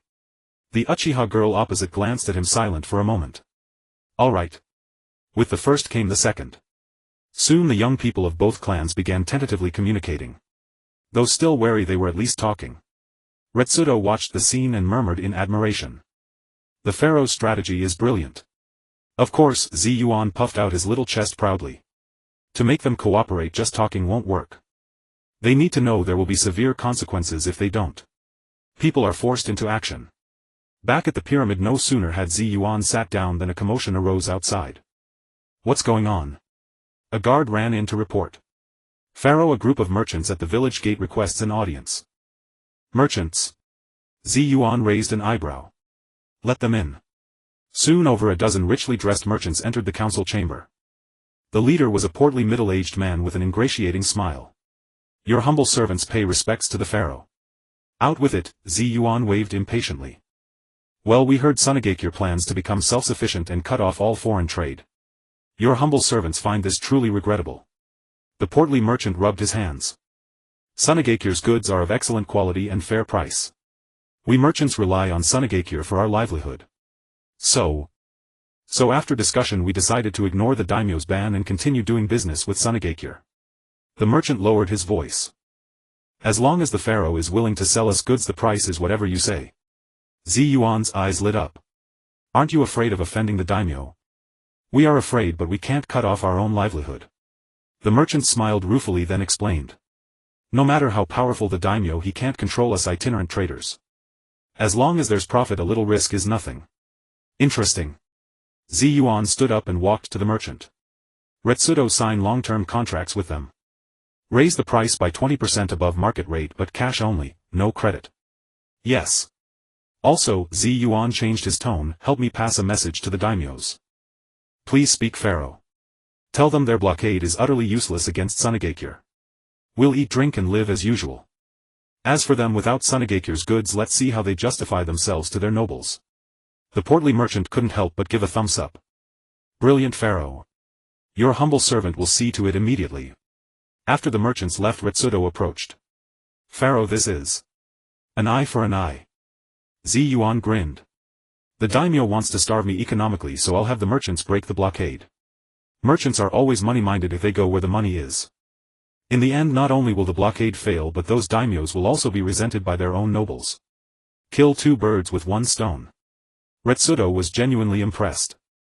In the evening at the arena of fate, two more young pairs, Senju and Uchiha, took the stage for combat. But this time the fighting gradually turned into sparring. Some even sat together chatting after the match. That fire release of yours is good, can you teach me? Sure, if you teach me earth release. Yuan watched from afar, nodding with satisfaction. Almost there. In another half-month the second and third couples should appear. All praise to the pharaoh's wisdom. Retsudo flattered beside him. By the way, how are the wedding preparations going? Everything is ready, just waiting for the banquet in 3 days. Excellent. Yuan stretched lazily. I want this wedding to be known throughout the village. Let everyone see that a union between Senju and Uchiha won't bring down the sky or crack the earth. Then who would dare oppose the intermarriage policy? Night fell and Sunagakure was brightly lit. Young Senju and Uchiha still labored at the construction site, drenched in sweat. Under the moonlight one could faintly see a Senju boy and an Uchiha girl carrying bricks side by side, chatting and laughing. Yuan stood atop the pyramid watching the scene, a smirk curling at the corner of his mouth. The 3-month countdown has begun. Let's see how many will successfully pair up in the end. Behind him Retsudo silently recorded everything that had transpired. The history of Sunagakure was advancing at an astonishing pace. And those who tried to block this torrent would eventually discover how terribly wrong they were. 3 days later the central plaza of Shain village had been utterly transformed into a sea of festive red. Hundreds of round tables carved from massive stone and draped in crimson cloth stretched from the plaza's center all the way to the village entrance. Every table was laden with sizzling sand beast legs dripping with grease and mugs of frothing barley ale. Today marked the grand wedding of Chinsho Yuanfei and Yuzibo Yen. This was also the first public marriage uniting the Senju and Uchiha clans, not just in Shain village but in the entire history of the shinobi world. The entire village was deserted, everyone had flooded into the plaza, craning their necks to witness this historic moment. At the center a platform built entirely of pure gold sand gleamed blindingly in the sunlight. Chinsho Yuanfei wore a black robe with red trim, a large red flower pinned to his chest. The look on his face was so nervous he might as well have been attending a promotion ceremony for the badass brigade. Beside him Yuzhibo Yen, her face hidden beneath a red veil, wore a white wedding gown embroidered with golden flame patterns which accentuated her already tall and graceful figure. But beneath the veil her hands were clenched tightly together.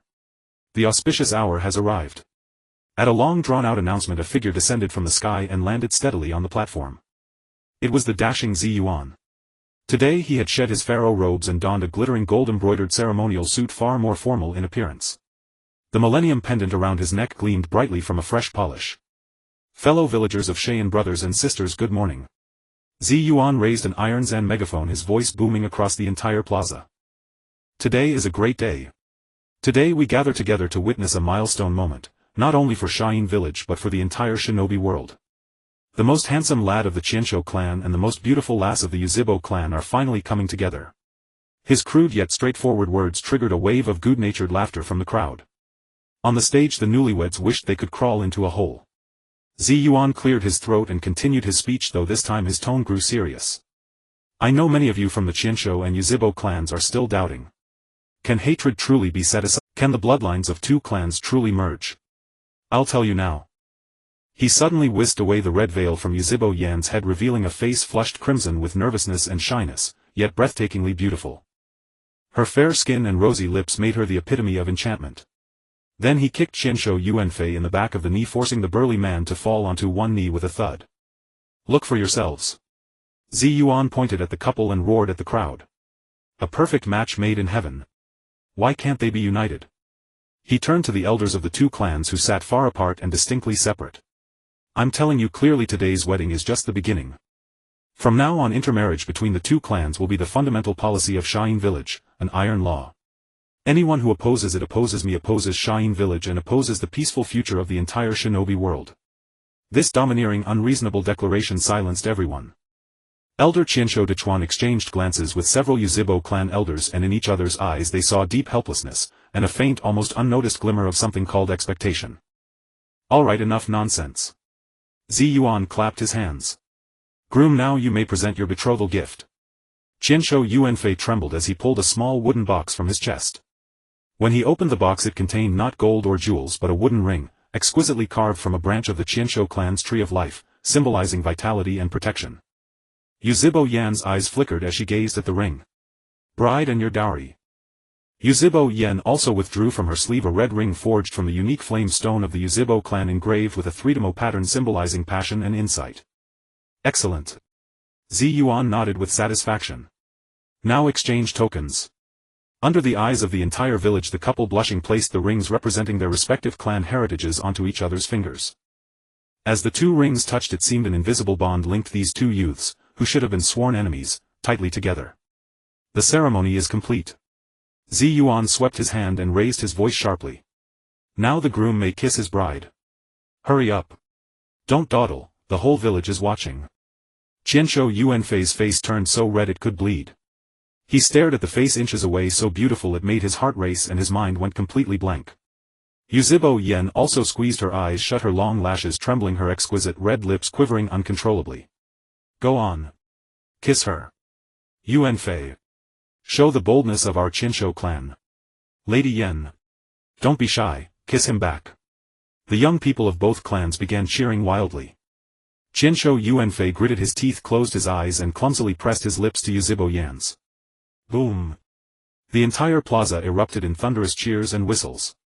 Countless colorful grains of sand and flower petals rained down from the sky like a multicolored rain. Yuan watched the scene, a sly triumphant grin spreading across his face. He knew that from this day forward the ice between Qianshu and Yuzhibo had finally cracked open its first fissure. Let the feast begin. At his command the waiting band struck up a rousing, spirited melody. The atmosphere was pushed to its peak. During the banquet, Lido approached Yuan with a cup of wine and lowered his voice. Your Excellency Pharaoh, everything is going smoothly. Yuan downed a cup of fruit wine in one gulp. Tell those daimyo that if they want to do business with us they need to send not only their daughters but also show their sincerity. Today's wedding is the best advertisement. Understood. Lido bowed and withdrew, his respect for his pharaoh deepening even further. Using a single wedding to simultaneously resolve internal conflicts and stimulate external urgency, such a stroke of strategy was unparalleled in the entire shinobi world. The banquet continued late into the night. After several rounds of drinks and dishes, the initially wary Chinsho and Yuzhibo clansmen gradually loosened up under the influence of alcohol. A burly Chinsho man arm wrestled with a Yuzhibo ninja surrounded by a crowd of cheering onlookers. A Yuzhibo young man made a Chinsho girl laugh with a clumsy illusion. Though still a bit awkward, they had at least begun to try communicating. In a corner of the plaza, Chinsho Yuanfei and Yuzhibo Yen finally found a moment to catch their breath. They sat side by side, neither speaking, the atmosphere somewhat awkward. The food today is pretty good, Chinsho Yuanfei finally blurted out after a long silence. Yuzhibo Yen replied softly, her head bowed. Another long silence. From now on, please take care of me. Chinsho Yuanfei gathered his courage, turned his head and looked at the woman beside him. In the moonlight, her face, now free of shyness, was so beautiful it made his heart ache. The corner of Yuzhibo Yan's mouth lifted in an almost imperceptible smile. She reached out and took the initiative to hold his broad warm hand. In the distance, standing atop the pyramid, Yuan gazed down at the lively harmonious scene below, a profoundly satisfied smile spreading across his face. One era has ended. Another era has begun. 3 months was but a fleeting instant in the long river of shinobi history. Yet for Sunagakure it marked a cataclysmic transformation, a rebirth in name. The morning sunlight lazily spilled over the revitalized eastern district of the village. This area, once a construction site where young members of 2 clans who could barely stand each other were forced to haul bricks and mix mortar together. Now hundreds of uniform yet individually nuanced 2-story houses rose in neat rows, standing shoulder to shoulder. On the streets, a woman from the Uchiha clan was hanging freshly washed laundry alongside her Senju neighbor, chatting about today's market prices. A young Senju boy was helping the elderly Uchiha next door repair a leaky roof. Occasionally little children from both clans could be seen wobbling and chasing each other down the street. If one stumbled, the nearest adult would pick them up, pat off the dust and pop a candy into their mouth. The blood-soaked hatred of centuries seemed to have been quietly smoothed away and diluted within the mundane daily routines of these past 3 months. Yet there were always the stubborn ones who refused to believe. Beside the karmic dueling ground, a massive sandplay paradise had been built, Shikaku's new home. At this moment a bizarre performance art was unfolding in the sandpit. Over a dozen single nobles from both the Senju and Uchiha clans stood dejected, their faces drained of all life. Under the supervision of the giant Tanuki Shikaku, they were painstakingly building an enormous and intricate castle out of sand. Hey! You with the red eyes. You're slacking off. The castle's spire needs to be made of golden sand. Golden sand, understand? That's befitting my status. Shikaku stood with his hands on his hips, roaring in his raspy voice full of bluster. And you? The long-haired one. The moat is too shallow. I want a moat deep enough to raise sharks. These diehards would rather die than bow to arranged marriage. But in the end they couldn't escape the pharaoh's decree, facing a month-long sentence of playmate duty. Yuan stood atop a distant pyramid holding a telescope, watching the bitter bachelors toiling in the sandpit, laughing so hard he nearly fell over. Chancellor C. I told you there would always be those slow to catch on. Lai Do stood behind him, his eternally impassive face barely cracking a smile. Your Majesty is wise. However, compared to this there is something else that might please you even more. Oh. Yuan put down the telescope. Senju Yuanfei's wife Uchiha Yen has been confirmed pregnant, over a month now. What? Yuan's eyes went wide, even brighter than the telescope lens. Really? That fast? He snatched the report from Lai Do, read it 3 times carefully, and upon confirmation slapped his thigh hard. Ha ha ha ha. Wonderful. Absolutely wonderful. My forced breeding plan has finally borne its first fruit. Come. Let's go to the central square immediately. I want to share this good news with everyone. His excitement was even more intense than when he had swindled a fortune from several kages. Half an hour later, at Sunagakure Central Square. All villagers, young and old regardless of clan origin, had been summoned. Yuan stood atop a solid gold statue of the pharaoh holding a magnetic sand loudspeaker, his voice brimming with uncontrollable excitement. My people. Today I have a monumental piece of news to announce. He pulled forward the blushing Senju Yuanfei and Uchiha Yen, who were so nervous they could barely walk straight. Our Sunagakure, this great divine kingdom forged from the fusion of countless bloodlines, is about to welcome its first true newborn. Uchiha Yen is pregnant. The entire square fell into dead silence, then erupted into thunderous murmurs and cheers. Heavens! Is it true? A child of Senju and Uchiha, how powerful must the bloodline be? Is this the dawn of a new era the pharaoh spoke of? Within the crowd, Elder Senju Tokugawa and several Uchiha clan elders exchanged glances. The last remnants of doubt and resistance in their weary eyes finally dissipated completely, replaced by a complex emotion of curiosity, anticipation and relief. Perhaps this capricious, lawless young pharaoh could truly lead them toward an unprecedented future. This is the finest gift I can give to all of you. Yuan spread his arms, basking in the fervent, reverent gazes of the crowd below. From this child onward, more powerful new generations blending the blood of both clans will be born on this land. They belong neither to Senjin nor Uchiha. They belong only to Sunagakure, to us. Like you, they are the true masters of this nation. This highly inflammatory speech ignited the passion of all the youth. They cheered and shouted as if already seeing an invincible army of geniuses conquering the entire shinobi world. Just as the atmosphere peaked, Lai Dou's figure appeared like a ghost behind Yuan. Your Majesty, it's time to discuss serious matters. Yuan smacked his lips, reluctantly jumped down from the statue and followed Lai Dou into the council chamber deep within the pyramid. In the chamber, a massive sand table showed Sunagakure's territory expanded several times over the past 2 years. Tell me, Chancellor. How are the village's coffers? Yuan plopped onto the throne and crossed his legs. Your Majesty, Lai Dou unrolled a scroll in his hand, his voice steady and powerful. After 3 years of rapid development, our village now has a permanent population of 150000 with over 35000 shinobi. Among them, more than 8000 possess various bloodline limits. Economically, the Peace Highway and desert tourism pillars have brought us an annual income exceeding 5 billion ryo. Our treasury has been expanded 3 times. Militarily, the Bad People organization has completed its initial expansion with members spread across the 5 great nations, and an intelligence network is taking shape. The Puppet Legion has completed its first re-equipment, tripling combat effectiveness. Externally, Kumogakure has suffered a major blow from the Senju clan's migration. If the new Hokage Senju Tobarama is overwhelmed. Iwayagakure and Kirigakure, weakened by previous defeats and daimyo budget cuts, are mired in internal strife. Kumogakure, through our electric power cooperation project, has become our staunchest ally. In short, no single power in the shinobi world can threaten us now. Lai Dou's report was concise and precise. Good. Yuan nodded with satisfaction. 3 years of patient scheming and frantic infrastructure building, finally it was time to flex a little muscle. He stood up, walked to the massive sand table, and his gaze lingered for a long time on the vast area representing the endless desert. Chancellor. I am here. Issue my decree. Yuan pressed his hand firmly on the center of the sand table. Initiate the Creation's Sea Plan. I will use my magnet release to draw endless iron sand from the depths of the earth, building a 100-meter-high embankment encircling the entire Wind Kingdom. Then have Matatabi and the water-release shinobi from Kirigakure expand the canal we dug from the Rain Country into a true great river, drawing in endless water. Turn this desert into a lush inland sea. Lai Dou listened to this myth-like grand plan, his usually stoic face betraying uncontrollable fanatical excitement. At once, Your Majesty. His voice trembled with fervor.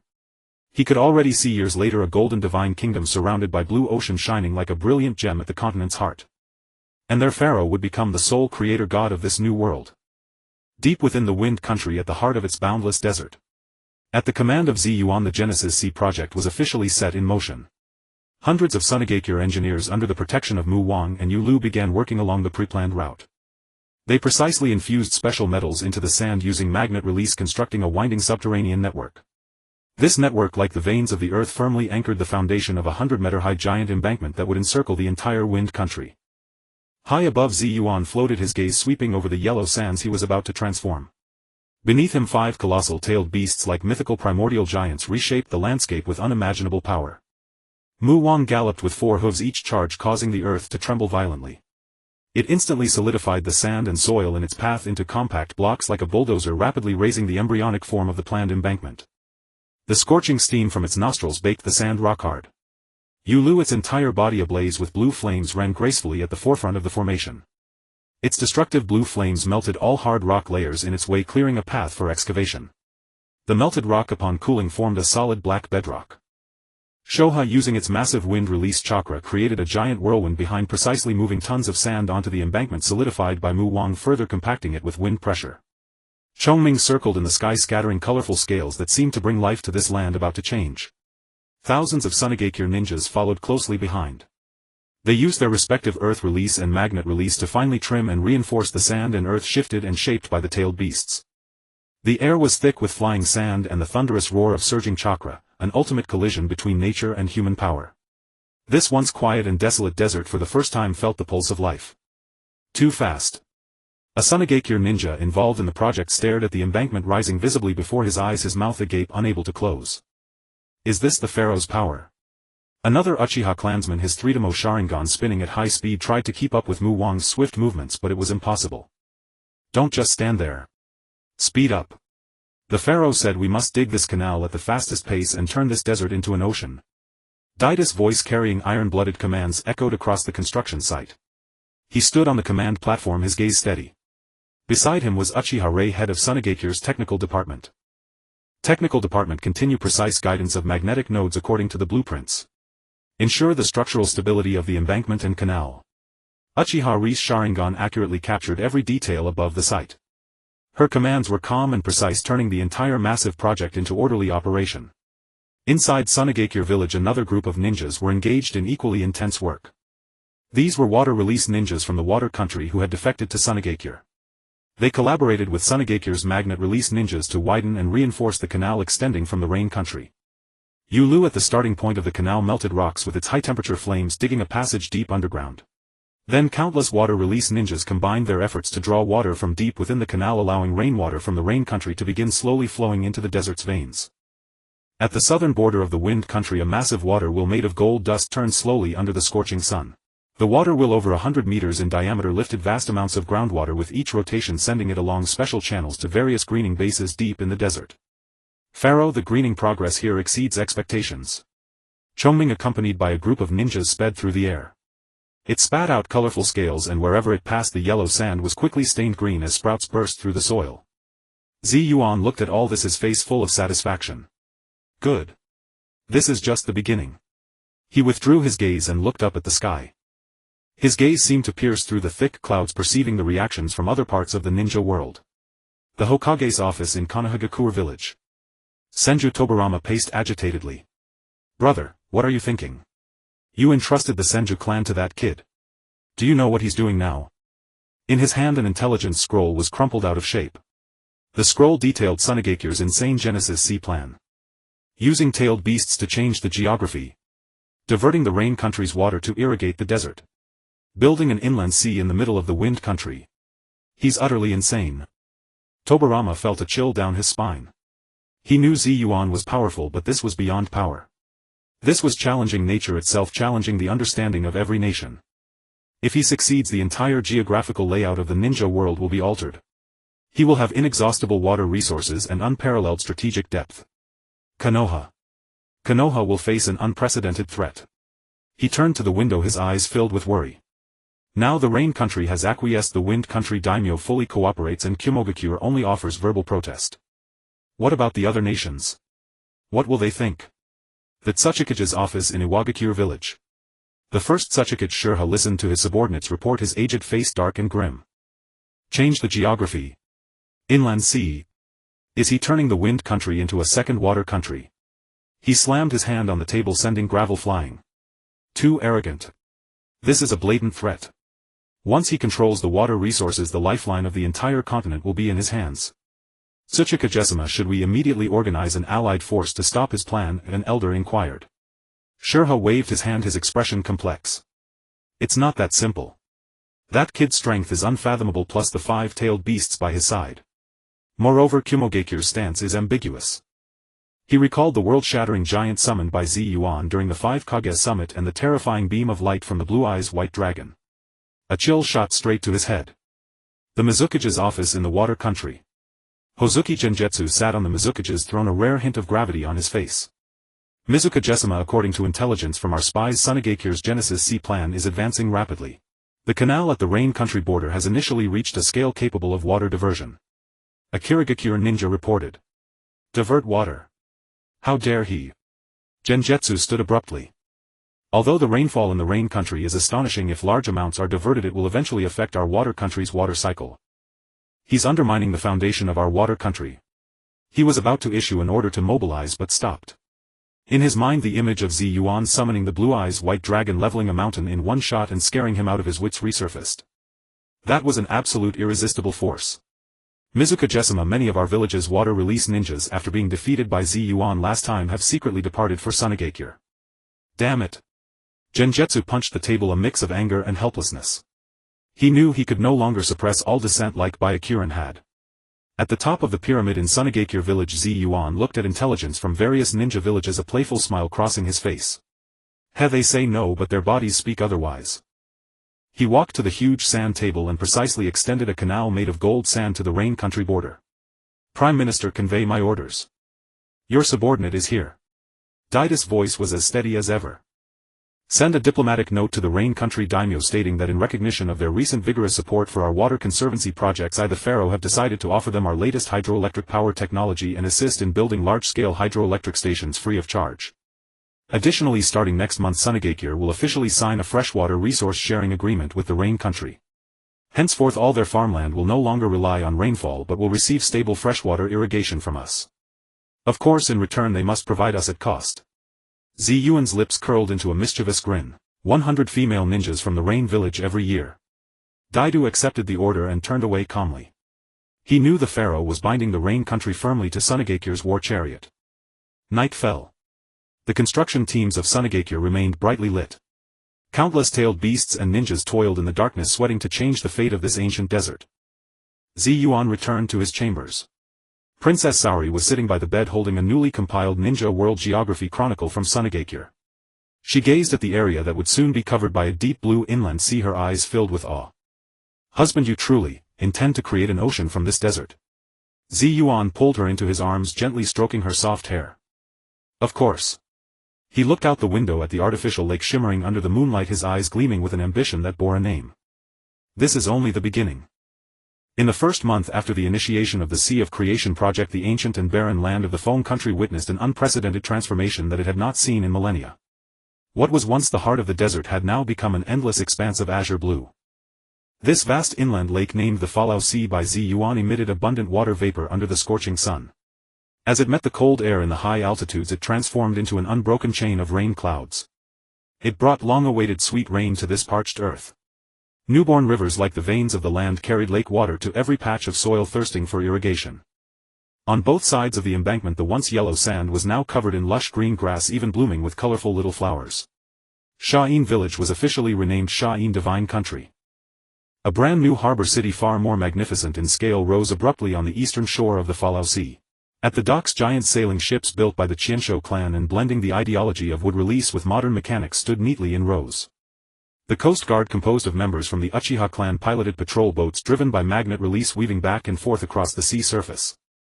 Countless merchants drawn by fame from every region crowded every corner of the harbor, gazing at the incredible spectacle before them with eyes that seemed to see a miracle. Good heavens, what am I seeing? Is it a mirage? They say the Pharaoh of Sha'in with his own power made the desert grow a sea. Not just a sea.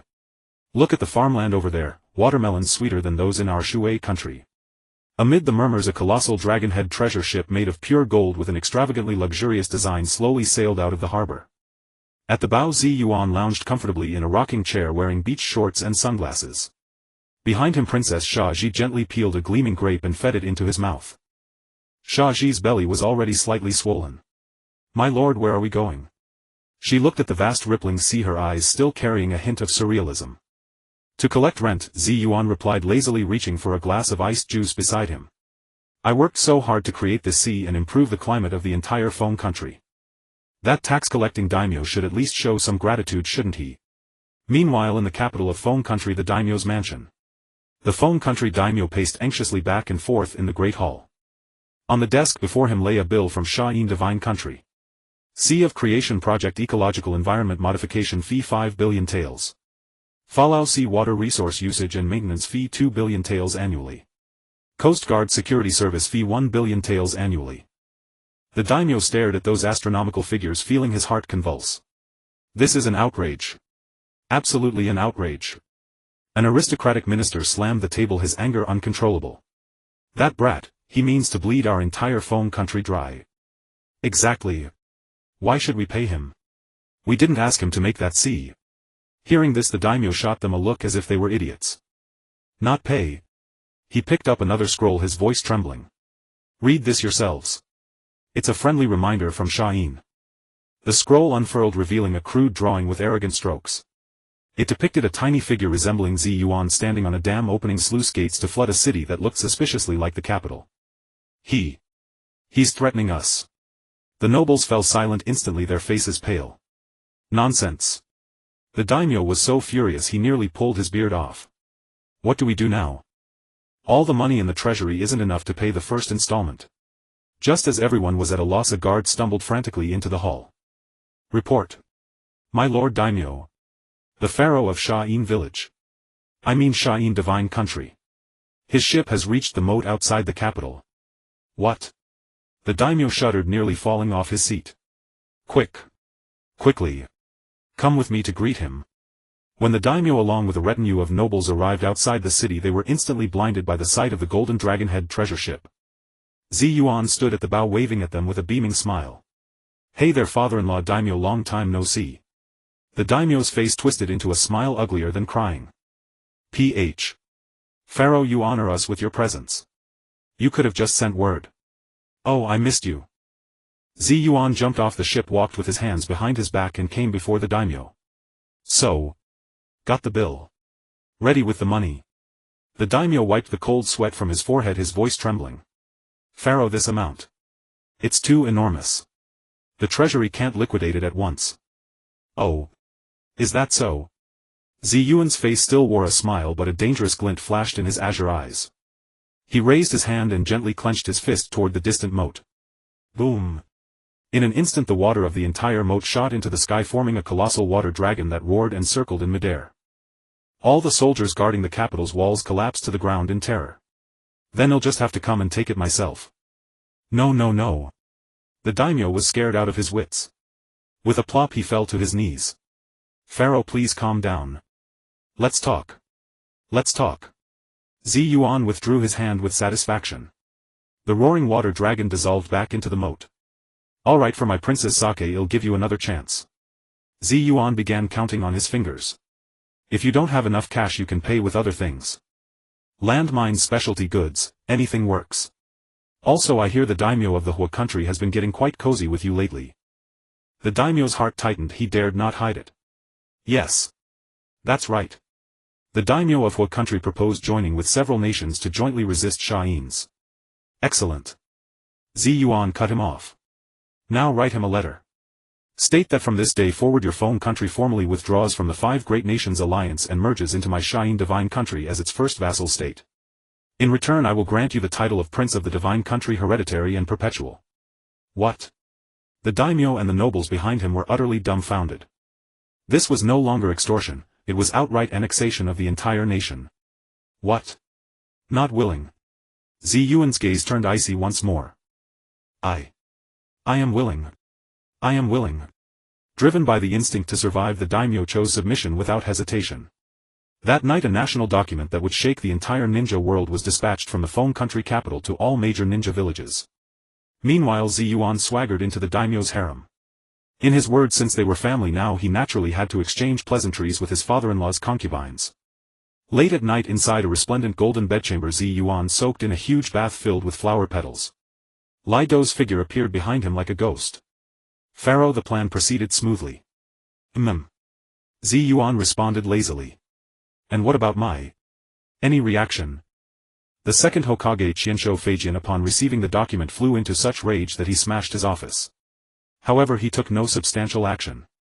He seems to be wary of something. That second brother-in-law is quite clever. Yuan sneered. He knows that Mai is no longer in a position to challenge me. By the way, Chancellor, Yuan suddenly recalled something. How is that Ninja World Bank plan I asked you to prepare coming along? A fanatical gleam flashed in Li Dou's eyes.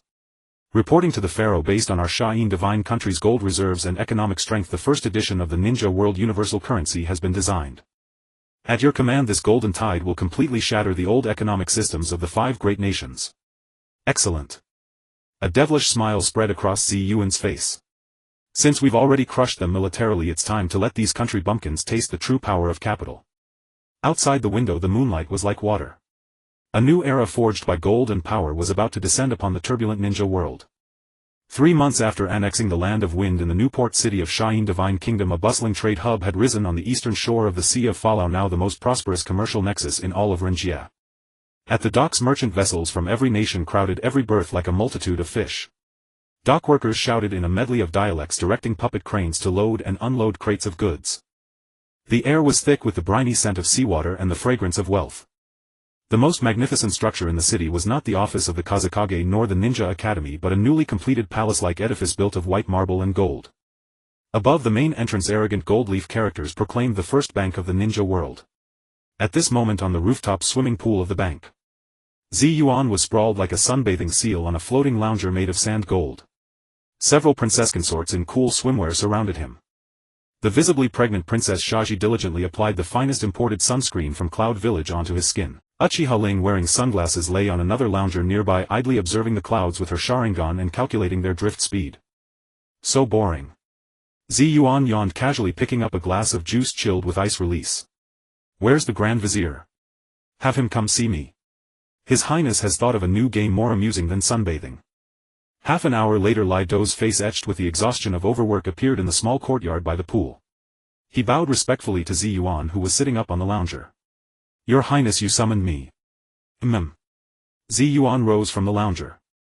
Grand Vizier, tell me, are we the richest village in the ninja world right now? Lai Dou pondered for a moment and replied with precision. Reporting to your Highness, based on our gold reserves, mineral resources and the cash flow from the Peace Highway and port trade, our comprehensive financial strength is at least 3 times that of the other 4 great nations combined. Excellent. Yuan nodded with satisfaction, then revealed a devilish grin. Then why should we still trade with those colorful scraps of paper that look like toilet paper? Why? Lai Dou was stunned, not grasping the pharaoh's meaning. From today onward I, your pharaoh, decree that our Shayin divine kingdom shall issue its own unique universal legal currency for the entire ninja world. Yuan spread his arms and delivered an impassioned speech in an oracle-like tone. I name it, Money Ball. Each money ball shall be minted from 99.9% pure gold. Its value shall be backed by our Shayin divine kingdom's inexhaustible gold reserves and my own fists.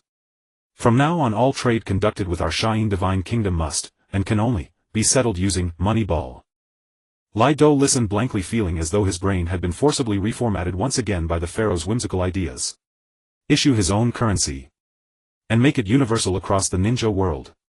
This was no longer just doing business, this was waging a war without gunpowder, using money as the weapon.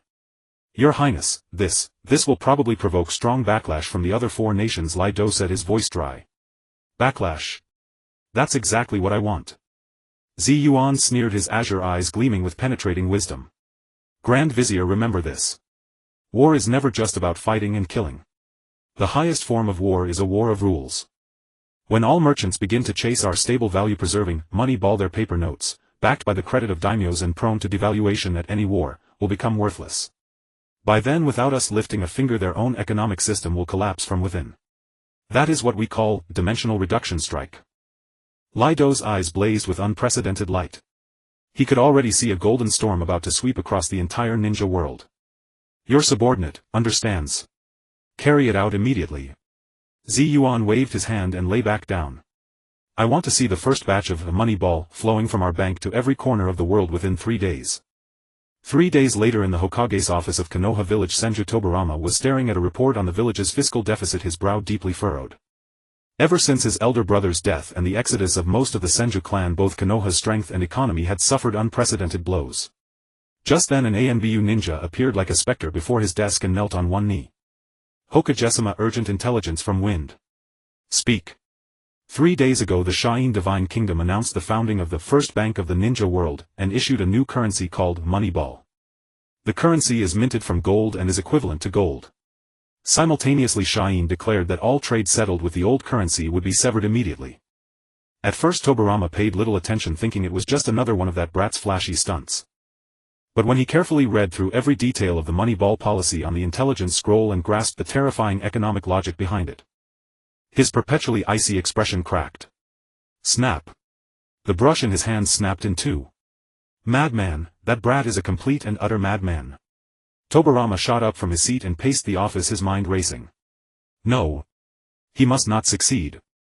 He understood better than anyone that once this hard currency, backed by absolute military force and immense wealth, began to circulate, it would deliver a devastating blow to the already fragile economic order of the entire ninja world. Immediately. Issue the highest level warning notice to Iwa, Kiri and Kumo in my name. Declare that Wind's move is intended to overthrow the ninja world. We must form a currency alliance immediately and jointly boycott the circulation of a money ball. Yet barely an hour after his messengers left the village, another piece of intelligence, even more alarming, arrived on his desk. Report Hokagesima, the largest black market exchange in the Land of Fire. The Bounty Exchange announced half an hour ago that it fully accepts Moneyball as its sole designated trading currency. Merchants across the country are frantically dumping the currency issued by Konoha in exchange for Moneyball. Our currency has depreciated by more than 30% in 1 hour. Tobarama staggered, steadying himself against the desk.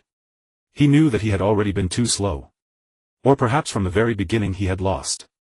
Lost to a monster who never played by the rules and used methods he had never seen to rewrite the game itself. At the top floor of the first bank of the ninja world in Shine Divine Kingdom, Yuan leisurely read the report submitted by Lido, documenting the collapse of all other national currencies and the skyrocketing value of Moneyball. He gave a satisfied burp. Now that's more like it. He stretched and said to the Fog Princess, who possessed the boil release bloodline and was massaging his shoulders behind him. War is indeed the most expensive and most profitable business in the world. Darling, tell me, once we've made all the money in the world, what fun thing should we do next? The morning sunlight streamed through the intricately carved gold lattice window, scattering a layer of shattered gold across the top floor of the Newport City Bank. Yuan was seated on that massive bed big enough for 5 with a platter of crystal ice grapes freshly shipped from the land of Earth before him. These grapes could only grow in the extreme cold, each one exuding a chill and melting upon the tongue. Beside him Rishiang Mina was gently kneading his shoulders with her soft boneless hands, her touch just perfect. Husband, the people outside are about to crush the bank's entrance. Mina's voice was soft and sticky, a hint of helplessness in her Byakugan. Yuan bit into a grape juice trickling down the corner of his mouth. He wiped it casually with his imperial god robe. What's the rush? Let them queue. If you want Jinxian you need to have the awareness of a beggar. At the foot of the bank building, thousands of merchants from various nations stood under the scorching sun, clutching their own paper money tightly, their eyes wild with frenzy. Those noble ministers who usually held themselves high now abandoned all pretense of status, jostling in the crowd alongside street peddlers. I want to exchange 10,000 Jinxian yuan. This is my entire fortune, a wealthy merchant from the Land of Fire shouted hoarsely, sweat soaking his silk robes. Get lost. I was here first. I have a special notice personally approved by the daimyo. The clamor and curses blended into a chaotic stew, and the air throughout Newport City was thick with an atmosphere called anxiety. The bank security team consisted of 20 members from the Chiensho clan and 20 from the Yuzibo clan, standing in an alternating formation with stern expressions. A young Yuzibo idly toyed with a kunai, his Sharingan coldly scanning the crowd. Whenever someone tried to force their way through, waves of chill killing intent would instantly make those merchants shrink back. They understood this was no place for them to act recklessly. In the council hall, Lido unrolled a 3-meter-long scroll in front of Yuan, his finger tapping heavily on the astronomical figures. Pharaoh, the situation is even more exaggerated than we imagined. Because Jinxian yuan can be directly exchanged for equivalent gold, and any purchase within the Wind Country gets a 20% discount, the paper currencies of all nations have now become worthless. Lido took a hearty gulp of the ale beside him to wet his dry throat, then continued, over in Konoha, Chiensho Feijian has ordered a ban on Jinxian yuan circulation, but underground black market trades have already soared to sky-high prices. 1 Jinxian yuan can be exchanged for 3 times the value in Konoha yuan, yet there's no supply to meet demand. Yuan listened to the report, his chubby little fingers tapping lightly on the table, a gleam of cunning flashing in his eyes. The second leader is still too rigid. Did he think a ban could stop human nature? He stood up, walked to the huge floor-to-ceiling window and looked down at the bustling city below. Convey my orders. Starting tomorrow the bank will launch a loan business. The brush in Lida's hand trembled slightly, he lifted his head in puzzlement. Loans. They're all holding worthless paper now, how will they repay? Who said I want them to repay? Yuan turned around, a wicked smirk curling at the corner of his mouth. What I want is collateral. The Land of Earth wants Jinxian yuan. Fine, let them mortgage their iron mines. The Land of Water wants them. Let them mortgage their deep-sea pearls and navigation rights. As for Konoha. Yuan paused, his eyes turning playful. Let them mortgage their secret ninjutsu and the fertile lands of the Land of Fire. Term 3 years, annual interest rate 20%. Can't repay. Then those things will belong to the hidden sand divine kingdom forever. Lido sucked in a cold breath, the clothes on his back instantly soaked with cold sweat. This wasn't doing business. This was using this tiny gold coin to extract the backbone of the entire ninja world and burn it as firewood. Pharaoh, you're pushing them to the brink. Pushed to death. No, I'm saving them. Yuan walked over and patted Lido on the shoulder, speaking earnestly. Think about it, What can they do with worthless paper except wipe their asses? I'm giving them a lifeline, giving them these shining coins. They should kneel and thank me. But this is just the first step. He walked to the huge map of the ninja world on the wall and casually drew a circle at the border of the land of earth and the land of fire. We're going to build several special zones here dedicated to storing and trading Jinxian Yuan. The taxation and judiciary of these zones will all be controlled by our hidden sand divine kingdom. Light's eyelids twitched wildly. He could already imagine how ugly the faces of those daimyo would be when they received this aid agreement. At the same time in Konoha village, the Hokage's office was thick with smoke. Chinsho Feijian sat behind his desk, his eyes bloodshot, surrounded by piles of economic reports sent from all over. Every word was like a heavy hammer pounding on his nerves. Lord Feijian, the people outside are causing trouble. Yuan Fei Risen stood uneasily beside him holding a petition. The major clan families are all demanding that we lift the ban on Jinxian Yuan, otherwise they can't do business with outside merchant caravans. Feijian lifted his head sharply, his eyes cold as ice. That's a trap. That little brat wants to use those gold coins to buy out Konoha's future. If we bow our heads now, the price of every bowl of ramen in the future will depend on that brat's mood. He hurled the report on the desk to the floor with a sharp crack. But Lord, if we persist, Konoha's economy will collapse. Risen gritted his teeth, his voice trembling. Even the ANBU's allowance can't buy a bag of the cheapest rations pills. Feijian fell into a deathly silence. He knew he was facing a monster he had never seen before. Not through ninjutsu, not through force, but through this silent golden tide slowly drowning the walls of Konoha. Contact rock hidden and mist hidden. After a long while Feijian spoke in a hoarse voice. Tell them we're going to establish a joint mint. We will issue our own currency and jointly resist Jinxian Yuan. In the hidden sand divine kingdom the night was like water. Yuan was in the garden directing Shoha to use wind style to dry his freshly washed hair. Shoha puffed his cheeks in displeasure, blowing out gusts of wind, his stubby little claws gripping the ground, afraid that a moment's carelessness might blow the pharaoh away. Pharaoh, those guys seem to be planning to join forces. Sho's raspy voice echoed in Yuan's mind. I sense several restless chakras gathering in the north. They're probably plotting against you. Let them be. Yuan lay in Princess Shotzi's arms, happily sucking on a baby bottle, his eyes full of mockery. When they gather and realize that even buying a small notebook for the meeting requires Jinxian Yuan, that scene will be truly spectacular. He stretched, pointing a finger at the sky. Chancellor, the super special offer I asked you to prepare can begin now. Lido stepped out of the shadows holding a golden little pamphlet. Yes. Starting tomorrow, any country that joins our co-prosperity sphere will have half the loan interest rate on Jinxian Yuan and will receive a copy of the Ninja World Principal Guaranteed Financial Plan personally supervised by the Pharaoh. Yuan listened and grinned like a fox that had stolen a chicken. Financial plan. Isn't that even more exciting? Let them pull out their last bit of savings and invest in this never-ending golden dream. Then I'll make them move however I want. He turned to look into the distance toward the direction of Konoha. Second leader, with this wave will make you lose even your underwear. The night in Newport City was ablaze with lights. Countless people muttered the exchange rate of Jinxian Yuan in their sleep. This was no longer the old era of might makes right. In Yuan's hands money had become the sharpest kunai and rules the most unbreakable barrier.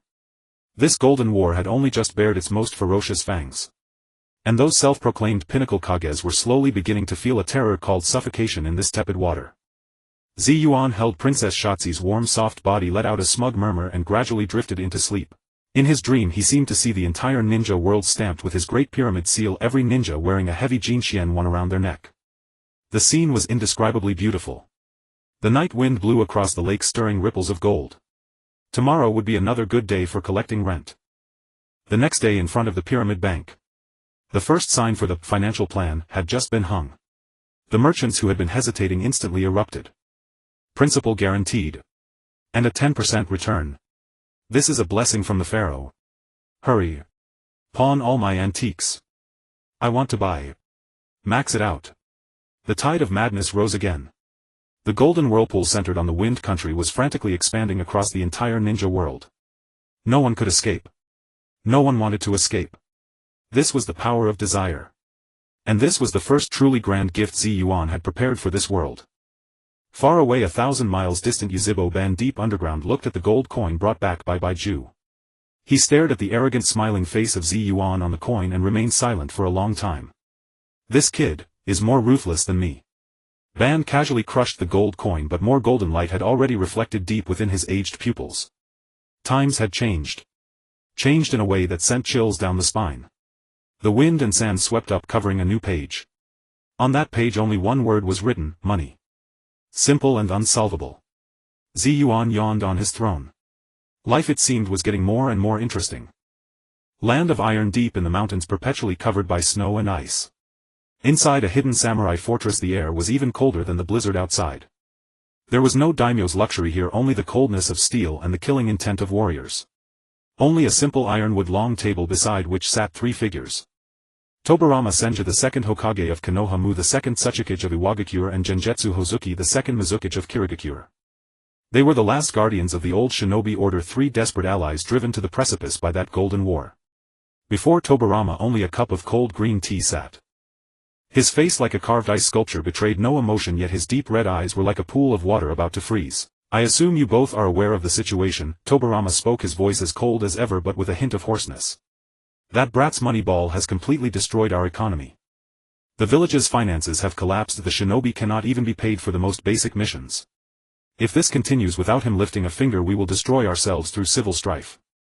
That man wrapped entirely in bandages nodded silently. In his Iwagakure, due to that disastrous defeat and sudden economic collapse, several Kekii Genkai clans had publicly expressed dissatisfaction with the Tsuchikage's rule. The infiltration of the Bulyangren had plunged the entire village into a bizarre atmosphere of mutual suspicion. That brat, he's a monster. Genjutsu Hozuki crossed his legs, his tone flippant, but his narrow eyes were filled with lingering dread. None of the Umbu I sent to gather intelligence have returned alive. And I hear that through loans he has already taken control of over 70% of the waterways in the land of water. Soon, even if our Kirigakure wants to go out fishing, we might have to pay him a toll. As he spoke, he subconsciously touched his neck as if still feeling the heat of the energy torrent from the blue eyes white dragon that had grazed him. Therefore the purpose for summoning you two here is one thing only. Tobarama's fingers tapped lightly on the cold tabletop. War. Launch a final war, staking all the power of the 3 great nations. His voice made the air in the entire fortress freeze. We have no money, no supplies. But we have shinobi. Thousands of shinobi who, though starving, still remain loyal to their villages. We will gather all the forces of the 3 nations, form a final allied army, and launch a general assault on the sand-hidden divine kingdom. Either we pull that monster down from his golden throne and smash his ridiculous divine kingdom. Or we meet a dignified end in this war. Mu and Genjutsu Hozuki both fell into silence. They knew this was the only choice. To be drowned ignominiously little by that golden tide, or to burn with their last light on the battlefield like true shinobi. I agree. Mu was the first to speak, his voice hoarse but filled with determination. Iwagakure can dispatch every shinobi capable of fighting, including myself. Since even Mu, who always likes to hide behind, has said this, Kirigakure naturally cannot lag behind. Genjutsu spread his hands. But I have a condition. He looked at Tobarama. In this battle, Yumi along with the first Tsuchikage and the first Mizukage must all go to the front lines. We must use our strongest power to fight that monster. Agreed. Tobarama nodded without hesitation. He slowly stood up, walked to the window and gazed out at the white snow country. Assemble at the land of fire border in 3 days. This battle is not for peace nor for profit. His voice was as cold and resolute as the wind of this snowfield. Only for the last dignity of being a shinobi. In the sand-hidden divine kingdom, the pharaoh's bedchamber. Yuan was lying listlessly on a golden bed, made of tens of thousands of money balls, feeling the cold hard texture. Around him lay more than a dozen consorts in Valkyrie combat suits sprawled haphazardly. Last night, under the pretext of testing the combat performance of the latest combat suit, he had given them a night-long, in-depth coaching. Uchihara was carefully filing his toenails, which had become worn from stepping on gold coins. The figure of Retsu appeared silently beside the golden bed. Pharaoh-sama, the matter you predicted has occurred. His voice carried the same weary, unchanging tone as always. Urgent report from Bulyangren. Konoha, Iwagakure and Kirigakure have secretly allied in the land of iron. The second Hokage Tobarama Senju is gathering all shinobi from the 3 villages and preparing to launch a total assault on us. Oh. Yuan sat up from the pile of gold coins, his face showing not the slightest tension but rather the excitement of a hunter who had finally lured his prey. Finally. I thought that second in command could hold out a few more days. Waited so long, finally some interesting new game. He jumped off the bed, stretched, and his bones emitted a series of cracking sounds. Chancellor, convey my orders. First, issue a war declaration to the entire shinobi world. Say that the old forces led by Konoha, envious of the prosperity and strength of our sand-hidden divine kingdom, have brazenly torn up the peace agreement and initiated war, attempting to drag the shinobi world back to the dark warring states period. Our sand-hidden divine kingdom is forced to fight in order to protect the hard-won peace and safeguard the common property of the entire shinobi world. Second, inform the Raikage of Kumogakure. Have him dispatch 10,000 shinobi to conduct a joint military exercise on the border between us and Konoha. As for the exercise content, let it be how to breach Konoha's defensive barrier within 1 day. Third, have Bulyang-ren take the mountains of worthless paper currency from various nations piled in our treasury to the black market and give them out for free to the wandering shinobi and bandits. Tell them to spend freely, no need to repay. I want to see what chaos will befall the rear of the three-village alliance. Retsu recorded rapidly while couldn't help but marvel. Each of the pharaoh's orders was utterly insidious. This was to completely cut off the retreat of the three-village alliance from the three fronts of public opinion, military and economy. As for the frontal battlefield, Yuan walked to the huge shinobi world sand table looking at the massive red arrow representing the three-village alliance and broke into an extremely arrogant smile. A dark underground cavern. On the giant head of the demonic statue of the outer path, 8 of its 9 eyes had already opened. Uchiha Madara sat cross-legged on top of the statue. His aged body had regained some vitality and his white hair gradually took on a hint of black luster. His only remaining Sharingan had evolved into a mysterious Rinnegan covered in purple ripples. White Zetsu presented a battle report about the three-village alliance before him. Madara merely glanced at it casually and let out a disdainful snort. Foolish. Whether it's Tobirama's ridiculous war of dignity or Yuan's game of money, they are nothing but a meaningless farce in this false world. He slowly raised his head, his gaze as if piercing through the thick rock layers to see the bright moon in the sky. Fight, struggle. When you are all exhausted you will understand. Only in the world of infinite Tsukuyomi can true eternal peace be found. His eyes reflected a blood-red moon with 9 tomo. The border between the land of wind and the land of fire. Along a defense line stretching several kilometers, tens of thousands of shinobi from Konoha, Iwagakure and Kirigakure formed a dark torrent imbued with solemn tragedy and resolve. The border between the wind country and the fire country was like a colossal scar stretching across heaven and earth. The sky was leaden gray and even the wind carried the scent of rust brushing against the faces of tens of thousands of shinobi in the allied army, bringing a biting chill. This was a black torrent composed of all the shinobi capable of fighting from the 3 great hidden villages Konoha, Iwagakure and Kirigakure. They stood silently on one side of the defensive line, their suppressed chakra coalescing into an invisible dark cloud. In each person's eyes burned a flame of determination and tragedy. They had no retreat. Facing the economic avalanche triggered by Jinxian Yuan, the village was already precarious. It continuing would only lead to internal strife and annihilation. This battle was their final charge for the dignity of shinobi from a bygone era. Qianshou Feijian stood at the forefront of the formation, clad in deep blue armor, arms crossed. His face like carved ice revealed no emotion. Yet his crimson eyes were fixed on the horizon as if trying to pierce through the yellow sands.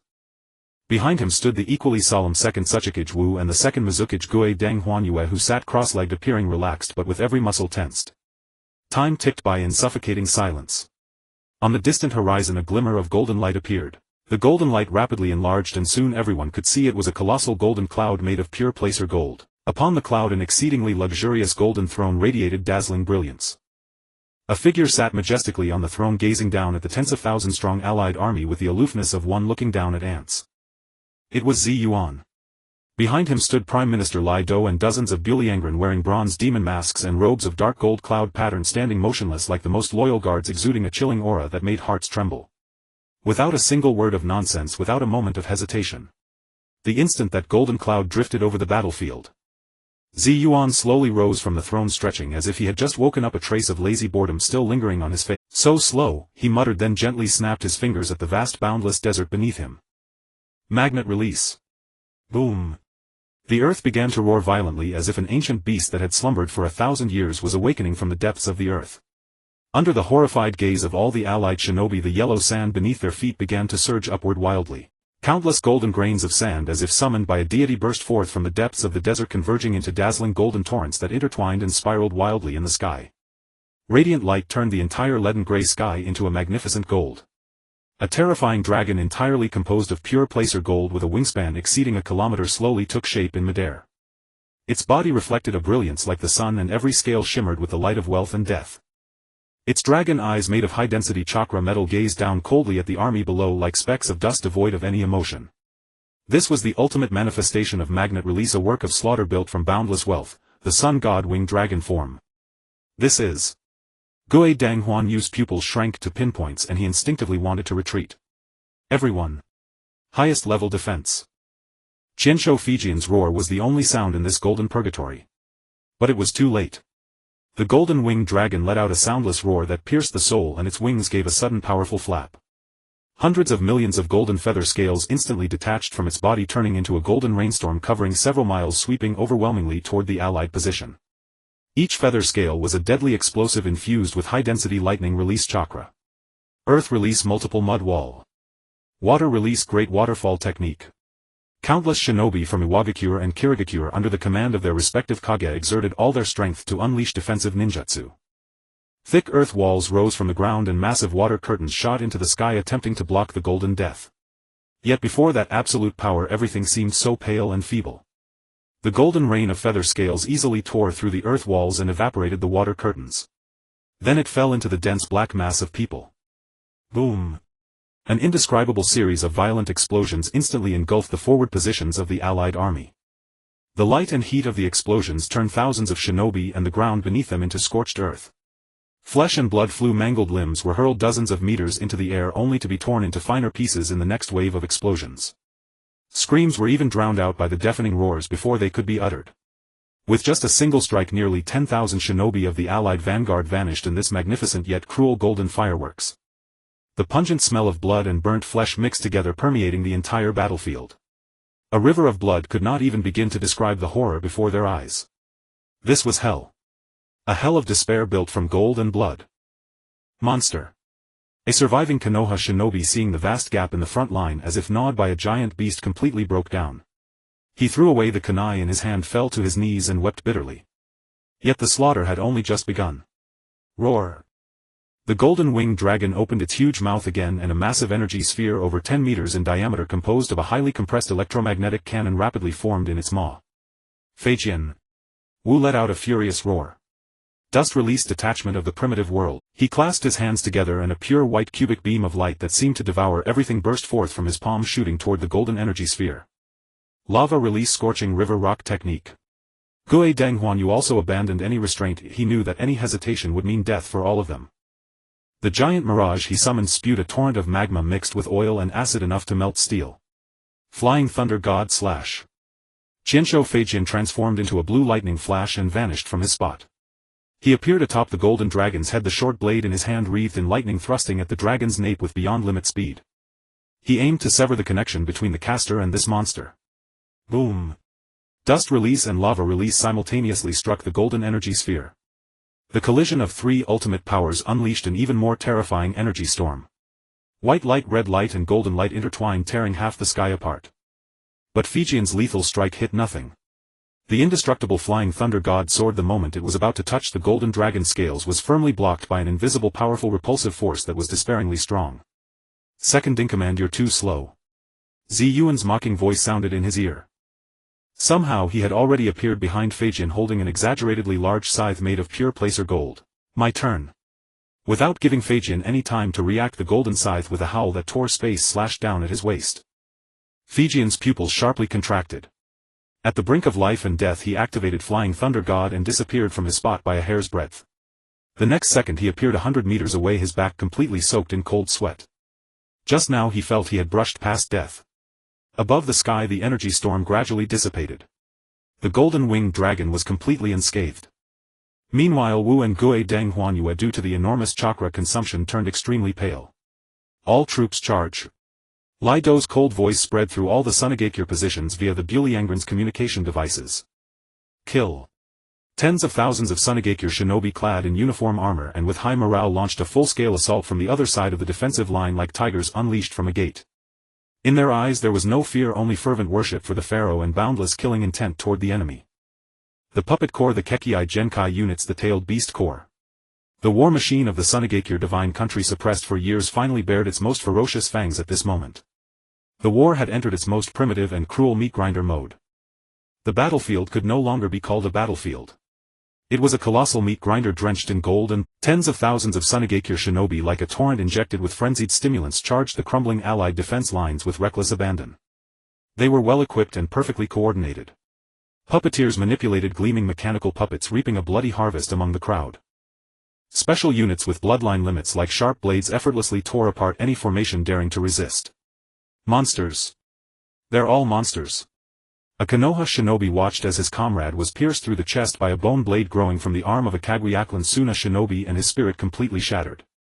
He dropped his kunai and turned to flee but was met by a sand iron spear wrapped in black lightning descending from the sky. On the other side, Iwagakure shinobi tried to build defensive walls with their proud earth release. But those thick earthen walls were as fragile as paper before the magnet release of Sunagakure shinobi, which could control countless tiny grains of sand gold like living serpents bored into the cracks of the earthen walls, detonating and dismantling them from within in an instant. We must not retreat. The village is behind us. An Iwa Jonin roared in tragic defiance, forming hand signs to unleash a more powerful jutsu. The next second his voice was cut short. A black shadow rose from the ground, twisting without warning, and transformed into a masked figure gripping a short blade that silently slit his throat. It was a complete one-sided massacre. The allied shinobi fought in hunger and despair for a shred of dignity. But the Sunagakure shinobi, in their fanatical worship of the pharaoh and their defense of a prosperous life, reveled in this feast of slaughter. High above, the massive golden cloud resembled a divine tribunal. Yuan lounged lazily, half reclining on the golden throne. He even pulled a packet of sunflower seeds from his pocket, cracking them open while watching the magnificent tapestry of blood and death below with amused eyes. Tisk tisk, the special effects are way better than those cheap movies from my past life. He spat out a seed shell and casually pointed to a fiercely resisting allied position below. Chancellor, add some spice over there. As you command. Retsu's voice was cold and steady. The golden winged dragon of Ra in the sky let out a silent roar, its massive wings flapping once more. Another smaller but more precise golden rain poured down upon the coordinates. In an instant hundreds more lives were annihilated in golden light. We must stop him. On the ground, Senju Tobarama's figure transformed into a bolt of blue lightning darting through the chaotic battlefield. His crimson eyes, like high-precision radar, locked firmly onto the relaxed figure in the sky. If he killed him, this nightmare would end. Flying Thunder God Slice. Tobarama hurled a specially crafted kunai inscribed with a seal, launching it toward the sky with all his might. The kunai transformed into a streak of light piercing through layers of obstacles, heading straight for Yuan's forehead. Oh! Yuan's eyes glimmered with amusement. Without even moving, he merely thought, and the kunai, about to touch his skin, froze midair, held by an invisible, powerful, repulsive force. The next second Tobarama's figure appeared above the kunai, his short blade wrapped in lightning plunging down at impossible speed. What greeted him, however, was Yuan's face close at hand, wearing a mocking grin. Too slow, second in command. Yuan extended a finger and lightly touched the tip of Tobarama's blade. A terrifying magnetic storm erupted instantly. Tobarama felt an irresistible violent force surging through the blade. His bones creaked under the strain and his whole body was thrown backward as if struck by a speeding train tracing a clumsy parabola in the air. Dust release, original world annihilation. At that moment, a pure white cubic beam seemingly devouring everything shot from the other side of the battlefield, tearing through space, aimed directly at the immense golden-winged dragon of Ra in the sky. It was Mu. The second Tsuchikage had finally seized his chance to unleash his ultimate technique. Faced with the attack that could disintegrate matter at the molecular level, Yuan simply pursed his lips in disgust. That again? Can't you come up with something original? He raised his hand and gently clenched it toward the white beam. Magnet release Shinra Tensei. An even more terrifying and dominant repulsive field instantly expanded from the golden-winged dragon of Ra. The destructive white beam meeting the repulsive field seemed to hit an invisible wall, its forward momentum abruptly halted. Then, to Mu's horrified gaze, his proud dust release began to crumble from the front, forcibly deconstructed by the unreasonable repulsion back into the most basic chakra particles, fading into the air. Pfft! Mu spat out blood, his body uncontrollably falling from midair. The forced breakdown of dust release brought a massive backlash upon him. Water release steam danger might. With a roar, a childlike clone made of oil and water identical to Hozuki Genjutsu shot up from the ground in a suicidal charge towards Yuan's throne. Endless steam circulated within it, heating, exploding, heating again, exploding again. It was a never-ending moving bomb. Finally, an interesting toy. Yuan looked at the charging little fat clone with interest. But trying to play explosions with me? You're still green. He snapped his fingers. Magnet release sand gold burial. With a thunderous roar over an area spanning thousands of meters, all the yellow sand surged upward like a golden tsunami shooting into the sky. That golden tsunami did not attack the allied forces but instead caught up to the childlike clone at an even faster speed, wrapping it layer by layer. Eventually in midair it coalesced into a colossal solid gold sphere over 100 meters in diameter. Muffled explosions came from inside the golden ball one after another unending. But the sphere of high-density sand gold infused with Ziyuan's vast chakra barely trembled, not even a crack on its surface. How is this possible? Hozuki Genjutsu stared at his sealed strongest clone, and for the first time an emotion called despair crept onto his face. The Kage of 3 great villages were routed in a few breaths, crushed with an overwhelming force. On the battlefield below, every allied shinobi who witnessed this felt the last shred of fighting spirit shatter. Flee. Run. That thought spread like a plague in everyone's mind. But the godlike youth in the sky did not plan to give them that chance. The game is over. Ziyuan stretched lazily and stood up from the throne. The golden winged dragon of Ra behind him began to dissolve. Billions of golden sand grains converged again, forming behind him an even more terrifying, more majestic 1,000-meter-tall humanoid giant. The giant's face bore a seventen's resemblance to Ziyuan's, but filled with the coldness of divinity. Final blow. Ziyuan slowly raised his hand. The 1,000-meter golden giant simultaneously lifted its sky-obscuring palm. Sand god, heaven-shattering star. As his words fell, the sky darkened. A colossal meteorite, several miles in diameter, composed of ultradense sand, gold and rock burning with black flames, tore through the clouds and descended slowly like doomsday upon the chaotic battlefield. The moment the black gold sand sphere descended, all sounds on the battlefield ceased. No screams, no explosions, no wind. Only an absolute silence that could devour the soul. Then came the light. A destructive radiance beyond any words to describe erupted violently from the edge of the horizon.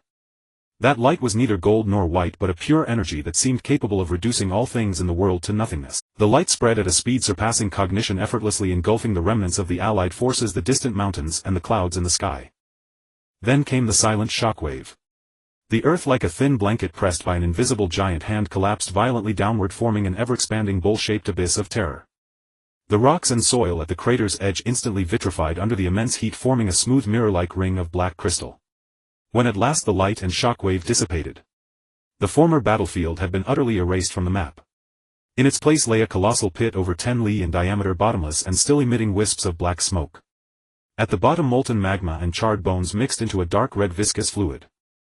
The lives of tens of thousands of shinobi, along with their ridiculous dignity and the pride of the old era, were completely vaporized in that earth-shattering strike. Rivers of blood. No, even the blood had boiled. High above the kilometer-tall golden giant slowly lowered its arm. Yuan stood at the giant's brow, expressionless, gazing upon the masterpiece he had personally created. He even felt a hint of boredom. Like a game played for too long, finally reaching the final level only to find the so-called final boss unworthy of arousing even a flicker of interest. Game over. He uttered the 4 words flatly. The golden giant beneath him began to dissolve like quicksand, transforming back into billions of golden grains and returning to the earth. Ziyuan's figure reappeared upon the throne of the golden cloud. Chancellor. Li Dou's form materialized silently behind him, kneeling on one knee.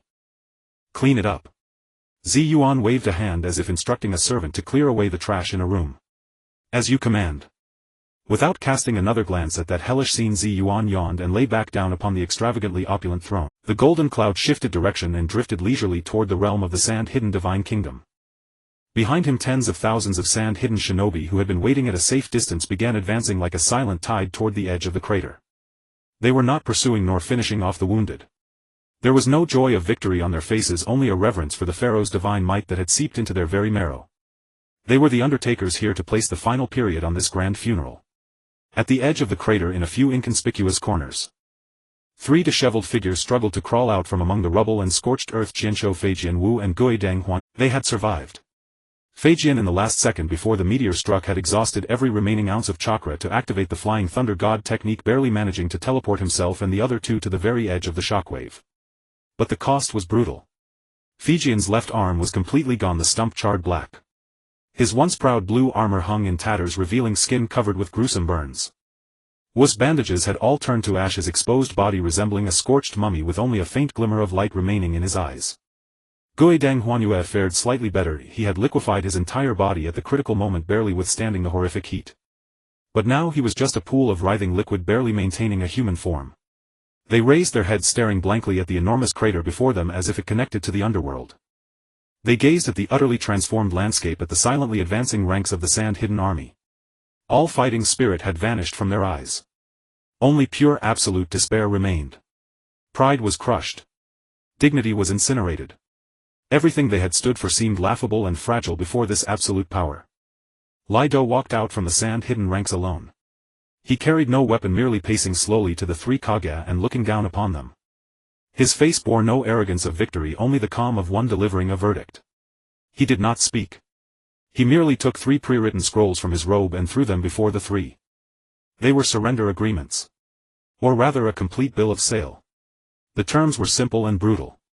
First, Konoha Iwagakure and Kirigakure shall immediately and unconditionally dissolve the 3 Great Alliance and publicly admit to the entire shinobi world that the initiation of this war was erroneous and foolish. Second, the 3 great villages must fully open their markets except Golden Pill as the sole legal tender and submit to the unified supervision of the Sand-Hidden Divine Kingdom's Bank. Third, the 3 great villages must each surrender at least 3 course-class forbidden technique scrolls as war reparations to the Sand-Hidden Divine Kingdom. Fourth, for the next 10 years each of the 3 great villages must annually send no fewer than 100 shinobi possessing bloodline limits to the Sand-Hidden Divine Kingdom as technical exchange personnel. Every clause was designed to uproot them, to break their very bones. This was not defeat, it was national annihilation. Qianshou Feijian trembling stretched out his remaining right hand and picked up the scroll from the ground. He stared at the terms, and those once sharp blade-like crimson eyes lost all their luster. He wanted to resist. He wanted to roar. He wanted to use Flying Thunder God to take this man down with him. But he could not. Because he saw the distant silent army of sand hidden like an iron wall. He knew that if he uttered a single no, the surviving embers of the allied shinobi, fewer than 2,000 men, would be extinguished in an instant. His mind flashed back to his elder brother's dying words. Feijian, protect the village. Protect the village. Feijian closed his eyes and 2 streams of bloody tears trickled slowly down his cracked face. After a long while he opened his eyes again. With the last shred of strength he forced out a single word from between clenched teeth. Fine. That word drained the last vestiges of his strength and stripped away all the pride and dignity he had as the second Hokage and a member of the Qianshou clan. When Wu and Gui Deng Huanyue saw that even Qianshou Feijian had chosen to submit, their already extinguished hearts could stir no further ripple. They also nodded in silence. Lai Do retrieved the 3 scrolls marked with bloody handprints, turned and walked away. From start to finish he did not utter a single word. This war, which would determine the pattern of the shinobi world for decades to come, ended in a bizarre, almost soundless silence, in a dark underground cavern. Yuzebo Ban sat cross-legged atop the demonic statue. He slowly opened his rinnegan, its violet ripples shimmering. Just moments ago he had sensed that terrifying surge of chakra that made the whole earth tremble.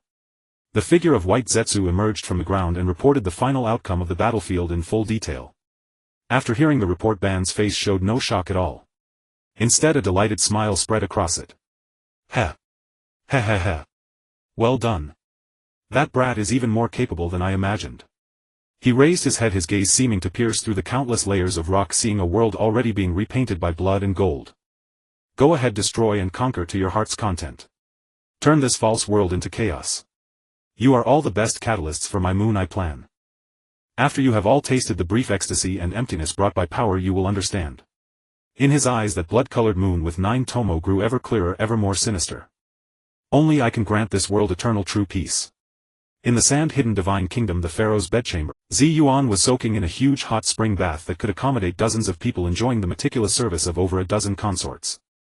The war that had just ended was nothing more than a post-meal digestive exercise to him, leaving no trace in his heart. Lai Do appeared at the edge of the bath and respectfully handed over a report. Your Majesty, the 3 villages have officially signed the surrender agreement. The war is over. Oh. Yuan answered lazily, not even opening his eyes. He opened his mouth, and one of the consorts with the ice release bloodline immediately understood, placing an ice crystal-wrapped chilled cherry carefully into his mouth. Chancellor, he mumbled. What's for dinner? An old era had been brutally ended in blood and fire. A new era, more mad and chaotic, built from gold and desire, quietly drew open its curtain at the fingertips of an 80-year-old child.